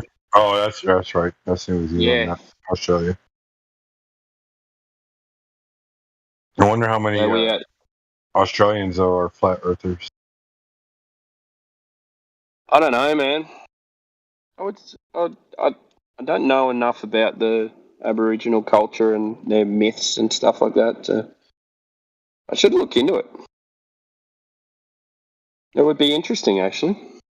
I know there was an article in 2018 that came out that said 11 billion people in Brazil believe the Earth is flat. 11 million? 11 billion. No, it can't be an 11 billion because there's only supposed to be 11 million. Sorry, 7 billion. I think they're what's Brazil's population? Is it 160 million or something like that? Or is it bigger than the US? I know land size is pretty big. I don't know. I still don't think it's bigger than the US though, because you got Chile and Argentina down that chew up most of the land mass. I'm sorry, I got that number wrong. 11. No, I understand that. How many Brazil people in Brazil? 212 million, so 11 million out of 212. Yeah. So I think land size is relatively the same as the US for Brazil. South America's huge. Yeah. A lot bigger than North America. They're about 120 million people less than us. Yeah. What are you guys? 350, yeah. 329. It's probably around 365 if I had to guess. In my personal opinion, that people live here that come here and they don't leave. Yeah. Mate, we've got a country the same size and we've only got 24 million. You're all on the coast, dude. All on the coast, all in 5 cities. It'd be cool to like go out into the country out there, like go into Central Australia, but like there's no gas stations out there, dude. No, there is. Yeah. There are? They're all dotted along the way. Yeah, they're all. But you got to have a diesel car. You can't have anything else. So I've been a lot of places. I've been right through the middle, through the Simpson Desert. Cool. Yeah, I've been heaps of places. Just this Christmas gone, me and my missus, we didn't have any kids for the Christmas period, so we went 4-wheel driving up through the desert, just in our state in Victoria, and just camped out, and it was you just drive. You can drive 2 hours from the city, and you're in the middle of nowhere. Right. So I'm in Melbourne, so you got to drive. Let's call it 10 hours. 10 hours to Adelaide, 10 hours to Sydney. That's driving. 10 hours in every direction. Yeah. And to drive to Brisbane's like 25 hours. And then to drive to Perth is 30. It would take I think it's 34 hours or something like that. That's driving non-stop. Yeah. So it's crazy, yeah. Like there's so much land here, it's not funny. And you go out, you leave, like there's heaps of forests and stuff. We've got forests everywhere. And you go out, but it's all eucalyptus trees. And you just drive 2 hours out of the city. We've got forests and national parks everywhere. The whole place is covered in national parks and state forests and deserts and the coast. You could just travel around the coast for 2 years, like unbelievable. It'd be like if you only had New York, Dallas, Los Angeles, and that was it for all your cities. Everything else was country. Yeah. And then so like Melbourne, let's call Greater Melbourne 5 million. I think Greater Sydney's like 5-6 million, something like that. So they're the two biggest. Right. You know, like it's not that big. Well, it's big. Right. Considering in Victoria, you got Melbourne, which is 5 million. The next biggest place in Victoria is, I'm pretty sure it's Geelong, which is 250,000. So you go from this massive city down to, you know, like we could call that a country suburb town. that's not near a city. Yeah. Well, it's an hour down the road. It's still in the same bay, an hour and a half down the road. But, you know, it's a big drop from 5 million people down to 250,000, you know. Well, like, I'll give you an example of mine. So I live outside of Dallas area in a little town called Josephine. So Dallas, you know, Dallas is a large city. Let's see the population of Dallas. Population. And most people don't even live in Dallas. Like, most people live in, like, Richardson or Plano.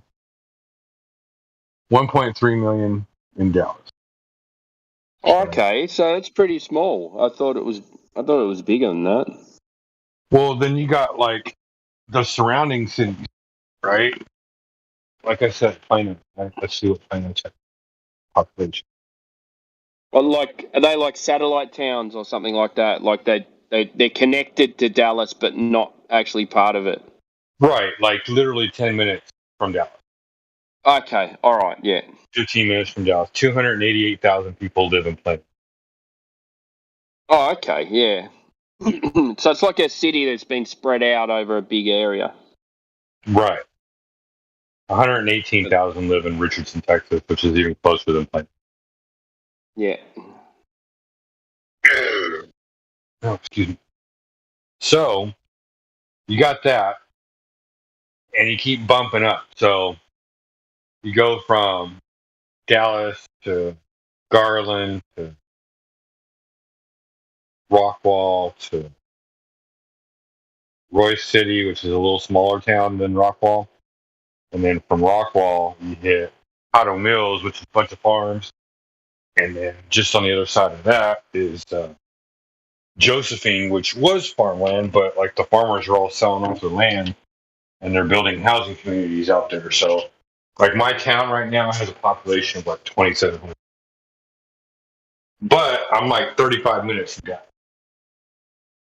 And there's like 5 towns between me and Dallas. So even though I'm like population 2,700, the next town over is like a population of 30,000. Next town over from that is a population of 90,000. So on and so forth, going into Dallas. What's the biggest city in Texas? Oh, good question. Probably, if I had to guess, it would be Houston. Where? Houston, Texas. Oh, okay, Houston. Oh, Houston. I think, isn't that one of the biggest cities in the US? No, it's the largest. Yeah, Houston's 2.2 million. 2.3 million. Oh, okay. And San Antonio, and then Dallas. What's New York, like 10 million or something?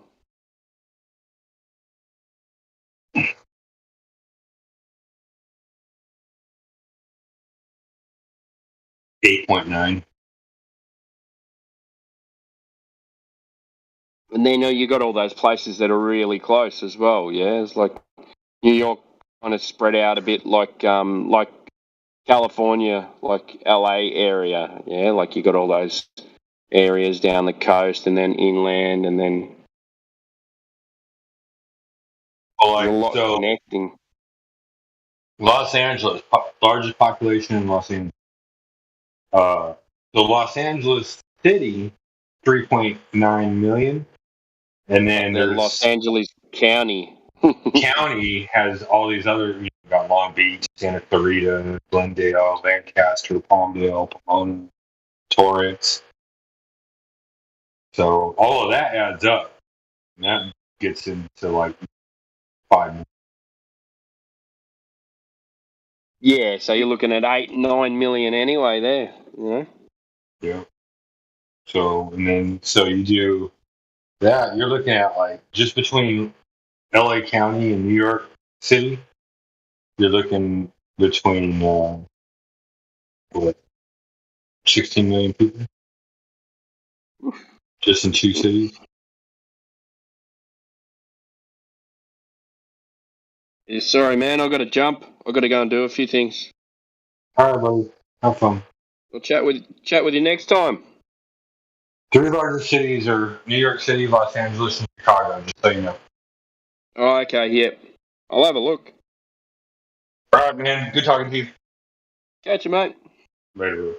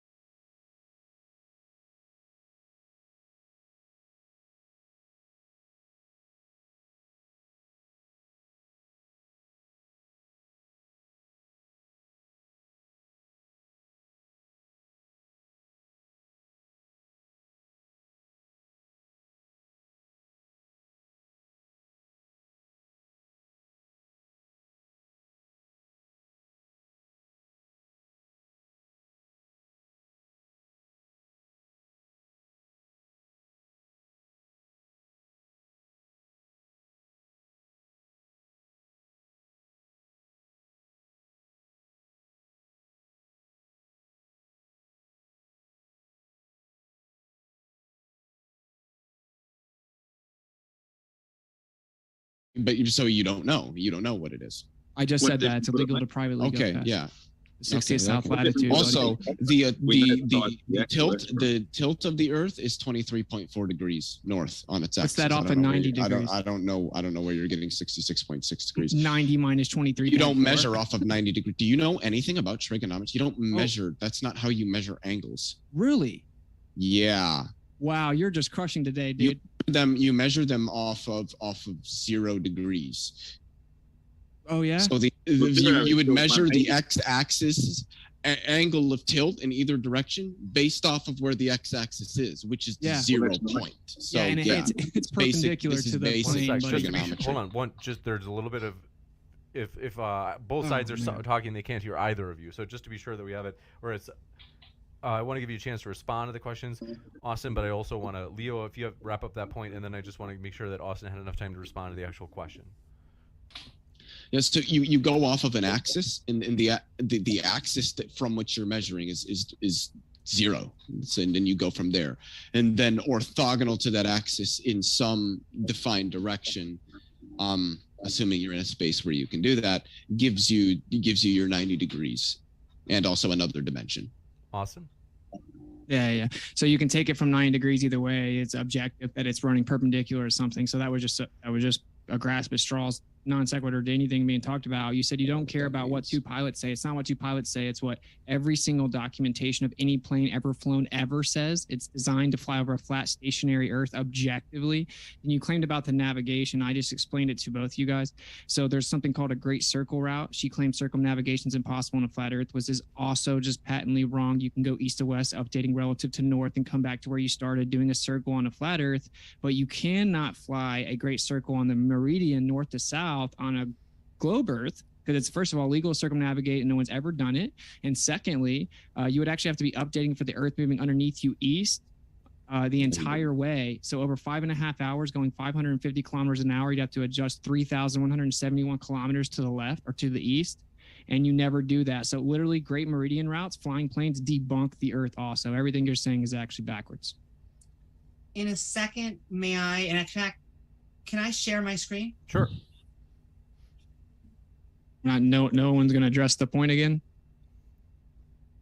I don't even know what you said. I don't know what you're talking about. So it's just like gibberating at this point. I think they don't realise that the Earth is actually orbiting the Sun, and they'd just rather ignore the fact that it's going 66,600 miles per hour. Why would I ignore that? Those are basic facts. I don't. But that's basically what you like are. Third grade. Well, I'm not ignoring it. It's just basic. Why would I talk about? Hold on. I do. Amy, I think, had something they wanted to show Iron Horse and Leo, but we'll give Leo a chance to speak after for the remainder of the 2 minutes, and then we'll come to you, Iron Horse, I promise. Well, I just wanted to go over, and I wanted to know if they had any tests. This is a paper on another taste of space-time curvature and relativity, just quick abstracts. Now it's our author, Eddington, has successfully measured the space-time curvature by the edge of the sun, thereby confirming Dr. Einstein's remarkable forecast. An additional test of relativity comes to mind. So this is just that. We then have the curvature of the Earth. And I will just read, after going after 72,000 feet upwards, they saw the curvature of the horizon. So you can check out this paper on Nature. And then finally, from the University of Nevada, you can go over why we know the Earth is round. But what I would like to know is why you guys think that it is flat in any published papers. And when I often ask for published papers or anything in the peer-reviewed community, I get that this isn't fair. But is there any universities that support? Amy, I don't think you're on the right tab. Am I not on the right tab? Wait, is this the Eric tab at the top? Oh. Is that what you're on? No, it's just you had said Nature, and so I was like, wait, but that says Eric.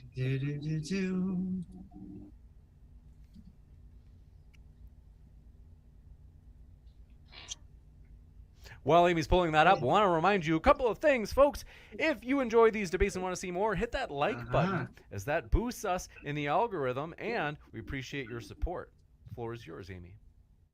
And I apologize to the entire audience. That was just me having a goober moment, but another test of space-time curvature and relativity. Everything I was saying also is accurate to what I was just saying. I just want to show the actual journals, and then I wanted to actually know if you guys have any journals or any models from peer review institutions, because it seems like these are the guys you don't trust: the universities, the academics, the peer review journals. It's called appeal to authority fallacy, right? And appeal to majority fallacy. That's very not what that is. rudimentary, very, very rudimentary fallacies. Just like your picture there, no one thinks that's the Earth. That's called a straw man fallacy. Every time that we make a point and you ignore it, that's called a red herring fallacy. Everything you guys are doing is fallacious, right? And what you're doing is called the fallacy where you gotta just give list 2 off a minutes. bunch of I've gotta fallacies. give 2 minutes to Austin. Yeah. So no, I'm specifically addressing the context of the fallacies that you're using. That's literally I'm what you're just listing doing. them off. And so right here, I can explain to you, there are tons of people, like you mentioned Arthur Eddington, they supposedly saw a star behind the eclipse, right? Because most of the people, they just Google answers. They don't even know them. They just repeat what the article says at the top. So I'll help you out. They said they saw a star around the eclipse. Well, Arthur Eddington is right here saying that based on Michelson-Morley, it appears that we only had one viable alternative, and that means that the velocity of the Earth through space might happen to have been nil. That's a quote from Arthur Eddington talking about how the Earth could be stationary. And then right here is Einstein saying, I've come to the conclusion no optical experiment could ever prove that the Earth is moving. Here's another one from Einstein saying, I've come to the conclusion that there's no terrestrial experiment that could ever prove that the Earth is moving. Stephen Hawking in 2007 said you can't prove that the Earth is moving. So all these claims you're making about relativity and all this stuff, the people that actually proposed it said you can't prove it's actually true. That's what relativity says, and there's no physical empirical evidence for it, and it's been debunked on the cosmological and quantum scale. I've explained that many times. So the problem there is that when they say you can't prove it, what they mean is that when you look at the mathematics of relativity, so a good example to sort of paint the picture here is if you are in a car driving down the road at 100 kilometers an hour and you go past a post that's on the side of the road, you're going past that post at 100 miles an hour. But there's no difference mathematically in the mathematical expressions and equations there between the car moving past the post, say north at 100 kilometers an hour, or the post moving past the car south at 100 kilometers an hour. But that doesn't mean that when you see a car go past the post at 100 kilometers an hour that you don't see that it's the car moving past the post. What is being shown is that there's just an intrinsic symmetry entailed in the equations. That's not what he said. That's all that they were expressing there when they say that they can't prove it, is that you can show that the Earth is moving, but you could also just take the Earth, make it stationary, and then just move everything around it at the same speed, and you'll get the same thing mathematically, much the same way that if you do car past post or post past car, they're mathematically equivalent. That's all that they were saying. And Stephen Hawking has in fact clarified that's what he's saying. And I just also want to point out it's not an argument to authority. We are trying to talk about what the actual authorities are. So I will ask again, if you have specific journals, if there is some sort of scientific peer consensus that you would be able to appeal to, I want to go back to this. So I have the first Nature article, another test of space-time curvature and relativity. I can screen share again if you would like. Well, then I guess we'll just. You get 2 minutes apiece. The scattergun points. I understand. I'm timing it. Points. I made 1 point. What are you talking about, dude? She's scattergunning points right now. She's not. It's not our fault. You can't follow the another discussion. 45 seconds. Don't self-project your I want to do intellectual this so that superiority, you Leo. guys each have 2 minutes on each team. Go ahead, Amy. Oh no, it's just as long as he's conceding that relativity is empirically sound, that gravity is empirically sound. If not, we're going to have to go back into those articles. He wasn't able to present any articles of his own. He said it was a fallacy when it wasn't. So these are the actual authorities. So I don't know who he would appeal to beyond himself. Go ahead, Austin, for 2 minutes. Okay, so He's just objectively wrong. He said what he is saying. That's not what he's saying. He literally says, in context of special relativity, giving a speech on Michelson-Morley being what led him to come up with special relativity, is that he came to the conclusion that no optical experiment could ever prove the Earth is spinning. Not that he has another quote that he explains that the coordinate systems could be interchangeable. That's not what he's talking about here, though. He then goes on to a further quote, which I've actually read Special and General Relativity obviously has, and that's what this quote is from. And he explains in excruciating detail that what he's saying is no terrestrial experiment could ever prove the motion of the Earth. Arthur Eddington said that in context of Michelson-Morley, the only other alternative would be that the velocity of the Earth would happen to have been nil. They are not talking about mathematical relativity.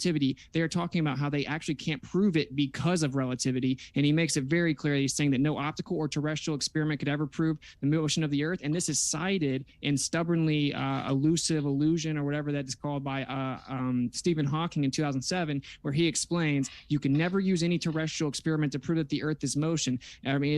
And that's literally what relativity is saying. So literally what he said is patently false. It has nothing to do with just math. Because motion is relative. Of how you can't prove it. It's literally wrong.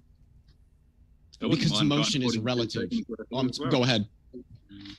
Well, you say motion is relative, but what about reality? Now, in reality, that car might have been moving, but the post is standing still, and that's reality. So you can be mathematically correct about something, but be still completely wrong about reality itself. Exactly. So the car is moving, but that's what relativity is all about. It's saying exactly. I've got to give him 40. The Earth is perfectly stationary and not moving. The sun is moving, or alternatively, the sun is standing still, even though it's going over 500,000 miles an hour.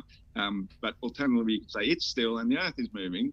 Mathematically, that's correct. But in reality, what's happening is the Earth is still and the sun is moving. So reality is basically just making up stories to try and explain why reality doesn't work according to the expectations of people who would like to believe we live in a spinning ball hurtling through space. Okay, we're not in Leo space. And Amy. At the bottom of the 2 moon. minutes. I would also like to go maybe to this dome, because I want to know, we kind of went over last time. Well, I would love to know really what it's made out of, what's its integrity, if it's going to last forever, why we can't seem to get scientific evidence of it. Don't know if Leo.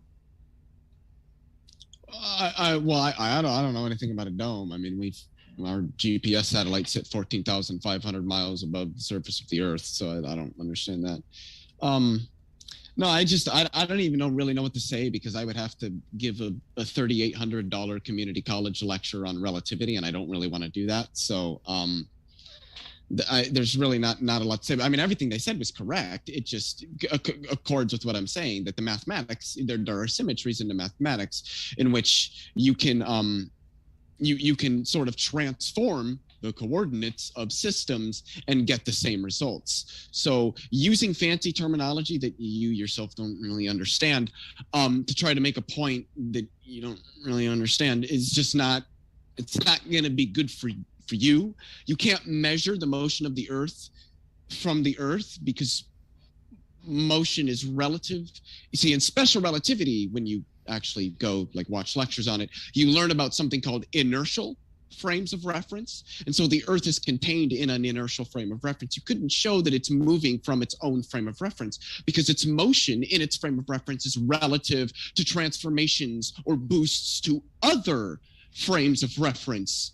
And the discrepancy between them is the difference in the motion of those two objects. Motion is a relative concept. This was known even before Newton. Thank you very much. And Flat Earth Ozzy as well as Austin. You can go first. Yeah, once again, it's just moving the goalpost, so to speak, by saying, well, inertia actually means the art of staying still. So when you say an inertial frame of reference, well, it's a meaningless claim. And that's basically what science usually does, is it tries to obfuscate everything into fancy terms so that the average person can understand it. Whereas when somebody really understands the subject, they're able to explain it in such a way that even the the lowest IQ person can actually understand it. That's how you know a subject, because you're able to make others understand it. So the more you try and obscure it in weird, references and whatnot, inertial frame of reference, well, that's basically saying standing still. So yeah, the Earth is standing still. Everything we've ever done, experimental-wise, proves the Earth is staying still. And the other things we observe are the things that are moving. And never once does that prove that the Earth itself is what's moving while the other things are staying still or moving as well. And yet the heliocentric model is trying to insist that everything's moving, that our sun itself is going 514,000 miles an hour. Now, that's absolutely ridiculous. We see it wafting overhead. It's absolutely ludicrous. Even if you get to that speed, because first of all, you've got to say that you're spinning on your axis at a supersonic speed. It's about Mach 1.35. Then you've got to say we're going around the sun at approximately Mach 87, Mach 86.8. And then you've got to say that the sun is moving about 670 Mach.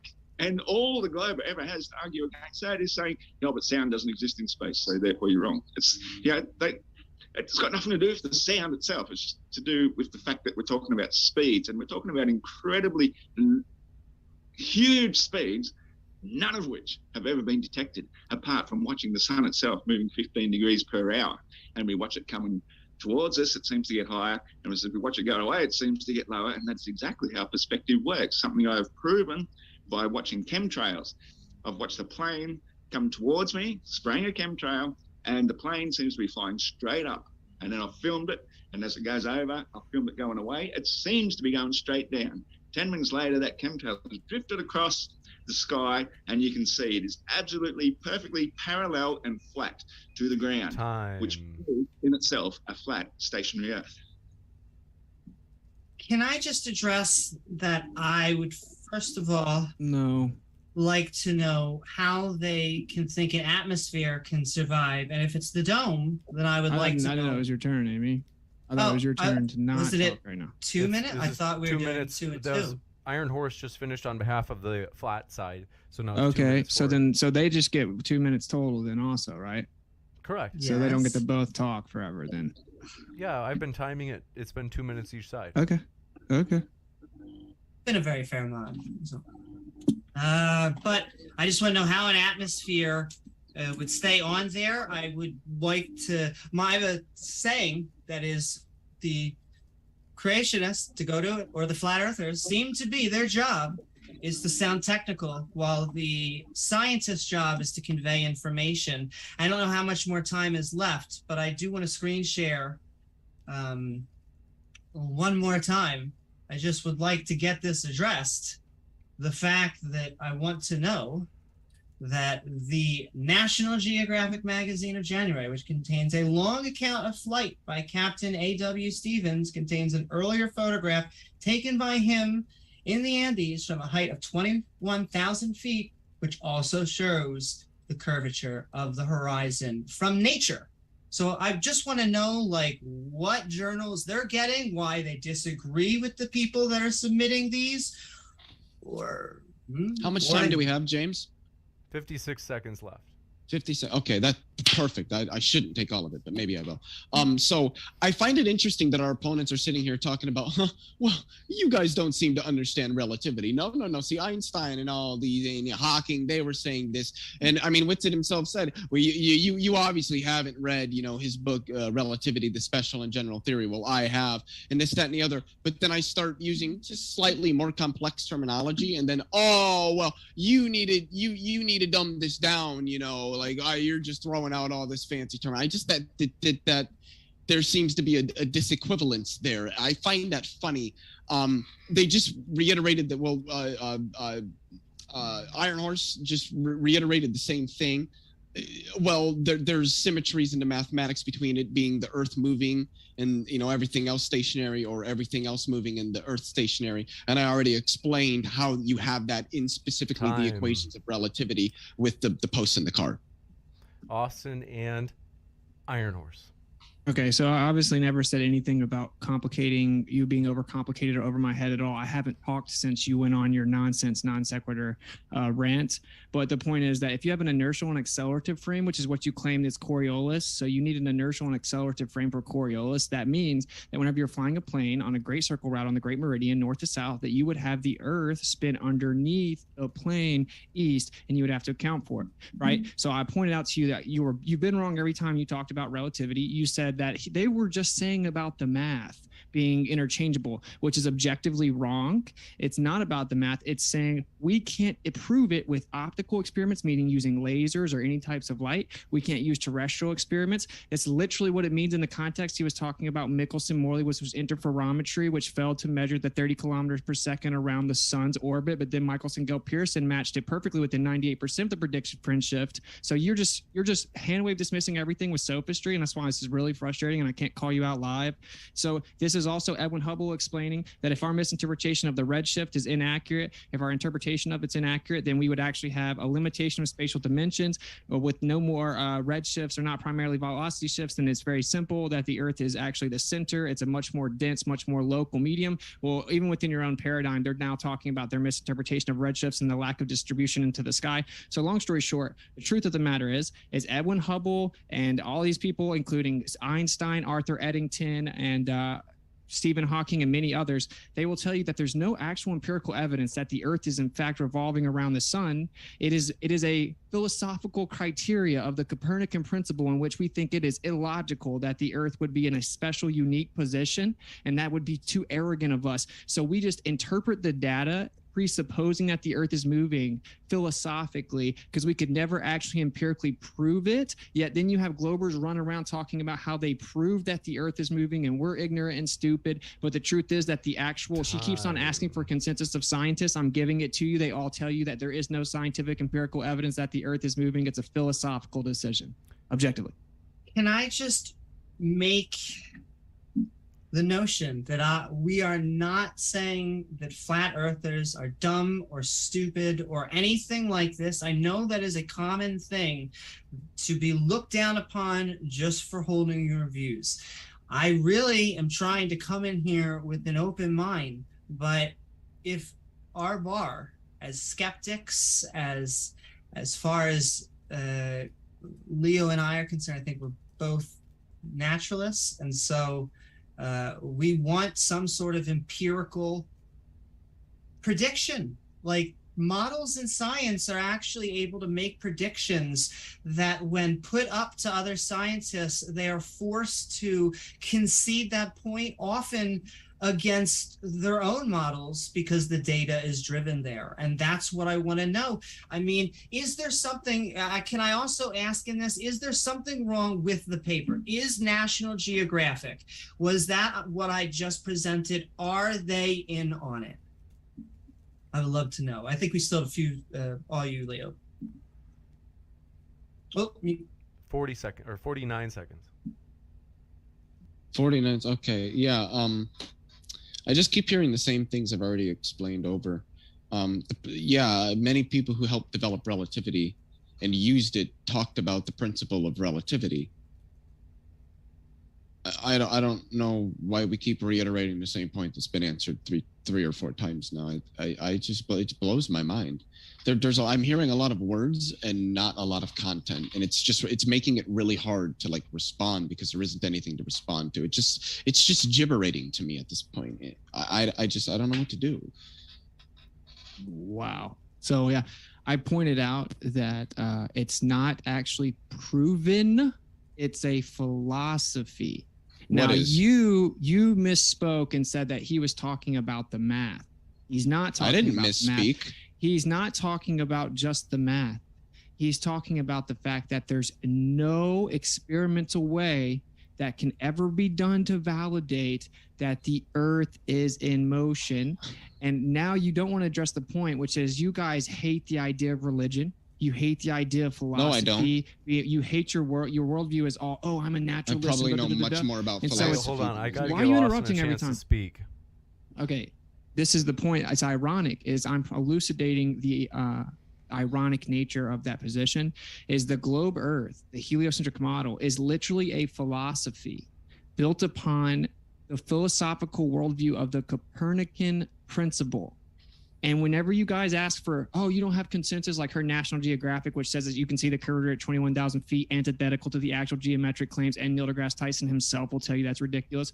But the point is that the actual experts you keep invoking and appealing to, when we read them, like I just now read The Observational Approach to Cosmology, page 63 from Edwin Hubble, because people were asking for the references. The truth is, when you go look at the actual people that brought you the model, including Stephen Hawking, they say, oh, well, we just choose this on philosophical grounds of modesty.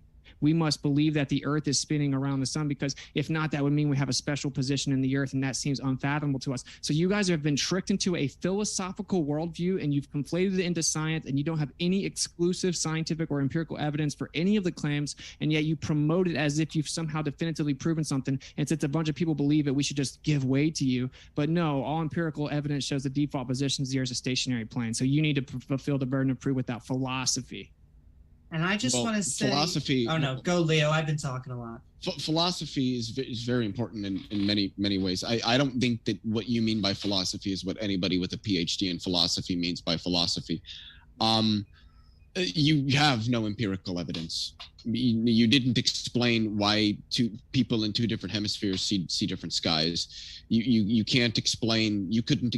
I can tell you, you're not. If I asked you, you wouldn't be able to explain the seasons. You wouldn't be able to explain eclipses. You wouldn't be able to explain any of this. You don't have any empirical data. You don't understand relativity. You don't understand mathematics. You keep saying, well, there's no experimental. Yeah, that's what I'm saying. There aren't experimental results that could prove it because of the symmetry in the math. Like, the fact that you haven't yet followed what it is that I'm saying is explicit demonstration of the fact that either A, you're just willfully ignoring the points that I'm trying to make, or you do not have the cognitive capacity to follow along with the points that I'm laying out. I don't know which one it is, and this is why it's nigh impossible to move past these points. You're not even following with the discussion. And this is what makes it hard to provide responses, because you're just not saying anything. Amy, anything else? I don't know how much time we have. 1 minute and 1 second. I just want to keep on reiterating, although I would love to blame religion, I find that I have religious brothers and sisters on this subject, and to not include them would be a mistake. Like I said, it is because of them that from a scholarly position, we continue to know the world is round. Many of them will, I would say, and hopefully stick by our side. Throw things, identity politics and all this stuff away. We're here because science and scientific consensus,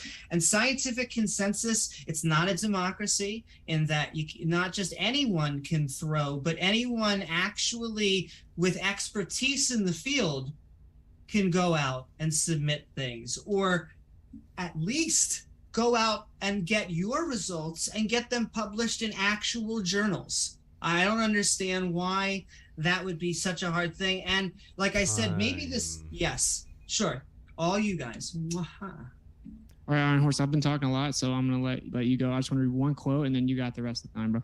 Because they're just skating past it using ad homs at this point. So, I mean, I think I'll let the audience decide. But anyway, this is Stephen Hawking. He said, all this evidence that the universe looks the same, whichever direction we look, might seem to suggest there is something special about our place in the universe. In particular, it might seem that we observe all other galaxies to be moving away from us, then we must be at the center of the universe. There is, however, an alternative explanation. The universe might look the same in every direction as seen from any other galaxy, too. This, as we have seen, was Friedman's second assumption. We have no scientific evidence for or against this assumption. We believe it only on grounds of modesty. It would be most remarkable if the universe looked the same in every direction around us, but not around other points of the universe. Physicist Stephen Hawking explaining that it's a philosophical determination of modesty of the Copernican principle, and we have no scientific evidence for it, and that's the truth. And we have all the empirical evidence. Iron Horse, you got it. Yeah, cheers, mate. Yeah, you pretty well nailed it.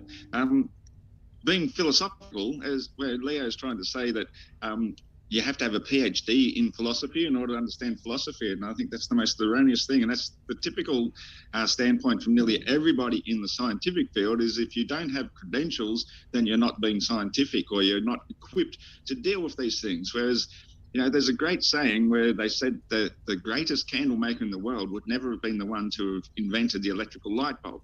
Every new advance that comes from somebody from the fringe who is thinking outside the circle, who has not been heavily indoctrinated or educated with the very things that they are saying.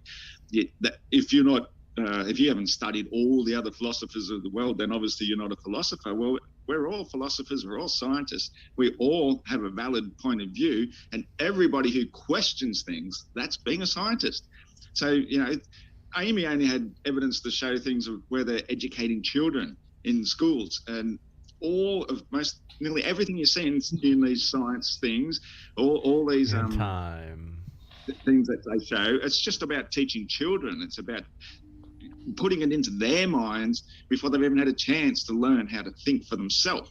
Whereas any free thinker, that's time. I do want to say some of the links, the ones that I originally showing, they were college level websites and universities trying to explain gravity to children. I was going back and forth whether I should show them, because one of them was like the shadow test. But once again, I'm going back and forth because I don't want to be condescending. I don't want to be here and be like, this is for children, because, this is an important debate. In fact, I'll even say I agree with Witsit Gets It. I think this is a philosophy debate. I think this is a epistemological debate, because in my opinion, Leo and I agree with the scientific consensus. That is where we get our data from. And I believe that the other side relies on personal experience. If I am straw manning them, then they can explain it. But that is what I've seen so far. So going to what Witsit said, I never denied the importance of the philosophy. In fact, when I first spoke, I said that the philosophy is in fact very, very important.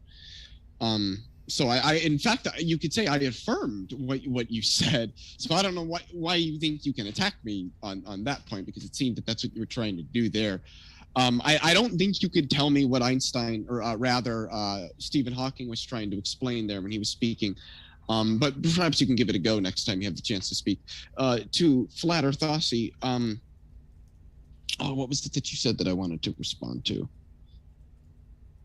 Somebody refreshed my mind. The first philosophers? Yeah.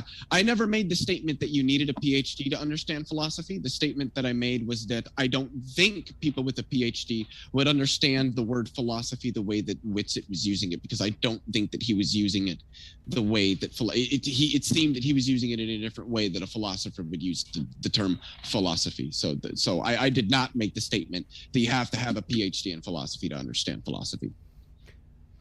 We'll kick it over to Austin and Iron Horse. We're also going to go in the Q&A shortly, folks, so hang tight for that. Iron Horse and Austin, floor is all yours. Hang tight.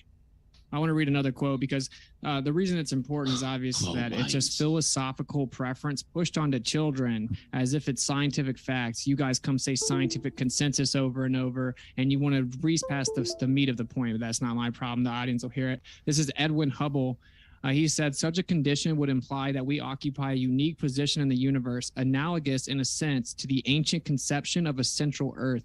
This hypothesis cannot be disproven, but it's unwelcome. It would only be accepted as a last resort in order to save the phenomena. Therefore, we disregard this possibility. The unwelcome position of a favored location must be avoided at all costs. Such a favored position is intolerable. Therefore, in order to restore homogeneity and to escape the horror of a unique position, we must be compensated by spatial curvature. There seems to be no other escape. Edwin Hubble explaining how they had to come up with this idea of relativity and keep pushing it and migrating it towards what the observations of the time, because they can't prove that the Earth is not central and stationary and special, and they don't like the idea that maybe the Earth was created and has a special position. So they masquerade philosophy and religion as if it's science. So it's very ironic that we are taught as if we are science deniers when we're clearly not, and we're just calling out their religion.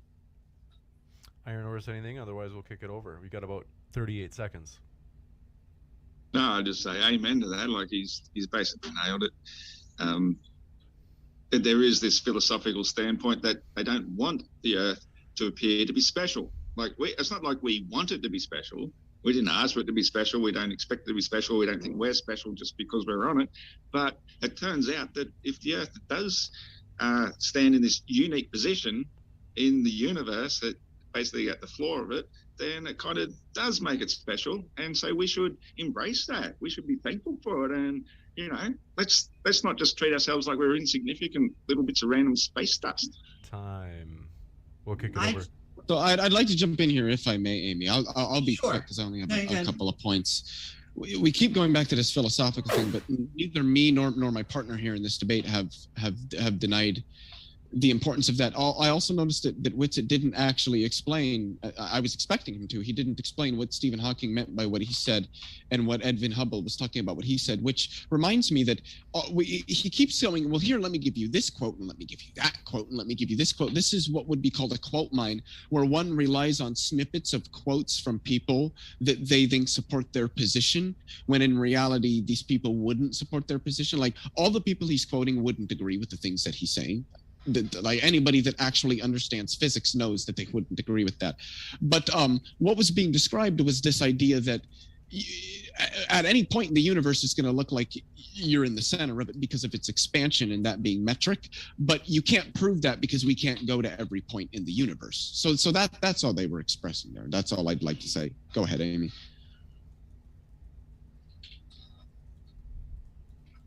Amy?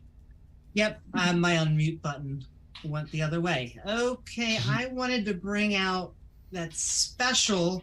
To me, I can't help but get excited because I was trying not to bring up religion, but I mean, you went right back to God, that we are a special creation, and this is the main thrust behind why there is a flat earth. I once again want to reiterate that I think that the vast majority of theists, I can't even believe I'm saying this, even young earth creationists would have to be on my side. They would say, sure, God was the creator. Nonetheless, we go with the scientific consensus because that is where all of the empirical evidence lies. And you would need a new model to rebut that sort of scientific consensus. You got it. We'll kick it over to, let's see here. Kick it over to Iron Horse and Flat Earth Aussie. And then maybe what we'll do is maybe just for a last minute. Actually, well, since it's closings, we'll give 2 minutes to each side. And given that we had the Globe Earth start, sorry, I am slow today. Globe Earth started, so we'll have the Flat Earth have the last word. So Globe Earth after Iron Horse in Austin, and then one last time from Iron Horse in Austin. You can go, bro. I've been talking on. Cheers, bro. Yeah, it seems to me like Amy has been desperately trying to turn this into some sort of religious discussion, which, you know, like religion is basically just another form of philosophy in a way, but it's one that people, once they've sort of attached themselves to, seem to take it more seriously than say a philosophy from the scientific point of view, is that you are adaptable to change. And I think that's what Flat Earth is. We basically are. We're all philosophers, maybe religious in some way or another. Like, I was raised quite religious. So I stopped going to church when I was about 14, and I started looking into Eastern religions, you know, Buddhist and whatnot. And basically, the more I looked into things, the more I started to accept the Christian religion. So it's got nothing to do with the flat earth. Like, a lot of people who do really believe in their religion find that the Bible has a lot of references towards flat earth, and if that gives them peace of mind and comfort and helps them to be better people, whatever, I don't see any correlation between that and the scientific outlook of where we are. Like, scientifically, have we detected any curvature?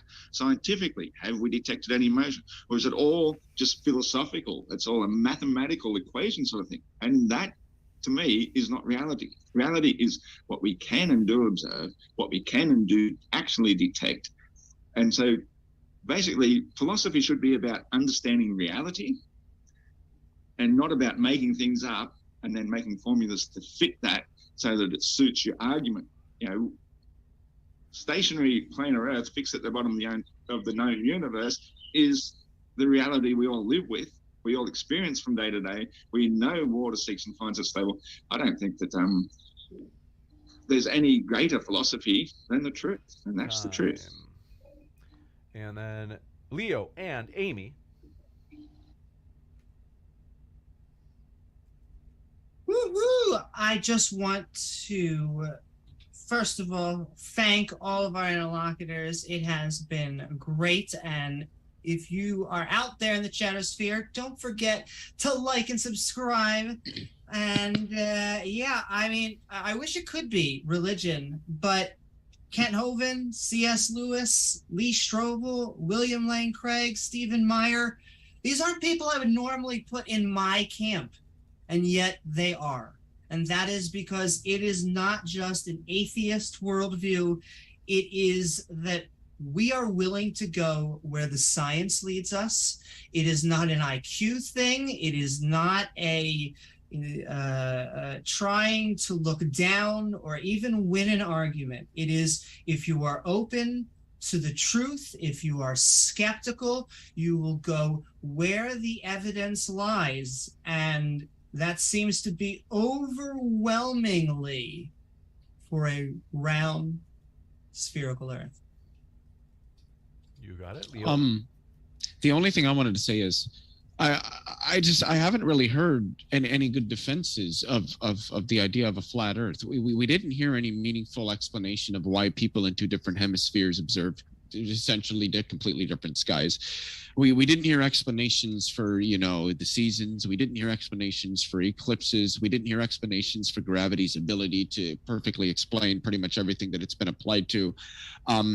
We did hear Whitsitt say that it fails on the cosmological level, despite anybody with any knowledge of cosmology knowing full well that general relativity is literally probably the greatest tool that cosmologists use. So that phrase really, that's why I almost choked on my beer when he said it. That one really was what? I don't get it, but I'll leave it there. Given that we gave the lead or opening statement to Leo and Amy, we'll give the final 2-minute Whitsitt and Iron Horse. Then we're going to go to the Q&A, folks. All right, I'm going to time myself, Iron Horse, so you get a minute too. So yeah, provably relativity's predictions on the cosmological scale are wrong. This is just objective. Again, as early as 1933, we found that only 3% of the mass predicted by relativity in the galaxies, et cetera, et cetera. It's about a distribution of what's in space and time, and that's all that's there, but there's dark matter and dark energy. Actually, Einstein said in the sense that physical properties must exist or does exist in ether, but only in that sense. It cannot be that of ponderable media. So you don't understand it, and you're self-projecting onto me, but objectively, relativity has been debunked on the cosmological and quantum scale. I can read Pittsburgh University right here saying you have to give him his chance to speak, Leo. I'm sorry. I really am. I'm sorry. Okay, and here it is. Quantum mechanics is incompatible with general relativity because in quantum field theory, forces act locally through the exchange of well-defined quanta. Pittsburgh or Stanford University. Of course, there's numerous ones. Everyone knows that it doesn't work and that relativity is incomplete at the best. And so there's no evidence for that. Seasons work because the sun moves closer or further away from a certain part of the Earth. Wow, so complicated. I explained the star trails are based on perception or based on magnetic holography. Let me guess, these don't make any sense. So, all right, Iron Horse, you can go because that's a minute. Cheers, brother. Yeah, Leo seems to be a bit concerned about some of these things. They're huge fields that could take hours and hours for each one to explain, like, for example, eclipses. Basically, what we've noticed over the centuries is that these eclipses all occur in regular repeating patterns. So it's not a matter of having to believe one thing over another in order to understand that they can be predicted quite simply by the fact that they will keep happening at the same time every 18 odd years or whatever. So that's neither here nor there with either model. It still works for the flat Earth. The fact that we do see different stars either side of the equator simply is a matter of perspective. It's like anything that you see. If you travel to the next town, are you going to see the same buildings you could see in the town you were previously in? Of course not. Everything changes when you travel. So everything makes perfect sense if you start to grasp the sense of scale. And that's one thing I don't think the globers can do, because they believe the sun actually sets below the horizon, whereas your actual horizon that you can physically see is only a few miles away. And yet you think the sun is going to be below that, a few miles away. It should be 6,000 miles away at least, over 4,000 miles to drop. We're going to jump into the Q&A. Do want to say, folks, thanks so much for all of your questions. Got to name a couple of things before we go into the Q&A. First, all of our guests are linked in the description below. You have been properly exposed to them now for about an hour and a half. So if you'd like to hear more, if you'd like to learn more about their positions, you can click on their links below right now in the description box. And that includes not just here on YouTube, but also, as you may or may not know, all of our debates on Modern Day Debate are uploaded to our podcast, which also gets thousands of downloads, by the way. It's 100% ad-free. We don't make a dime off it. We hope it's useful to you, and our guests are linked in the description box there as well. So that includes Iron Horse, Witsit Gets It, Leo, and Amy, who are all linked in the description box there. Now, let's jump into these questions. I want to say thanks so much for your questions. I'm going to move through these as fast as humanly possible. This one coming in from Commercial Sound and Video. Thanks for your support. Didn't see a question, but let me know in the live chat with an @Modern Day Debate if you had one you wanted to attach. Deej says, Iron Horse already won. No need to continue. Thank you very much. As I mentioned, Iron Horse, are you still in the hot tub? Bloody oath, mate. You're going to get pruned up in there. All right, this one coming up. Cameron Hall says, can the flat earthers, please use their two collective... Okay, we got it. Can they explain magnetic fields? How can they work on your, quote, model, since magnets can't be unipolar? Yeah, it actually looks like we have a quadrupole data on the Earth, and every single magnet has what's called an inertial plane through the middle of it. So the better question is, how come with all the scientific consensus that we've been hearing about reiteratively all night, they still can't explain the magnetic field on the Earth in the globe model, and Harvard explains why the dynamo threshold problem and many other things. So the magnetic field can't explain on the globe Earth, and it works perfectly on a flat Earth, as there is an inertial plane in every type of magnet that exists. You got it. This one coming in from Do Appreciate It. Light of the Twin Lamb says, James, hi, let's see. Are you a knife? Because you can cut butter with that Giga Chad jawline. That's very funny. I'm sorry I forgot to read your super chats the other night. We're going to read those in the post-credit scene. By the way, Daniel Hakikachu's name is pronounced Hakikachu, like Pikachu with ha in the front. Malavia, thanks for your question, says, Witsit, T-Jump has already given you the novel, testable evidence. You just choose to ignore it. That's not our fault. T-Jump didn't do anything in the debate with him. He just kept on like talking about magnetic fields could only work on a globe, and he's wrong. Harvard explains, like I just addressed, that they don't know how to explain it on a globe. So yeah, I don't know what you're talking about. I've read all about the globe. I learned all about it. I read all the gravity claims, all the modern claims, all the modern problems. I went out and tested the Earth myself. So it's not a lack of evidence that's the problem. It's a lack of legitimate physical, empirical evidence to prove that the Earth's a ball that spins. That's the problem. You got it. And by the way, was that over a year ago you and T-Jump debated? That was a good one. That's in the debate library. Yeah, it's been a here. while. Probably 2 years maybe. That was a good one, but it's in the debate library here on Modern Day Debate if you want to check it out, folks. S. Aston says, within, I find your verbal reputations of gravity uncompelling. I think they meant Witsit. I find your verbal representations of gravity, refutations, I think they meant, of gravity uncompelling. Please show us your corrections and calculations to the formula. You don't know about dark matter and dark energy. You didn't know that you're way off with your prediction on the cosmological scale and also on the quantum scale. They want to try to differentiate it and say that it doesn't have anything to do with relativity. It objectively does, though, because relativity was the proposed background or the medium in which everything moves within in space, okay? And it was claimed specifically to have specific characteristics and not to be that of ponderable media. Okay, that's what Einstein said and explained. And yet now we have all kinds of information showing that, you know, for your expansion rate and for the lack of mass, et cetera, you need some other component that makes up 95% of it, actually 96 point something. So that's the objective truth is relativity is at least incomplete. It doesn't address most of what's there, and it doesn't work on the quantum scale. I just read it. It's very easy to understand that. Superposition alone would refute relativity. There is no evidence for gravity on the quantum scale or the cosmological scale. So if it was actual, it would be on all scales. So yeah, it's objectively not correct, and every person in the field knows that. Can I provide a quick response to that? Go for it. So again, like literally any cosmologist will tell you they took heavy general relativity because it's their most important tool. Like literally, if you don't believe it, just go to a university and ask. Dark matter and dark energy, we don't know what they are, but we certainly know they're there, and there's empirical evidence that they're there, and that's because of relativity and the relativistic effects that they have on the environment around them, thus confirming relativity. And that's all I'd like to say on that. No one disputes that they assume relativity in gravity, in cosmology. No one disputes that dark matter and dark energy comes from the relativistic application. That's the point. It doesn't adequately predict what we observe, so we had to make up two different ideas and conceptual abstractions to make up for the mathematical discrepancies. Relativity is not correct.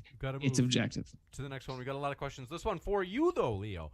Elijah Freeman says, to Leo, Paul Larson, planetarium director, says, at International Space Station height, with 3% of Earth being perceivable, the horizon would look flat, not curved. Rebuttal? Yeah, I don't even know what that means. I don't know who that is. I don't know what they're talking about.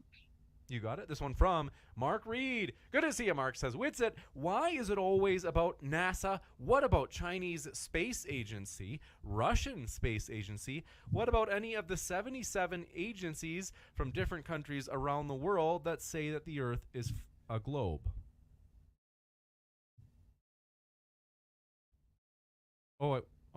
So, okay, he went in the other room. I was like, Austin, you're quiet. So let me come back to that question once Austin comes back. Or did NASA take him?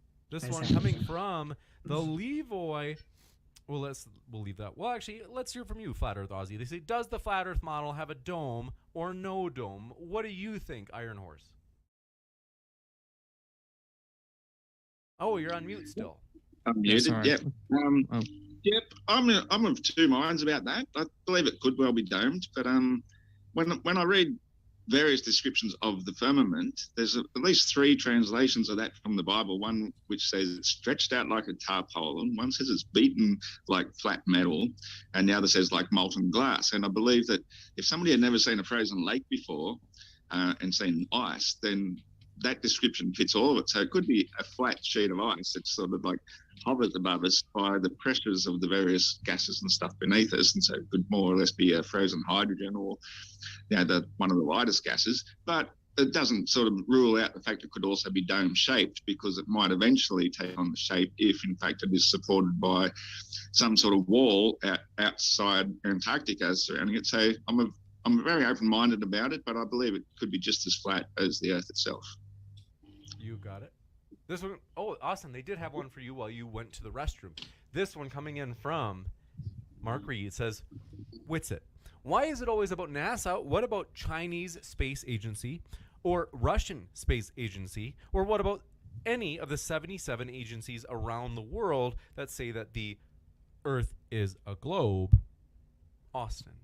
None of them claim to have a real picture of the globe in entirety from space. Not one of the 77. If you've seen like the Chinese landing the rover on the moon, it's hilarious. It's hands down the fakest thing I've ever seen in my entire life. It's even worse than like our faked moon landings. So we just don't turn to governmental space agencies. I guess the idea, the premise is you think they're all in on it. They're all lying and blah, blah, blah. They all agree to the Antarctic Treaty. So yeah, they are and objectively all in an agreement that we can't privately and freely explore past the 60 south latitude. Long story short, none of those places actually offer a real picture of the Earth from space, even to be claimed to be real.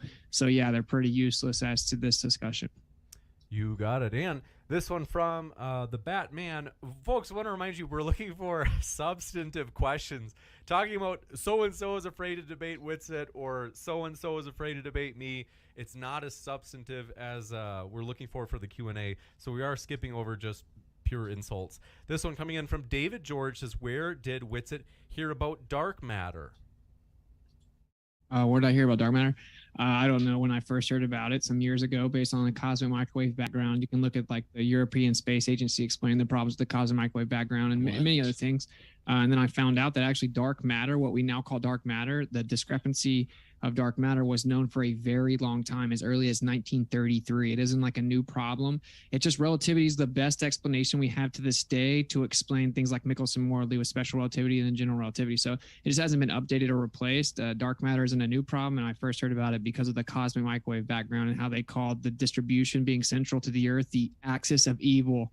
Because again, this is a philosophical worldview or religion, and they, science doesn't denote things as morally evil because it disagrees with your theories. So yeah, cosmic microwave background. Can I comment on Do we have to go forward or? Go for It's it. really quick, just on the axis of evil. There is no axis of evil. This has to do with pole measurements of the cosmic microwave background, and they only exist in like a few of them. And there's at least 1,400 different measurements. This is not even a statistical anomaly. This one coming in from, do want to say, Sean Hawkins. By the way, for some reason, I don't know why you were triggered when I called out somebody about not attacking the guests based on demographic variables. As always, we want to follow YouTube terms of service. So, Sean Hawkins, you're just going to have to learn how to deal with that, because I did rebuke SH. Maybe you thought that I was talking to you when I said SH. There's an actual username named SH. So, chill out. Sean Hawkins says, why is Austin scared to debate me? Austin, I'll give you a chance to respond to this. No, I'm not scared to debate anyone. I am on Discord, locally available, like all the time. I debate Glovers like 10v1 regularly, whether they're PhDs, you name it. So I'm not scared to debate you. You'd have to come to where I am. If every single person that got triggered, I take their ball away, hits me up frantically, begging me to debate them, I would never be able to get anything done. So there's your answer. You keep asking, and you ask about Polaris, which is a really stupid question. So if you want to debate me, come into Earth Awakenings on our Flat Earth Discord 2.0 on Discord, and then you could debate me. Or I'm going to have a Flat Earth show here soon. You can come on and behave and be cordial and respectful. Then you can also come on there. You got it, and thank you very much for your question. This one coming in from Hates Stairs says, Iron Horse and Witsit, can you elaborate on your electrostatic gravitation hypothesis? It's odd to dismiss quantum mechanics, but also claim a force on that scale is responsible for Earth's gravity. Kind of weird, bro. I don't know that he claims that way. Yeah, so everything that is matter is intrinsically electrostatic. All molecular and intermolecular attractive forces are electrostatic. That simply means all matter is electrostatic. We know that it's 10 to the 36 to 39th power stronger than gravity even claims to be. And again, Walter Lewin from MIT will tell you everything observed on the Earth is electric and up to thousands of kilometers. And that due to the scalar nature of quote unquote gravity, it doesn't come into play until the planetary scale because electrostatics wouldn't be strong enough. So why would I? Yeah, we have an agreed upon average of downward acceleration. Everything that accelerates down is intrinsically electrostatic. We have an electric gradient on the Earth, which is equipotential increase of 100 volts per meter, which means you have to have two Gaussian surfaces, which answers the dome question. There's obviously a surface above, as there is a surface of the Earth. That's the only way you can get equipotential electric gradients. And so long story short, yeah, we have an electric gradient. We have a Gaussian surface. We have everything intrinsically electrostatic as much as the air as well as the Earth. Therefore, all downward acceleration is electrostatic acceleration objectively. Can I say something on the electrostatic thing quickly? Sure. So strong interactions aren't electrostatic, and that's because they're stronger than electromagnetism. When you look at a proton, it has 3 valence quarks. 2 of those quarks have a plus 2/3 electric charge. One of them has a negative 1/3 electric charge. So why do the 2 plus 2/3 charges not repel each other? Because strong interactions holding them together are stronger than electromagnetism. So in fact, the structure of most matter in the universe is actually the result of strong interactions, not electromagnetism. You're referring to things like the Pauli exclusion principle, electron orbitals, things like that, which is important. I mean, you're not wrong there. But when we're talking about the fundamental structure of matter, that's strong interactions, not electromagnetism. And just so you heard, Leo just admitted it's all electric. Yeah, elementary charge of 2. Yeah, that's what I said. That's what I said. Electric charge, elementary charge is electric. That's charge. Yeah, that's literally all matters held together with electrics. They have a misinterpretation of electrostatics. They call it the exchange of virtual photons in particle physics. So they don't even understand what electrostatics is. I'm using the word interchangeably with the word dielectric, but just objectively, just so you guys know, even neutrons and everything is electric within their own particle physics paradigm. They just don't know what they're talking about. This one from David Benz Cosme says, modern day debate, there are too many people speaking over each other. 2 versus 1 is not as good as 1 versus 1. I get it, but at the same time, folks, it's actually pretty darn controlled tonight. Sometimes I have to tell you, it's not always going to be, like, if you want a boring debate channel, go check out Intelligence Squared. No offense, but, I mean, sometimes their debates are boring, and sometimes their debates are good, I'll be honest. But if you really want, like, super controlled and your grandma's type of debate channel, that's not modern day debate. Oliver P. Perez says, can you explain the midnight sun in Norway in a flat Earth model? Yeah, the sun gets closer to the center. The way I see it is the sun is always going around the equator, but as it spirals around every day. So from the spring equinox, it's always opposite on either side of the hemisphere. So from September 22nd till December 22nd, it's actually spiraling closer to the Earth, which makes it appear to create a bigger circle above us. And then as it gets higher and higher towards June 22nd, that's when it appears to make a smaller circle.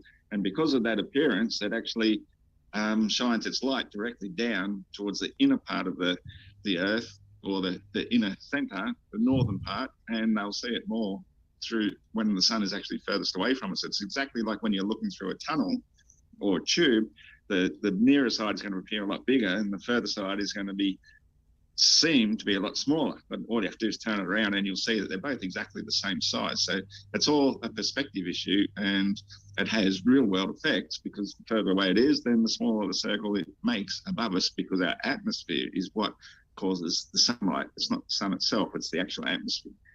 I hope I explained that as well as I could. This one from Oliver B. Perez says, can you explain the midnight? Did I just say this one? This is David Ben Cosme says, Witsit, Witty City. I don't know. Okay, what that means. Mark says, Leo, why aren't you wearing a seatbelt? What does this mean? I have no idea. This one from C. Parnez says, Austin always kills it. He needs better adversaries. Ooh, backhanded compliment. Malavia, thanks for your question, says, I challenge Witsit to a YouTube boxing match. Juicy. And David George says, Witsit, I've seen Jupiter in my telescope. How? I don't think that we ever disputed that something called Jupiter's in the sky. So I would just say to the audience, you got to think about this honestly, right? If everything that you say to flat earthers is a straw man and it misrepresents our actual position, an intellectually honest person would kind of step back and be like, maybe I misunderstand the conversation. Maybe I haven't thoroughly seen what it is that they're saying yet. Yeah, Jupiter's in the sky. No one disputes that. Planete, the Greek word for wandering star, that's not new. We know it's up there. I document them as well. Can I just ask a quick question? Sure. Yeah. Would the moon be in the dome? Would it be outside of the dome?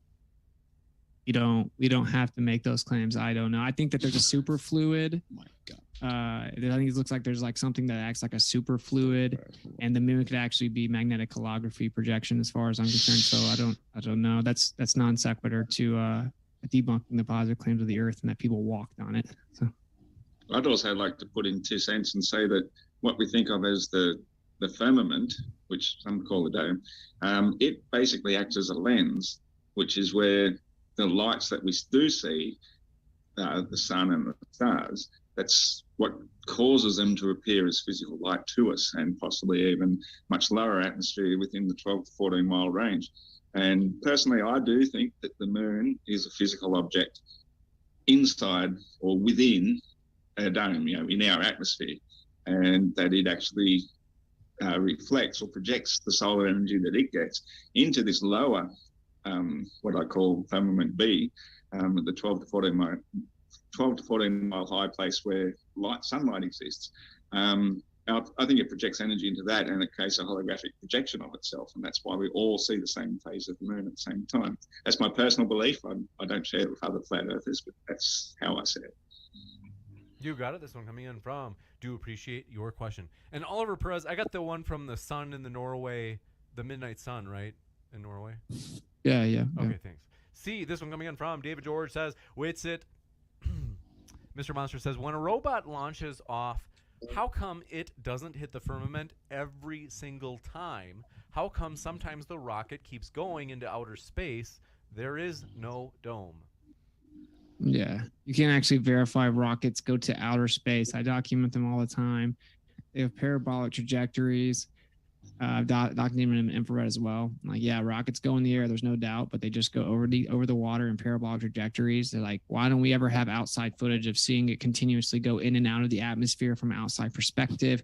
Even if we did, it wouldn't prove it, but we don't even have that. So long story short, you can't use begging the question of the globe Earth and the claims from NASA to then say, can you explain this as a flat earther? I mean, it's a very ignorant way to go about it, but you can't verify that these things go to space. I don't believe space agencies. They clearly lie. You got it. Thank you very much for this question coming in from UDF says, what does Iron Horse think about the Pauline Pants Down? What does that mean? I think that's a bit of a reference to an Australian politician called Pauline Hanson, and she's sort of a little bit controversial because she came out in the first place when she first started. She was quite considered racist simply because she spoke up against Asian people, and I think Pauline Hansdown is a comedian who makes fun of us. So I try to avoid politics as much as possible. I think it's all a bunch of nonsense. So nothing else to say. Thank you very much for your question. James W. says after show on the Amy Newman channel, open mic as well. That's linked in the description, folks. You can find it right now. And all of our guests are linked down there as well, whether or not they have an after show. So highly encourage you to check out their links, including Amy's after show. This one from Mark Reed says, Witsit, why did you not address the dome? Why did you dodge the question? Could you answer it, please? Yeah, I did just a second ago. We have an electric gradient on the Earth, equipotential increase of 100 to 120 volts per meter.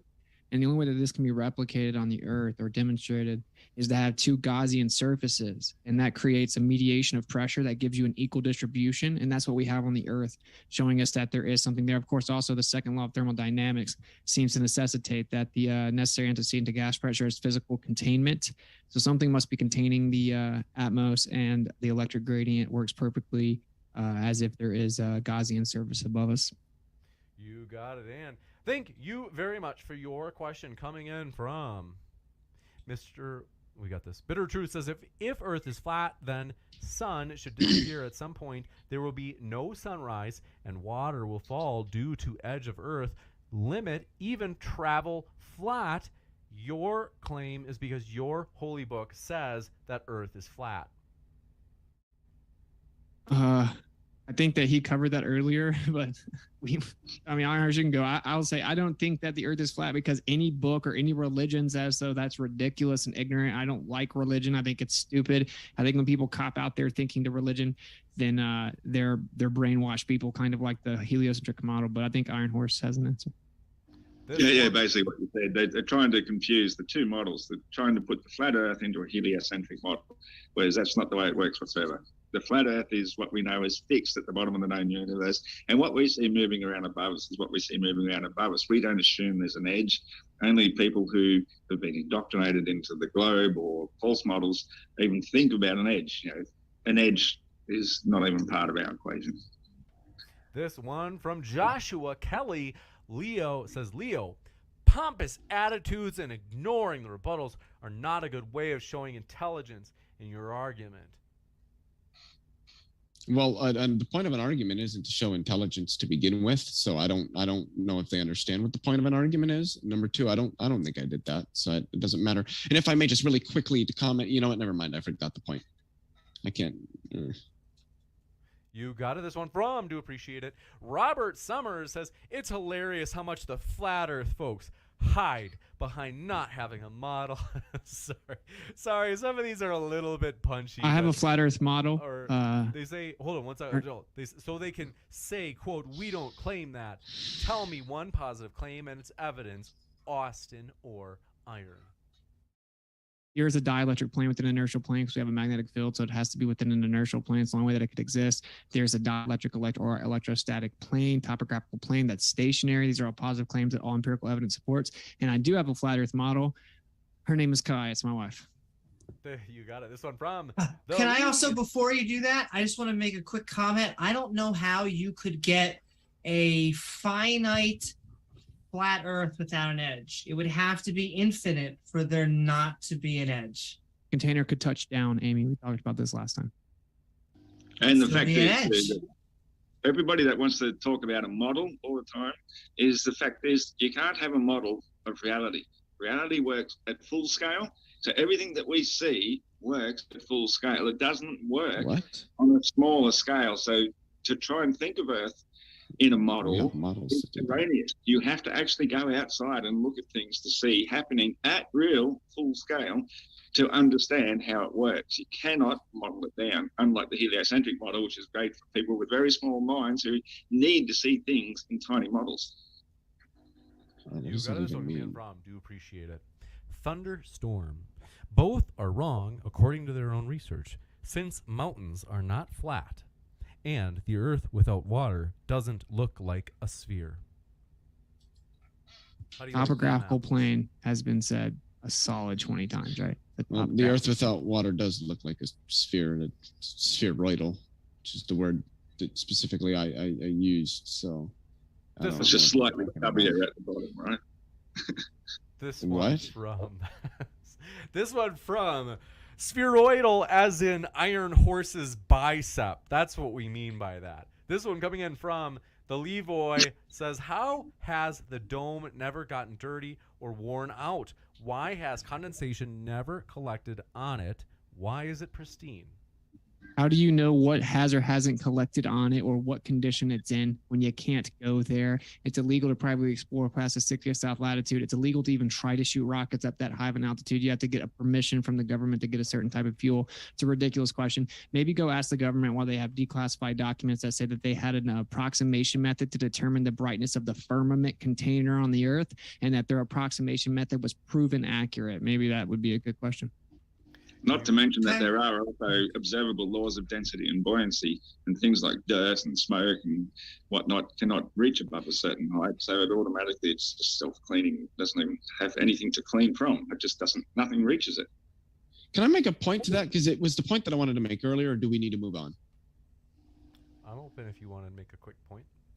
So notice how when the flat earthers are pressed to actually give the details of the model, things that sort of just like follow from what they're saying, they always talk about, oh, well, we can't show that. We're not allowed to go there. There's always an excuse when it comes time. You know, when the chickens come home to roost, they come home empty when you're talking with flat earthers. Oh, look, Adhams. This guy's crushing. Well, I also just want to point. I didn't Adham. I don't think you know what that means. Yeah, your arguments are always just like vague dismissal insults. No, that's not what it is. Anyway, if you haven't heard of Operation Fishbowl, then you know nothing about the history of what we've detected about the firmament in the first place. Yeah, but it is interesting. I decided the government. But you just said you couldn't detect it. The government says that they have an approximation method to determine the brightness of the firmament, and the approximation method was proven accurate. This one coming in from, do appreciate your question. David George says, Witsit word salad, so delicious, so sad. Poe. I forgot, what does Poe mean again? When you're pretending? So a Poe is that they are so close to a line, it's almost unavoidable. Are they a troll, or do they actually believe it? It's hard to tell that is a Poe. But I love all of our interlocutors here. We'll give Austin a chance. Austin, are you a Poe? This person's they're insulting your honor. Yeah, well, I mean, I know for a fact that what they told us the Earth is 100% not true. And that's why I don't make definitive claims about the Earth in entirety, because that would be dishonest. And in addition, word salad is when something literally doesn't coherently make sense in the order that it was presented, like blue, chicken, wall, egg, yesterday, why. That's not what I did, okay? I made very coherent, concise points. That isn't word salad. Maybe look up the words if you don't know them. But the truth is, yes, I do think what I say. I would never be able to live with myself to go around promoting lies. Can I just make one point about the last question with the dome? It is interesting that not only are there smudges, but you would think there'd be cracks or some sort of integrity problems. Either it is self-maintaining or someone is maintaining it. Well, ice and the replace itself, you know, because if the temperatures are that cold, then the gases that are up there composing the actual thing, then they're completely just freezing straight back into place the minute we hit them with a nuclear bomb, assuming nuclear bombs even exist. So whatever sort of firepower we're sending at them, it is self-repairing. And in fact, if you also look into operations high jump and deep freeze, well, even Admiral Byrd admitted that the second one, whatever, I can't remember the exact order they come in, but the second mission was a reconnaissance mission. And the reconnaissance mission was to try and retrieve a machine that was used to drill through the so-called wall, which had self-repaired and was growing back around it, and they couldn't get the machine back. And that's after they retreated. And there may have been a lot of other events that they haven't disclosed at this stage, but basically that's the reason why we have the Antarctic Treaty, is because we cannot penetrate this so-called wall. It self-repairs.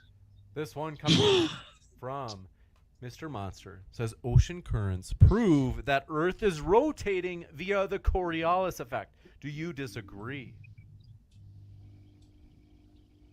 What proves it? He said ocean currents prove that Earth is rotating via the Coriolis effect. It doesn't rotate via anything. Okay, and the Coriolis effect is the idea of the inertial and accelerative frames of reference giving you a different perceivable differentiation. Yeah, inertial accelerative. He just shakes his head no all the time. It's so frustrating. He's just always objectively wrong, but shaking his head no. I don't understand. But anyway, inertial and accelerative always frames. Concerned with the meta, aren't you? Maybe. Yeah, you're so smart, guy. So inertial and accelerative frames. But I explained how actually north to south debunks that because they then claim the atmosphere moves in lockstep with the Earth. And then I also have a letter from Einstein, right, which very clearly says that due to the Machian principle, as he wrote in 1913 to Ernst Mach, if the Earth was stationary but the sky was moving around it, you would get a translation of motion to the interior of the system, and you would get Coriolis and centrifugal effects. And that's Einstein applying relativity himself, explaining that principle has to be true to invoke the Arthur Eddington experiment. So these are just things that people don't understand. I don't dispute that there's some type of effect because there's an ether vortex drift over top of the Earth as far as I'm concerned, but it doesn't really matter. It doesn't prove the Earth is spinning, and even Einstein would tell you that. This one from Bitter Truth says, in order to prove Earth is flat, you must know cosmology, Witsit, what is universe expanding equation, and why gravity is so weird. Yeah, so like the Friedman equations, the idea that the universe is expanding in all directions, that's the problem, is because we looked and saw even distribution away from the Earth at the center point. And so then we only had two options. One is that the Earth is the center point, or two is that it's going to look like you're at the center no matter where you are. That was the quote I invoked with Stephen Hawking. That's what he's clearly explaining earlier was, well, either the Earth is in the center or it's actually expanding in all directions. And we determined that we believe the latter on grounds of modesty, meaning it's a philosophical Copernican principle that you would have to think that you're in a special, unique position to think the Earth's in the center. So we disregard it. So, I mean, it's pretty simple. Yeah, the universe expands in all directions allegedly, and even distribution relative to your perceivable location in whatever part of the universe it is, which is a ad hoc explanation to explain what we saw. And we've now debunked it, and now you're off by 10 to the 120th power with your expansion assumption. This one It's from not ad hoc. David George. We got that one. Bitter Truth says, where did all the antimatter go? What is quantum physics? Explain me string theory. How black holes form and why there's high gravity in the center of a black hole. They don't say who these questions are for. I presume it's for Austin based on their last question. Well, I mean, I can explain those things. These I don't are think the Austin Glover. could.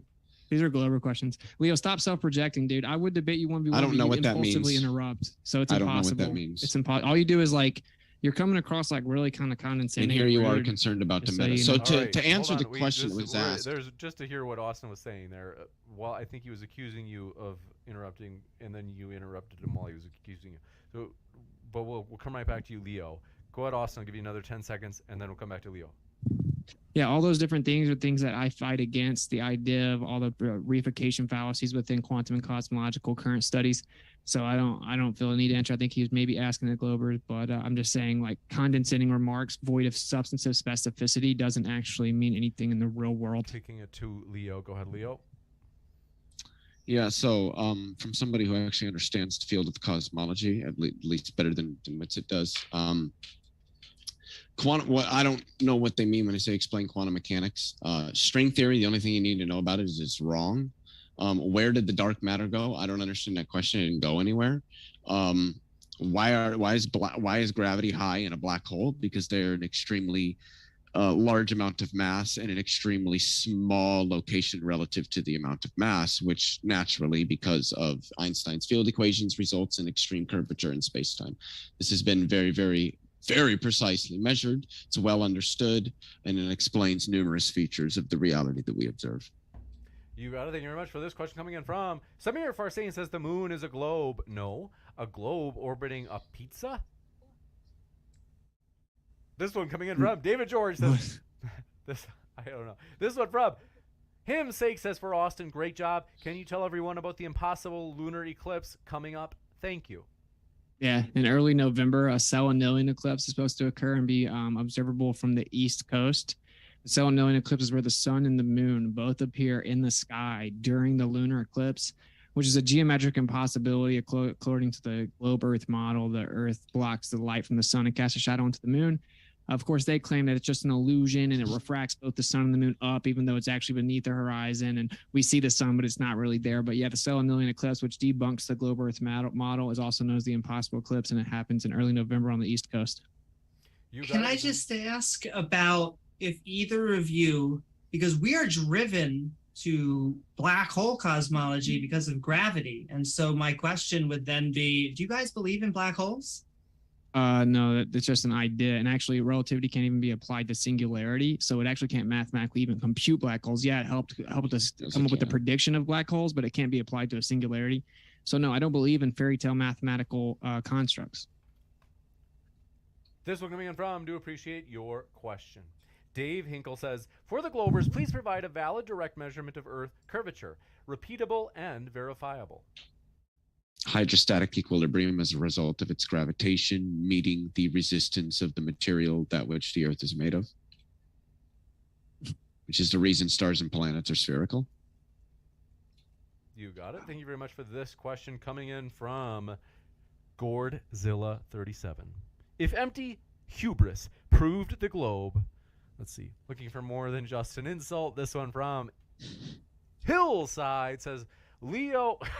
Okay, guys, no, I actually want you to read it. I'm sorry. Please, James, Leo, please you're read it. behaving like a child who has had his ball taken away. Relax. They lied.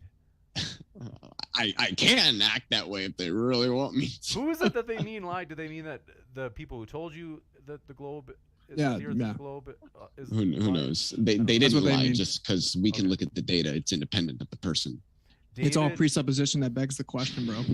Well, here, to make it fair, David George says, James, Whitsitt lies. Why? Explain. So you've got plenty, there's people on both sides. People get fired. You know, I've told people, I don't understand it myself, but this is one of the most fiery, contentious topics. Like, no joke. We host abortion. We host everything. And this Flat Earth versus Globe is probably the most aggressive topic there is. Samir Farzin says, Flat Earth, what's the next stop flying east from the U.S.? England, Greece, India, China, Japan? Then what? If USA again, it's a globe. If not, what and why? East to west circumnavigation is 100% possible on a flat Earth. It isn't complicated, bro. So please stop saying that. It just makes you look ridiculous. Just draw a circle, draw a point in the middle, and then put a compass there. You're going to update relative to north and come back to where you started. The only thing impossible on a flat Earth would be north to south circumnavigation, which has never been actually done. You got it. And this one, thank you very much for your question. Dave Hinkle. Did I do this one? For the Globers, please provide a valid direct measurement of Earth's curvature, repeatable and verifiable. Also, I think Leo did give an answer for that. I just want to ask if they would be able to do the shadow test that we've been doing for thousands of years, if we could get some sort of empirical data. In fact, if it was a flat disk, it should be that many of the same lights ahead would be directly over at all the same time, but they're not. That's why we have time zones. They have radically different hours depending on where you are on the globe. A gross misunderstanding of everything. Sorry, Whitsitt. Sending love right back to you too. You got Extremely erroneous thinking. If we consider that the sun is actually local, as we describe it to be, then that's exactly how it works. It works as the hour hand above the clock face of the Earth, which is similar to a 24-hour clock face. And so, of course, that's exactly how it works. The stars move about 4 minutes per day faster. So that's why we all see the same stars at different parts of the southern hemisphere at night time, because we have local time zones and we only see the stars at night. They're actually going slightly faster than the sun. So everything works exactly as you'd expect it once you understand how things should appear above the stationary planar Earth. You got it. Thank you very much for your question. I just put a poll in the live chat. This is a juicy one. We've never done this before. In particular, it has 4 categories. I'm flat Earth, and my side either won or lost, and I'm globe, and my side either won or lost. And when I say won or lost, obviously what we really just mean is who is more persuasive. So sometimes people are like, oh, there's no such thing as winning.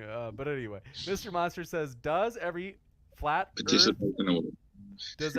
earther believer think that images from the James Webb Telescope are CGI? And why reference Hubble instead of modern-day scientists? Because the actual postulations that Hubble made are still the foundational glue of what we think to this day. That's why. Now I'm explaining that even he will admit to you that if we're wrong about redshift, the Earth could be geocentric in a much more dense environment where the lights are much more local and it could be much younger. And now James Webb, ironically, is saying that redshift's wrong. I tried to explain that. I was trying to cram it in within 2 minutes. But and so no, I don't think that the images are entirely fake. You can take pictures of the sky, but they are of course layered with the RGB filters, red, green, blue filters, and then they are enhanced via computer imagery, and this is just well known. So that's the problem. The interpretation is the problem, and then your presupposition of redshift is also a problem, which is why Hubble was brought up, because he's basically the fatherhead of your position, and he explains it's just a philosophy. No. When we observe it, it's not a presupposition. They readily admit that all the images yes, we do. Are artistic impressions taken from radio waves anyway, so they're not even seeing what they're seeing. Yeah, background radiation, radio waves. Are. I just got to point out that when he says we see it, just so the audience knows, we objectively don't. What we see is that yes, there's even distribution with the Earth at the center.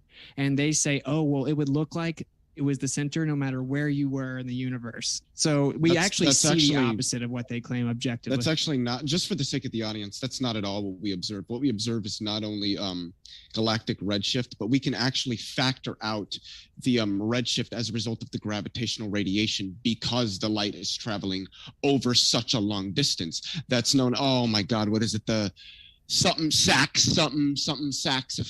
like that. I can't remember right off the top of my head, but that's how well measured it is that we can separate the redshift as a result of gravitational lensing from the redshift that is the result of the expansion. I said your interpretation observed for over 100 years. It doesn't rely on interpretations. We literally look out and see this.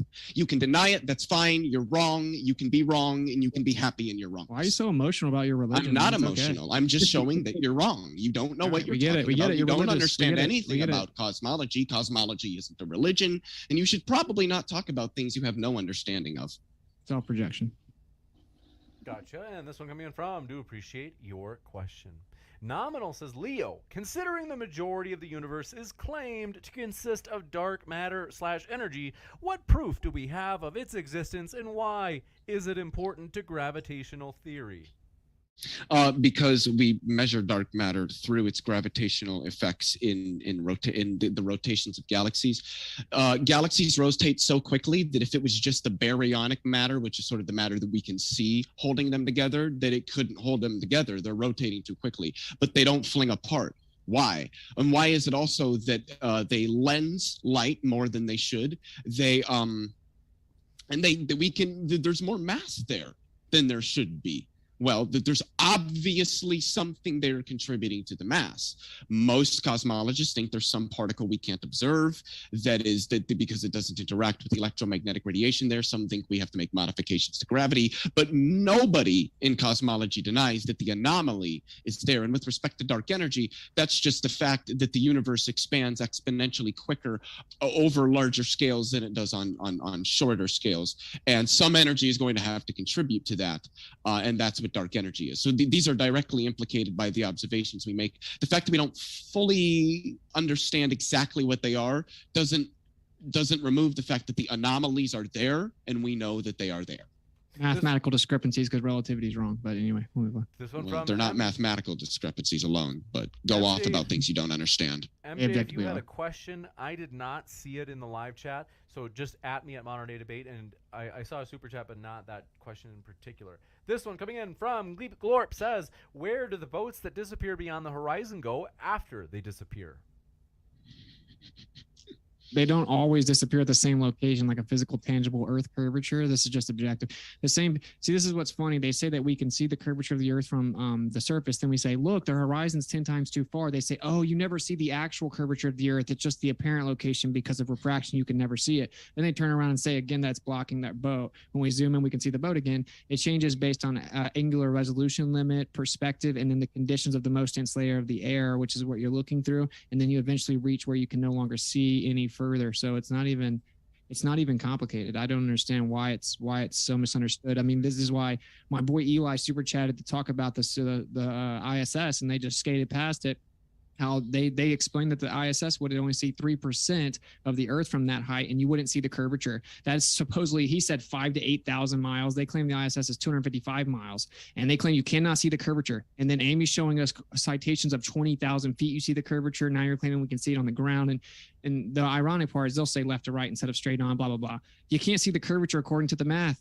And you guys just go around saying that you can. It's just kind of weird. So can I just we make don't see a point about that? I would want to know, do you have any papers that are actually saying that there is no curvature? Again, it's not saying no curvature. Paul Larson, the planetarium director of the world's biggest planetariums, explains that you could never see the curvature of the Earth from the ISS at 255 miles, shows the Except math that you because you can can. only see 3% of the Earth, and you just claim that you can see it at 20,000 feet in a plane. So See, but don't you, I asked for a paper and you're like, this one scientist who Leo and I probably think you're quote mining. Like, that's why we ask for papers, because it removes human bias. It removes just our feelings or opinions about it. no, peer review with tons of bias baked in doesn't remove human bias. Peer I review don't know what you're removes talking about. bias, so I don't That's know. the What Peer you're review point, removes yes. bias, really? So I can go Yeah. propose a theory explaining that the etheric framework that would absorb quantum No, fluid and the because it's not discrepancies rooted without- in any All right, this is why empirical you could data. never debate me, because I would destroy you. No, left it's and right, yeah, so we can move no, on. it's because you don't understand the subjects. Self-projecting intellectual You look like a insecurity. fool, like you do now. From Says the guy with veins popping out of his neck. Can I just put it through, Phenomenal. please? This one Can I is. No? let's see, we'll give you a short and pithy one, Iron Ores. Thank you, mate. I've made a video about perspective, and it's pretty straightforward. Is that everything beneath you converges upwards towards eye level, and everything above you converges downwards to eye level, and that's why we have a convergence point that we call the horizon, and we can't see through the horizon because everything beneath us isn't see-through. So it's a pretty straightforward thing, but anything that gets further away than that point of convergence at your eye level, which is due to your viewing height, it's just not going to be seen. So it's not as though it's actually going below it, or it's not disappearing anywhere. It's just been hidden by things nearer to you, which visually appear bigger. Thank you, James. This one coming in from Must Move Fast. Nominal says the invisible matter that we can't detect is called quote-unquote dark matter from NASA. Well, I don't know what NASA has to do with this. This was observed like independent of them, like that there are like every telescope can measure this. Like this isn't. I don't understand why they rely so heavily on NASA, as if like NASA is the only institution that talks about this. Like it just demonstrates how little they actually understand of the subject. That's all this does.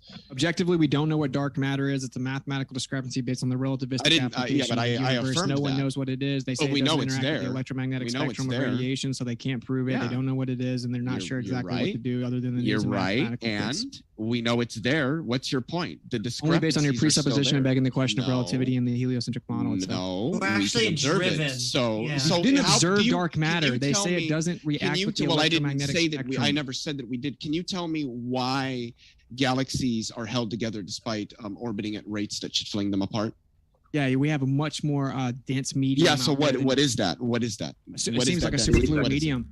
You I claim don't it's a know what you vacuum. mean You're by wrong. superfluid. I don't even think you know Thanks for what a making my superfluid point, is. Can you Leo. tell me You'll what a get there. superfluid is? I don't think you can tell me what a superfluid is. You'll get there. You'll get there. It has see, you don't know what a electrolytes. What superfluid plants is. crave. I'm sorry. You don't know what dark matter is, and you just claim that you can see it. No, with I my never said definition. no. I never See, said I that. can't do this, See, James. all Every you time can I do talk, is you just interrupt. straw He's a man little everything kid. that I All say. right, Yes, he's a little because kid. all you do is both say of you, all things right, that aren't the seriously, things shut that the up for a person second. said. All right, seriously, I don't understand. When you hear my voice, that's a great time. I'm the one that's like, it's my role to bring order. So if you hear my voice, I don't understand why you wouldn't defer to me.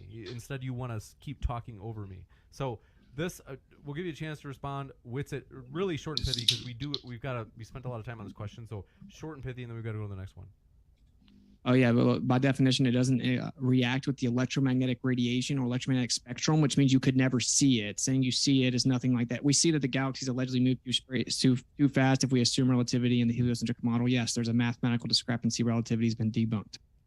This one coming in from, did Iron Horse really expose himself during this debate? Someone in live chat said, this one coming in from Brandy Beckett says, flat earth believers, what evidence would convince you that we actually live on an upside down pyramid earth? Dun, dun, dun. What? That was for us? Yeah, we're of the opinion that we try not to believe in ridiculous, impossible things. That's why we understand the Earth is flat. That's how we observe water to behave. We understand that water must be contained by higher edges on all sides, not just somewhere out of sight, out of mind. So whenever somebody presents a ridiculous proposition, we just think, okay, yep, next. Can I just comment that the reason that water is contained is because of gravity? Nice reification fallacy. What is being reified? The idea of gravity, a conceptual abstraction that attributes physical properties to space and time. That we can measure objectively and have for over 100 years. You cannot measure space and time bending and yes, we can. We have. No, you can't. Yes, we can. Do you know what a Lorentz? But do you know what? No, just one question. Do you know what a Lorentz boost is? I don't. I know what a Lorentz contraction is. By the way, I want to say this. So they claim that they measured a gravitational wave displacement in LIGO. This is one of the measurements they have for gravity. And it's the idea. It's the idea that they measured the displacement of a string 1/10,000th the width of a proton. Yeah. Wow. Gravity proven. You don't have proof for it. It's a concept. I don't know what you mean by string. It doesn't use strings. It uses lasers. And yes, we can measure the sensitivity and the displacement of those lasers on those scales. That's what like supercomputers do. Well, how do you think we like observed the Higgs boson? How do you think we've done the deep inelastic scattering to know what protons and neutrons are made of? Yeah, you just know fuck all about physics. You probably couldn't tell me what a tensor is. Relativity has been debunked on the quantum and cosmological scale. This is just objective. You're literally just a parrot in a cage at this point. And that is also not true. Quantum mechanics and general relativity are facts. The theory of everything, which is a PR term, is us trying to figure out how to tie both of these facts together. You are wrong. You'll get there. That's the opinion of physicists. But I just read Pittsburgh University saying that they're incompatible, so we can move on. The Sinister Porpoise says, has Iron Horse solved the P versus non-P problem? Does he mean the Q? Some sort of is he talking about if P not Q sort of thing? I don't know. What's he talking about? This one coming in the P versus NP. I'm sorry. James W. says, after show on Amy Newman's channel, defend your flat earth sky daddy, as they say. Okay, open mic. James still getting a lot of feedback, buddy. I see it bounce off your mic. That's true. But yes, all of our guests, Austin and Leo and Iron Horse and Amy, are linked in the description. And after show on Amy's channel, this one coming in from Samir says, flat earth, you have a model on formation of rock pizza. No one claims a pizza. That's called a straw man fallacy. Elijah Freeman says, Leo said we can see the globe from the International Space Station. Paul Larson says that's mathematically impossible. Respond to previous super chat given the clarification, Leo. Well, nothing was clarified. You just said, well, some guy disagrees. Okay, I don't care. Show me the math then. We'll be sure and message you the math. And you can see it because people on the International Space Station have said, yeah, you can see it. I don't think I said that you can see the globe. If I did, then you're just nitpicking at words. Obviously, what I meant is that we can see curvature on the Earth from the International Space Station. Also, I just wanted to clarify, when I said the International Space Station was like 8,000 or 10,000 something odd miles, I completely misspoke. I was trying to talk about the GPS satellites, not the International Space Station. That's like what, 245, 250 miles above the and then I looked it up, and the GPS satellites are 14,500 above. Well, so I just misspoke. Well, naturally everything does. I just want to say I just want to say this real fast. So actually with the whole curvature from space, you can do the math yourself. Okay. And there's a video, it's on my channel when I debunked the astronaut NOTS, but there's a video where you can hear Don Pettit, an astronaut on the ISS, talking to another astronaut about how once they use the fisheye lens, it drastically changes it. And the other guy says, wow, I'm going to have to start learning how to use this. I love the fisheye lens. Literally sitting there talking about something that imposes curvature onto it. It maintains a certain angle. So if you're looking down, you'd have a downward convexity imposed onto a flat Earth. It's not even slightly complicated to explain, even if there were people up there, and that distance is not accurate. This one coming in from Brandy Beckett says, how thick is our flat Earth? Iron Horse says, thicker than a bowl full of oatmeal. We'll give you a chance to respond. Yeah, I don't believe that the Earth has a thickness. I believe it's potentially limitless, but to the best of our knowledge, as Witz had already mentioned earlier, we can dig down to as deep as about 7.8 miles, which isn't very far, really. It's not even, they say the thickness of the crust is about 14 miles. So to believe that Earth even has a thickness, I think it's basically an irrelevant question. All that we do know is that the Earth, we only need the top few inches of soil to grow our food, and it floats above or sits upon some great depths, which are really not necessary to know. Yeah, we've never gone deeper than 8 miles. So why would we make a claim beyond that? Only the globe Earth does that. Geology. It constantly changes. You're right. It's called tectonic activity. Thank you for affirming. No, the model keeps changing. When we dug 8 miles, you are such a clown. The entire globe Earth prediction, the whole way down 7.8 miles, was inaccurate with temperatures, the amount of moisture, the amount of density, the actual elemental composition. It was wrong the entire way down 7.8 miles. You just don't know what you're talking about. This one coming in from radio wave, something that's calibrated to work. Sorry, James. Something that's calibrated to work in the medium of air. And so as soon as you put it through a different medium, whether it be the ground or through a vacuum or whatever you believe it to be, then that calibration of the thing they're using, how many waves per second it's propagating, is going to differ, and it will give you completely a false reading. This one coming in from. Well, I just want to know, do you guys think there was a time when the government agencies didn't have control, when people could just freely go to the dome and see it and come back? And well, I'm sure you could do that. Just sorry, go ahead. There's a huge amount of technology, like even building ships. Most ships weren't designed to go much more from one island to another or one continent to another. To actually travel beyond Antarctica, and like once you hit that ice, you need an icebreaker to even get to the ice wall, which is even just the edge of Antarctica. And then you've got nothing. You've got no fuel. You've got no supplies, no food, no nothing. So I really don't think that it really mattered to people of the past. And really to us now, I think the only way we could do it is with airships, something that can float above it all. And who knows, we might even hit an actual wall and not be able to go any further. So yeah, I don't see that as particularly relevant to what people of the past are capable of doing. Can I ask, do you want to move on, James? If it's really short and pithy, I can give you a chance. No, it's fine because it was a question. So you just go ahead and continue. I'm sorry. This one coming in from, do appreciate your question.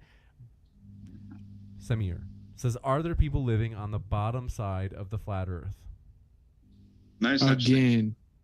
No one makes claims like that. It's so weird that you guys ask questions like that. He just explained to you that it's like an irrelevant question, and the deepest you can go is 7.8 miles. That's the deepest ever dug. So why ask us the question when the truth is you're the side making claims beyond what can be verified? We're not doing that. That's our whole point. We want to empirically verify this. They still think they're in outer space. That's why they think that way. Yeah. This one coming in from, do appreciate your question. You guessed it. Brandy Beckett strikes again. If we have no way to know how thick your flat Earth is, then how do we know our Earth is not actually an upside down pyramid shape? Well, we don't have empirical evidence for that. So we would have to be able to get to the area where you could measure some drastic steep drop off for anything like that to be viable. And also physics alone doesn't allow that.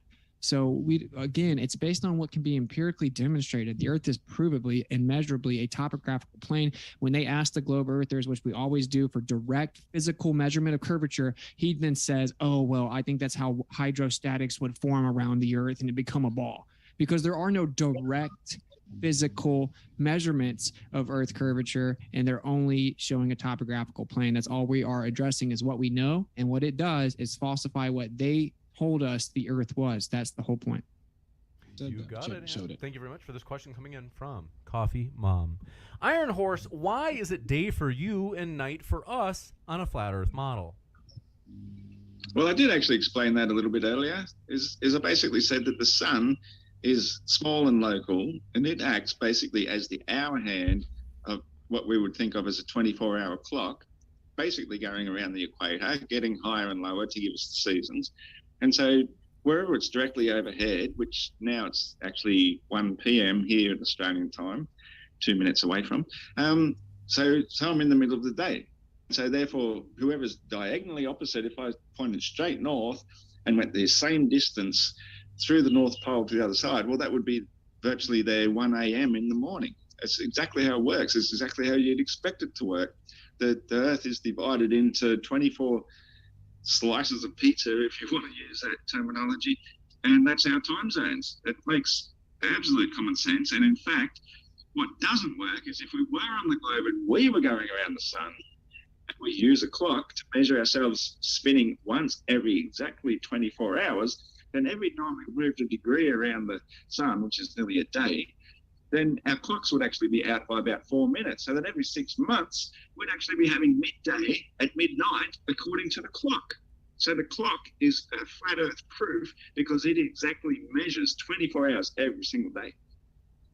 You got it. Thank you very much for your question. Coming in from Sky Scion says, I think Amy's obsession with religion shows that Amy is the one in a religion, but she doesn't even know it. LOL. I always appreciate when anyone uses the word religion in a negative manner. So I just want to thank the questioner. We should keep on doing that. But no, I've been actually trying to do the opposite. I want to go as Big Tent as possible. Theists, especially the ones that are for scientific consensus, which I think are actually the majority, are on Leo and I's side. And so it would actually be easy and simple for me to just make this an atheist versus theist debate. But no, I think this is an epistemological debate. This is about, do you accept scientific consensus, or is it about personal experience? This one She's saying heliocentrism is a religion. John Rapp says, Leo and Amy, please explain why flat Earth is foolish derp. I don't know if that's like if they're calling you a derp or if, I don't know. Go ahead. Well, it'd be because it's obviously wrong, and that's all I have to say. Your strongest reason from Very each profound. person. And I just It's obviously wrong. Profound. If it's obvious, then you should be able to demonstrate how it's obvious. I can. I have. So has Amy.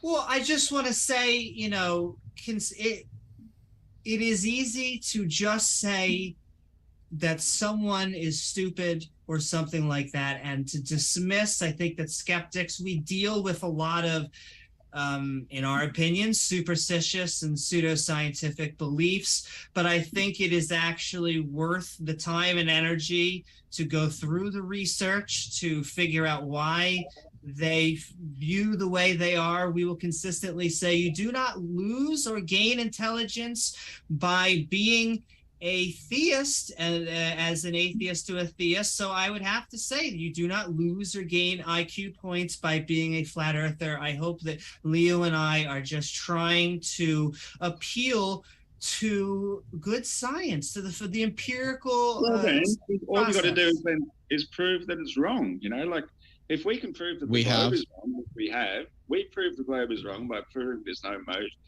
motion, there's no curvature, that everything can be explained by perspective and diminution of things getting smaller in the distance. That all works exactly according to everything we'd expect to see on a stationary planet Earth. So if you are going to prove the stationary planar Earth wrong. You can't just say we've got thousands of proofs. That's what you all say, but you've got nothing. You've never done it. But all Iron you do Horse, is try to defend a belief that we have proven wrong. I just want to say one final thing. I don't think that either of our two interlocutors here, Amy, could actually like outline at least two of the points that we've made tonight.